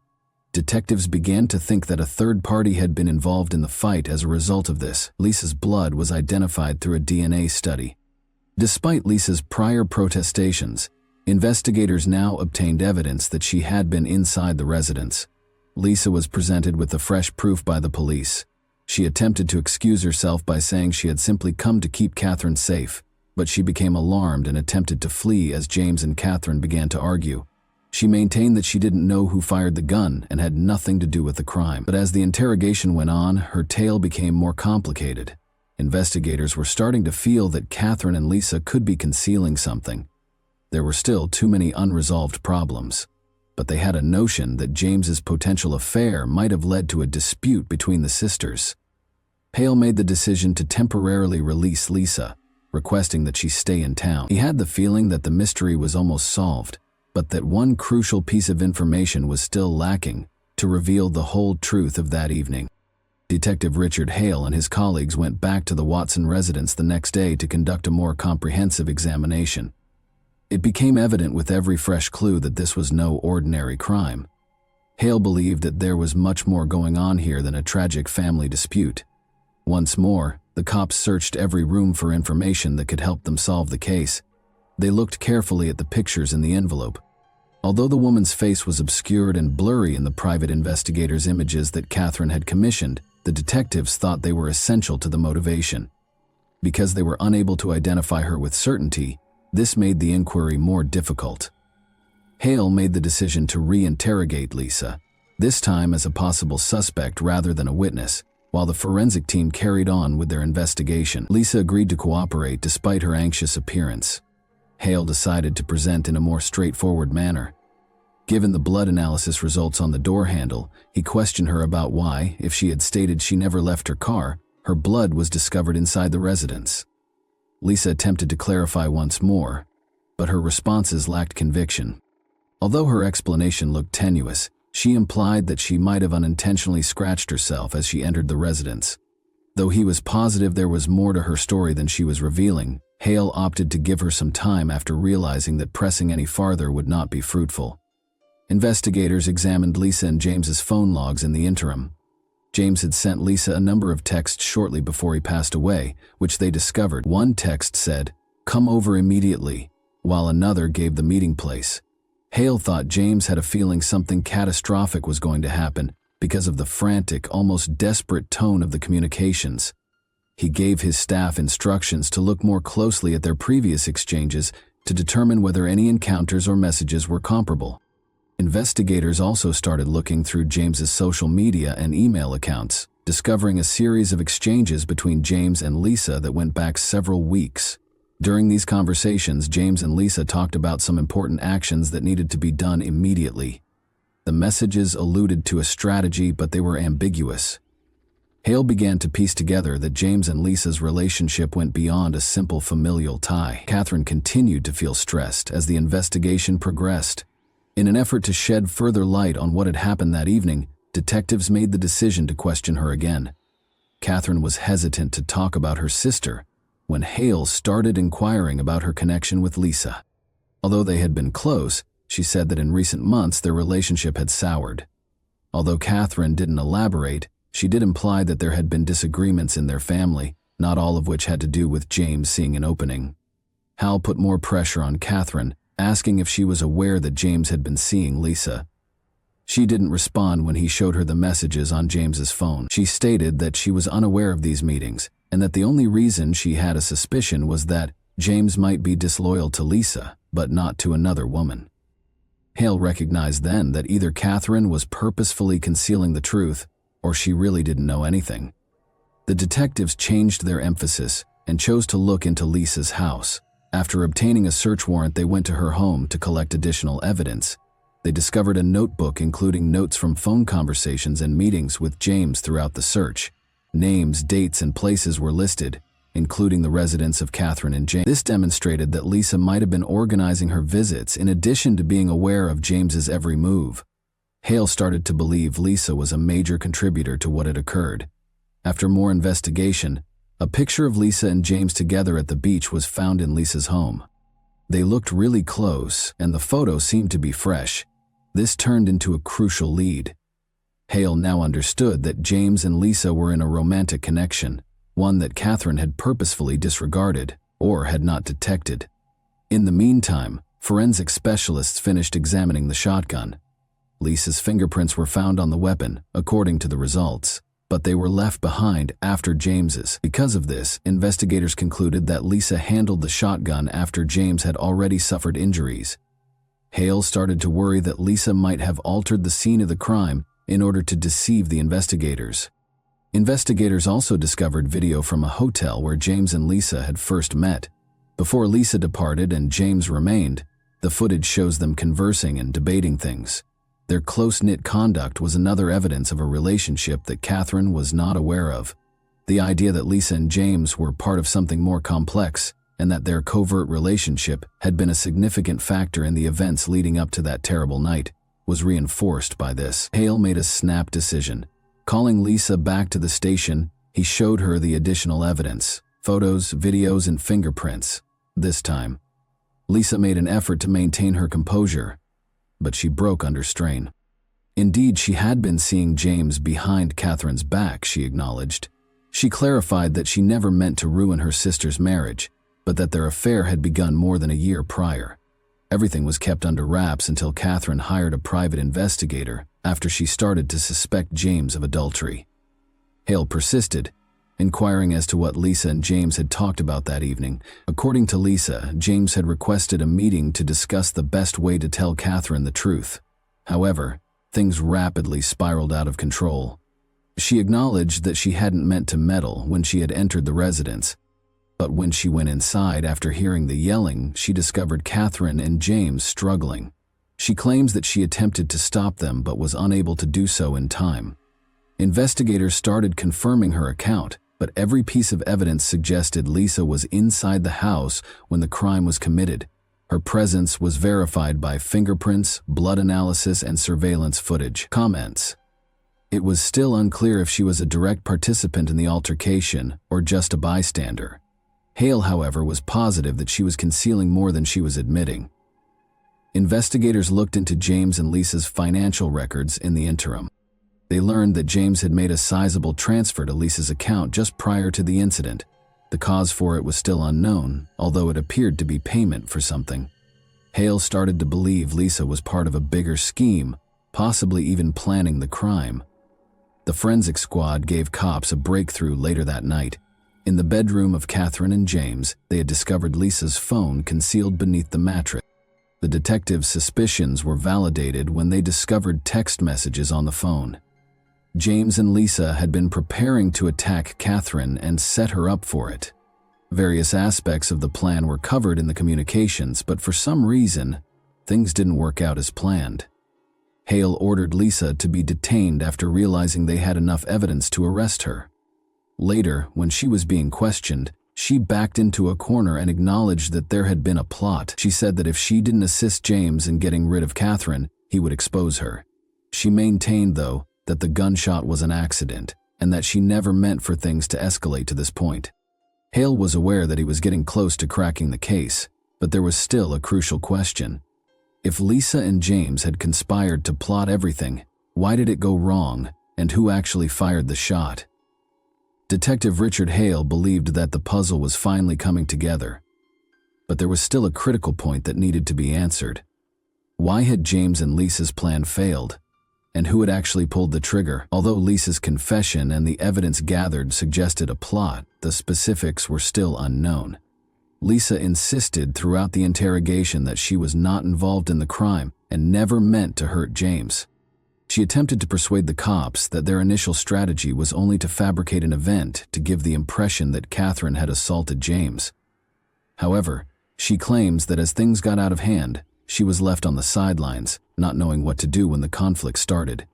Even though Hale paid close attention, he could sense that Lisa was still hiding something. He made the decision to do a last examination of the case in order to piece together the whole series of events that transpired that evening. To make sure they hadn't missed anything, the detectives went back to the Watson residence and meticulously went over the surveillance tape and the crime scene. Forensic specialists discovered a little but important hint on the shotgun during the re-examination that had previously gone overlooked. Tests on a piece of hair discovered beneath the stock showed it belonged to Catherine. Hale hesitated at this revelation. Before or immediately after the shot was discharged, Catherine might have held the gun. It also clarified the confusion in her account. Perhaps she simply was unable to recall the events of those pivotal moments when emotions were running high. The cops also looked through Catherine's pre-shooting phone logs. They learned that she had booked a private investigator and set up a meeting for the following day. This demonstrated her sincere desire to address the matter and perhaps make James responsible for his adultery. But why had things turned tragic if she had such intentions? Hale made the decision to go over Catherine's remarks again. He wanted to know if she had been part of the conflict or if she had been deceived. He started asking her more pointed questions right away, but Catherine insisted she couldn't remember the specifics. She explained that she and James got into a fight and that he attempted to steal the envelope containing the pictures from her. Everything happened too quickly, and then everything simply vanished. Detectives discovered a surveillance camera in the living room that they had previously overlooked as the inquiry went forward. The case took an unexpected turn when it was discovered that James had installed the camera himself. James and Catherine were seen fighting on the video. Lisa's voice could be heard even though she wasn't on camera. She was telling James to stop and that they needed to find a peaceful solution. There was a violent altercation when Catherine pushed James aside when he attempted to take the envelope from her. Catherine lost control of the situation, as seen on the video. Lisa rushed into the room to try to break up the fight as James seized her wrists. Despite placing herself between them, she managed to hold the shotgun. She seemed to want to defuse the situation, but it didn't work out that way. The pivotal moment was caught on camera when Lisa accidentally pointed the shotgun toward James in an effort to frighten him while she was in a panic. The gun went off as James made a quick movement. Lisa stood motionless, but Catherine fell to the ground. She gazed at James, who was lying on the ground, still holding the shotgun, for a few seconds. Her expression twisted in sheer horror. She dropped the weapon slowly and sprinted out of sight. Shocked and shaking, Catherine slowly stood up and urgently called emergency services. She spoke in a scared, tremulous voice. Detective Hale instantly realized what had happened. Lisa had fired the gun in a moment of utter terror, perhaps without even recognizing what she was doing, as she was stuck in the heart of the growing fight. When the situation reached a breaking point, James and Lisa's plan to conduct an attack and hold Catherine accountable had failed. The disaster was unavoidable since Lisa lost control due to her overwhelming anxiety. Hale made the decision to charge Lisa with involuntary manslaughter in order to wrap up the case. She sobbed and insisted that she never meant to hurt anyone, but there was no denying the proof. Although her actions were motivated by panic, the investigators acknowledged that she had known she was carrying a gun and had the option to not use it. Catherine was still in disbelief after discovering the whole truth. She understood that her sister was the one who had eventually caused James's death, not just a co-conspirator.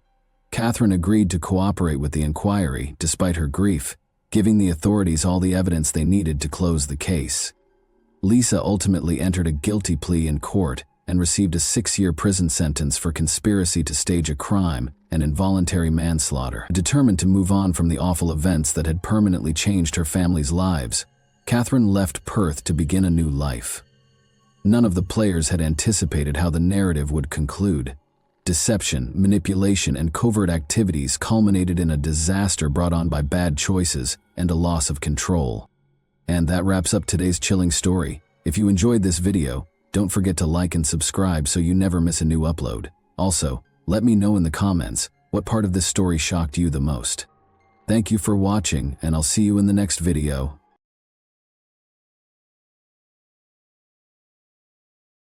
Hey guys, welcome to my channel, and today we're going to take a look at another horrible case with you. We are examining the unsettling case of Kim Wall, so let's go straight to the riddle without any more ado. Denmark's capital, Copenhagen, known to the locals as Copenhagen, is situated on the picturesque islands of Amager and Zealand. Denmark is renowned for its excellent architecture and design in general, but Copenhagen in particular is the main draw. In addition to a vibrant food scene, the lush, verdant city has a rich and diverse cultural environment. Copenhagen, home to more than 600,000 people, is considered one of the happiest cities in the world due to its laid-back lifestyle and progressive social views. Even though Denmark is a pleasant country, it did record 54 homicides in 2017, including the August 2017 murder of Kim Wall. On March 23, 1987, Kim Wall was born in Trelleborg, Sweden. Journalists Joachim and Ingrid Wall were her parents. Tom Wall was the only sibling she had. Kim developed into an exceptionally intelligent youngster who never wavered in her commitment to her objectives. She did exceptionally well at the London School of Economics, where she studied international relations. However, it didn't stop there. Kim advanced her education by pursuing a master's degree at Columbia University's School of Journalism, sometimes referred to as the Oxbridge of Journalism. Kim won awards for her year and was at the top of her class among her peers. Kim's approach to her work as a journalist mirrored her deep interest in people and their stories. Kim would do whatever it took to share people's experiences and give them a voice. Kim was a journalist for the South China Morning Post in Hong Kong, the Swedish Embassy in Australia, and a European Union delegation in India. Numerous worldwide publications, including as the BBC, The Guardian, and the New York Times, have published her pieces. Kim lived in Copenhagen with her lover, Ole Stabi, a game and interface designer. Although she alternated between Beijing and New York, the two had big plans together and were incredibly in love. Relocating to Beijing, China was one of their goals. However, life had other ideas. Kim was spending time with her family on August 9, 2017, at her parents' home in Trelleborg, Sweden, so they could take their annual summer photo. Before August 9, 2017, her family had 29 photos since they had taken a family photograph every summer since Kim was a year old. Kim was also excited to get to Copenhagen because she wanted to see Ole. Before departing for China on August 16, 2017, Kim and Ole planned to host their friends at their apartment the next day to bid them farewell.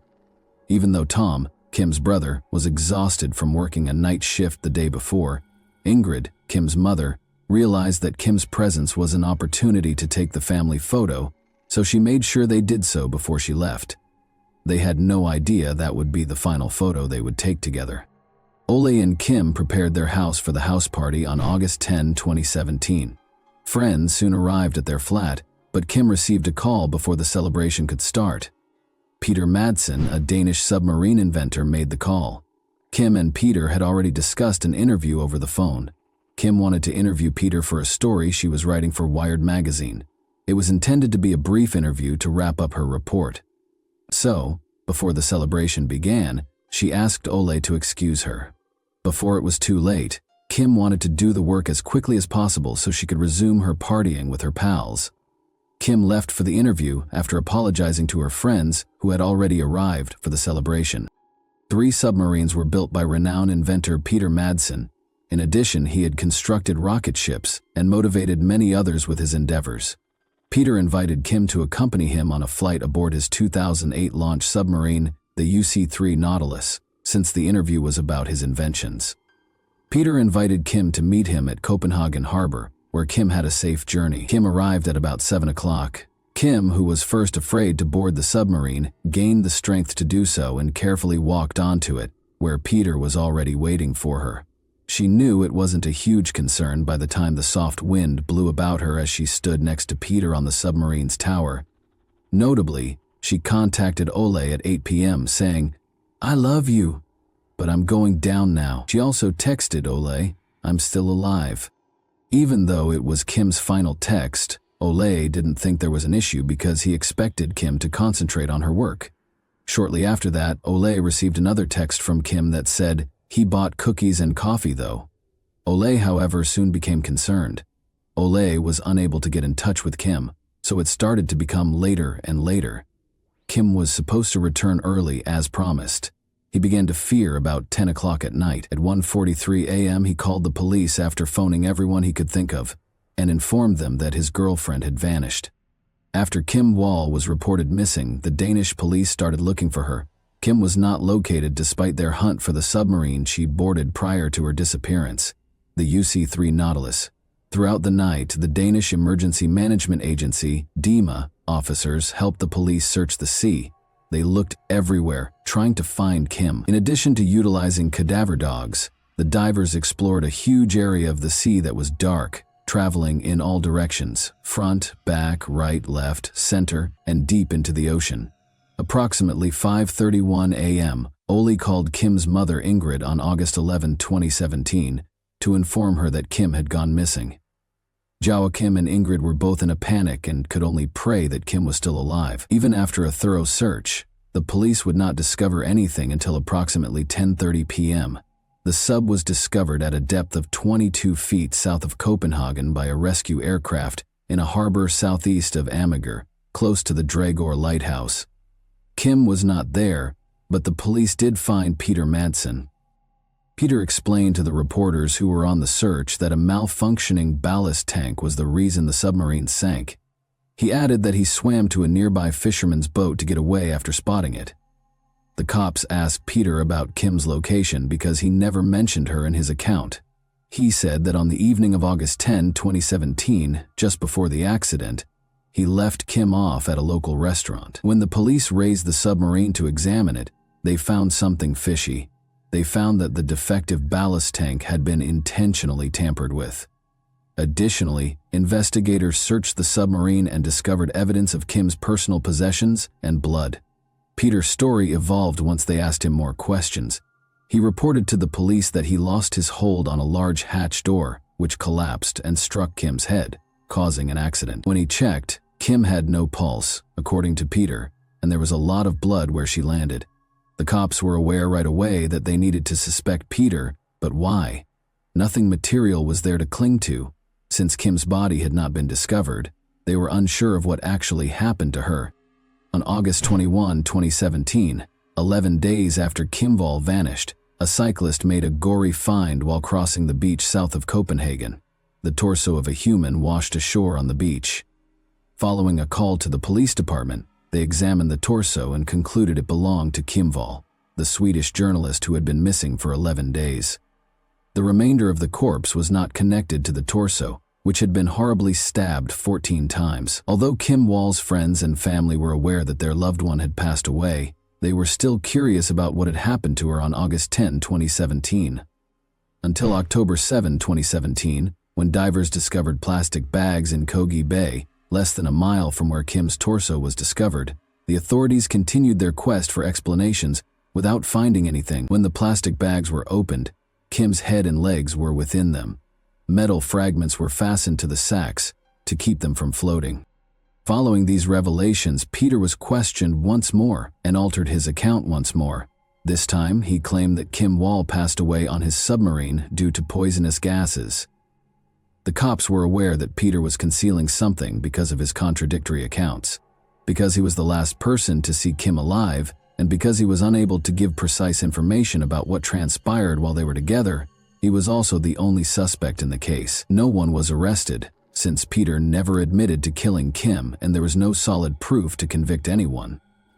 Nevertheless, the police continued their investigation as they were unable to operate on their presumptions. One of Peter's claims that Kim's head was struck by a hatch was refuted by the autopsy, which found no blunt trauma on her head. Additionally, the autopsy showed that Kim had been stabbed and shackled. Additionally, it revealed that she had asphyxia, indicating that she had either been stabbed in the throat or strangled. The police had grounds to detain Peter for additional interrogation in light of this evidence. When the authorities inspected his phone during the investigation, they discovered that on August 9, 2017, Peter had viewed a video showing a young woman in agony as she was gradually decapitated with a little knife.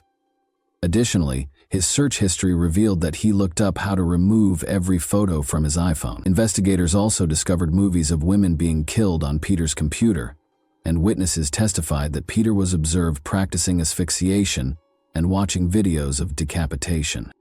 The inquiry revealed that while Kim's body contained no evidence of Peter's DNA, the underpants, which were taken from Peter Madsen following the arrest, did contain bodily fluid traces.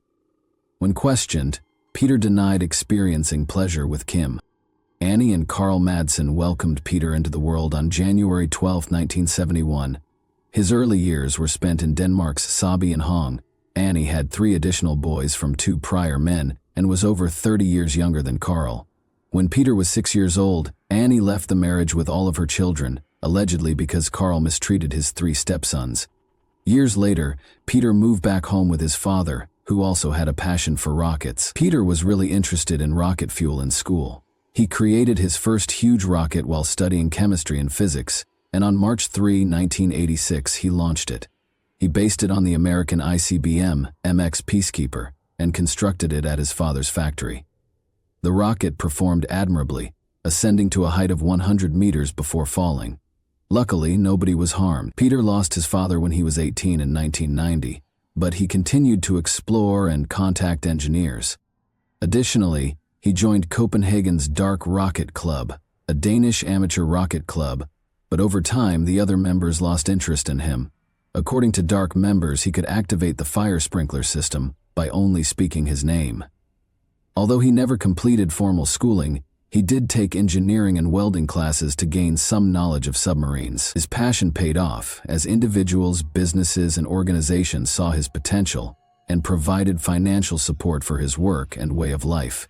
He constructed the UC-1 Freya, UC-2 Praka, and UC-3 Nautilus submarines. The Nautilus was a 3-year-long privately manufactured midget submarine that was launched on May 3, 2008, in Copenhagen, Denmark. The construction cost was about 200,000 US. Together with Danish architect Christian von Bengtsen, Peter co-founded Copenhagen Suborbitals on May 1, 2008. He departed the project in June 2014. Peter was in charge of the booster rocket engines, launch pad, and launch systems. Because of his inventions, Peter was already well-liked, and many people became interested in him without realizing that he was a different person on the inside. Only the murder of Kim Wall revealed who he really was. Peter Madsen, 47, was accused on January 26, 2018 with murder, assault from stabbing, and indecent handling of a corpse because of the dissection. On August 10, 2017, Peter was charged by the prosecution with binding, striking, placing, and strangling Kim on his submarine. Throughout the investigation, Peter refused to acknowledge that he had slain Kim. When Peter's trial started on March 8, 2018, he entered a not guilty plea to the allegations. According to the psychiatric evaluation, Peter was not delusional or psychotic, but rather a narcissistic psychopath. Peter was convicted guilty of all charges and given a life sentence on April 25, 2018. In court, Peter reportedly displayed no remorse. Instead, he intimidated people in the courtroom by staring at them from time to time. Because of Peter's behavior, the Wall family was once instructed not to let him pass in the courtroom. Peter insisted throughout the proceedings that Kim's death was an accident, even though he acknowledged that he had dismembered her body. He told the court, "I don't see how that mattered at the time, as she was dead."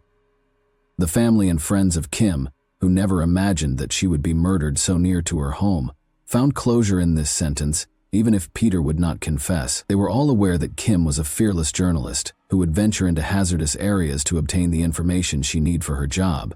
If they were ever concerned about Kim, it would be because she traveled far and wide for work, and they were all unaware that she would die suddenly in Copenhagen, where she lived. Following his life sentence, Peter attempted to appeal the decision, but it was denied. After he was caught, his wife, whom he married in 2011, requested that her name be kept secret and filed for divorce. He was hospitalized in August 2018 after being attacked by an 18-year-old prisoner who threatened to keep him there for the rest of his life. By frightening inmates with a phony firearm and fictitious explosives he had manufactured while incarcerated, he managed to break out in October 2020. He was surrounded by police in a residential neighborhood close to his Sylvester prison as they pursued him. However, because they believed he was carrying explosives, the police were unable to approach him. The cops waited for the explosive specialists to come after they were called. The cops detained him and returned him to the prison after the specialists arrived and discovered that everything had been a ruse. He had to appear in court once more for that offense, and on February 9, 2021, a Copenhagen court sentenced him to an extra 21 months in prison for attempting to flee.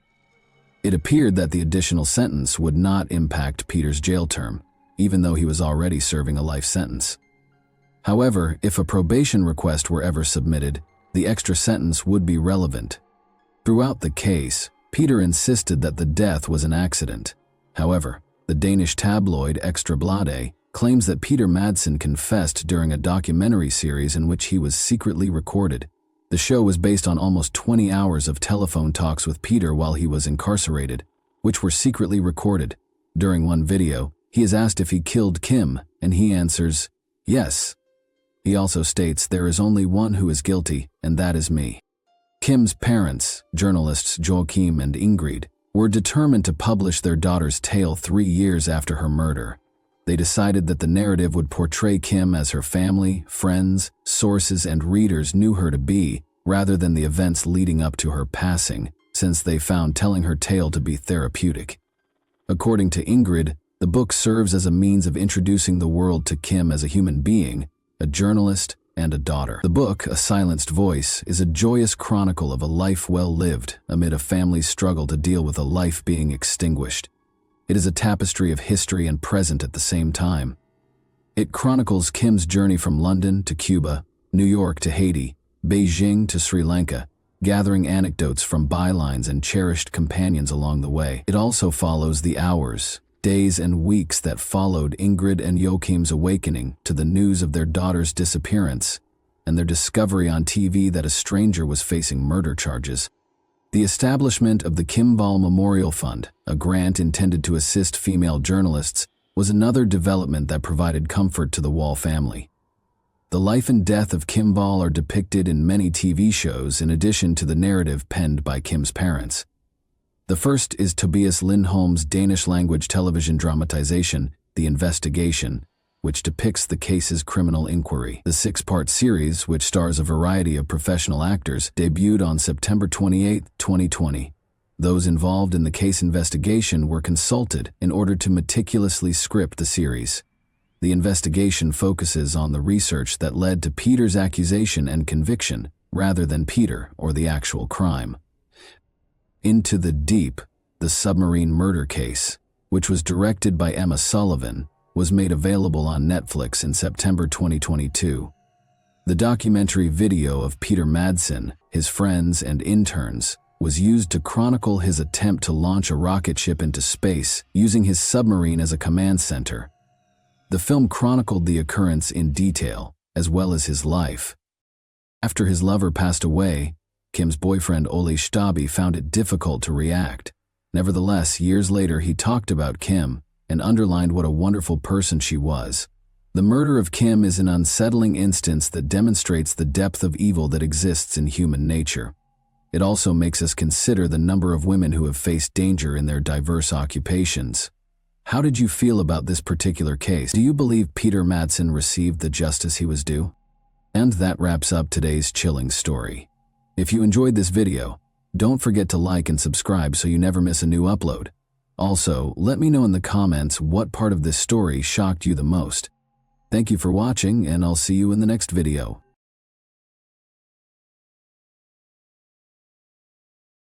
Hey guys, welcome to my channel, and today we're going to take a look at another horrible case with you. 58-year-old Christy Marks, a successful, professional, and loving mother, walked out of her house on the evening of October 24, 2009, feeling hopeful. She was traveling to re-establish contact with her 20-year-old daughter Taylor, whom Christy had adopted years prior. Taylor had called earlier that day to beg Christy to come get her from the home of her boyfriend Brian. This request was an unanticipated favor, following a protracted period of hostility between them. Around 7:00 p.m., Christy arrived to Brian's residence. The Akron, Ohio area was notorious for its high crime rate and overall gloom. Christy parked her car, went to the door, and knocked in spite of her fears. When Taylor responded, Christy, unable to control her happiness, gave her a hug. There didn't appear to be any conflict between them. Brian soon followed, escorting the two women back to Christy's vehicle. Although the location itself made Christy uncomfortable, everything appeared regular to her. Things took a horrifying turn as they approached the automobile. Suddenly, a man with a knife came behind them. The assault was vicious and quick. Before Christy could protect herself, she was hit several times in the face and chest. Then she fell to the floor. After screaming, Taylor snatched up her phone and dialed 911. She can be heard begging for assistance on the recording of the call, stating that her mother had been attacked while Taylor was speaking with the dispatcher. She handed the phone to Brian, who gave their location and recounted the events, saying the assailant had run away. He spoke in an eerily serene tone, devoid of the intensity one might anticipate from someone who had just witnessed such a horrific incident. Paramedics showed up in a matter of minutes. Christy was critically ill, yet still alive. After being taken to the hospital, medical professionals put forth endless effort to save her life. Shortly after their arrival, Christy Marks was declared dead, despite their best attempts. Multiple stab wounds administered with frightening intensity at the scene were the main cause of death. Law enforcement immediately identified a number of irregularities. Near the scene of the attack, Christy's purse, which held her paperwork, cash, keys, and other belongings, was discovered undamaged. This particular feature ran counter to the usual heist pattern. A bloodied knife, which was thought to be the weapon used, was also found in bushes close by. These results cast doubt on the witnesses' testimonies and highlighted the prospect of more complex motivations for the crime. Taylor, the police started questioning everyone.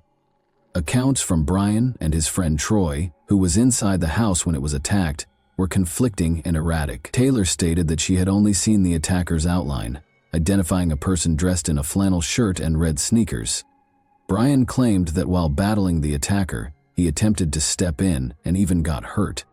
But Troy denied ever leaving the house and said he didn't see anything. Investigators soon had suspicions that none of them were telling the truth despite their assertions. Blood trails and the location of the weapon were among the evidence discovered at the scene that pointed to a staged crime. Authorities thought the incident was well planned rather than a chance occurrence.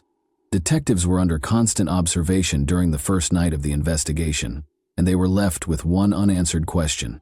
Who among those present knew the truth, and why would someone target Christy? On March 29, 1989, Taylor Marks was born. Immediately after her birth, her biological mother made the decision to place her in foster care, placing the child in the custody of the adoption system. Although Taylor was the only member of her original family placed in foster care, little is known about them other than the fact that she had at least one elder sibling. This was the start of a new chapter in her life, one that ultimately gave love and compassion despite its difficult beginning. A few months later, Bruce and Christy Marks welcomed Taylor into their family. Due to their inability to conceive, the couple had long wished to become parents. They knew Taylor was destined to be a member of their family the moment they laid eyes on her. The Marks family was financially secure at the time. Bruce was a senior employee of a large telecom business, and Christy, who was well known for her ability to stay organized, ran the home and supported their family. Taylor was surrounded by love from their huge and close-knit extended family. She was surrounded by supportive and caring relatives, including grandparents, aunts, uncles, and numerous cousins. Raising Taylor was very important to Bruce and Christy. She enrolled in dance courses, went to exclusive private schools, and engaged in other extracurricular activities. Opportunities that many of her peers did not have were abundant in her life. But Taylor had a special relationship with Bruce. Family friends said that Bruce was her hero. Dad always gave her what she wanted and supported her without conditions. However, she had a different relationship with Christy. Christy was more realistic, demanding, and severe. Although Taylor's early years were not significantly impacted by these disparities in parenting, tensions started to surface as she grew older. Taylor had growing parental supervision and expectations during her adolescence, which frequently led to arguments. Growing arguments were the backdrop against which the family dynamic started to erode. Christy and Bruce had marital problems that ultimately resulted in their divorce when Taylor was about 10 years old. Taylor claims that she was emotionally impacted by her parents' divorce. She believed that Christy started to vent her annoyances on her, which made their relationship even more strained. At the age of 13, Taylor's life took a significant turn in 2002. Bruce went into a diabetic coma and died unexpectedly. Taylor suffered a terrible loss at his passing, losing not just her father but also her most dependable emotional support system. Her grandfather, with whom she was also quite close, also died soon after. Taylor suffered severe emotional injuries as a result of these back-to-back defeats. Christy acquired a sizable estate, including a sizable chunk of money, after Bruce passed away. In the hopes that a change of scenery would give her and Taylor a new beginning, she utilized a portion of the money to buy a new house in Akron, Ohio. But Taylor's emotional condition was getting worse. She became more reclusive. Her disagreements with Christy grew more heated, and her academic performance declined. Although Christy made an effort to help her daughter, her strategies frequently came across as unduly restrictive. She made an effort to make up for Bruce's passing by giving Taylor material luxuries, frequently going above and above to meet all of her needs and more. The emotional bond between them, though, kept deteriorating. One day, Christy hoped, her daughter will assume responsibilities, complete her studies, and continue the family tradition. However, Taylor was uninterested in these ideas and preferred to fantasize rather than defying what she perceived to be imposed expectations. Taylor's desire for independence ran counter to her mother's expectations as she approached adolescence. Conflicts started to escalate after this, and they only became worse over time. For Taylor, her mother was a continual source of stress. Tensions increased with every year that went by. Christy made an effort to guide Taylor in the way she thought was best by enforcing stringent regulations. Her daughter's falling grades, lack of concentration in class, and seeming disregard for her future caused her to worry more and more. However, Taylor's urge to rebel was fueled by her perception that her mother was trying to control her life. The emotional distance between Taylor and Christy only grew as a result of her incessant criticism of Taylor's looks, wardrobe, and friend choices.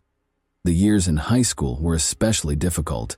Taylor started abusing her mother's rights after gaining access to them. She disregarded Christy's attempts to maintain discipline, preferring to hang out with friends over studying. Christy attempted a number of strategies to help her daughter, but they simply made the gap wider. Taylor's high school graduation in 2008 was a significant turning point. Taylor had little interest in going to college, even if Christy was eager to give her the money and the chance to go any college. Taylor finally enrolled at an Akron university after Christy encouraged him to at least try, but Taylor left for Christy after only 1 month of her first semester. This choice was a significant setback, signifying the widening gap between their aspirations for Taylor's future. Christy made the decision to adopt a more assertive stance after realizing that persuasion was failing. She threatened to leave the house unless Taylor found a job and began to support herself. In America, where young adults are urged to assume responsibility for their life once they reach maturity, this was a typical expectation. But Taylor interpreted her mother's remarks as cruelty and a threat rather than as inspiration, which exacerbated their disagreement. When Taylor met 21-year-old Brian Smith, who had a reputation as a bad kid, in May 2009, things became even more heated. Along with his mother and sister, Brian resided in a low-income area of the city. Taylor was immediately attracted to him because she saw in Brian an opportunity to break free from her mother's authority. However, some who knew Brian said he had a fiery temper and a need to control others in relationships. "Stop, Taylor." Christy was adamantly against the partnership. In addition to Brian's actions, she was worried about the impact he would have on her kid. Christy tried to keep Taylor away from Brian, even preventing him from visiting their house. But these acts just strengthened Taylor's determination. Soon after, Taylor left her mother's house, packed her things, and moved in with Brian. At first, their relationship appeared promising, but it didn't take long for Brian to start acting aggressively and controllingly. Thus, life with Brian was far from the perfect picture Taylor had envisioned. Taylor experienced control, envy, and angry outbursts frequently. Despite this, she refused to go back home because she believed that doing so would be an admission of failure.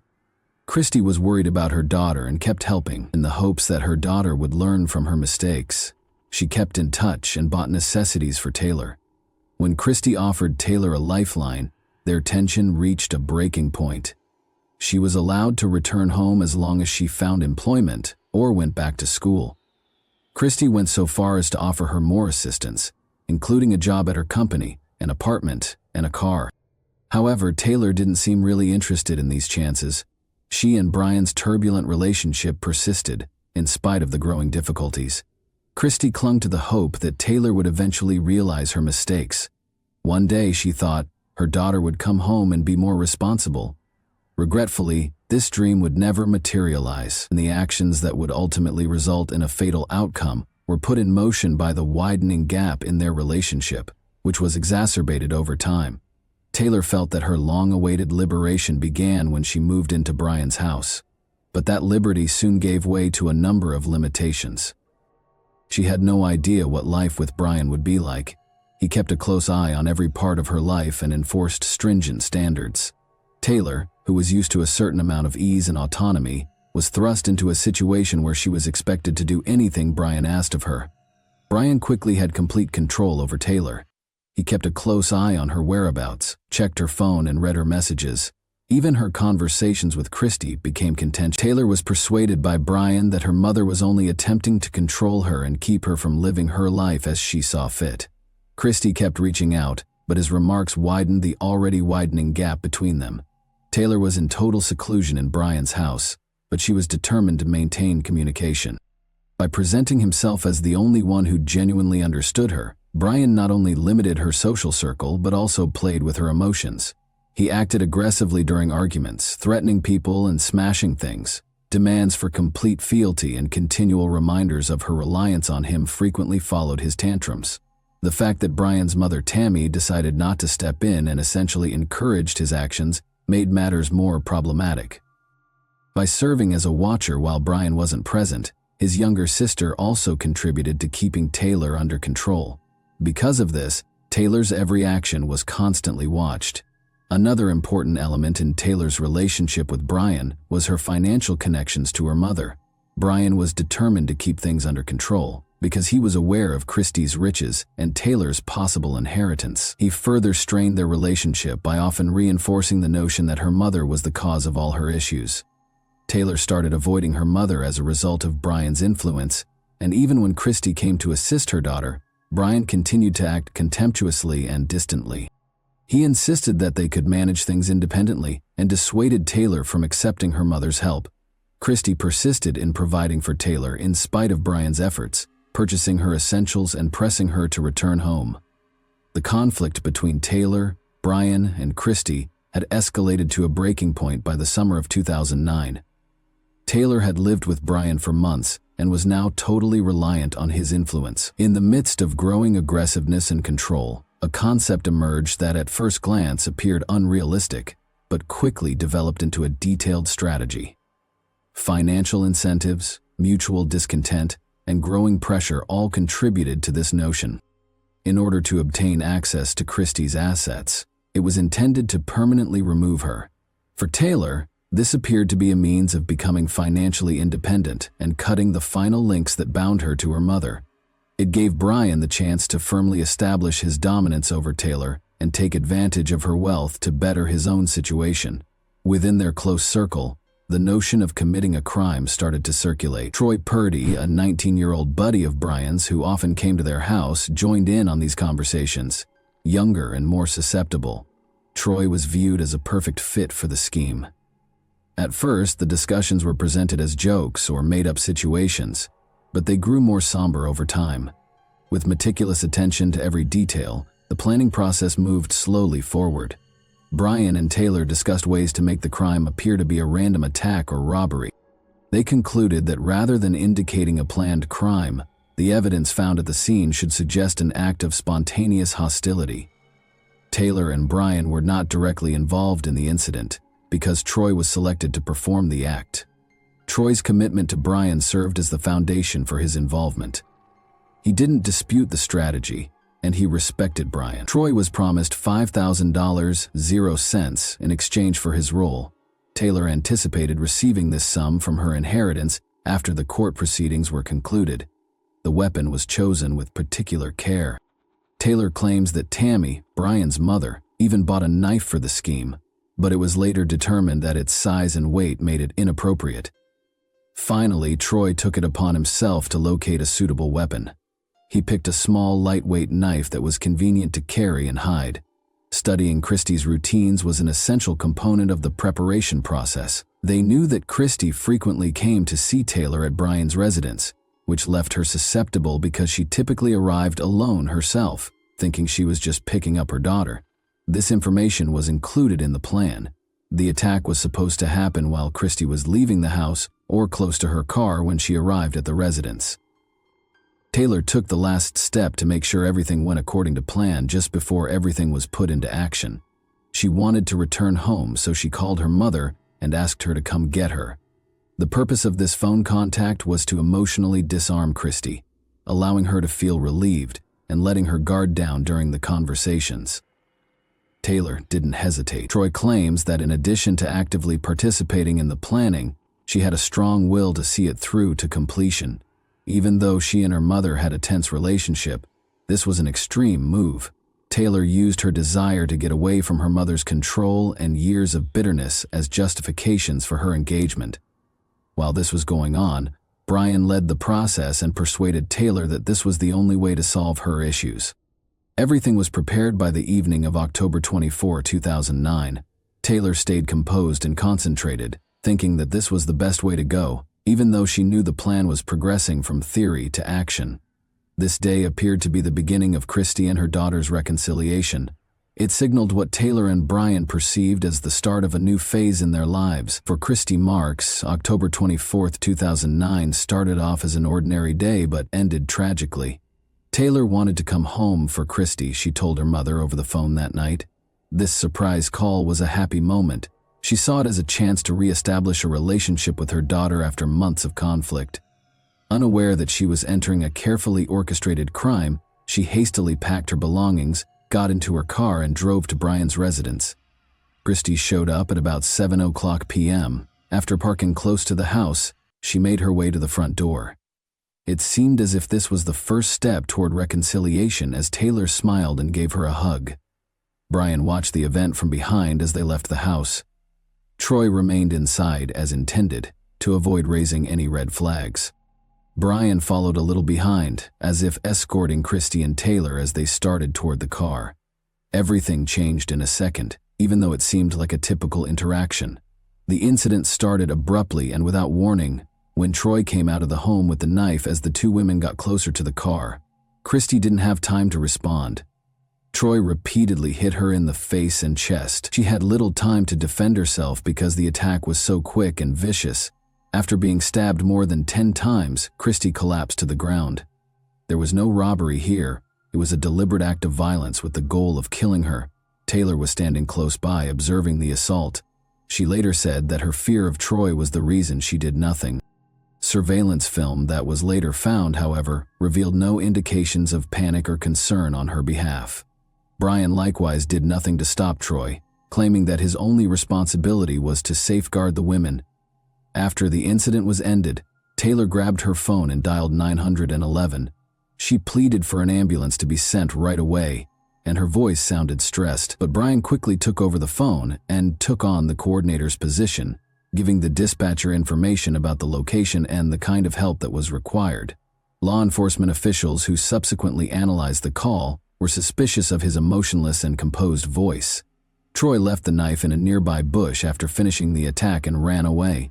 He later stated that his actions were motivated by mental turmoil, but the evidence indicated otherwise. After meticulous planning, Christie was taken to the hospital, but the medical staff was unable to rescue her. She died from several stab wounds that were clearly caused in a fit of rage after Christy Marks' untimely death. The inquiry got underway right away. Only a few minutes after the emergency services call, police showed up on the site. Doubt was quickly aroused by the evidence they discovered, which included a knife in the bushes, Christy's purse with everything she owned still in it, and the lack of any indications of robbery. The specifics did not fit the premise of a random attack. Questioning Taylor, Brian, and Troy was the first thing the detectives did. To exclude any possibility of collaboration, each were interviewed independently, but their explanations were erratic and unpersuasive. Inconsistencies in their statements were promptly discovered by the police. Surveillance footage taken close to the crime scene provided the crucial piece of evidence. Taylor and Brian were seen on camera standing close by when Troy assaulted Christy. Neither of them attempted to step in. These recordings turned out to be a pivotal moment. Equipped with this proof, investigators went back to question the suspects. Troy was the first to confess under the weight of the evidence. He said Taylor was the mastermind behind the plan and acknowledged that the attack had been planned. Troy claims that she had presented the concept to him and Brian, offering a monetary incentive from the estate she would inherit upon her mother's passing. Troy disclosed that he was in charge of carrying out the attack, while Brian was in charge of fabricating an alibi by making it seem like a robbery. Additionally, Troy said that he had purposefully caused minor injuries to Brian in order to add credibility to the fictitious situation. His admission totally refuted Taylor's earlier assertion that the attack was an isolated incident. Brian also changed his story after hearing Troy's confession. He confirmed Troy's claim that Taylor had started the scheme. Brian, however, denied taking part in the attack, saying that although he disapproved of it, he felt helpless to stop Taylor and Troy. Additionally, he maintained that he didn't know the entire strategy until the very last minute. However, this appeared to be an effort to minimize his role. Taylor first denied her involvement, despite growing evidence and accusations, but her account of what happened got more and more erratic. According to investigators, she started contradicting herself, and her actions indicated that she was trying to conceal the truth. Ultimately, as the evidence mounted, Taylor acknowledged talking to Brian and Troy about the plot. Numerous information that were discovered during the inquiry demonstrated how intentional the crime was. Everything was carefully planned by the players, including the weapon selection and the fabrication of injuries. Both Troy and Brian's stated money motivation turned into a key element of the prosecution's case. Taylor said that one of the main reasons behind her choice was her continuous disagreement with her mother. She did, however, assert that she had not expected the situation to worsen to such a horrible conclusion. Police had a complete picture of what had happened within 5 hours after the crime. In relation to Christy Marks' death, Troy Purdy, Brian Smith, and Taylor Marks were taken into custody and charged. However, this marked the end of the investigation's first phase. The court would decide their degrees of guilt and impose sentences, and the legal process was only getting started. In late 2009, the trial for Christy Marks' crime got underway. Because of the savagery of the crime and the involvement of those close to the victim, the defendants were under intense public scrutiny. A plethora of evidence, including camera recordings and witness statements, served as the foundation for the prosecution's case. The security film, which showed Taylor and Brian watching and doing nothing to stop the attack on Christy, was the strongest piece of evidence. Furthermore, a key component of the case was Troy's confession, which described the conspiracy and his involvement in the crime. Additionally, Taylor's phone was used by investigators to exhibit text messages in which she talked about her tense relationship with her mother and stated that she wanted to be free of her. Evidence of the sizable inheritance Taylor anticipated receiving following Christy's passing provided more credence for the financial motivation. It was disclosed during the trial that Christy has substantial assets, including as a business, real properties, and sizable savings. Taylor, Brian, and Troy's defense lawyers aimed to lessen their client's guilt. According to Taylor's defense, she was heavily influenced by Brian and lacked the independence to act on her own. According to her attorney, she was susceptible to manipulation because of the emotional instability brought on by the death of her father and the pressure from her mother. Brian, however, denied being directly involved in the crime. He didn't know about the plan until the attack happened, according to his lawyer, and Buka paralyzed him so he couldn't stop it. Troy tried to somewhat alter his story during the trial, stating that he was under pressure from Brian to do so, even though he had already confessed. Troy admitted his guilt and testified against the other defendants in exchange for a plea agreement with the prosecution. Instead of facing the death penalty, he was given a life sentence without the prospect of release. Taylor also entered a guilty plea after realizing how bleak her circumstances were. She made a heartfelt statement throughout the hearings, expressing regret for what she had done. She described how she became involved in the crime as a result of her disputes with her mother and Brian's influence. Prosecutors countered that she was intentionally and strategically involved. When faced with indisputable proof, Brian, on the other hand, finally acknowledged his role after first denying it. The court saw this as an attempt to minimize his responsibility, notwithstanding his insistence that his involvement was small and that he had not intended for the crime to occur. Taylor Marks and Brian Smith were convicted of first-degree murder and conspiracy by the court in 2010. They were both given life sentences, without the chance of release. Although Taylor apologized for what she had done, her assertion that she had lost control was interpreted as an effort to lessen the severity of her punishment. Troy Purdy was also sentenced to life in prison as part of his plea agreement, but his actions while inside ultimately came to light. He was accused of having a weapon within the prison in 2015, which cast doubt on his capacity for change. The announcement of the penalties permanently altered the lives of all those engaged in the catastrophe. In addition to losing a mother, Christy Marks' family also lost a daughter who participated in her demise. The narrative turned into a sad lesson of how even the closest relationships may be destroyed by rash actions and personal disagreements. Taylor was committed to a women's penitentiary prison in Ohio and given a life sentence without the possibility of release. She avoided interacting with the media and other prisoners throughout her first few years behind bars. But in 2021, Taylor spoke about her case in an interview with a television show.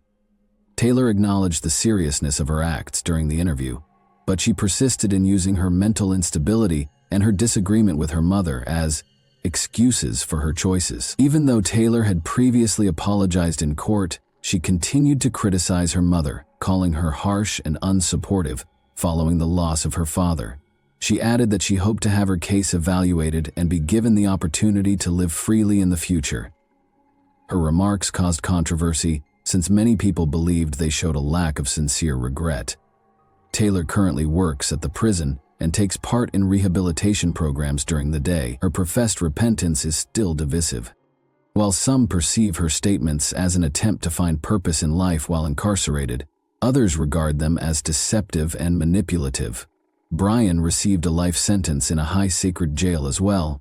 He has kept a low profile ever since being found guilty. He has not discussed his involvement in the crime in public or avoided interviews. Brian is known to be a challenging prisoner who frequently gets into arguments and acts aggressively, according to the staff. When it was revealed that he had gotten into a brawl with another prisoner in 2017, his name came up again. The event demonstrated that, despite his sentencing, his propensity for violent conduct had not changed.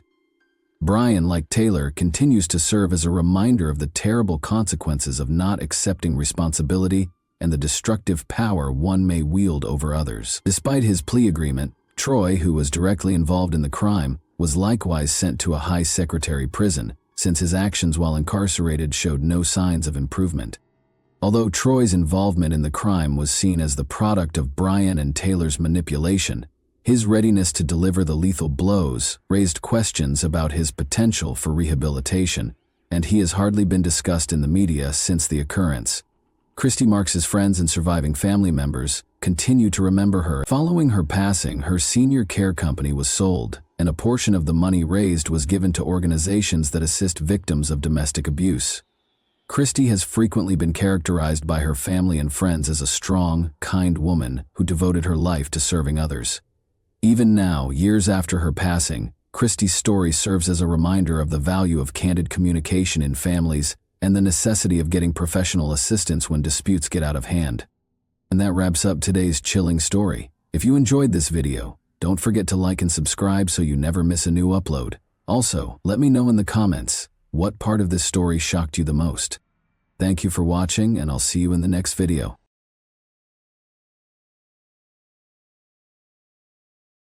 Hey guys, welcome to my channel, and today we're going to take a look at another horrible case with you. Three young lads chose to go hiking near Wadsworth Park, northwest of Great Falls, Montana, on January 3, 1956, which is when this horrific event began. They discovered a car parked between two trees with its motor still running while they were strolling down a dusty road. To their surprise, they found a dead body. 5 miles outside of Great Falls, on Vineyard Road, the police discovered another lifeless person the next day, with secrets and ominous tales that plagued Great Falls for years. This enigmatic incident gave rise to myths and conjecture surrounding the case. What sinister secrets were concealed in the lives of the victims? Would we ever know the truth? We'll examine the convoluted case of Patricia Kalitsky and Dwayne Bogle today. Montana's Great Falls is a city renowned for its lively people and breathtaking scenery. The Great Falls of the Missouri, a group of waterfalls on the Missouri River, are the inspiration behind the city's name. With attractions like Giant Springs State Park and the River's Edge Trail, the city offers a blend of urban conveniences and scenic beauty. This is where the story for today is set. Let's begin at the very beginning, though. On January 18, 1937, Dwayne Bogle was born in Waco, Texas. Albuquerque Walker and James George Bogle Jr., his parents, embraced him. Dwayne was a Waco High School graduate who was loved by his family for his wonderful sense of humor and endearing demeanor. Fortunately, Dwayne's path led him to the United States Air Force in 1955, youthful and ambitious. It was probably his first job after finishing technical school and basic training. For 8 months, he served as an airman second class at Malmstrom Air Force Base in Montana, which is close to the picturesque town of Great Falls. He had no idea that he would meet Patricia Kalitsky, the love of his life, while he was there. She was a junior at Great Falls High School when she was born on August 20, 1939, in the tiny town of Great Falls. She always had a large smile on her face and was regarded by her classmates as amusing, compassionate, and energetic. Patricia appeared to be gifted in anything she tried, including tap and ballet dancing. 18-year-old Dwayne and 16-year-old Patricia met in December 1955. They both loved to sing and dance, and as luck would have it, Dwayne fell deeply in love with Patricia while he was sent at Malmstrom. Even though they had only known one another for a few weeks, they clicked right away and dreamed of a future together since they couldn't bear to be apart. Dwayne was embraced by Patricia's family, and he even spent Christmas 1955 staying with them and participating in their celebrations. With great excitement and anticipation, Dwayne and Patricia set off on their trek to Wadsworth Park on that memorable day, January 2, 1956. Brimming with anticipation for their first journey together as a couple, they bid farewell to their relatives. They had no idea that their journey would soon take an unexpected turn that would permanently change their lives. Although they had intended to get home by 9 p.m., Patricia's parents became more and more worried as the hours passed. Patricia, who was renowned for being accountable and on time, had not returned by her customary curfew of 10 p.m. In a panic, Patricia's parents contacted her older sister in the hopes of finding out where she was, but she was nowhere to be found. They searched well-known spots where Patricia enjoyed spending her time, but she was still evasive. They began to worry about the prospect that Patricia might have eloped with Dwayne, just like her sister. As their search became more frantic, they hesitantly accepted the idea that history might be repeating itself, because they had already felt the anguish of betrayal from their older daughter, who had eloped with her lover years prior. Uncertain if Patricia had voluntarily disappeared or if anything more nefarious had happened, they were afraid of the worst but were also troubled by their previous heartbreak, so they were reluctant to call the police. 3 daring youngsters went hiking at Wadsworth Park in northwest Great Falls, Montana, on a chilly January 3, 1956. They encountered an odd and unnerving sight while strolling along a dirt path. The radio was playing loudly in a car that was still running and parked between 2 trees. The emergency brake was applied, and its headlights remained on. The motorist appeared to have disappeared moments earlier. Curiosity drove the youngsters to approach the car with caution. They were shocked to see a dead man partially trapped beneath the car, laying face down. They saw that what appeared to be his own belt had been used to firmly bind his hands behind his back.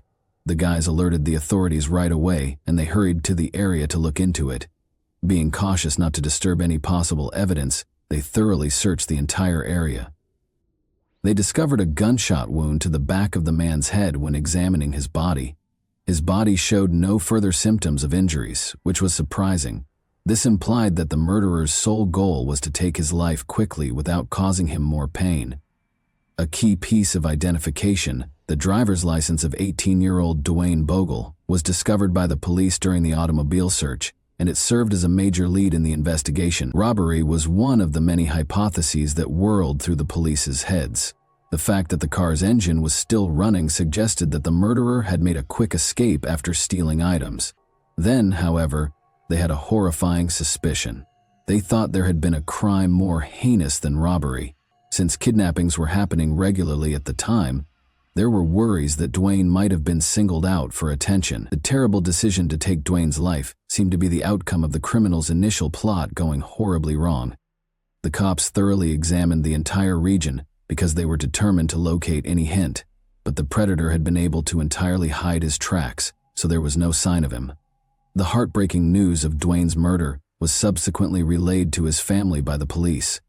Dwayne's parents were overcome with astonishment and sadness at hearing the startling news. They were unable to understand how someone could hurt their cherished kid, who was always happy and adored by others. For them, it was an extremely painful moment. When Patricia's parents heard the news, they came forward and gave the police important information. They disclosed that Patricia had not come home either and was also with Dwayne. They said they were worried about her safety and wondered where Patricia might be if Dwayne had been slain. When the police first arrived at the crime scene, they found no evidence of Patricia nearby, which left them perplexed. They went back to the location and stepped up their search, since they were determined to find her. The following day, January 4, 1956, a road worker found Patricia's lifeless body 5 miles outside of Great Falls on Vineyard Road. The tragic site was about 8 kilometers from the discovery of Dwayne's body. It was clear Patricia had probably been abducted. Sadly, her body had rolled to the location from the gravel road above, as shown by a trail of blood down the rocky valley. She had also been shot in the back of the head, just like Dwayne. The authorities had no idea that this was only the start of a dark and terrifying story. The police made the decision to look into what happened and find out where Patricia and Dwayne were last seen.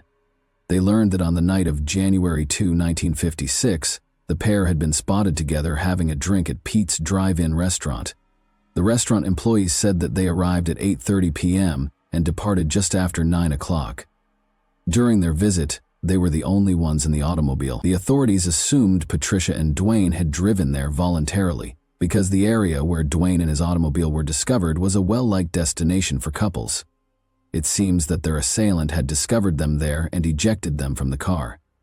Because Dwayne and Patricia's murders were so similar, authorities were certain that they had been killed by the same person. The disturbing conditions suggested a gruesome execution-style murder, in which the two victims were made to kneel before being shot in the back of the head and killed. A disturbing fact surfaced as the investigation went on. Except for one misplaced shoe that had fallen off as she tumbled down the embankment, Patricia's body was completely clothed when it was found at the bottom of a steep ravine. There was no concrete proof of assault found during the initial inspection of her body, but as the inquiry progressed, an unexpected turn of events surfaced. Additional testing and analysis revealed an entirely different image. The revelation occurred when Patricia's body was found to have injuries associated with assault, defying the first conclusion. Additionally, they were able to obtain a swab from her in the hopes of identifying the murderer. Unfortunately, no definitive results could be obtained at the time due to technological restrictions. All of the test results and supporting documentation, however, were meticulously saved in case the mystery could be solved in the future. And further dimension of intrigue was introduced by the coroner's assessment. In fact, it was thought that Dwayne had survived the shooting for a few hours. It was thought that the shooting itself happened sometime between 10 p.m. and midnight, and Dwayne passed away tragically between 2 a.m. and 4 a.m.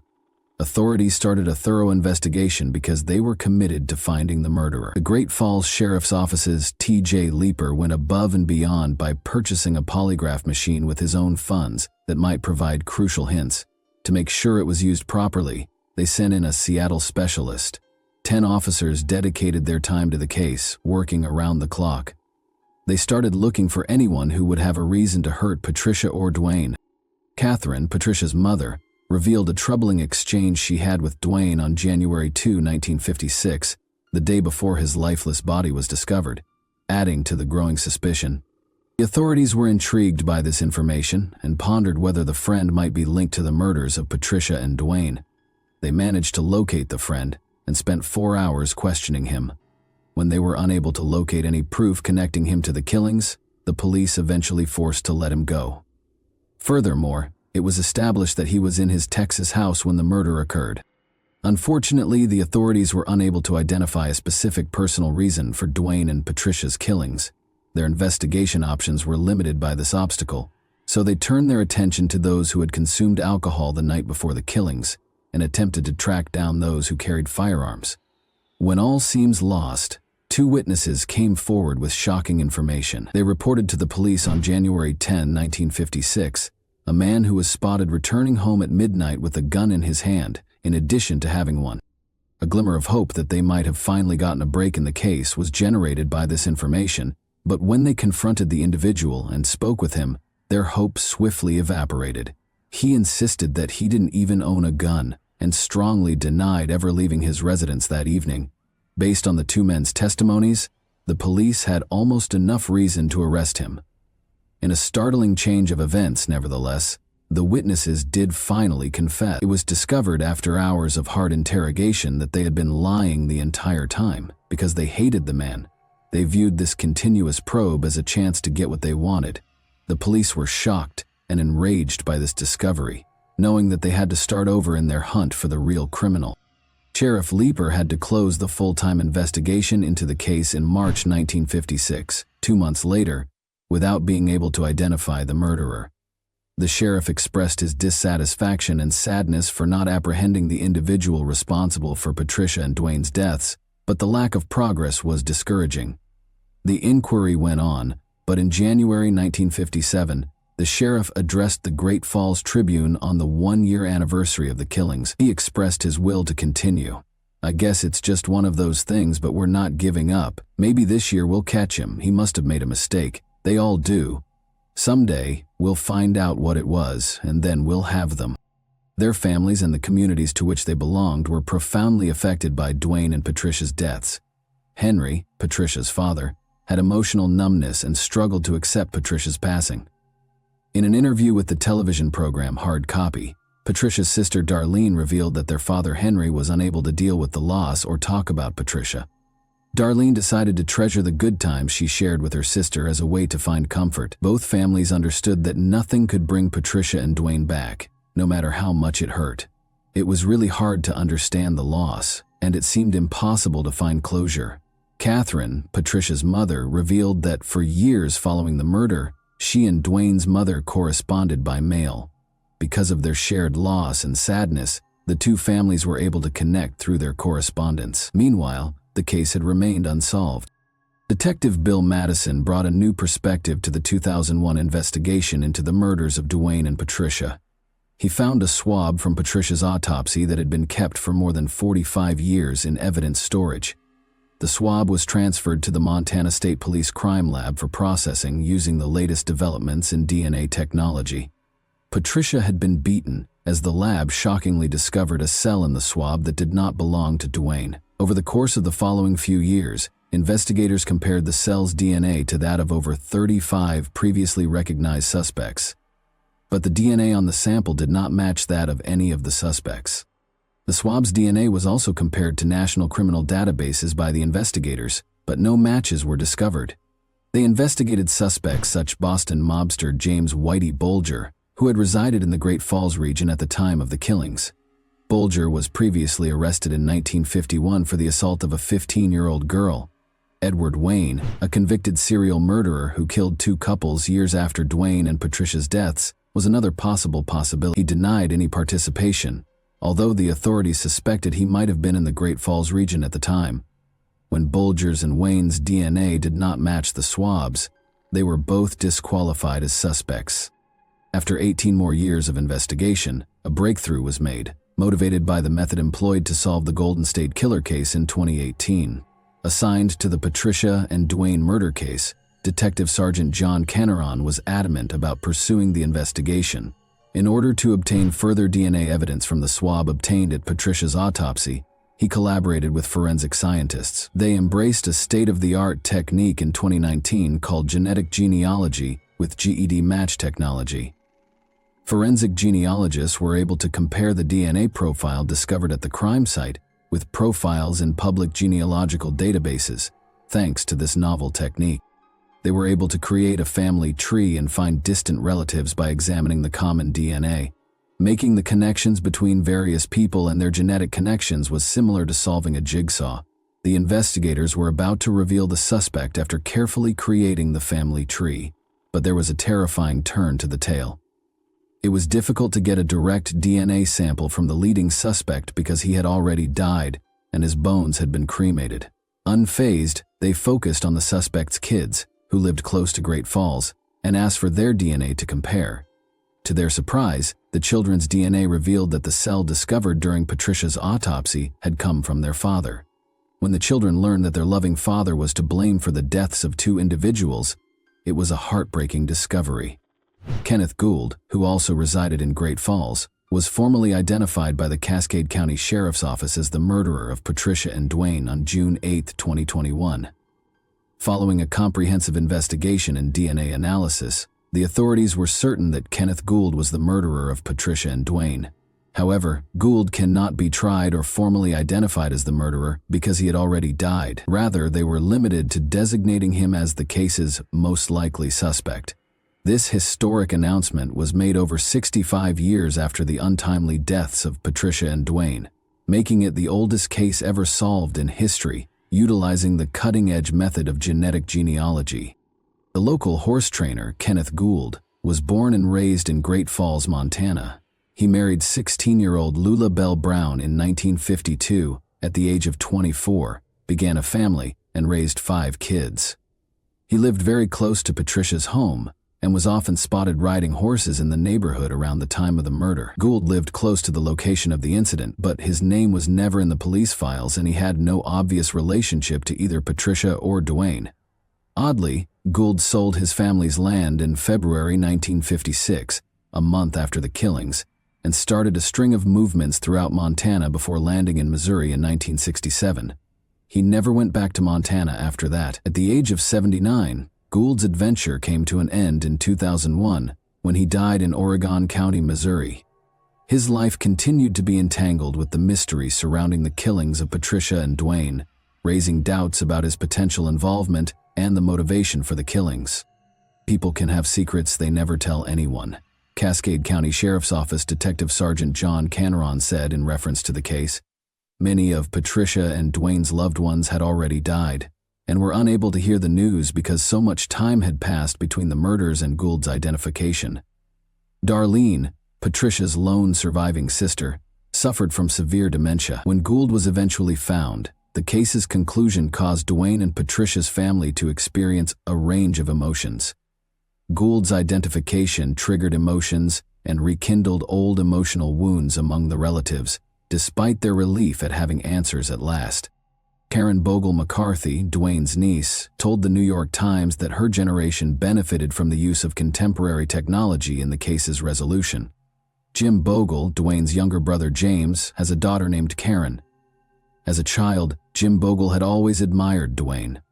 Since Jim died of a neurological disease in November 2013, he was sadly unable to witness the identification of his beloved brother's killer. The surviving family of Patricia and Dwayne was extremely relieved that they were no longer burdened with the bizarre hypotheses and wild speculations surrounding the case. The idea that Dwayne had joined the mob in Great Falls and caused their untimely deaths was one scenario that devastated his family. Additionally, there were rumors that Dwayne was involved with narcotics dealers in Texas, but Gould's identification ended decades of conjecture and rumors in addition to exposing the truth about who separated Dwayne from his family. Even though there is now closure, the families impacted by this tragedy still have emotional scars. How do you feel about this case? What do you believe might be the driving force behind the murders of Patricia and Dwayne? And that wraps up today's chilling story. If you enjoyed this video, don't forget to like and subscribe so you never miss a new upload. Also, let me know in the comments, what part of this story shocked you the most? Thank you for watching, and I'll see you in the next video.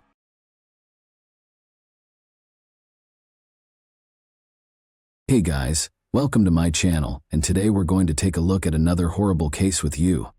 Genetic genealogy testing has revolutionized cold case investigation by reviving cases that might otherwise have remained unsolved.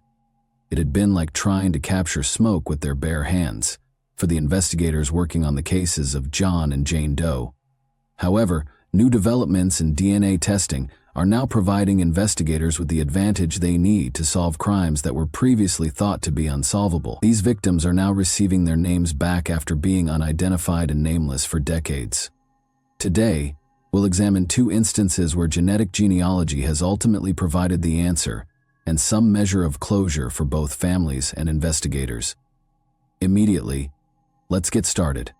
Today's first case takes place in Rock County, which is located in the southwest region of Minnesota.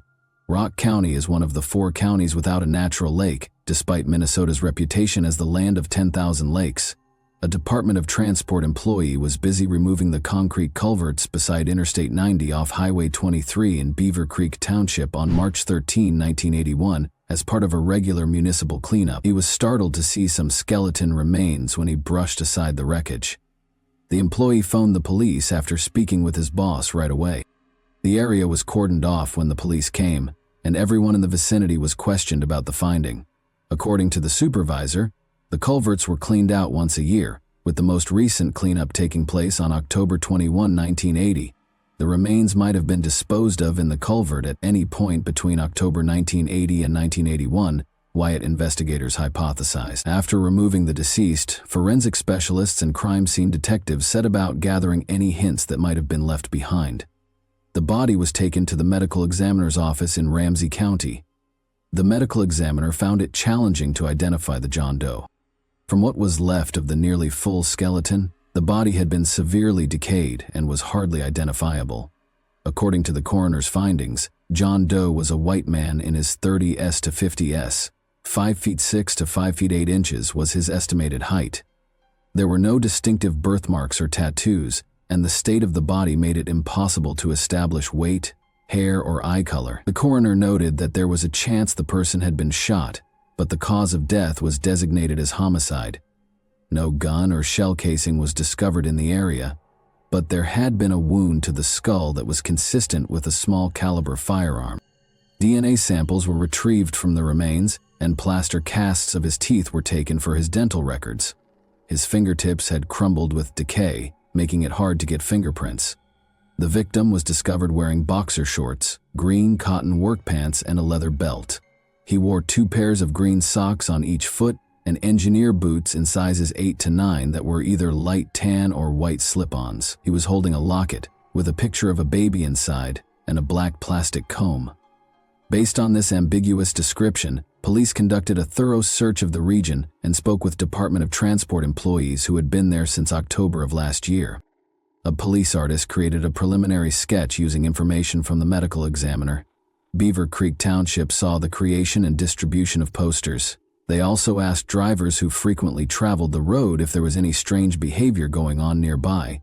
When asked about the John Doe who was discovered in the culvert, locals were unable to name anyone who fit his description. No one appeared to know who this individual may be, and a search of missing people databases in and around Minnesota produced no results. The case eventually became cold due to a lack of leads. Despite authorities routinely reviewing the case, no one had come forward to report someone missing in the region, and no new information emerged. As technology developed, known criminals' DNA profiles were being converted to digital format so that law enforcement could obtain data more quickly and easily. In 1981, a profile of Rock County John Doe was created, and it was used to look him up in national criminal databases. But this was also in vain, because no victim records could be located. Decades passed with no new information about the case. After using this new technique to find and apprehend the notorious Golden State Killer in 2018, genetic genealogy started to transform criminal investigations. Other law enforcement organizations quickly noticed, thinking that this technology will undoubtedly revolutionize the process of locating unresolved cold cases. In August 2022, the Rock County Sheriff's Office reactivated the Rock County John Doe case, in collaboration with the charitable organization, the Doe Network. Using the John Doe's autopsy photographs, they created a digital composite sketch that was posted to their website and all other databases of missing persons. The next step was to organize fundraisers and community projects to generate enough money to cover DNA testing. The sheriff's office met their goal and covered the cost of all the tests required to complete the assignment. Using DNA samples from the sheriff's office, Doe Network volunteers began tracking down family ties using the genealogy websites. In Omaha, Nebraska, they discovered a family match after searching through thousands of family trees for several months. After that, the team contacted the woman, who stated that she was open to meeting with any relatives she knew who had either gone missing or lived in Rock County. In early November 2022, officials traveled to Omaha after reaching out to Rock County Sheriff's Office investigators and agents from the Minnesota Bureau of Criminal Apprehension. The Gateno family members and the woman who most closely matched John Doe's profile were met by Omaha investigators. The family members offered to get their DNA tested.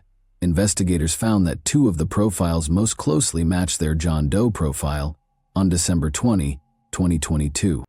Together with her aunt and uncle, they brought the results back to Omaha and met with the woman who had submitted her profile to the genealogy website. Detectives learned during family interviews that the woman's aunt did in fact have a brother called Louis Anthony Gateno who vanished in 1971. They knew they had located their John Doe when they presented detectives with a photo of Louis. Since many of their relatives had passed away, the family was unable to share much about Louis's life. Sometime in 1946 would have been Louis's birthday. Investigators did learn from them that Louis had a history of robbing banks in the 1960s. In his hometown of Omaha, Louis was initially charged with robbing a bank, according to his family and press reports from the archives. At the age of 20, he was apprehended on January 25, 1966, while attempting to rob a First National City Bank in New York for $96.40. Reports state that Louis shot the counter after being overwhelmed by the bank teller. In the altercation, he had hurt his hand. According to the report, Louis admitted to detectives that he had been hopeless and despondent and that he just wanted his life to end. Louis was accused of possessing weapons, felony assault, and attempted robbery. Family members have since heard from him occasionally, but since 1971 there has been no communication at all. Because of his tense connection with his family, he was not reported missing at the time. When they learned he had been slain 10 years after he had lost touch with his family, they were equally perplexed. Since Louis had gone missing, no one had ever stepped forward to search for him. Since investigators knew who John Doe was, they had already won half the battle. Evan Verbrugge, the sheriff for Rock County, described the occasion as bittersweet. Finally, Louis Gateno's family has some answers, though it's not news anyone wants to hear. Even though there is still a lot to learn about Mr. Gateno's passing, being able to identify him decades after his passing is a crucial new piece of information in this case. Despite the difficult task, he stated that the case will stay open for Brooks. We'll have a hard time finding out, but it's our responsibility to try and get answers, and it won't cost much. According to him, officials are urging anyone with knowledge about the case or who may have known Louis Anthony Gateno between 1971 and 1981 to come forward and get in touch with the Rock County Sheriff's Office. Rock County, Wisconsin, is the location of our next case. Anyone can enjoy the great outdoors and reestablish a connection with nature in this county, which is full of parks and open spaces. However, a riddle perplexed law enforcement for 27 years until fresh DNA testing provided much-needed clarification.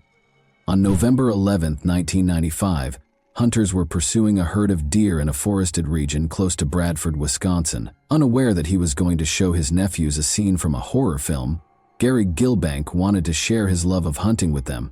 Rather, they came to a halt when they arrived at the southern shore of Turtle Creek. The man's skeleton remains were on the ground. They couldn't understand it. None of them knew who owned the skeleton or how it got here, and they owned the ground it was lying on. They called the cops without hesitation. As soon as they got there, investigators roped off the area to start their investigation. His hands seemed to be over his head as he lay on his stomach. He had been wearing a plaid shirt and a t-shirt with the name of the British band Venom on it, and a denim jacket that partially covered his head and back. There was a Nike sneaker close to the body, and he was also dressed in gray camouflage pants. The other was not located. From the scene, investigators retrieved a container of Carmex lip balm, a Budweiser lighter, an Aquatech wristwatch, and a chrome pendant of a horned goat. After being taken out, the remains were taken to the coroner's office for additional analysis. The coroner started examining John Doe in great detail. The skeletons had shown no obvious evidence of trauma. He weighed 140 pounds and was reported to be between 5 feet 4 and 5 feet 6 inches tall. He was between 17 and 20 years old. The coroner identified him as a male Caucasian based on a dental study. He had only 2 fillings and had received good dental care. His wisdom teeth were still in place, however, 1 was impacted and 2 had partially erupted. Hair samples were collected for a toxicological examination. The coroner did not rule out that he may have been drunk or had used hallucinogenic drugs before his death, but the absence of any traces of cocaine, codeine, or morphine ruled out the likelihood of an overdose brought on by a chronic opiate addiction. Although his cause of death remained unknown, it was possible that he had fallen into the creek and succumbed to hypothermia. The coroner thought that he might have been drunk and lost his way before he lay down, and that he might have perished from exposure to the weather. Additionally, there had been conjecture regarding the precise moment of his demise. According to the coroner's estimation, he might have passed away around the fall or winter of 1994. Other than the hints they discovered on the John Doe at the site, investigators had no leads. They began a thorough investigation that took them in a number of directions. John Doe's skull was incinerated in the interim, and his remains and ashes were interred at the same Johnson Town Center Cemetery where John and Jane Does were buried. Investigators looked into every known accident that happened around the estimated time of John Doe's death in order to support the idea that he might have been drunk and confused. They thought he might have been a vehicle accident survivor who had gone missing following the collision. But there were no reports of a missing male who suited his description. In actuality, no one who fit John Doe's description had ever been reported missing. Based on the clothing he was wearing when he was discovered, investigators then went back and looked at every rock concert that had ever taken place in the vicinity. Interviews with heavy metal members revealed that none of them could recall anyone who matched John Doe's description.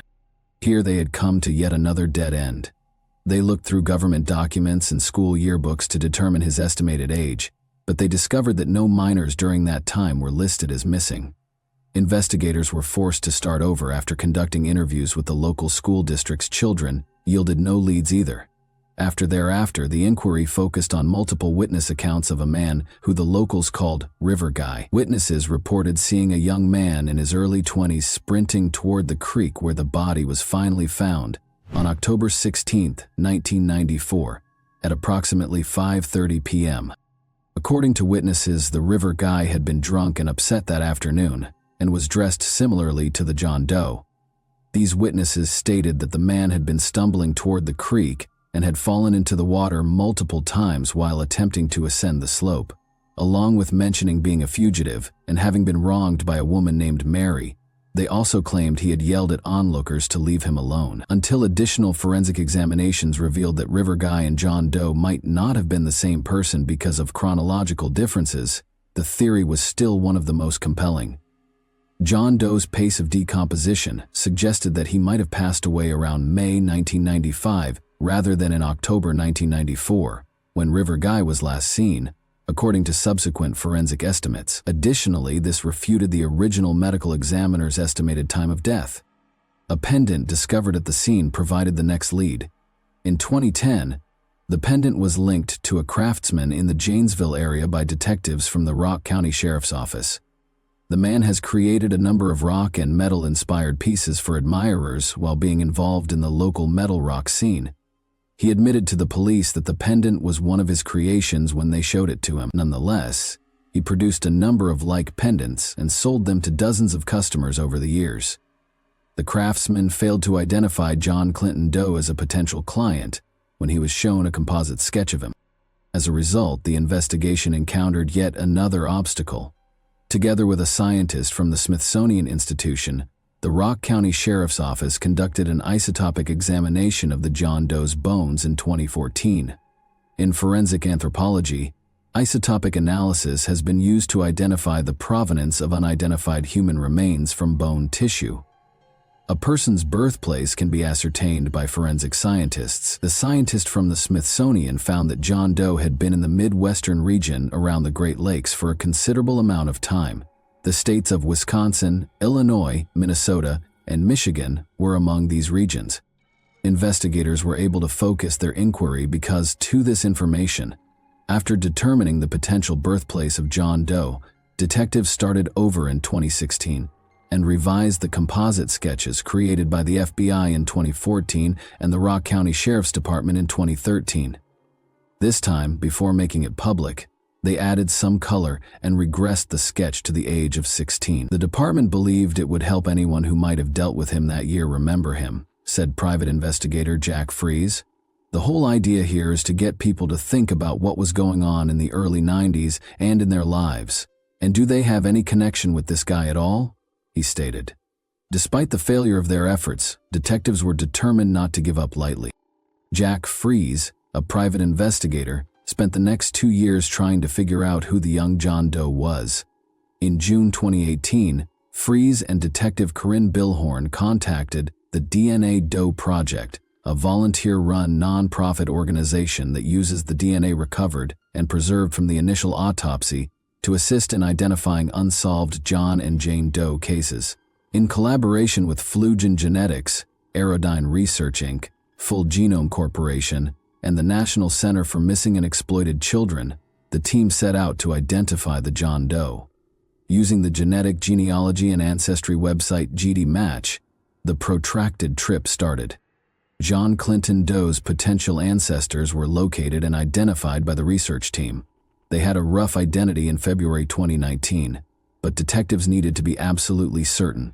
Investigators spent the following 3 years locating the John Doe family in collaboration with the University of North Texas. After speaking with the family members, they learned that 2 of the volunteers might be half-siblings to the John Doe via their father. In late 2021, county officials requested and were granted a warrant to exhume the potential father's body. Following the extraction of DNA, testing resumed in earnest, and on June 14, 2020, John Clinton Doe's identity was eventually revealed. The body in the creek was identified as 20-year-old Carl Isaacs Jr., according to the Rock County Sheriff's Office. On April 30, 1974, Carl was born in Delavan, Wisconsin. He seems to have never fully recovered from the shock of his parents' divorce when he was quite young. In 1991, Carl had gone to an alternative high school for pupils from the Badger, Delavan, Darien, and Elkhorn areas. Carl had become addicted to drugs at the age of 17. Additionally, he had joined a gang of friends who planned a criminal spree that led to numerous burglaries and property destruction. He was given a 5-year prison sentence in March 1992 for breaking into and damaging golf carts at the Delbrook Golf Course in Delavan between April 1992 and the fall of 1993. Before landing at the Oak Hill Correctional Institute in Oregon, Wisconsin, Carl was transported to 3 different prisons. He had been discharged during that time to participate in a Madison halfway house drug rehab program. Under house imprisonment, he was also periodically permitted to visit his mother. Carl occasionally served as an informant for law enforcement and drug investigations. He had been on one of his home arrest visits in April 1995. On April 16, 1995, he had vanished out of thin air. He was never seen or heard from again. Carl's arrest warrant for a probation breach, which had been extended yearly until April 2018, was promptly signed by a county judge. The fact that no one had truly come forward to report Carl Isaacs missing at the time of his disappearance, according to investigator Jack Fries, made their inquiry more difficult. In this case, Mom and Dad were divorced. He was kind of living with his mom, although I don't think he stayed there very often. He was kind of on the streets, basically homeless.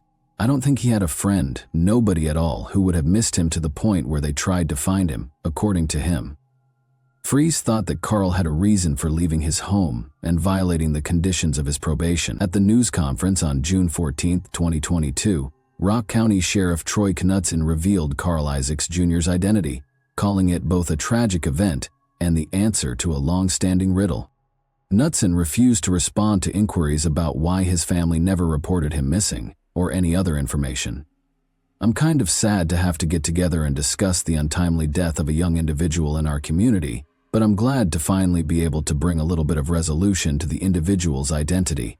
However, he did say that the family had been anticipating the news since the DNA matches were found and the investigation was conducted. Rather, he emphasized to everyone that the case was still pending. We're really looking to flesh out exactly who he was and how he found himself in that particular location. That's where we're looking to the community to help provide some of those details for us, he stated.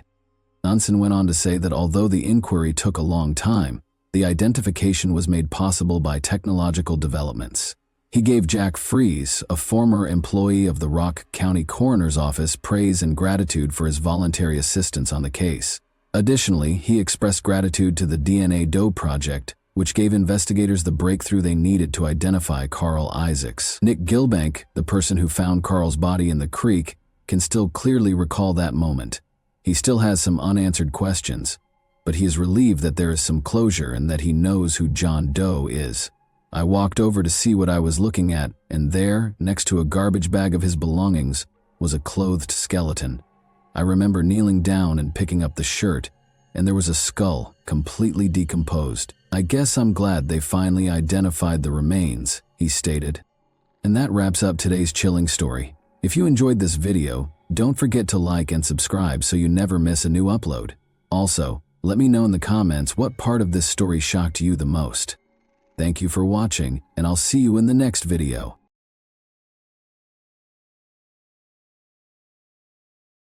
Hey guys, welcome to my channel, and today we're going to take a look at another horrible case with you. The body of 22-year-old Katie Sepich was discovered dead on the morning of August 31, 2003, next to a distant dump in the Las Cruces, New Mexico desert, last spotted by pals departing a nearby house party following a night of going out to bars. Her mother characterized her killer as a 22-year-old lady who was loud, lively, and intelligent. It would take almost 4 years to identify her. Carlsbad, New Mexico is where she was raised. Out of her 3 siblings, she was the eldest. After graduating from New Mexico State University with a business degree, Katie planned to enroll in graduate school to earn an MBA in the fall. She was employed at a nearby Mexican restaurant as a waitress. Katie was an extremely gregarious individual. She met Joe Bischoff while she was a student at the institution. They soon developed a more romantic relationship from their friendly one. Katie expressed her happiness with Joe to her mother, Diane. When Joe offered Katie a diamond ring a few months later, Katie understood that her dream of building a future with him could actually come true. There were issues in their relationship after Katie and Joe graduated from college in the summer of 2003. Joe went back to live with his parents in Gallup, New Mexico, a little town roughly 350 miles from Las Cruces, while Katie chose to continue her education at the university. Joe's departure caused Katie a great deal of distress. Even though their long-distance relationship was intolerable, they occasionally managed to get together. When Joe visited Las Cruces over Labor Day weekend in 2003, Katie was ecstatic. But their weekend together ended tragically. The date was August 30, 2003, a Saturday. After having a good time with Joe and his friends, Katie went from bar to bar until they arrived at a house party in the area, where she vanished. Katie's mother, Jay Ann, had a call the following day that permanently altered her life. My family woke up to the promise of a beautiful day. We had a house bursting with friends and family, and we were preparing to celebrate Labor Day weekend with a cookout. Then, at 2:15 that afternoon, the phone rang, and our lives were shattered with just 6 words. Have you talked to Katie today? Jay Ann later wrote about the morning she learned her daughter had vanished on August 31, 2003. My daughter Katie was brilliant, lively, vocal, and amazing. Our firstborn Katie brought joy and sunshine into every space. Her roommate wanted to know where she was, so he called. Even the nearby hospitals and all of her friends had been contacted, but Katie was nowhere to be found. Jay Ann was informed by Katie's roommate, Veronica, that Katie had left the party by herself that evening. In the house where the party was being held, Veronica and Joe dozed off. Katie was nowhere to be seen in the morning, despite their belief that she had gone home. Peer relatives reported the disappearance to the police. A half-naked woman's body was found near to a desert landfill at the same time. The police officers who arrived at the scene came to the conclusion that the body had been laying there for little more than a day based on the exterior evidence, even though there were no documents close to it. Additionally, they recognized right away that the victim's death was not due to an accident. The victim looked to be between 20 and 25 years old. Since she was completely nude, the motivation behind this crime was clear. Her arms bore wounds from self-defense. She was scratching the assailant in an attempt to save her life. Under her fingernails were bits of the criminal's skin. Thus, the DNA sample of the individual who killed her was in the possession of the police. Her neck showed evidence of strangulation, which initially appeared to be the most likely cause of death. Since there were no indications of a struggle close to the body, the detectives were able to determine that the young woman passed away elsewhere. In the hopes that it would take a long time for someone to find her, the criminal apparently transferred her remains to the isolated desert landfill. The victim's back and arms had burn marks, which was another startling discovery. It suggested that the offender set the victim on fire in an attempt to get rid of the body or destroy any evidence. The police made a rapid connection between the body of a young lady they discovered and Katie's disappearance. Diane, Katie's mother, said of the body when her father visited the morgue to identify it. A few agonizing hours later, our worst fears were realized. There are no words to describe the agony, no way to express the pain. We fell into a deep black hole with no way out. There was no tomorrow. All joy was gone. In order to identify his cherished daughter, Katie's father had to visit the mortuary. He later told me that he knelt down and prayed to God to take him, as well as they peeled back the sheet, and he saw her lovely face twisted in agony and bruised. The people who lived in the formerly tranquil town of Las Cruces were afraid.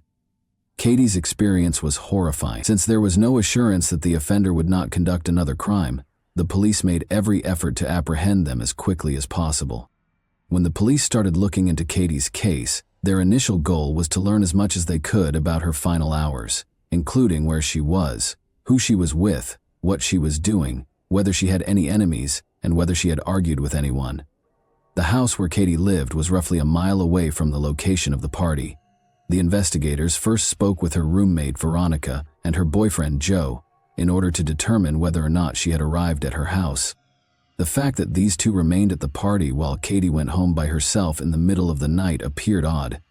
Joe didn't seem interested in helping the cops. He said that Katie had departed, leaving behind her keys, phone, and purse. The investigators began examining Katie's path. In an attempt to gather hints, they interrogated the locals as they went from door to door. Unfortunately, though, it was ineffective. Nobody heard or saw anything. Based on one discovery, it was assumed that Katie arrived at her residence but never entered. She departed without her keys, in case you forgot. After looking throughout the property, the investigator discovered Katie's shoes outside her bedroom window. Someone apparently attacked her as she attempted to enter the residence through the window. This was further supported by footprints found in the gravel around the home. Although Katie battled for her life, the assailant ultimately proved to be more formidable. The investigators hypothesized that the offender transported Katie to the desert landfill and attempted to burn her after killing her. They began to wonder, was it someone she knew and trusted, or was it a complete stranger? There were maybe 40 people at the gathering. Perhaps Katie was attacked by someone who followed her home. Is this someone who might be her boyfriend? These were the questions the investigators sought to answer. After interviewing all of the guests, they learned one important element that Joe had forgotten to include. Katie reportedly witnessed Joe kissing another girl, according to many witnesses. They later witnessed them fighting. That's why Katie went home by herself and left her handbag behind. She wanted to get out of there as quickly as possible since she was upset. On the other hand, Joe made no mention of it during his initial police interview. Additionally, he kept it a secret from Katie's parents, who were curious as to why Katie had left that party unaccompanied. Joe was questioned once more by the investigators. Joe acknowledged that it was true when they told him that they knew he and Katie had argued because Katie had witnessed him kissing another female. He claims that he drove after Katie when she went home. Joe allegedly pulled up to her house, but he didn't enter. He thought she was already asleep when he noticed the light in her bedroom was off, so he went back to the party. As a result, Joe was not there at the party when Katie was attacked. When Joe returned, none of the people the detective spoke to could say for sure. He most likely had enough time to carry out the crime, transport Katie's corpse to the desert, and then head back to the celebration. After speaking with witnesses, the detectives learned of yet another odd detail. Joe went back to the party and began phoning Katie's cell phone, housed in her purse. When he heard Katie's phone ring, he located it. Even though Joe knew it was Katie's phone, he kept phoning her till dawn. Where did that come from? Perhaps he was attempting to give himself an excuse. Maybe he wanted to seem worried about his sweetheart. Joe didn't want to speak to the police anymore, but the detectives wanted him to explain his odd conduct. Joe did not even attend Katie's burial, which increased suspicion despite Katie's deep love for him. However, Joe's DNA sample was all that was required for the authorities to rule him out of the pool of possible suspects. 3 distinct locations on Katie's body had DNA samples, according to experts. It was mostly beneath her fingernails. The skin was human. The samples that were discovered on Katie's body were all from the same individual. There were issues with the police's plan to compare Joe's DNA with the DNA discovered on Katie's body. His parents hired a lawyer while Joe was out of town, and the lawyer told the investigators that Joe had declined to give a DNA sample. Given Joe's actions, it was obvious to everyone that he had a secret and was involved in Katie's demise. To verify this, the authorities had to figure out a legal way to get his DNA, which took time. Meanwhile, different versions were being considered by the investigators. They were investigating related instances to see whether Katie was the only victim of the person who killed her. When DNA samples discovered on her body were compared to a national database, no matches were identified. The investigators made the decision to go back to the party, which was the beginning of it all. All of the guys who were present at that party were identified, and they were requested to submit a DNA sample. Since none of the men had anything to conceal, they all agreed. But the DNA that was discovered on Katie's body did not match, which led the investigators back to Joe. The only person who declined to give his DNA was him. However, the detectives managed to obtain it in a different way. They discovered that Joe and Katie had made sexual contact in her bedroom before tending the party.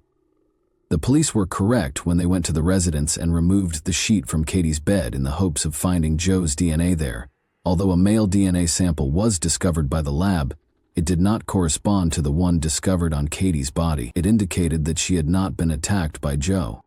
If he had nothing to do with his girlfriend's fate, why did he refuse to assist the police? Joe's attorney received the test results from the police. Joe made the decision to speak with the police once more and give a sample of his DNA after finding out that he had been taken off the list of suspects. The first conclusion, that Joe was not involved in this crime, was validated by the new test. When asked why he wouldn't help the police, Joe explained that he was worried they might find his DNA on Katie's body because he and Katie had had sexual contact prior to the party. The police and Katie's family were still unsure of Joe's actions the night of Katie's death. The police had to search for alternative versions when Joe was removed from the suspect list. Investigators were informed by a number of partygoers that Katie was wearing rings on her fingers that evening, including the one Joe had given her, but Katie's fingers had no rings on them when her body was found. The police thought the person who killed her had taken them away. They searched every pawn shop in the neighborhood but were unable to locate Katie's jewelry. Tire traces close to where Katie's body was discovered could also be a clue. The tire's model and brand were determined by the experts. Police were told by the manufacturer that these tires were typically found on pickup trucks. Sadly, it did not advance the search for the perpetrator, and the investigation came to a standstill. A year or so later, someone in Wisconsin committed a crime that was strikingly identical to Katie's experience. In Green Bay, a girl was attacked and subjected to the same treatment as Katie. Luckily, the sufferer survived despite being set on fire as well. She said to the police that the only reason she survived was because she feigned to be dead. She extinguished the fire and went to a neighboring house for assistance after the perpetrators had fled. She claimed that 2 Hispanic men had attacked her, but all the evidence in Katie's case pointed to just one individual. To verify or disprove the link between the 2 crimes, DNA analysis was required. The Wisconsin victim gave the authorities a detailed account of how the males who attacked her looked. One of the farmers identified Gregorio Morales and Juan Nieto, his employees, in the sketches when the Green Bay police released them. One of them frequently traveled to Las Cruces to visit relatives. Both males were taken into custody. The police who were looking into Katie's case thought they had finally identified the criminal, but the DNA analysis's findings showed otherwise. The DNA on Katie's body did not match the samples. These two men had nothing to do with the Katie case, but they were eventually found guilty of abusing a female in Green Bay. Morales received a 50-year sentence, and Nieto received a 70-year sentence. The detectives thus came to yet another dead end. Tire tracks from the crime scene and the offender's DNA samples were the only pieces of evidence the police had. The authorities had issues identifying the individual who killed their daughter, despite Katie's family's anticipation that DNA would help them identify the culprit. Taking a DNA sample from someone who had been apprehended by the police was illegal. Diane, Katie's mom, will put it the following: "Later, we had lost our daughter to a monster and we needed justice. We needed to know who had done this and why. But most of all, we needed to know that he would be stopped from doing this again." There were no real clues. The detective in charge of Katie's case told me that the only evidence they had was DNA. You see, Katie had fought so hard for her life that the blood and skin of her killer had been found underneath her fingernails. A DNA profile had been extracted and uploaded into the National Forensic Database called CODIS. Detective Jones explained that once a week, this evidence would be cross-referenced against the offender database to look for a match. This gave our family bright hope. We had the identity of our daughter's murderer. We just had to match it to a name. I casually said that this man was so monstrous that he would undoubtedly be caught for a new offense. We would identify him, apprehend him, and bring him to court when his cheek was swabbed and entered into the database. "Oh no, Diane, it doesn't work that way here in New Mexico, and in almost every other state. It's illegal to take DNA when someone is arrested." Detective Jones said that, and I must admit that I was taken aback. I was aware that fingerprints and a photo are taken of an individual upon arrest. However, was it unlawful to identify the horrible monsters who are pursuing and killing our children using the most precise and cutting-edge scientific instrument available? This case was interrupted on December 18, 2006, 3.5 years after Katie's passing. A DNA sample that matched the DNA on Katie's body was discovered by the lab. Gabriel Avila, age 26, was the man who assaulted Katie. He didn't know Katie and was a married father. In addition to his lengthy criminal history, he was freed from prison just before Katie died, on November 13, 2003, less than 3 months after killing her with brutality. After using a knife to break into the residence of 2 young women, Avila was taken into custody. The college roommates called 911 and locked themselves in the bathroom to prevent an attack.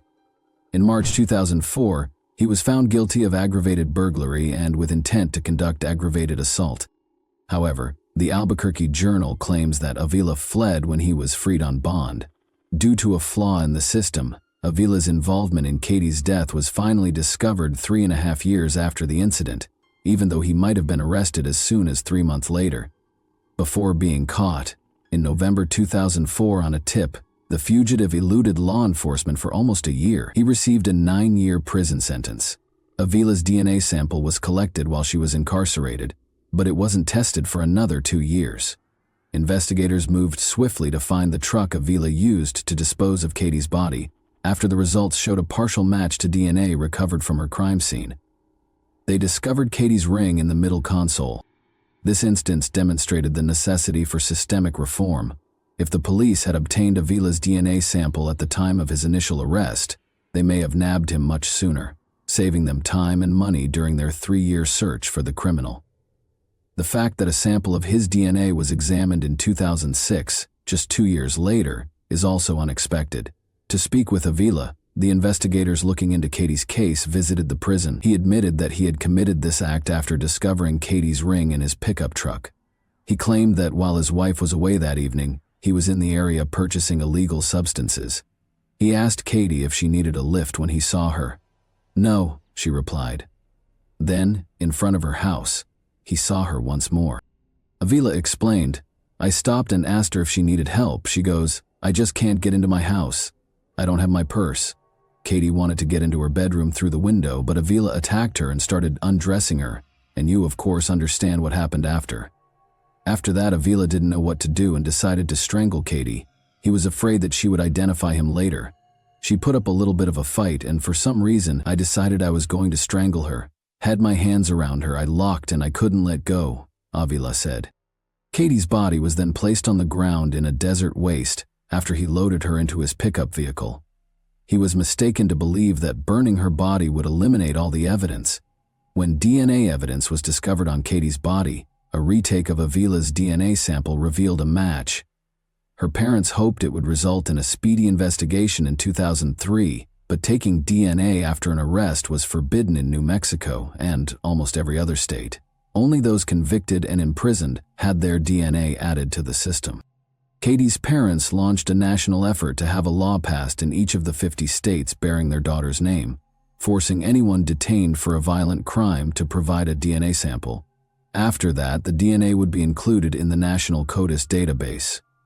Katie's bill was signed into law in March 2006, after passing the New Mexico state legislature with just 5 nay votes. It became federal law in 2010 as a result of Katie's parents' unwavering efforts, and more than 31 states now have laws that are comparable to Katie's law in New Mexico. According to Katie's father, David, his greatest worry was that Katie's killer would have to kill someone else. However, he may now relax about that fear. Opponents claim that this regulation violates civil rights and infringes on privacy. Others remark that DNA is very different from fingerprints in the U.S. because it carries sensitive genetic information. In the case of versus Poole, a federal district court affirmed that there is no constitutional infringement of the federal statute permitting the gathering of DNA samples prior to conviction for inclusion in the National DNA Database. The court explicitly said in its decision that the collecting does not constitute a Fourth Amendment infringement. In 2007, Gabriel Avila's trial got underway. Avila expressed regret to Katie's relatives. His attorney claimed Avila was sorry and asked the judge to be forgiving. Susana Martinez, the district attorney, contended that Avila did not confess until officers approached him with DNA evidence, more than 3 years after the murder. David, Katie's father, pleaded with the judge to impose a severe penalty during the sentencing hearing. He said, "We do not get another chance to see her in this life, and it is only right that the person who did this to her not get a chance to experience freedom again in his life." Gabriel Avila was convicted in May 2007 and given a 69-year jail term. He will serve 30 years of his sentence before being eligible for release in about 2043. Jan stated that although she is prepared to move on, there's no such thing as closure. "We've been healing. We've been going forward with our lives. We have 2 other incredible children we love so much," Jan added. In honor of their daughter, Jan also promised that she and her husband would keep pushing for the passage of Katie's law in each of the 50 states. And that wraps up today's chilling story. If you enjoyed this video, don't forget to like and subscribe so you never miss a new upload. Also, let me know in the comments what part of this story shocked you the most. Thank you for watching, and I'll see you in the next video.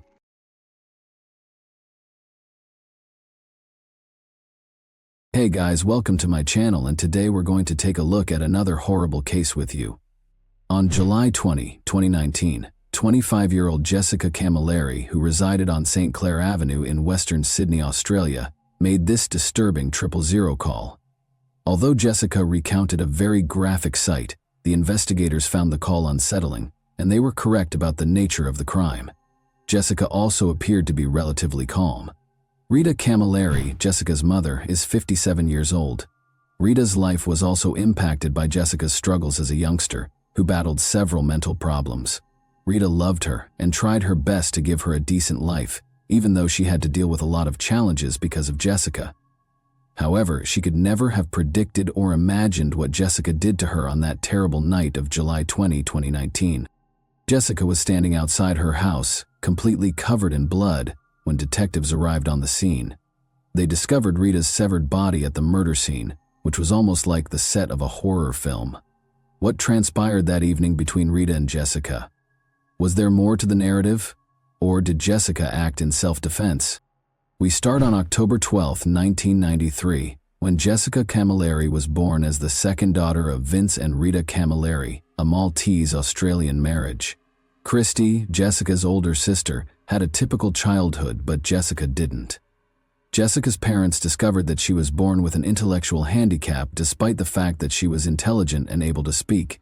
Jessica's IQ, which was between 55 and 60, was much below the typical range. Jessica was in the bottom 1% of the population as a result. As a child, Jessica displayed deficits in speech, walking, and coordination, among other developmental milestones. Teachers noticed her deficits in language, math, reading, and writing when she first entered school. Jessica's parents eventually discovered that she was on the autistic spectrum, which had an impact on her empathy, judgment, and understanding of other people's feelings and thoughts. Jessica's social life and academic life were both hampered by her years of age group lag. Jessica began exhibiting severe outbursts of anger due to daily mental anguish, which gradually progressed into intermittent explosive disorder, IED. A deficiency of serotonin, the brain's mood hormone, was linked to her IED.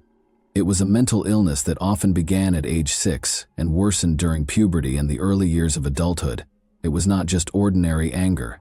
Jessica only became uncontrollable in response to stressors or provocation of any type. She struggled as a child with complicated everyday tasks like grocery shopping, taking public transportation, banking, and taking care of the house.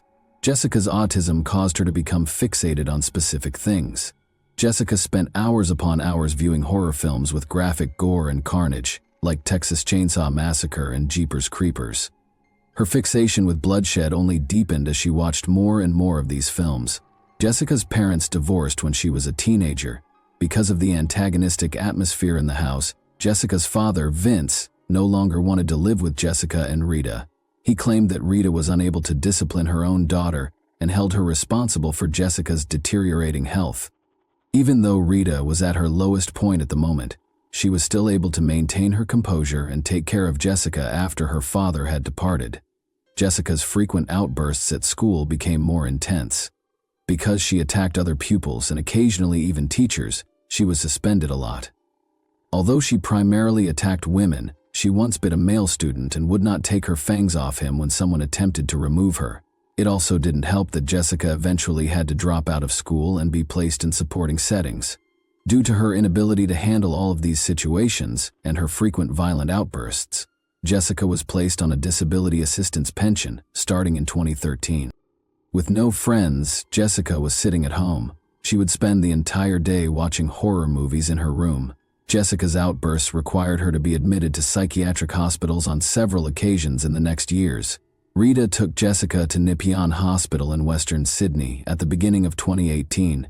She experienced a severe episode of her mental condition and spent approximately 9 days there. They administered some antipsychotic medicine and lithium for what they believed to be bipolar illness.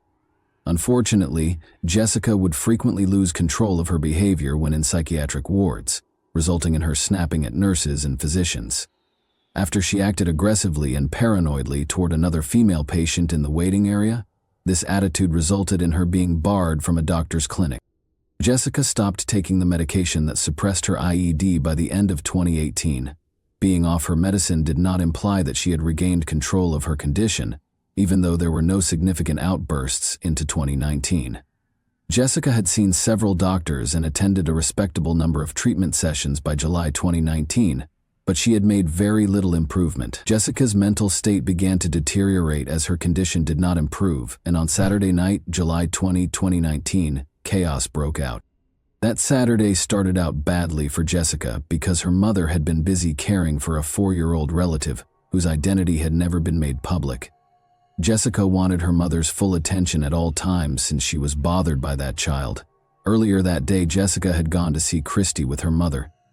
Rita, Jessica's mother, made fun of Jessica in front of a man who was merely walking by on the way to Christy's house. This episode had already created a lot of tension, and when Rita and the 4-year-old child later arrived, Jessica's anger was greatly heightened. There had been increasing pressure. Jessica had the potential to erupt like a volcano. When everyone had returned home in the evening, Jessica had urged her mother to contact a doctor. However, the doctor arrived but was unable to handle Jessica's suffering and promptly departed in fear for her life. The doctor managed to escape the scene in her car, even though Jessica chased her down the driveway. After eating dinner with Rita, Jessica decided to order something else. Rita threatened to send Jessica back to a mental health facility after she was unable to stop her from calling the food shop repeatedly. Rita made her way over to the telephone. The attack started when she wanted to call an ambulance to send her back to a mental health facility because she had had enough of Jessica's outbursts for the day. Jessica became irrational in a matter of seconds. Taking her mother by the hair, she pulled her into the kitchen. Rita was wailing for assistance as she struggled to hold on to the wall to escape Jessica's hold. However, Rita was a small woman in comparison to Jessica, and all of her efforts were unsuccessful. When Jessica arrived in the kitchen, she threw her mother to the ground and began stabbing her with steak knives. The 4-year-old girl saw the horrific event from a corner. Amazingly, the child mustered the bravery to attempt to step in. Tragically, he suffered a knife wound to his cheek after he courageously leaped on Jessica in an attempt to stop her. He was later found in a vomit-covered room, obviously rattled by the terrifying experience. Jessica didn't stop until her mother's head fell off after she began making holes in her body. With Rita's head in one hand and 2 cell phones in the other, Jessica left the house at around 11:30 p.m. that same evening and went to her neighbor's. She asked the neighbor to contact the police after throwing the head outside and knocking on the door. She claimed to have brought the head as evidence. After that, Jessica found another neighbor who assisted her in using her mother's phone to call the police. Jessica handed the phone to her neighbor in the middle of the conversation. Jessica was whispering in the background while he talked to the operator on the phone for a few seconds. Jessica persisted in her assertion that she killed her mother in self-defense throughout the discussion. The first person to reach the crime site was Senior Constable Anthony D'Agostino. He noticed Jessica wearing a blue dress with flowers on it, standing outside her home. Her entire body was covered in blood, and she was carrying a bottle of water and a cell phone that were coated in blood. The detective recorded his talk with Jessica by pressing the record button on his body cam. She indicated to the investigator the location of her mother's head. She then began inquiring as to whether Rita may still be revived and whether the surgeons could stitch her head back on. Jessica didn't apologize. She questioned the detective if she would receive the death punishment because she was only thinking about herself. The investigator asked Jessica to tell him what had transpired in an attempt to calm her down. Jessica repeatedly asserted that she killed her mother just to protect herself. She claimed that in self-defense, her mother stormed into her bedroom and pulled her out by the hair. To support her claim of self-defense, Jessica grabbed a knife and stabbed her mother. She attempted to play the victim by telling the cops about her mental health issues. Rita's head was discovered on the sidewalk outside the neighbor's house as additional police officers arrived to look into the incident. The remainder of her mutilated remains was discovered in the kitchen of their St. Clair Avenue house a short time later. They characterized the incident as being of extreme severity and savagery when observing the gory kitchen. In the front yard of her neighbor's house, Jessica was taken into custody. According to the police, they knew the Camilleri family, but they could not have predicted or imagined what would happen that night. Detectives discovered that Rita's body had been disfigured following an autopsy. She was still alive until at least the first 90 blows, the majority of which were to the head and neck, and even when she passed away, her body had more than 100 stab wounds. However, that wasn't even the most graphic aspect of this horrible murder. Rita had had a piece of her tongue and nose severed.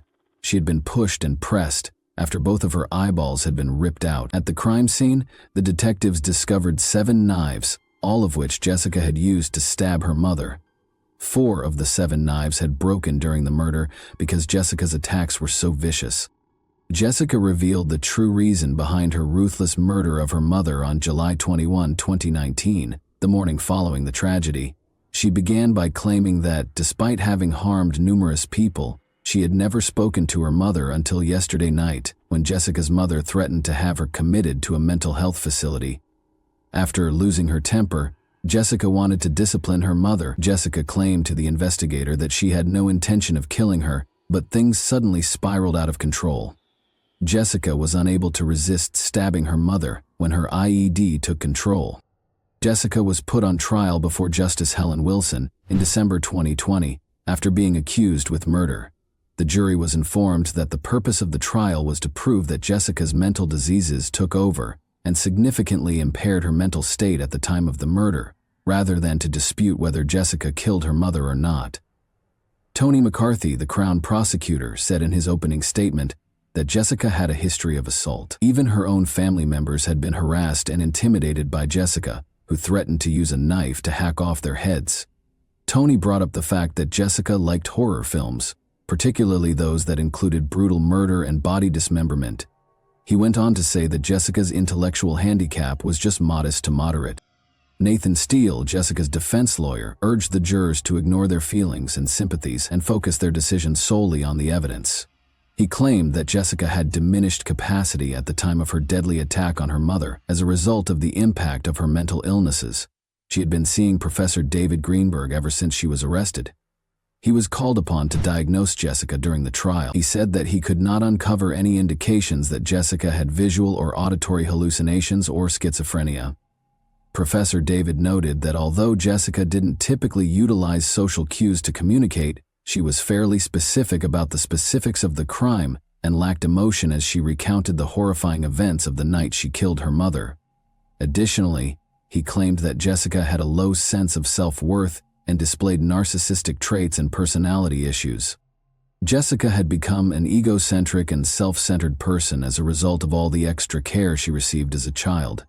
She had a history of requesting attention, and her IED would activate if she did not receive it. It was not unusual for Jessica to be in a comparatively peaceful state of mind when the cops arrived. After she had committed an offense, her anger swiftly subsided. She felt entitled and had an irrational expectation that those around her would treat her well. She would become enraged when things did not go as planned. Jessica Camilleri became more challenging as she grew older. According to her sister, she stayed on the couch most of the time, refusing to get up when she was thirsty and requesting that her mother get her a drink. She overlooked the fact that other people had needs and feelings because she thought her impairment made her special. She was extremely sensitive to criticism and would frequently respond to it with anger or contempt. Professor David stated his diagnosis and added that Jessica's mother, who was now deceased, was her only friend. Christy, Jessica's sister, also testified in court. She stated that her younger sister had been brutally bullied by other children at school and had been diagnosed with several problems, including attention deficit disorder and dyslexia. She claimed that when their father abandoned them, Jessica's health began to deteriorate due to their father. Jessica was still relatively disciplined and in charge, but that all changed quickly once he left the family. Justice Wilson recognized the conflict between punishing a criminal who has a major disability and weighing the need for punishment throughout the sentencing process. The judge concluded that Jessica knew what she was doing and how gravely wrong it was, even though she had lost control. She said that a severe punishment was required because of the seriousness of the act, the great suffering done to Rita's family, and the need to keep Jessica out of the community. Christy was relieved when the judge stated that she felt some closure, knowing her mother will receive justice. Christy was certain about the nature of her relationship with Jessica going forward. It was impossible to imagine what Jessica had done to Rita. After a trial that lasted a week, in December 2020, Justice Helen Wilson convicted Jessica guilty of manslaughter but not murder for the death of her mother, Rita Camilleri, 57. On March 12, 2021, Justice Helen Wilson chose to give Jessica a relatively lighter sentence of 21 years and 7 months, even though the maximum penalty for manslaughter was 25 years.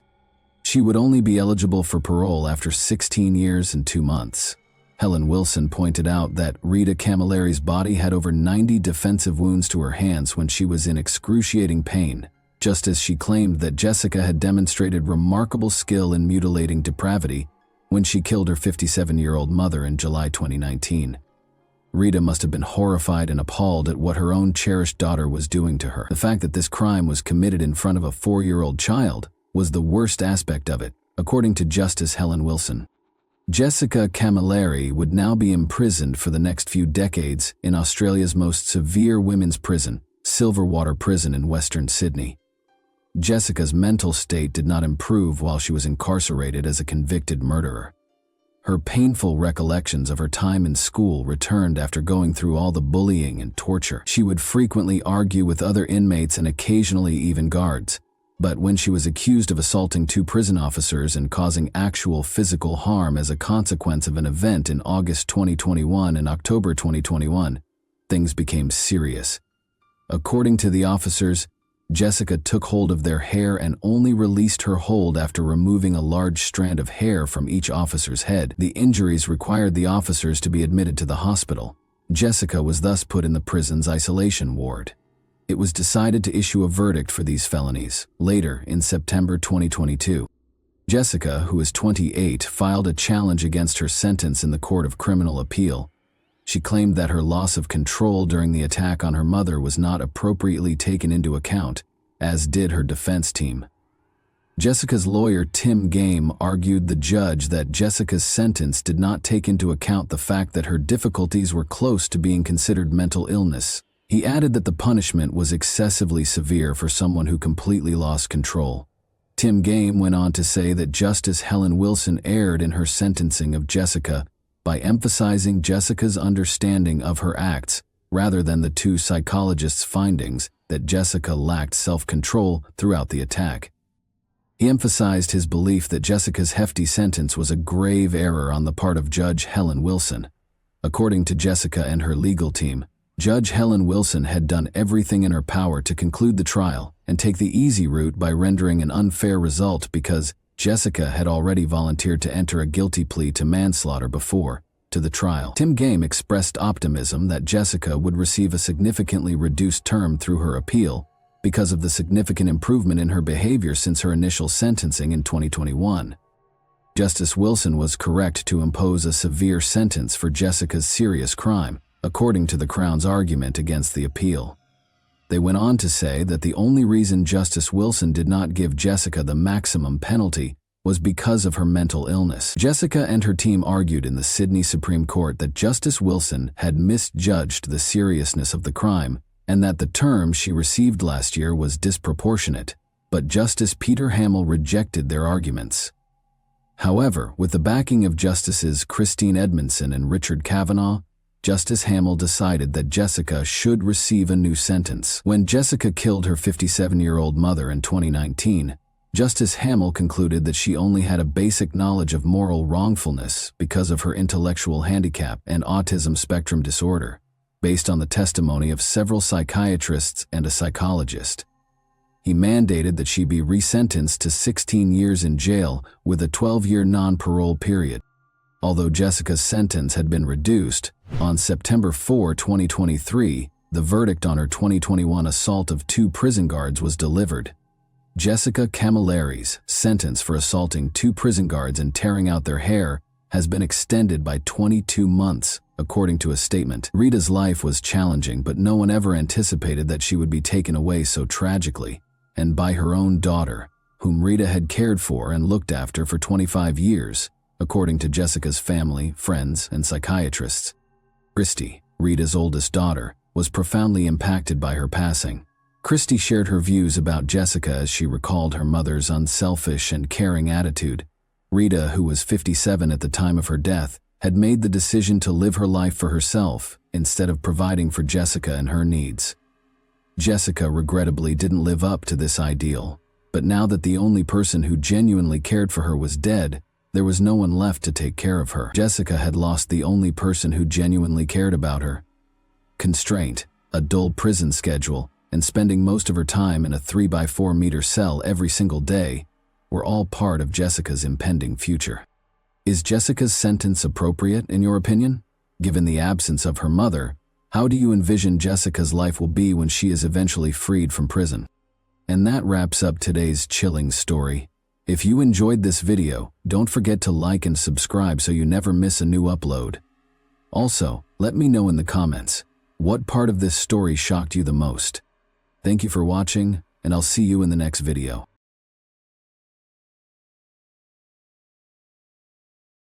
Hey guys, welcome to my channel, and today we're going to take a look at another horrible case with you.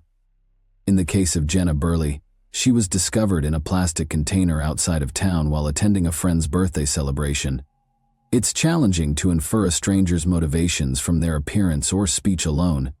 At first glance, a stranger may appear well-groomed, act courteously, and offer assistance with the best of intentions. In actuality, though, these people are frequently the ones who lure their selected victim into a false sense of security so they can be robbed, abducted, exploited, or killed. Unfortunately, the victim frequently discovers they have slipped into a lethal trap too late. In 2017, the nation was stunned by the tale of Jenna Burley, a regular American student and well-known blogger. Thousands of people first joined the hunt for the missing girl in the hopes that she was still alive, but nobody could believe what had occurred when the horrifying truth was made public. This party ended up being the last night of the girl's life, even though she had only gone to celebrate her friend's birthday. The disaster resulted from a sad combination of drunkenness and the innocent desire to put his trust in a charming stranger who just so happened to offer his assistance. Jenna Burley was who? Born on November 4, 1994 in Harrisburg, Pennsylvania's capital, Jenna Nicole Burley is the second of Edward and Jacqueline Burley's 4 children. Her parents never left each other after they fell in love in the late 1980s while attending a Philadelphia university. The couple then got married in the fall of 1991, and their first child, a daughter called Janelle, was born in 1992. Our story's heroine was born 2 years later, and shortly after, their sons, Jeffrey and Jacob, came into the world.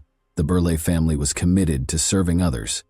Edward was working at a hospital that specialized in patient rehabilitation following illnesses and injuries, while Jacqueline worked in a nursing home. In an effort to provide the best for their kids, the parents brought them up in a loving and caring environment. Along with her siblings, Jenna always had a close relationship with her parents. She was raised as a vibrant, upbeat, and active young woman with a creative side, a lot of charisma and leadership abilities. She loved animals, did well in school, acted in the school theater from an early age, and always had many of friends. The family Burley was neither poor nor rich. They made their home in Philadelphia, in a large home in the peaceful, comfortable Harleysville area. Jenna became the life of the party, gained friends fast, and fit right in with any group. The girl, who was always trying out different appearances and styles and occasionally came across as very lavish, dreamed of becoming a fashion designer in high school. Jenna, who occasionally resembled a hippie and other times an emo subculture member, wore vibrant makeup, dyed her hair multiple colors, and wore her clothes in a variety of fashions. She pushed her pals to question the ordinary routine since she loved making a statement. The adolescent girl regularly went to concerts, fairs, and other large gatherings that provided her with inspiration. Burley's opinions and interests started to change as she approached her high school graduation. Instead of pursuing a career in fashion design, she suddenly envisioned herself in the film industry. She took workshops at a nearby film studio to learn how to make short films, and her talent was immediately apparent as she handled each plot and production step with originality. Jenna also created accounts on a number of social media platforms at that time, where she kept up with her pages and shared her interests in life, as well as her thoughts on a range of important societal topics. The senior in high school immediately had a sizable fan base, and her viewership expanded swiftly as well. Following this lively, artistic girl who was always experimenting with her appearance and inspiring others to embrace self-expression seemed to be enjoyable. Before she knew it, Jenna had gained a following of several thousand people and was a fairly well-known blogger. The 18-year-old recent high school graduate studied media arts at a prominent college in sunny Florida in 2013. The student continued to actively maintain and grow her blog while studying, sharing anecdotes about her experiences with significant injuries, protracted despair, parties, and other forms of entertainment with friends, her involvement in the community and school life. After just one semester of college, Jenna returned home on December 20, 2013 to spend Christmas with her family. The weather was severe, and snow had already fallen on Philadelphia at that point. Jenna wore utterly improper shoes and failed to account for the stark contrast from Florida, which led to her slipping and falling and severely breaking her ankle before she ever made it to the house. A double fracture with displacement was discovered by X-ray, necessitating surgery and the installation of specific pins and plates. Burley was literally confined to a wheelchair for several months, since she was unable to bear any weight on her foot. She then had to go to regular physiotherapy sessions and relearn how to walk. In this time frame, additionally, she contracted pneumonia, which made her recuperation much more difficult and time-consuming. The girl was quite disappointed that she had to take a leave of absence from school in order to concentrate on getting better. She only found comfort in social media, where Jenna engaged in active communication with her followers, and in her personal blog, where she shared excerpts from her ideas and journal entries. Nearly every day, Jenna uploaded new videos in which she addressed a variety of subjects and answered questions. She was an outspoken opponent of zoos, dolphinariums, and other establishments that keep animals in captivity and use them for entertainment. She also raised awareness of the challenging situation of the homeless, pointing out that those in warm, temperate regions had it much easier than those in Pennsylvania, where those without a roof over their heads run the risk of freezing to death on the streets. Additionally, Jenna, who was already actively involved in charitable work on a regular basis, started planning fundraisers to provide necessities to homeless and animal shelters. Jenna started creating her own jewelry while she was recovering, selling it online and giving away all the money to help those in need. She emphasized that what may appear to be junk filling a closet to some could be a true treasure to someone less fortunate, and she actively urged her followers to donate unwanted stuff to charity. Jenna ended up staying at home for over a year rather than just a few months because the recuperation process took so long. She enjoyed the puppy she got from a local shelter during this period, and she wrote about it on her blog every day, sharing tales of their daily adventures. However, despite her outwardly positive attitude, Jenna experienced a severe depressive episode in the fall of 2014. She openly acknowledged that she needed professional assistance from a psychiatrist because she was unable to manage on her own any longer. Speaking candidly about her struggles with mental health, Burley shared her doctor's advice and talked about the support she received from her family and pet. During this time, the blogger's following increased many times as a result of the fact that many young people could identify with the difficulties she detailed and appreciated her candor. Jenna traveled to sunny California in the beginning of 2015 with her father and younger brother Jacob. In her social media posts, Jenna expressed how much better she felt, and the joyful pictures taken from the beach made it obvious how close she was to her family, the everlasting student. Jenna chose to transfer to a school in her hometown rather than go back to Florida when she recovered completely and traveled with her family. She enrolled in Montgomery County Community College, a Philadelphia suburb, and decided to live at her parents' house. Burley, meantime, kept up her blog and created quick films on a variety of subjects. After graduating with a bachelor's degree in the humanities, Jenna made the decision to attend college, enrolling at Temple University's School of Film in 2017. Jenna decided to remain at her family's house rather than move into a dorm, because the campus was only a half-hour drive away. She no longer needed to rely on family members for transportation to class, because she had upgraded her room and purchased her own vehicle by that point. Jenna was 4 to 5 years older than her peers when she started university, having already reached the age of 22. Still, they were in agreement, celebrating, going to concerts, hanging around, and having a good time.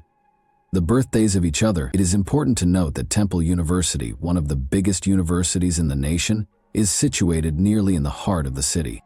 There are a lot of stores, malls, eateries, bars, and other establishments all around the university. Thus, life is busy here.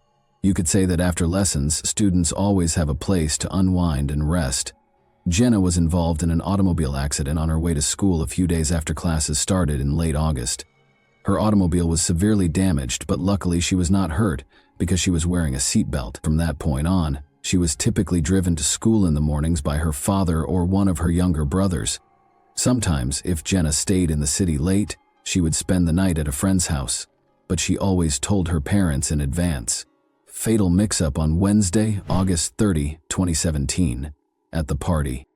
Davis, a close friend and classmate of Jenna's, was going to one of the bars to celebrate his birthday. Among those invited to the celebration was Jenna, who was expected to spend the night at the birthday boy's house in order to attend class with him on Thursday morning.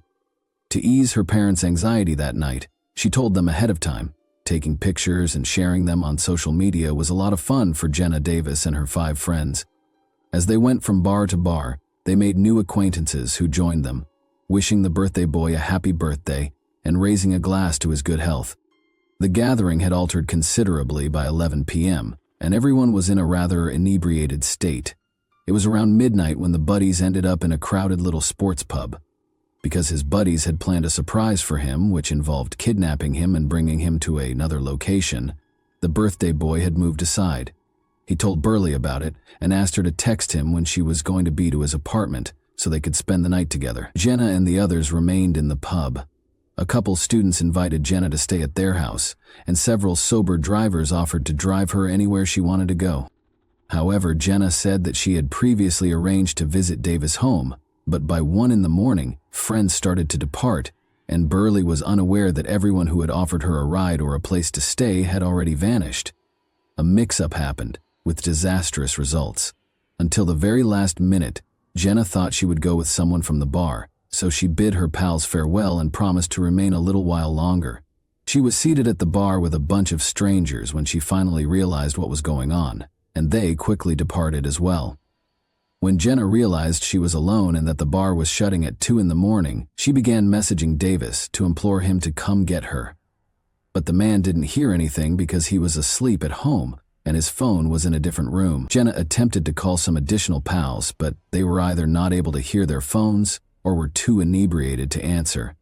It didn't seem safe to stroll around the city alone at night, and she didn't want to disturb her parents.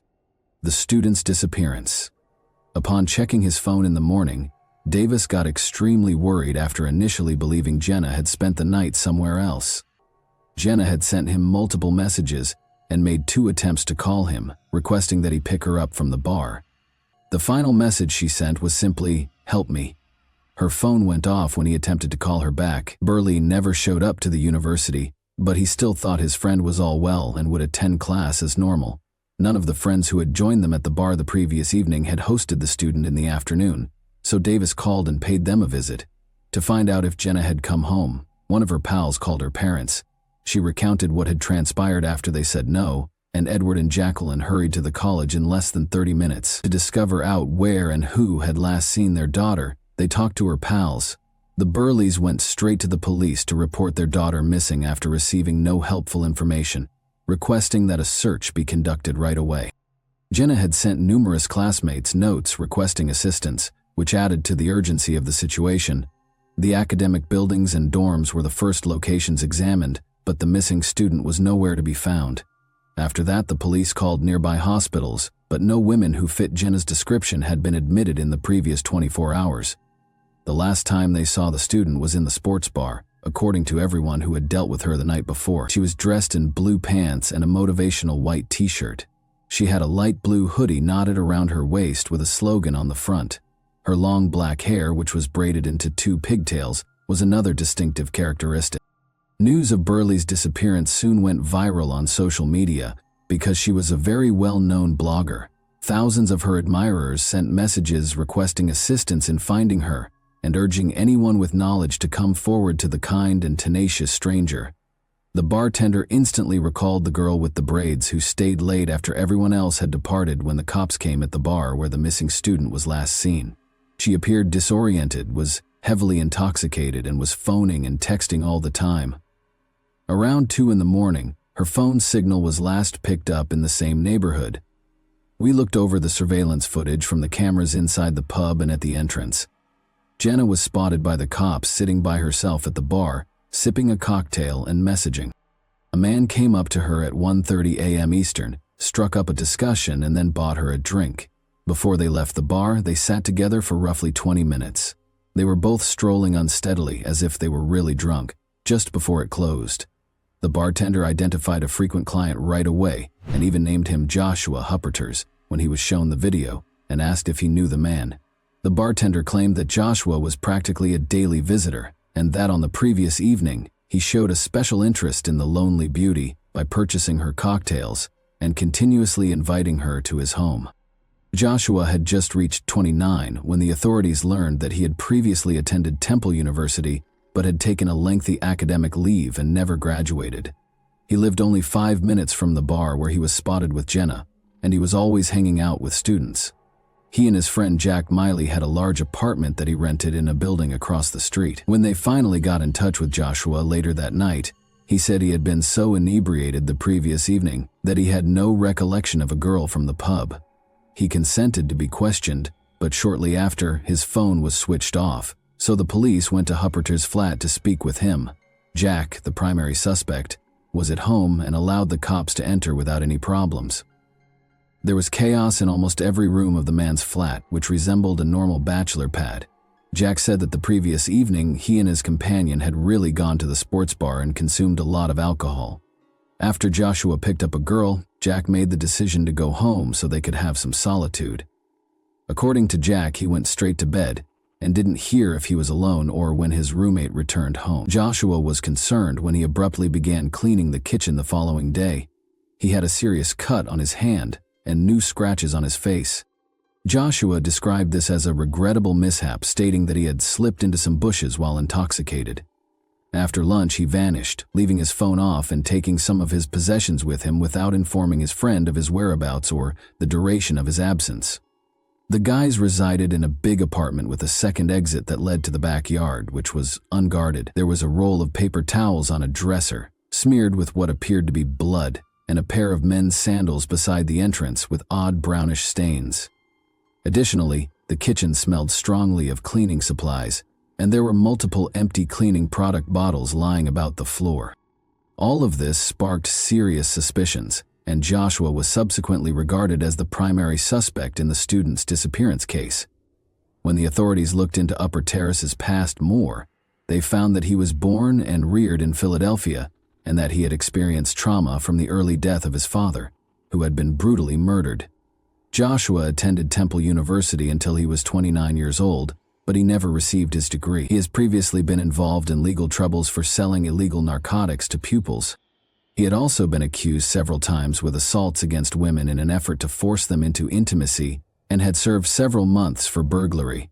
There was still no word on the whereabouts of the missing girl, and the search and initial questioning of the fugitive revealed that the suspect could be quite dangerous. After the FBI became involved in the inquiry, it was quickly established that Joshua's phone had last been in use in Wayne County, close to a lake approximately 230 miles north of Philadelphia. The fugitive may be hiding in the home of his grandmother, who was found to reside in the neighborhood. In fact, Hupperters was captured at the home of his maternal grandmother.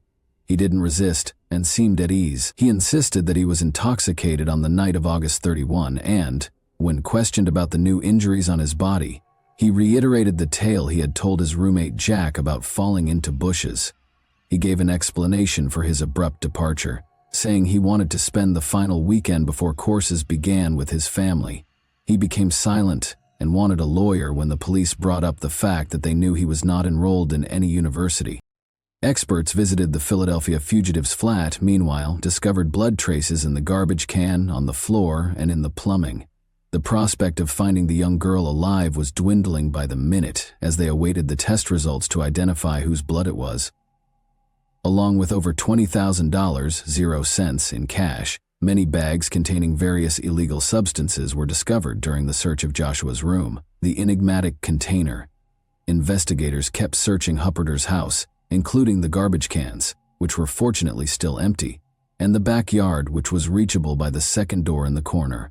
A light blue hoodie, a slogan-emblazoned t-shirt, a sports bra, and a black hair tie with a few dark hairs were discovered inside a black bag. The clothes that were discovered in the trash were very similar to what Jenna was wearing on the day she vanished.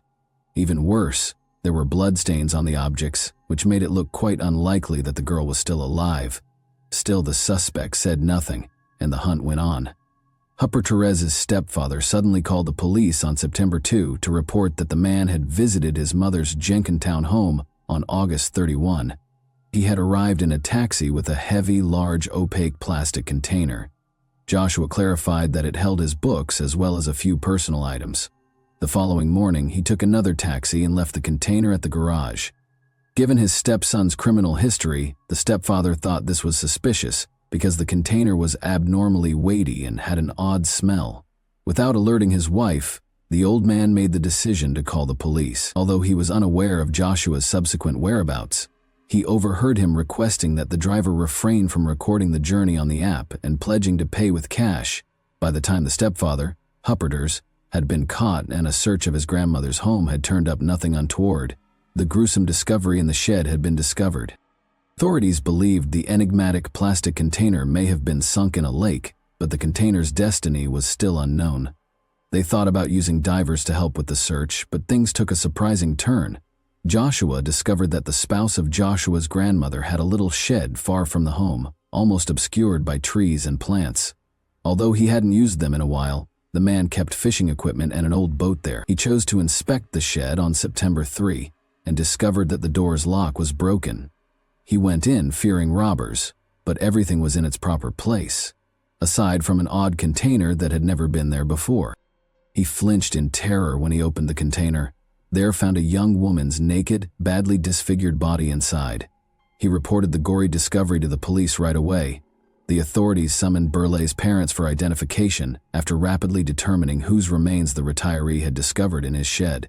When their greatest fears came true, Jenna's father almost suffered a heart attack and her mother passed out. By using surveillance footage and witness accounts at the crime scene, authorities were able to prove that Huppert's had enticed the already inebriated girl to his house after giving her more booze. As Jenna became aware of her situation, she was able to message a number of pals to ask for assistance, but none of them replied. Joshua tried to coerce the girl into intimacy in the flat, but she retaliated violently, scratching the criminal and severing his hand with a kitchen knife. But he beat her head repeatedly against the floor and was able to knock the knife out of her hand. After taking advantage of Jenna and rendering her incapable, he used his bare hands to strangle the poor girl. After that, he cleaned up the crime scene as best he could and put her body in a container he had discovered in the storage area. According to the autopsy, Jenna's death was caused by mechanics, asphyxiation. She had several bruises, abrasions, and even bite marks on her body. She also showed symptoms of personal assault and a traumatic brain damage. Her blood was discovered on the apartment's paper towels and shoes. The defendant's blood and semen were detected on her clothing, and her hair was on the hair tie in the garbage bin. Huppert's guilt was never in question, but he refused to accept a plea bargain or acknowledge it during the trial and punishment. In addition, a backpack with his documents, money, and a few necessities was found during a search of his grandmother's home, suggesting that the offender had planned to escape but was apprehended just in time. Only a year and a half after the horrifying crime, in the spring of 2019, did the criminal and attacker's trial start. By asserting that the murdered girl had willingly entered Joshua's room and provoked him, the defense lawyers made a valiant attempt to place all the guilt on her. But everyone in the room was indignant at the defense's remarks. The defendant was found guilty on all counts following 9 days of hearings, and he was given a life sentence with the chance of release only after 60 years. And that wraps up today's chilling story. If you enjoyed this video, don't forget to like and subscribe so you never miss a new upload. Also, let me know in the comments, what part of this story shocked you the most? Thank you for watching, and I'll see you in the next video.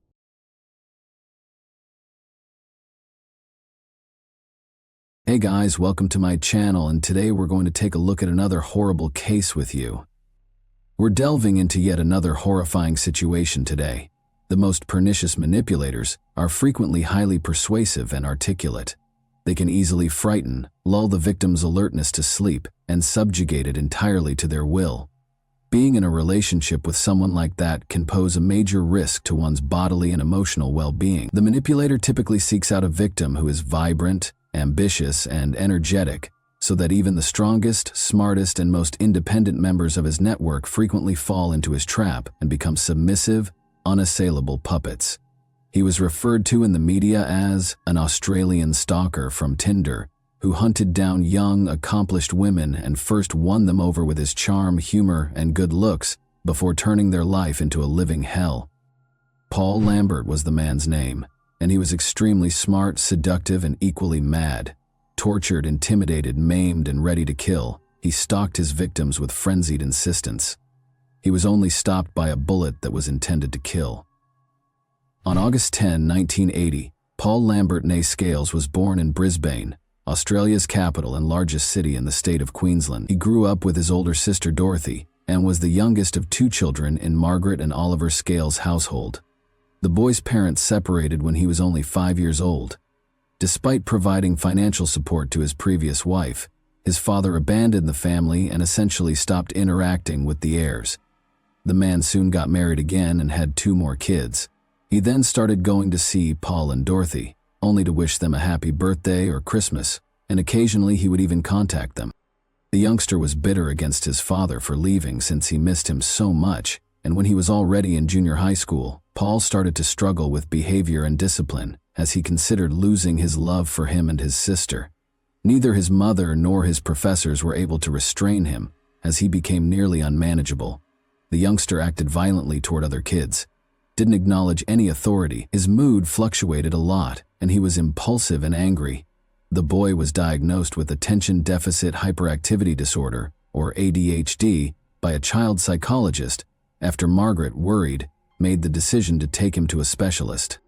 The doctor at the time, however, did not consider it to be anything serious and came to the conclusion that the issue had arisen against the backdrop of the parents' divorce and would eventually go away on its own.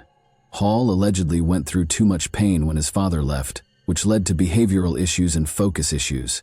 In the belief that the youngster will eventually outgrow his neurological behavioral condition, the psychologist at the time did not prescribe any medication, but the problem simply became worse over time. By the age of 10, the youngster had lost all self-control and was acting irrationally and aggressively. His mother made the decision to seek assistance once more, and this time she saw a psychiatrist who diagnosed him with ADHD, as well as a number of other mental health conditions, such as bipolar illness and obvious symptoms of dissociative identity disorder, DID, usually referred to as multiple personality disorder. Because of this disorder, the patient's identity is disjointed, giving the appearance that they are a single person with several unique personalities. Receptor drugs were prescribed to the youngster, who had to take them under his mother's close care. However, it was almost impossible to get him to comply. Convinced that he was healthy and problem-free, he deliberately avoided taking his prescription. However, it was easier to manage Paul when he was a child. The issue was overlooked for a number of years when Margaret insisted on treatment that appeared to be beneficial. Paul's mental health issues have no bearing on his IQ or academic prowess. He became the top student in school because of his excellence. His teachers thought he would be a successful scientist because he had a talent for the sciences and could do complicated calculations in his head with ease.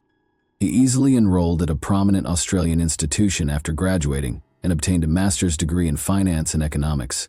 After graduating, he got a job at a major's headquarters.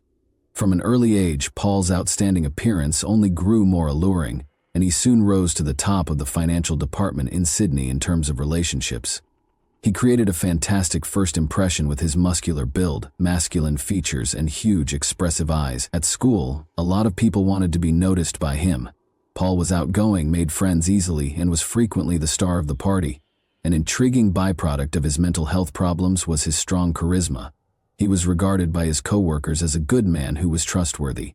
He personally started a fundraising campaign after learning that one of his co-workers' children had cancer, greatly assisting the family. As previously stated, Paul was adept at forming friendships and had no trouble establishing connections with girls, albeit they were always brief. He would soon expose his actual self, frightening his partners away. He would make their life into a nightmare by stalking, threatening, lying, controlling their emotions, and causing terror after his relationships, which usually lasted only a few months. And this was only the beginning. Notably, he consistently selected extremely attractive girls whose appearance matched his own model. Paul has a number of preferred techniques for controlling his victims in order to maintain their intimacy. Being very convincing and well-spoken, he frequently exploited their empathy by making up fatal illnesses for himself and his loved ones, which made the females feel bad about leaving their ailing boyfriend. The only people who actually knew Paul's true nature were his mother and sister. He was challenging yet controllable when he was younger. He vehemently opposed treatment and psychiatric visits as an adult, despite his mother's insistence on therapy. He used threats and blackmail to accomplish his objectives, with the threat of death being the most successful strategy from 2002 to 2016. Paul was subject to restraining orders that prohibited him from getting in touch with or approaching 6 different women. He continued to stalk each victim for a long time after that, damaging their lives and pushing them to the verge of insanity. One of them even fled to another continent, but after she denounced him to the authorities, he was deported and prohibited from entering the nation. But let's take a step-by-step look at this. First, love. Paul fell in love with Samantha while he was a college student. They started dating, but their relationship didn't last long. Through manipulation, pressure, stalking, and total deprivation of her autonomy, he attempted to dominate every aspect of her life. After graduation, everything ended when Paul relocated to Sydney due to his professional goals. while Samantha remained in Queensland. After their breakup, they remained in contact despite the problems in their relationship. They were both young when their romance began, and it was their first love for each of them. Maybe that's why Samantha was hesitant to cut off all contact.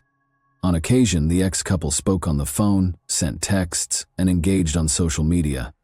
Paul frequently contacted Samantha to tell her that he missed her, couldn't forget her, and hadn't met someone better, but Samantha was unaware of his other connections. Although this was obviously a ploy, Samantha felt that he had improved during the years they had been apart, and that he genuinely loved her endeavor to establish a family. The pair resumed their relationship in January 2014, over 10 years after their split. Paul proposed to Samantha a month later, and she gladly accepted.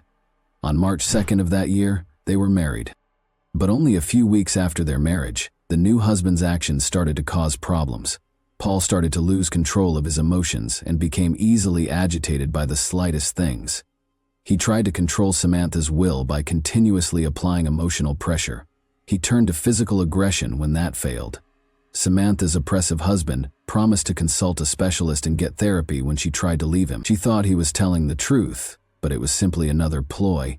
When tensions reached a breaking point 6 months after their wedding, Samantha once more raised the possibility of a divorce.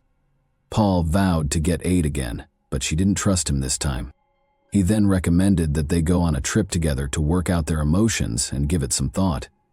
Samantha was surprised to find that this was a viable answer, and she consented to begin organizing the trip. The pair went to the United States, which is on the opposite side of the world, in late September 2014. Days a long-time dream of Paul's, he insisted on going to Florida. Samantha gave in to pressure from her cunning husband, who always got his way, even if she liked Hawaii. On the Atlantic Ocean's shores, they reaffirmed their vows to one another. The vacation and the event, however, were unable to preserve their marriage in spite of the romantic atmosphere.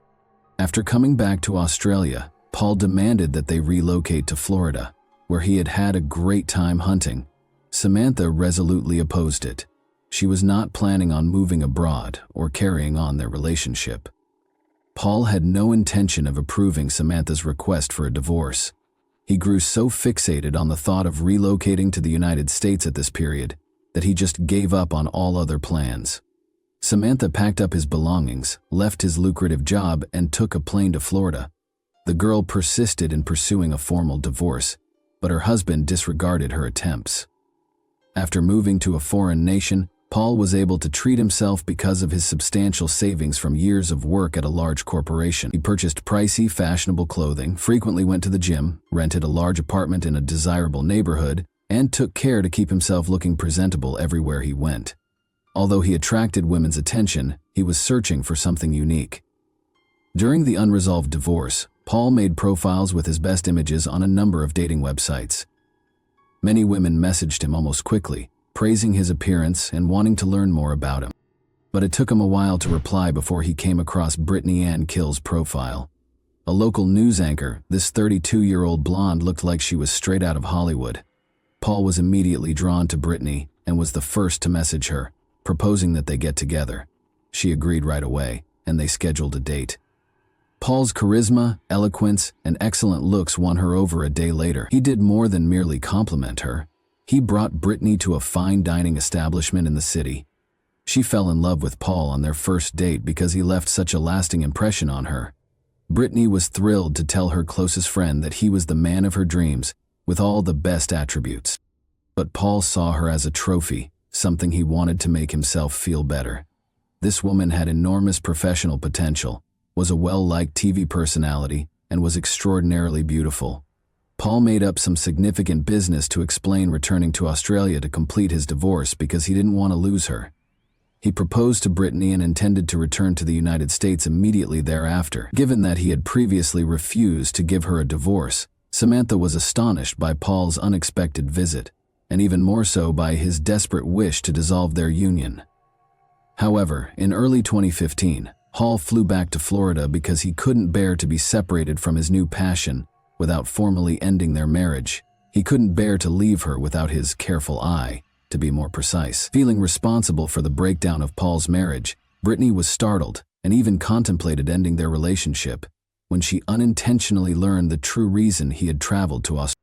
Paul was able to persuade her, nevertheless, that he and his wife had decided to dissolve their marriage on their own initiative and that they had been apart for a long time. He only had a few formalities to finish. Paul rushed to visit Brittany as soon as he got back, telling her a tearful tale of his past marriage's misery and his quest for genuine love. The couple moved in together a week later because his statements sounded so genuine. Brittany, however, established some guidelines and consented to grant Paul a 3-month trial period. She thought that Beauty and the Beast could determine whether they were genuinely compatible during this period. Paul just took a month after moving in to show his true nature and make Brittany's life a living hell. He started to treat her like his property, thinking he had the authority to control every aspect of her life and to dictate what she did. As a result, his conduct became unpredictable and erratic. He appeared to be struggling with several opposing personas that he was unable to manage. Brittany attempted to break up with her new lover after realizing there was a significant problem between them. This was a call to action for Paul. He began to place the blame on her, saying that he had flown halfway across the world for her after divorcing his wife.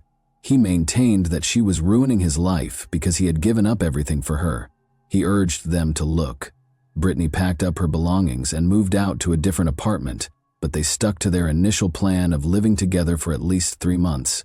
She tried to move away from her troubled lover, but it didn't work. Paul started pursuing Brittany, never letting her be alone for long. He really followed her everywhere, called her from many lines, emailed her, and sent her hundreds of texts every day. His communications ranged in tone from vows of love and forgiveness to threats of damage to herself or to others. Paul's strategy modified a few weeks later. With a shaky voice, he called Brittany and informed her that he had no one in the U.S. to talk to after his father passed away. Brittany felt her heart relax. Someone lying about something so important was unthinkable to her. Being kind and understanding, she consented to see her ex-boyfriend because she sincerely wanted to help him and thought he needed to vent, hence manipulating her emotions and appealing to her sympathy. For a while, Hall was able to keep in touch with Brittany, giving the impression that they were back together, but he was unable to control himself. He reverted to his violent behavior, frightening her with his erratic behavior. He threatened to hurt himself and said he wouldn't endure another shock when Brittany tried to end their relationship again. To be honest, Brittany was terrified of her unsatisfactory partner, but she was unsure of how to leave him. Paul responded that psychotherapy and medication would not help him because he was diagnosed with an incurable brain tumor that is developing and the reason for his breakdowns and weird behavior. She gently suggested that he get help from a psychiatrist. Declaring that he was going to die soon, the compulsive liar sobbed and forced the lover to swear that she would not abandon him while he was still living. Because Paul did not offer her peace at work or at home, the next month and a half ended up being the worst in the well-known TV host's life. The young woman woke up. "Usually I got nervous and preoccupied." She suffered from panic episodes, which had a detrimental effect on her work and had the potential to ruin her career. Deportation and restraining order. Unable to handle it, Brittany just fled Scales and went to live with a friend, where she believed he wouldn't bother her. However, the man shifted strategies and started threatening the girl by publishing her unguarded images and an intimate video that he had secretly recorded. This was the final straw, and the woman eventually reported it to the police and her stalker. The court ruled in July 2015 that the stalker could not approach the girl or make any kind of contact with her. Nevertheless, Hall persisted in tracking his victim, sending threats against her, and using blackmail. Kill was relieved to be back in Australia when the man was ultimately deported from the nation in October of that year, preventing him from entering the United States. To hide his legal troubles, Scales first adopted his mother's maiden name, Lambert, to avoid being discovered. He never had time to file for divorce from his ex-wife, so he made the decision to go back to her. When Samantha heard of Paul's return, she was appalled and went to the police to request protection and to expedite the divorce proceedings. Even though Samantha knew this dangerous man well, she believed him when Paul called his wife in February 2016 and told her that he had agreed to grant her a divorce. After persuading her to see a lawyer together to resolve some issues, Samantha was already looking forward to receiving the long-awaited divorce certificate. Everything went smoothly when the man picked up the girl in his car, but as soon as they left her house, He started pleading with her to end the divorce and move back in together. When she firmly refused, he insulted Samantha and threatened to smash the car so they would die together. Paul drove the automobile so fast that it nearly sped beneath the truck in the approaching lane. They went off the road after the girl was able to twist the steering wheel. After that, the man started beating his wife, but she was able to flee the cabin and start calling for assistance. Samantha accused Paul of kidnapping, physical harm, and attempted murder in court following the incident. In addition to being immediately divorced and prohibited from seeing his ex-wife, he was found guilty on all counts and given a 10-month prison sentence. The individual was surprisingly freed on parole, with a 1-year probationary period only a month later. Paul went to another once he was free. State obtained employment and rented a home there without informing the authorities. To ensure that no one suspected, he traveled to the same location each time to check in with the inspector. By the way, Lambert had to see a psychiatrist, who discovered that his issues were even more serious than previously believed. Naturally, he did not take the required medication. The man declined the assistance of the specialist and a new victim. After attending the amount of sessions required by the court, Paul created a fresh profile on a dating site almost immediately after being released, and he quickly came across 28-year-old Angela J., who captivated him with her alluring, almost angelic appearance. He was drawn to the elegant, blue-eyed blonde with a flawless form and a brilliant grin. The girl, who was a doctor, recently went through a challenging divorce. She therefore discovered a man who nearly killed her while she was searching for understanding and support. But it all started out sweetly and brilliantly. Paul used all of his charm once more to get the new victim to fall into his trap. He took Angela out on dates, showered her with praise, and appeared to be empathetic, understanding, and focused. A month or so later, Lambert's conduct started to drastically alter. He literally followed the girl as his obsession grew. While Jay was at work, he would visit her home using a duplicate key he had created in secret. She made the decision to end the relationship after speculating about his visits. The worst started, as you might imagine. Initially, Paul pleaded with her to pardon him and give him another chance. After realizing that his threats to end his life were ineffective, he began threatening Angela.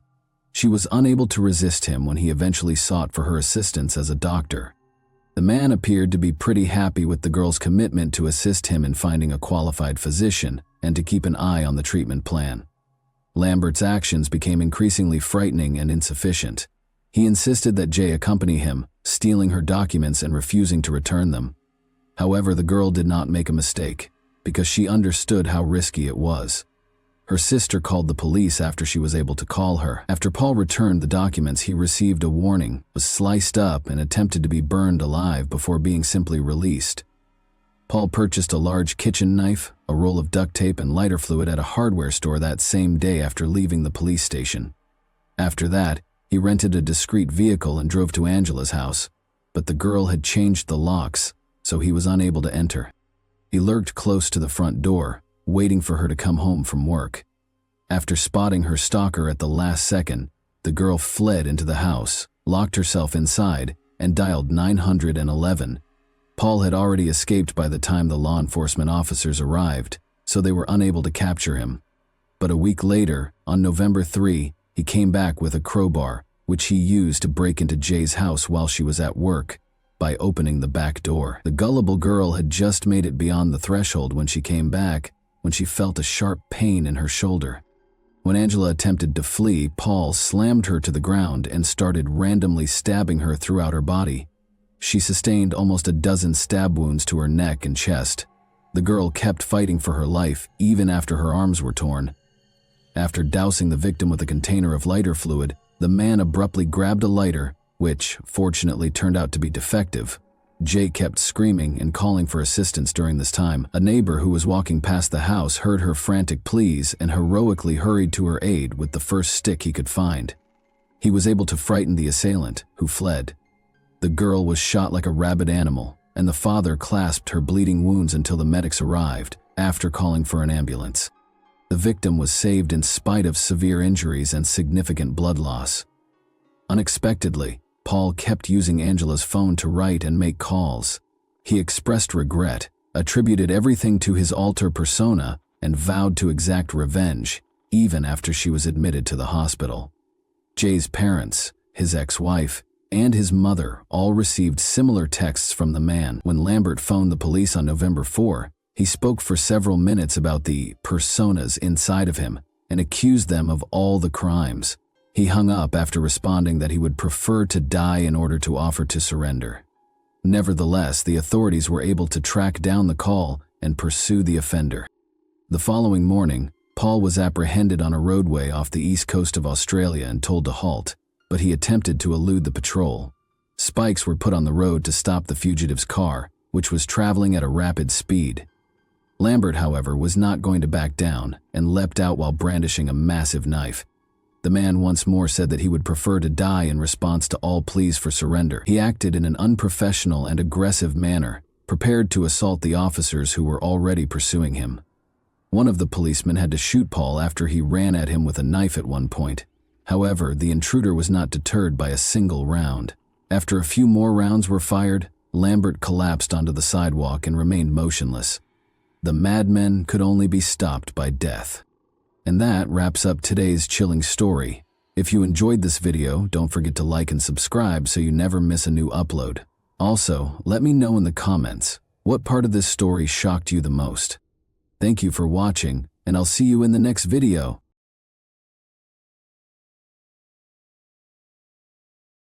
Hey guys, welcome to my channel, and today we're going to take a look at another horrible case with you. 2 close women in his life were taken from him by criminals, and he will always be grieving for them. It's said that lightning never strikes the same spot twice, but our hero has had the opposite experience due to a horrible turn of events. Jim Larson lost 2 ladies he loved 7 years apart to petty thieves.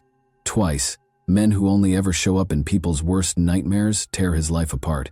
His sister Sonia Larson, who wanted to be a teacher, started it all.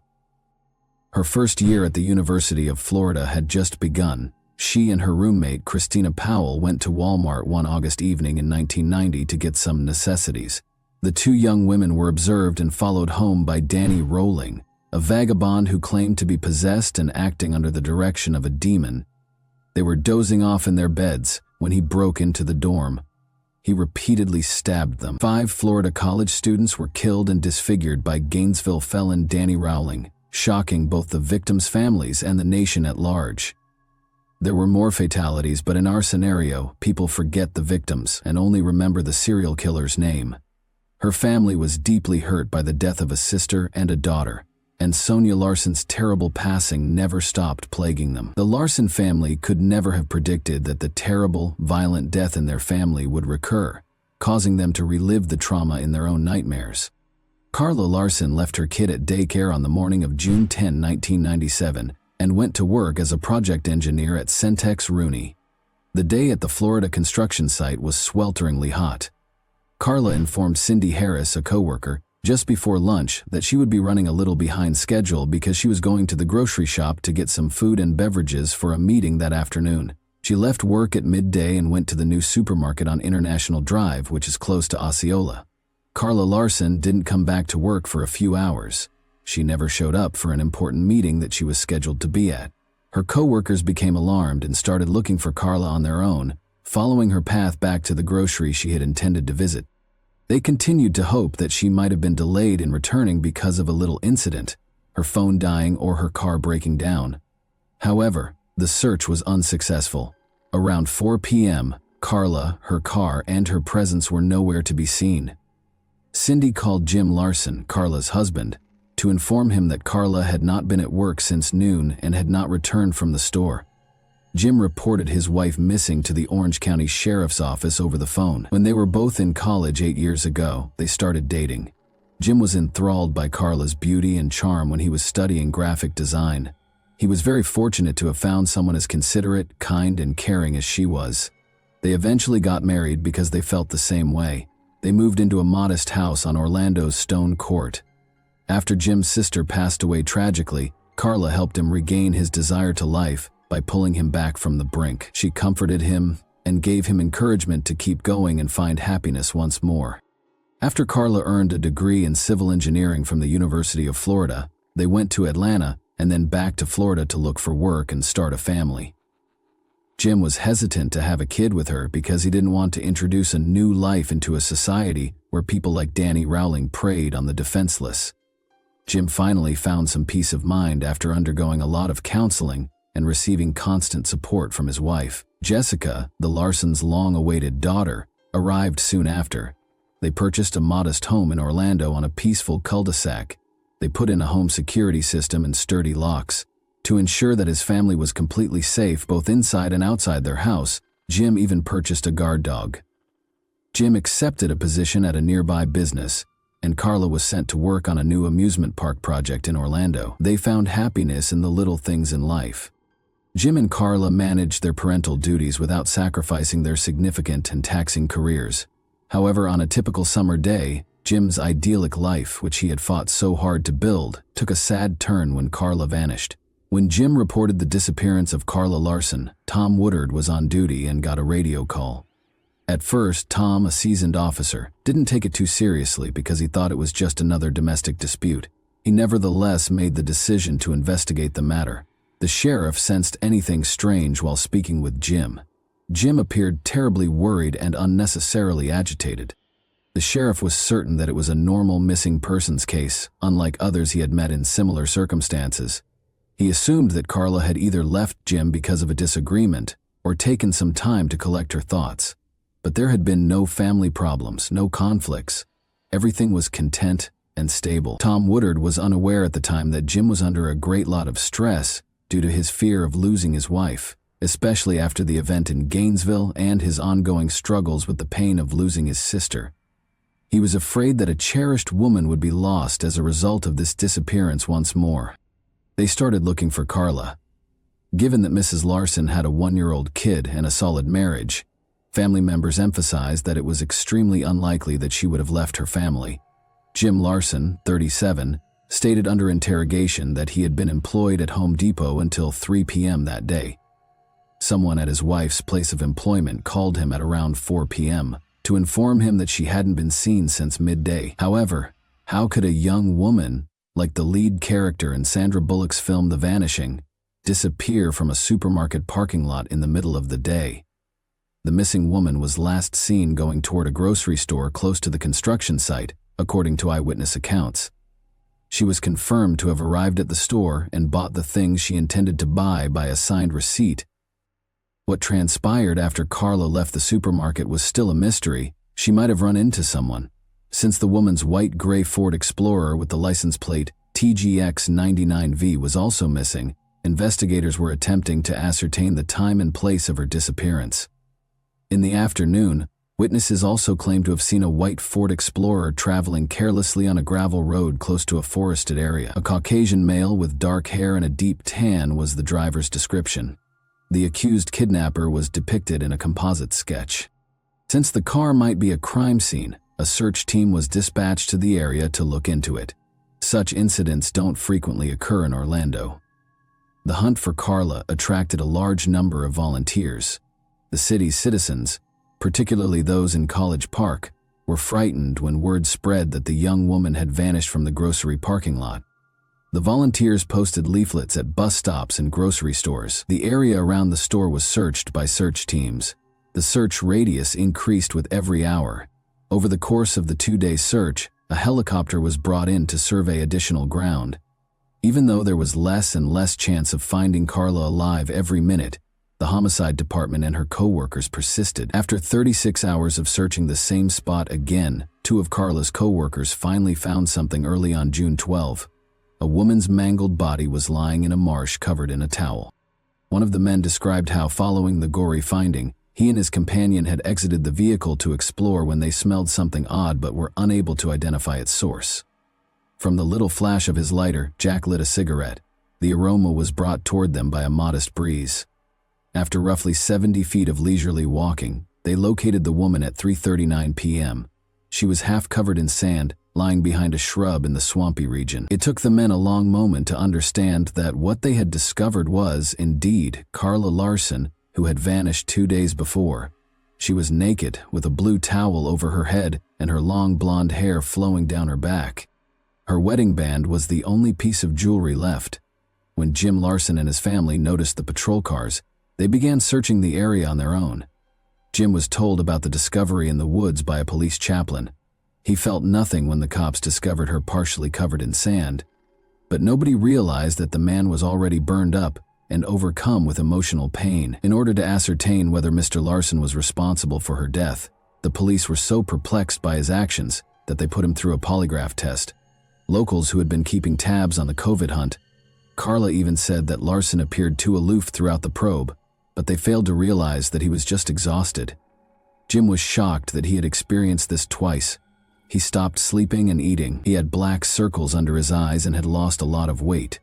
The police brought detectives to what they thought might be the scene of a crime, roped off the area, and summoned the medical examiner. Investigators thought that there had been an attack after first examining the scene of the body, since the woman was found naked and all of her jewelry, aside from her wedding ring, was gone. So was it a robbery or an assault? In addition to stealing items, the robber also killed a woman. But first they had to be sure the body was indeed that of Carla Larson. Florida's extreme heat and humidity had taken their toll. The rain, animal activity, and insects had made it very difficult to identify the remains. The forensic team was concerned about the DNA evidence they could gather because the body had started to degrade, changing its chemical composition. There was not much time left. However, given Mrs. Larson's car had been last seen in the vicinity, authorities were almost positive that the severely decomposed body belonged to her. Jim Larson identified the towel found on the body and verified that it was the same towel that had been in his wife's car. Her handbag and regular clothes were gone. The investigators were greatly distressed by the autopsy findings. All traces and evidence that could have identified the offender had been obliterated by decomposition. The purported assault was not verified, and the investigation determined that strangulation was the cause of death. Could a car and a few pieces of jewelry really have cost a lady her life? Finding the car was the next objective, because the corpse did not lead them to the offender. It might hold the answers and hints that the public and the family were sorely looking for. It was determined that the white Ford Explorer bearing the license plate TGX 909V was missing. The press and television broadcast information about the car. The police were waiting for 2 weeks when they got an important call. 11:23 p.m. on June 26, 1997. A black truck was on fire in a Cocoa Beach vacant lot, according to a call. As the car burnt, it became evident that the black was not the car's natural color and was neither soot nor ash. Following the fire, white paint was visible in several parts of the body. Excessive spray on the tires showed that a cheap can of spray paint had been used to apply the black paint in an amateurish manner. After being taken to the police garage, the car was examined by forensic specialists. It was discovered during the inquiry that the torched truck, which was 62 miles from Orlando, was in fact white and belonged to Jim's victim. The car had been fitted with a radar detector, experts discovered. Detectives were able to locate the mount where the detector had been in spite of the fire damage, proving that the vehicle belonged to the Larsons. Finding the radar detector was the police's main priority. Before an unforeseen love triangle helped solve the case and identify her criminal in Central Florida, the inquiry stagnated. There are hundreds of cars that are similar to hers, but one woman's phone call caught the detective's attention in particular because of the strange tale she told. Angel Huggins and her family had arrived in Orlando on the day Carla Larson vanished. Despite having traveled to Orlando together, Angel clarified that she left the city without her spouse. Angel informed Orange County investigators John Linner and Cameron Wire that infidelity, violence, and drug usage had made their family vacation a complete bust. At a motel close to Disneyland on June 9, their family vacation came to an end the same evening it started. According to Angel Huggins, she was almost strangled to death by her husband, John Huggins, since she had refused to have an intimate relationship with him. He left the motel on West Highway 192 early the following morning and didn't come back until midday. John Huggins drove a white truck that was identical to the victim's car when he arrived at Angel's mother's home in Melbourne. In the midst of their divorce proceedings, Angel was enraged with John for his adultery. John had become engaged with Angel's sister when they were in Melbourne. Tammy also informed the cops that Huggins had been given permission to park the white SUV at John's friend Kevin Smith's residence for a few days. The investigators went to Kevin's house to ask him some questions because they were so intrigued by this narrative. However, his girlfriend answered the door as Kevin wasn't home. For a few days, Kim virtually proved that a white Ford Explorer had been parked in their driveway. It had been parked in her space, and she was unhappy since she had once lost control of her little vehicle while driving and collided with the Ford Explorer, denting it. The Explorer's white paint was still visible on her pickup. To determine whether the small paint sample belonged to Carla's automobile, collision specialists sent it to the lab. Since the paint from Mrs. Larson's automobile had been discovered on Kim's, this was required to demonstrate Kevin Smith's role in Carla's car's disappearance. The police had questions for Kevin Smith before they could prove his whole involvement, but they were almost certain that Carla's Ford Explorer had been parked at his residence. The person who had been operating the SUV had to be identified. Despite matching the sketch of the man who was observed driving Carla's car that day, Kevin Smith would not identify the driver. He added that he had been asked to temporarily park the automobile by his friend John Huggins. Upon inspecting the truck, Kevin discovered a radar detector inside. He tore it from the automobile and held onto it for a while, but he concealed it in the yard out of concern that he could be caught.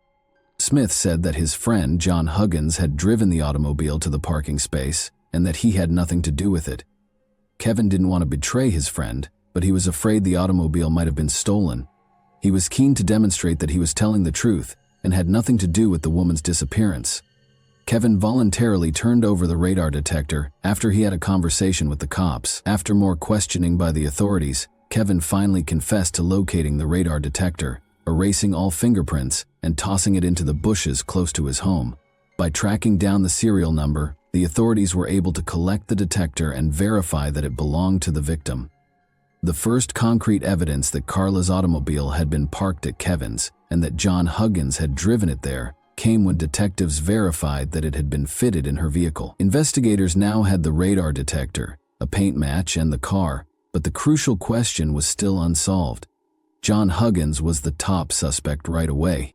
John Huggins has a lengthy criminal background, according to a thorough investigation of his past.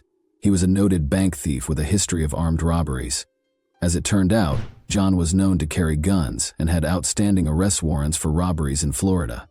Because John Huggins had a lengthy criminal history, victims of his past offenses recognized him when his face aired on television. Although he had conducted armed attacks, robbed banks, and looted convenience stores, the police wanted to be sure they had enough evidence against him before making an arrest, particularly because Carla's jewelry was still missing. To summarize, the victim had been found in possession of a pendant, a chain, a garnet ring, and diamond earrings. But the hunt for the jewelry was about to linger on until detectives got another lucky break in a phone call. According to Angel Huggins, she had uncovered a startling finding that might terminate the inquiry and result in Carla's criminal being imprisoned. She clarified that she had located one of Carla's missing pieces of jewelry after she and her mother had investigated the house. The police searched Angel's mother's home and the shed on the property twice after Angel called, but they were unable to locate any evidence that would implicate Angel. But the woman saw a screwdriver on top of a box in the shed when she was searching for insect repellent. She impulsively opened a shed electrical box and discovered the victim's jewels concealed within. The jewelry, the electrical box, and its cover did not have any fingerprints on them. Looking at the last piece of the puzzle, we see John driving a stolen vehicle. The attempt to strangle his wife at the hotel was picked up by the radar detector.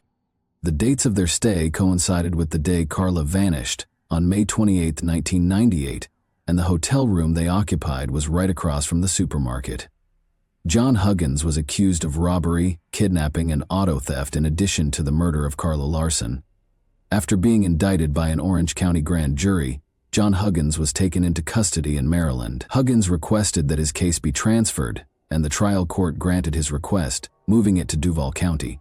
However, those who haven't lost two loved ones don't see the world through Jim Larson's eyes. On January 25, 1999, Larson sat in his tidy living room in a peaceful, tree-lined Orlando suburb, the kind of home that most middle-class Americans consider safe, feeling a deep void and an unrelenting, numbing pain. Because he still has a daughter to raise, he still yearns for them and perceives danger in everything. Mr. Larson now finds motivation to continue through his daughter, Jessica. Since lightning has already hit him twice and won't do so again, he fervently hopes and believes that the young girl didn't fully comprehend the atrocities that took her mother and aunt. He also prays that she won't ever feel terror or dread again. And that wraps up today's chilling story. If you enjoyed this video, don't forget to like and subscribe so you never miss a new upload. Also, let me know in the comments, what part of this story shocked you the most? Thank you for watching, and I'll see you in the next video.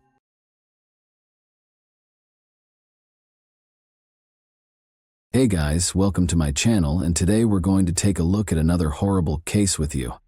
A truck driver pulled over to the shoulder of National Route 848 near Bridgend, South Wales on April 6, 2009, barely yards from the highway at the foot of a small valley. He saw an old luggage half hidden by the tall grass. He was intrigued by the suitcase's peculiar shape and positioning. He decided to check it out and was appalled to discover a human hand when he unzipped the bag. The motorist was shocked by the finding and called emergency services right away. On June 19, 1984, Kirsty Wilkinson was born in Coventry, England. 2 children were already being raised by her parents, Catherine and David Wilkinson.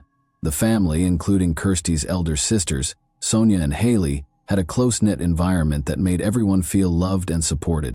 Kirsty and Catherine had a particularly cordial and trustworthy friendship. The family relocated to Bridgend, South Wales when Kirsty became 14. This was a pivotal moment in her life. Her teenage years coincided with the move, and her new school presented additional social and emotional difficulties. Kirsty immediately attracted notice for her attractive beauty and self-assured manner. She started dreaming of a modeling career after being inspired by celebrities she saw in publications. She pictured herself enmeshed in the fashion industry, surrounded by flashes from cameras and the spotlight. The reality, however, was more difficult. Because of the fierce competition in the modeling field, Kirsty found it difficult to launch a successful career. Her only source of income was the occasional amateur picture shoot, which provided little consistency. Kirsty, nevertheless, shone a strong feeling of independence by working a variety of part-time jobs. She avoided depending on her parents for financial support by working as a server, cashier, and even housekeeper from an early age. At the age of 17, Kirsty's situation drastically changed. She had to start working at a Bridgend institution that was well known for its nightlife and adult entertainment due to her growing expenses. For Kirsty, this was more of a need than a choice. Fearing their disapproval, she concealed this part of her life from her family. She told her mother and sisters that she was an administrator at a nearby company. Kirsty attempted to keep this aspect of her life apart from the rest of her life by using the pseudonym Megan to conceal her identity. There were substantial financial advantages to her new position. She was able to pay for personal needs, save a portion of her income, and acquire her own apartment. Kirsty was not proud of her job, though. She battled feelings of humiliation and internal conflict, and she was constantly afraid of being seen. She yearned for a means to move on from that phase of her life and begin over. Kirsty remained connected to her family despite her clandestine work. Unaware of the true cause of her financial independence, her parents viewed her as responsible and goal-oriented. Kirsty persisted in fabricating the appearance of a steady and typical life, hoping that she would eventually be able to abandon her double life and follow her childhood aspirations of stability and normalcy. Paul Grab was born in South Wales in 1983. His early years were characterized by ongoing disputes and unstable finances. Paul felt unwelcome from a young age because his parents were constantly fighting and regularly neglected their son. Paul exhibited problematic conduct, frequently missing school and arguing with students and teachers. His parents tried unsuccessfully to reprimand him because of his subpar academic achievement. Paul started acting more aggressively by the time he was a teenager. He was openly disrespectful to professors and often got into confrontations. But he eventually dropped out of school, leaving his education unfinished, as his reputation at school deteriorated. Paul became interested in illegal substances about this time. His initial experiments with moderate narcotics gradually progressed to more serious addictions, which made him more hostile and alone. Paul began working in escort services when he was 18 in order to pay for his vices. He was willing to work for both men and women. Although it was risky, this line of employment became his main source of revenue. Paul experienced humiliation, violence, and threats. which fueled his rage and feeling of unfairness. He was also drawn into the criminal underworld by this path, where he made contacts that allowed him to carry on with his destructive way of life. One significant instance of Paul's increasingly antagonistic behavior was a fight with a neighbor, whom he accused of causing damage to his vehicle. The woman was forced to leave the neighborhood after Paul threatened her and even attacked her with a bat. Because of the frequent occurrence of such instances, many members of his community shunned him. He was leading a lonely and disorderly life by the time he met Kirsty in 2004. Escort work, drug abuse, and an inclination toward violence had taken center stage in his life. His manipulative habits and problems controlling his wrath frequently hurt others around him. Kirsty had no idea how his tumultuous background would have a devastating impact on her own life when she first met Paul. Paul Grabbett and Kirsty Wilkinson met in 2004 while attending a party in one of Bridgeton's nightclubs. Both Kirsty and Paul, who were 20 and 21 years old respectively, were going through difficult times. Kirsty was still employed at a place, while Paul was heavily addicted to drugs and relied on sporadic revenue from escort services. She kept secrets from her family. Mutual attraction served as the foundation for the bond that grew between them in spite of their differences. Their initial encounter was entirely fortuitous. They were introduced by mutual acquaintances during the boisterous party. Paul's self-assurance drew Kirsty in, and her attractiveness and endearing grin enthralled him. Although they spent the evening together, no meaningful commitments were made. They didn't have a close relationship after that night, although they did communicate periodically. For Kirsty, it was only a brief phase in her life that held no hope of lasting change. 3 years after their first meeting, their relationship was revived at the end of 2007. Unusual circumstances led to Paul, a client, visiting the same place where Kirsty worked. Paul recognized her and went to talk to her, even though she was using her pseudonym Megan. It started off awkwardly but quickly became a comfortable conversation. Paul proposed they get together outside of work and that he had been thinking about her a lot since they first met. Their relationship started to grow quickly after that. They began to spend more time together, sharing personal tales and taking walks. Kirsty, who had concealed her work life from her loved ones, found in Paul someone who appeared to comprehend and accept her without passing judgment. Paul, on the other hand, concealed the problematic elements of his past by projecting charm and confidence. Soon after, Kirsty began to think that Paul might be her prince, someone who might help her change her life. His desire to change his life and settle down to establish a family impressed her. She believed they had a common understanding, which gave her hope that things might become better in her life. Paul deftly fueled this romantic illusion by frequently bragging about his purported accomplishments, which included previous positions as a race car driver, mechanic, and even a dancer. But even though their relationship seemed harmonious on the surface, it was based on lies. Paul was aware of Kirsty's occupation from the beginning, but he kept his true intentions from her. She was not only a possible love interest, but also a source of financial security. However, Kirsty started confiding in Paul more than she had in anybody else because she believed that their relationship was genuine. A few weeks after getting back in touch with Paul, Kirsty stunned her mother Catherine by announcing her engagement in December 2007. Kirsty claimed that Paul had asked her to marry him and she had accepted without question. In spite of her secret existence, Kirsty felt she had discovered the guy of her dreams, someone who would accept her for who she was. Her family was completely unaware of Paul's existence, so they were all taken aback by the news. Catherine voiced her worries right away. She believed Kirsty didn't know Paul well enough and that the relationship was progressing too soon. In order to give her daughter more time to comprehend Paul's personality and goals, she advised her to postpone the wedding. Kirsty insisted on delaying the ceremony for at least a few months, despite Catherine's suggestion. 5 weeks after announcing their engagement, she and Paul had already decided on a date in February 2008. The family's initial encounter with Paul only made their worries worse. He left a bad impression when Kirsty took him home. Paul was unkempt, wore informal clothing, and showed a marked lack of deference when interacting with Kirsty's parents. Red flags were triggered by his life stories.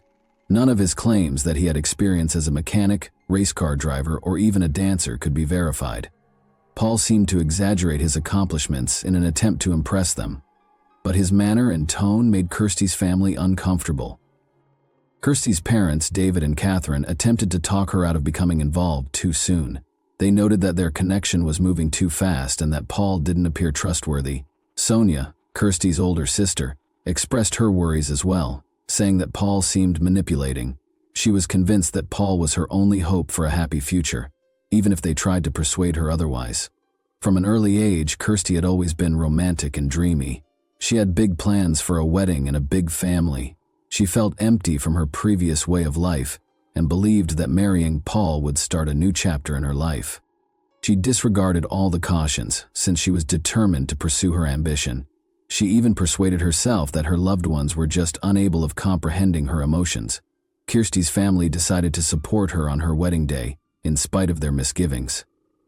The event was held in February of 2008. Her sisters and parents were there, but their grins belied their discomfort.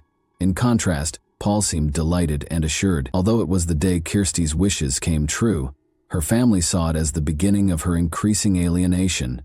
They believed she was ignoring the alarming indicators that would eventually have disastrous results.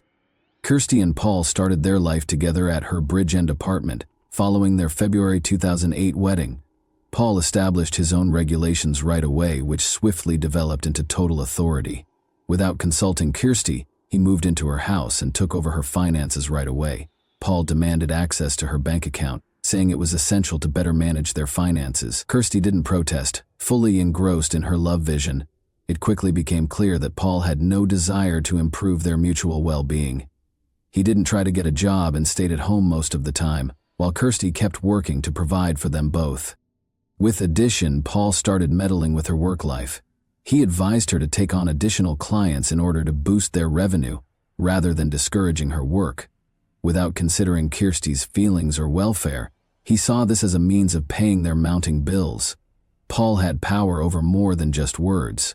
Under the pretense of protecting her, he started going to work with Kirsty to keep an eye on her schedule and make sure she complied with his requests. He gradually began using the internet to find her new customers.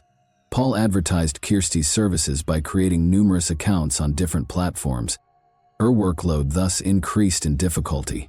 She began meeting clients at home in addition to working shifts at the company. Kirsty soon found herself in a scenario that was emotionally damaging. She had always envisioned quitting her job, beginning a new life, and raising a family. But under Paul's influence, those aspirations appeared unreachable. Paul persuaded her that this was the best way to preserve their relationship and financial security, even if she was reluctant to continue. He used her love for him and her sense of duty as leverage. Paul had authority over more than just money. He also started meddling with her private affairs. He examined her phone, demanded answers for everything she did, and prohibited her from talking to certain of her friends. He maintained that their relationship was negatively impacted by a few of them. Over time, Kirsty found herself alone, with no one to confide in or support. Paul's efforts to erode Kirsty's trust were among the first indications of his manipulative tendencies. He made remarks about how she looked, highlighting what he saw as her shortcomings, and he gave her the impression that she couldn't be successful without him. She became more and more reliant on him as a result of these comments, which damaged her sense of self. Kirsty's sense of insecurity was exacerbated by Paul's severe mood swings, which ranged from kindness and concern to annoyance and aggressiveness. Paul's assertiveness increased over time. Under the guise of varying their relationship, he started bringing people into their private lives. Despite Kirsty's strong opposition to this notion, she reluctantly accepted in order to prevent strife. But these circumstances just made her inner agony worse. She started to feel as if she no longer owned her life or her body. Kirsty made an effort to keep up the illusion of a typical family life, but she was overcome with anxiety and uncertainty on the inside. Paul completely ignored her needs and feelings as he maintained his domination. She kept a journal in which she often wrote down her thoughts, but she was not strong enough to resist Paul's increasing dominance.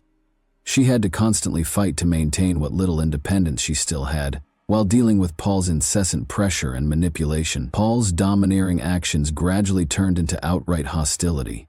A few months after the wedding, the first physical altercations had place. One night, Paul got into a fight with Kirsty because she hadn't made enough money, and he ended up pushing and hitting her in Kirsty's place. Although it was a startling event, Paul immediately expressed regret and vowed that it would never occur again. but his excuses were only short-lived. These episodes quickly got more frequent and more severe.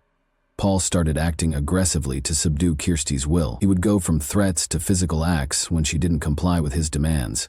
When Kirsty tried to express her wish to quit her employment at the establishment, for example, Paul angrily interrupted her, called her ungrateful, and then hit her. He increased his exertion, further limiting her autonomy into decision-making. Catherine, Kirsty's mom, started to suspect that her daughter was not happy in her marriage.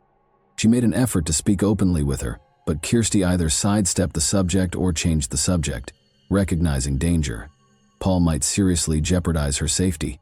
Catherine cautioned her, but Kirsty brushed these worries aside, believing that with patience she could make things better. Although Kirsty's inner misgivings increased, she held on to the notion that things may get better. According to her journal entries, she was aware of how toxic her marriage was, but she was afraid of what might happen and lacked the courage to leave. She was stuck in a relationship that was gradually undermining her sense of self because of guilt feelings and her psychological reliance on Paul. Kirsty and Paul made the decision to go out with friends to a Swansea nightclub on March 28, 2009. As was not unusual for them, they drank wine and other narcotics throughout the night. Witnesses reported that the pair experienced tense periods that occasionally resulted in disputes. While Kirsty seemed to be avoiding confrontation, Paul seemed agitated. After a furious disagreement at midnight, Paul left the party and went home by himself, leaving Kirsty and their friends.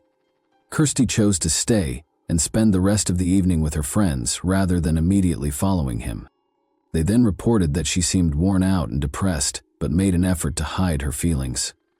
Kirsty hired a cab late that evening to drive her home. Later, the cabbie said that after dropping her off at the residence, she entered with assurance. She was last seen alive at this point. Paul informed Kirsty's mother, Catherine, the next day that his wife had departed early that morning, purportedly taking money and some possessions. He said he was asleep and hadn't heard anything. Kirsty might have gone to visit another man, Paul added, since Kirsty had left her personal belongings and bank cards behind, a strange move for someone preparing to start over. Catherine thought his explanation was fishy. When it was discovered that Kirsty had tried to call emergency services throughout the night but the call was dropped because of a weak signal, another troubling detail emerged. Police later learned that neighbors claimed to have heard muffled screams and the sounds of a struggle about the time Kirsty supposedly left. Her relatives and investigators suspected foul play because of these characteristics and the absence of evidence indicating she went voluntarily. The police started an inquiry as soon as Kirsty was reported missing. Her husband, Paul Grab, was the main suspect. Paul stated that he had been asleep during the night and discovered the following morning that Kirsty had grabbed a few items and gone, as his actions had caused alarm from the beginning. His account of what happened, however, was not consistent with the facts. Kirsty had left behind her bank cards and other significant personal belongings, which ran counter to the notion that she had departed on purpose. When police first searched their house, they discovered some unusual modifications. The carpet that had been in the living room was gone, and a portion of the ceiling had recently been painted. Kirsty had wanted to redecorate, according to Paul's explanation, but that didn't seem reasonable. During the night, neighbors reported hearing muffled cries, sounds of a fight, and a bang that sounded like the movement of a heavy object. At the time, no one called the police, figuring it was simply a domestic dispute. Kirsty's unsuccessful attempt to contact emergency services the night she vanished provided a vital clue. Although investigators concluded that the call was cut off, the fact that she attempted to contact for assistance indicated that she was in danger. This increased suspicions of Paul's involvement even more, as did the neighbors' statements. The investigation took a sad turn on April 6, 2009. A suitcase was discovered in a roadside ditch by a truck driver who had stopped on the shoulder of the A48 close to Bridgend. He was drawn to the item's peculiar appearance. He found a human hand when he opened the suitcase. He called the police right away, horrified. Officers discovered a woman's body inside the suitcase when they got there.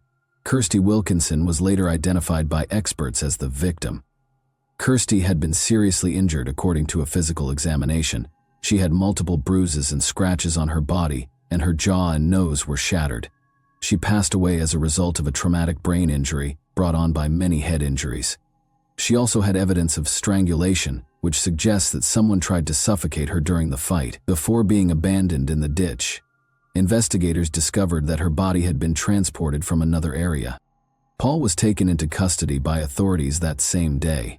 He denied any involvement during questioning, saying he was unaware of Kirsty's movements after she departed, but his tense manner suggested that he was not involved at all. Additionally, investigators found that Paul attended a massage parlor and took out cash using Kirsty's bank card the day after she vanished, all of which seemed extremely suspect given the circumstances. The terrible chronology of the crime was made clear by forensic evidence and testimonies. A dispute between Kirsty and Paul occurred the night before she vanished. Paul assaulted her, trying to choke her and hitting her several times. Paul brought Kirsty's body to the living room after she passed away, and he struggled to pack it in a bag because of how big she was. Without the required equipment, Paul gave up on his initial plan to dismember it. Finally, he pushed her body into the suitcase and carried it to a ditch on the side of the road, where he dumped it. Later, bloodstains were discovered in Kirsty's house, which Paul had attempted in vain to clean. Splatter marks on the ceiling were found to be hidden by paint stains. Together with witness statements and Paul's actions, these pieces of evidence proved to be essential in establishing his guilt. The charges against Paul were strengthened by Kirsty's journal entries, which also showed her dread of him and her wish to flee. Early in 2010, Paul Grabbitt's trial got underway. Based on police-gathered evidence and witness accounts, prosecutors provided a thorough chronology of the events. One of the most important pieces of evidence was the bloodstains in the living room, which Paul tried to hide by removing the carpet and repainting the ceiling. The blood matched Kirsty's, according to forensic specialists, and suggested a severe altercation. Severe aggression was seen in her physical injuries. Neighbors and other witnesses claimed to have heard muffled cries coming from the residence and the sounds of a struggle. A cab driver acknowledged that he dropped Kirsty off at her house the night she vanished, just before she passed away. Records of Kirsty's unsuccessful attempt to contact emergency services owing to a bad signal were produced by the police. Paul's use of Kirsty's bank card for purchases, such as cash withdrawals and visits to a massage parlor following her passing, was another crucial piece of evidence. Kirsty's journal entries were read out loud during the trial. She talked about how she was afraid of Paul because of his aggressiveness and cunning. These documents depicted a life of financial exploitation, intimidation, and control. The prosecution focused on how Paul controlled Kirsty's life while ignoring her security and welfare. Paul denied any misconduct, asserting that Kirsty left their house on her own volition and implying that an unidentified someone was responsible for her passing. Evidence and witness accounts, however, refuted his story. Investigators also discovered that Paul had tried to portray himself as a laid-back husband by claiming that Kirsty had cheated on him with another man. Paul was found guilty of the crime by the jury following a protracted trial. The judge emphasized Paul's total lack of regret, the act's extraordinary cruelty, and its self-serving motivations. Paul Grabbitt was given a life sentence with a minimum of 19 years in prison on February 4, 2010. Kirsty's family was somewhat relieved by the sentence, but it was insufficient to make up for their terrible loss. Kirsty's family was unaware of certain aspects of her life until the trial. They felt that they could have saved themselves from the disaster, and they were overcome with anguish and shame. In addition to marking the end of the case, the hearing served as a sobering reminder of the destructive power of dysfunctional relationships and control. The Wilkinson family suffered severe emotional and psychological damage following Kirsty's passing. Catherine, her mother, battled a persistent sense of guilt. All of the cautions she had given Kirsty, the statements her daughter had disregarded, and her instinct that Paul posed a threat to her were all repeated in her thoughts. She was overcome by these ideas, which made the loss much more painful. David, Kirsty's father, became reclusive and avoided talking about the catastrophe. Their family's cohesiveness was destroyed when they lost their youngest daughter. Haley, Kirsty's older sister, was deeply impacted by her passing. Since the two had always been close, Haley found it difficult to fill the vacuum created by the loss. Haley tried to numb the pain by drinking because she was unable to handle the mounting weight of her depression and powerlessness. Haley died at the age of 31 from alcohol poisoning 5 years after Kirsty did. Kirsty's other sister, Sonia, lost yet another daughter as a result of this second tragedy. which dealt the Wilkinson family yet another painful blow. The tragedy served as a sobering reminder of how crucial it is to keep loved ones safe. Despite her own profound sadness, she made an effort to help her parents. No verdict or punishment could mend the wound that the Wilkinson family was left with. Their lives were ruined by the tragedy, which left a scar they would never be able to shake. And that wraps up today's chilling story. If you enjoyed this video, don't forget to like and subscribe so you never miss a new upload. Also, let me know in the comments what part of this story shocked you the most. Thank you for watching, and I'll see you in the next video.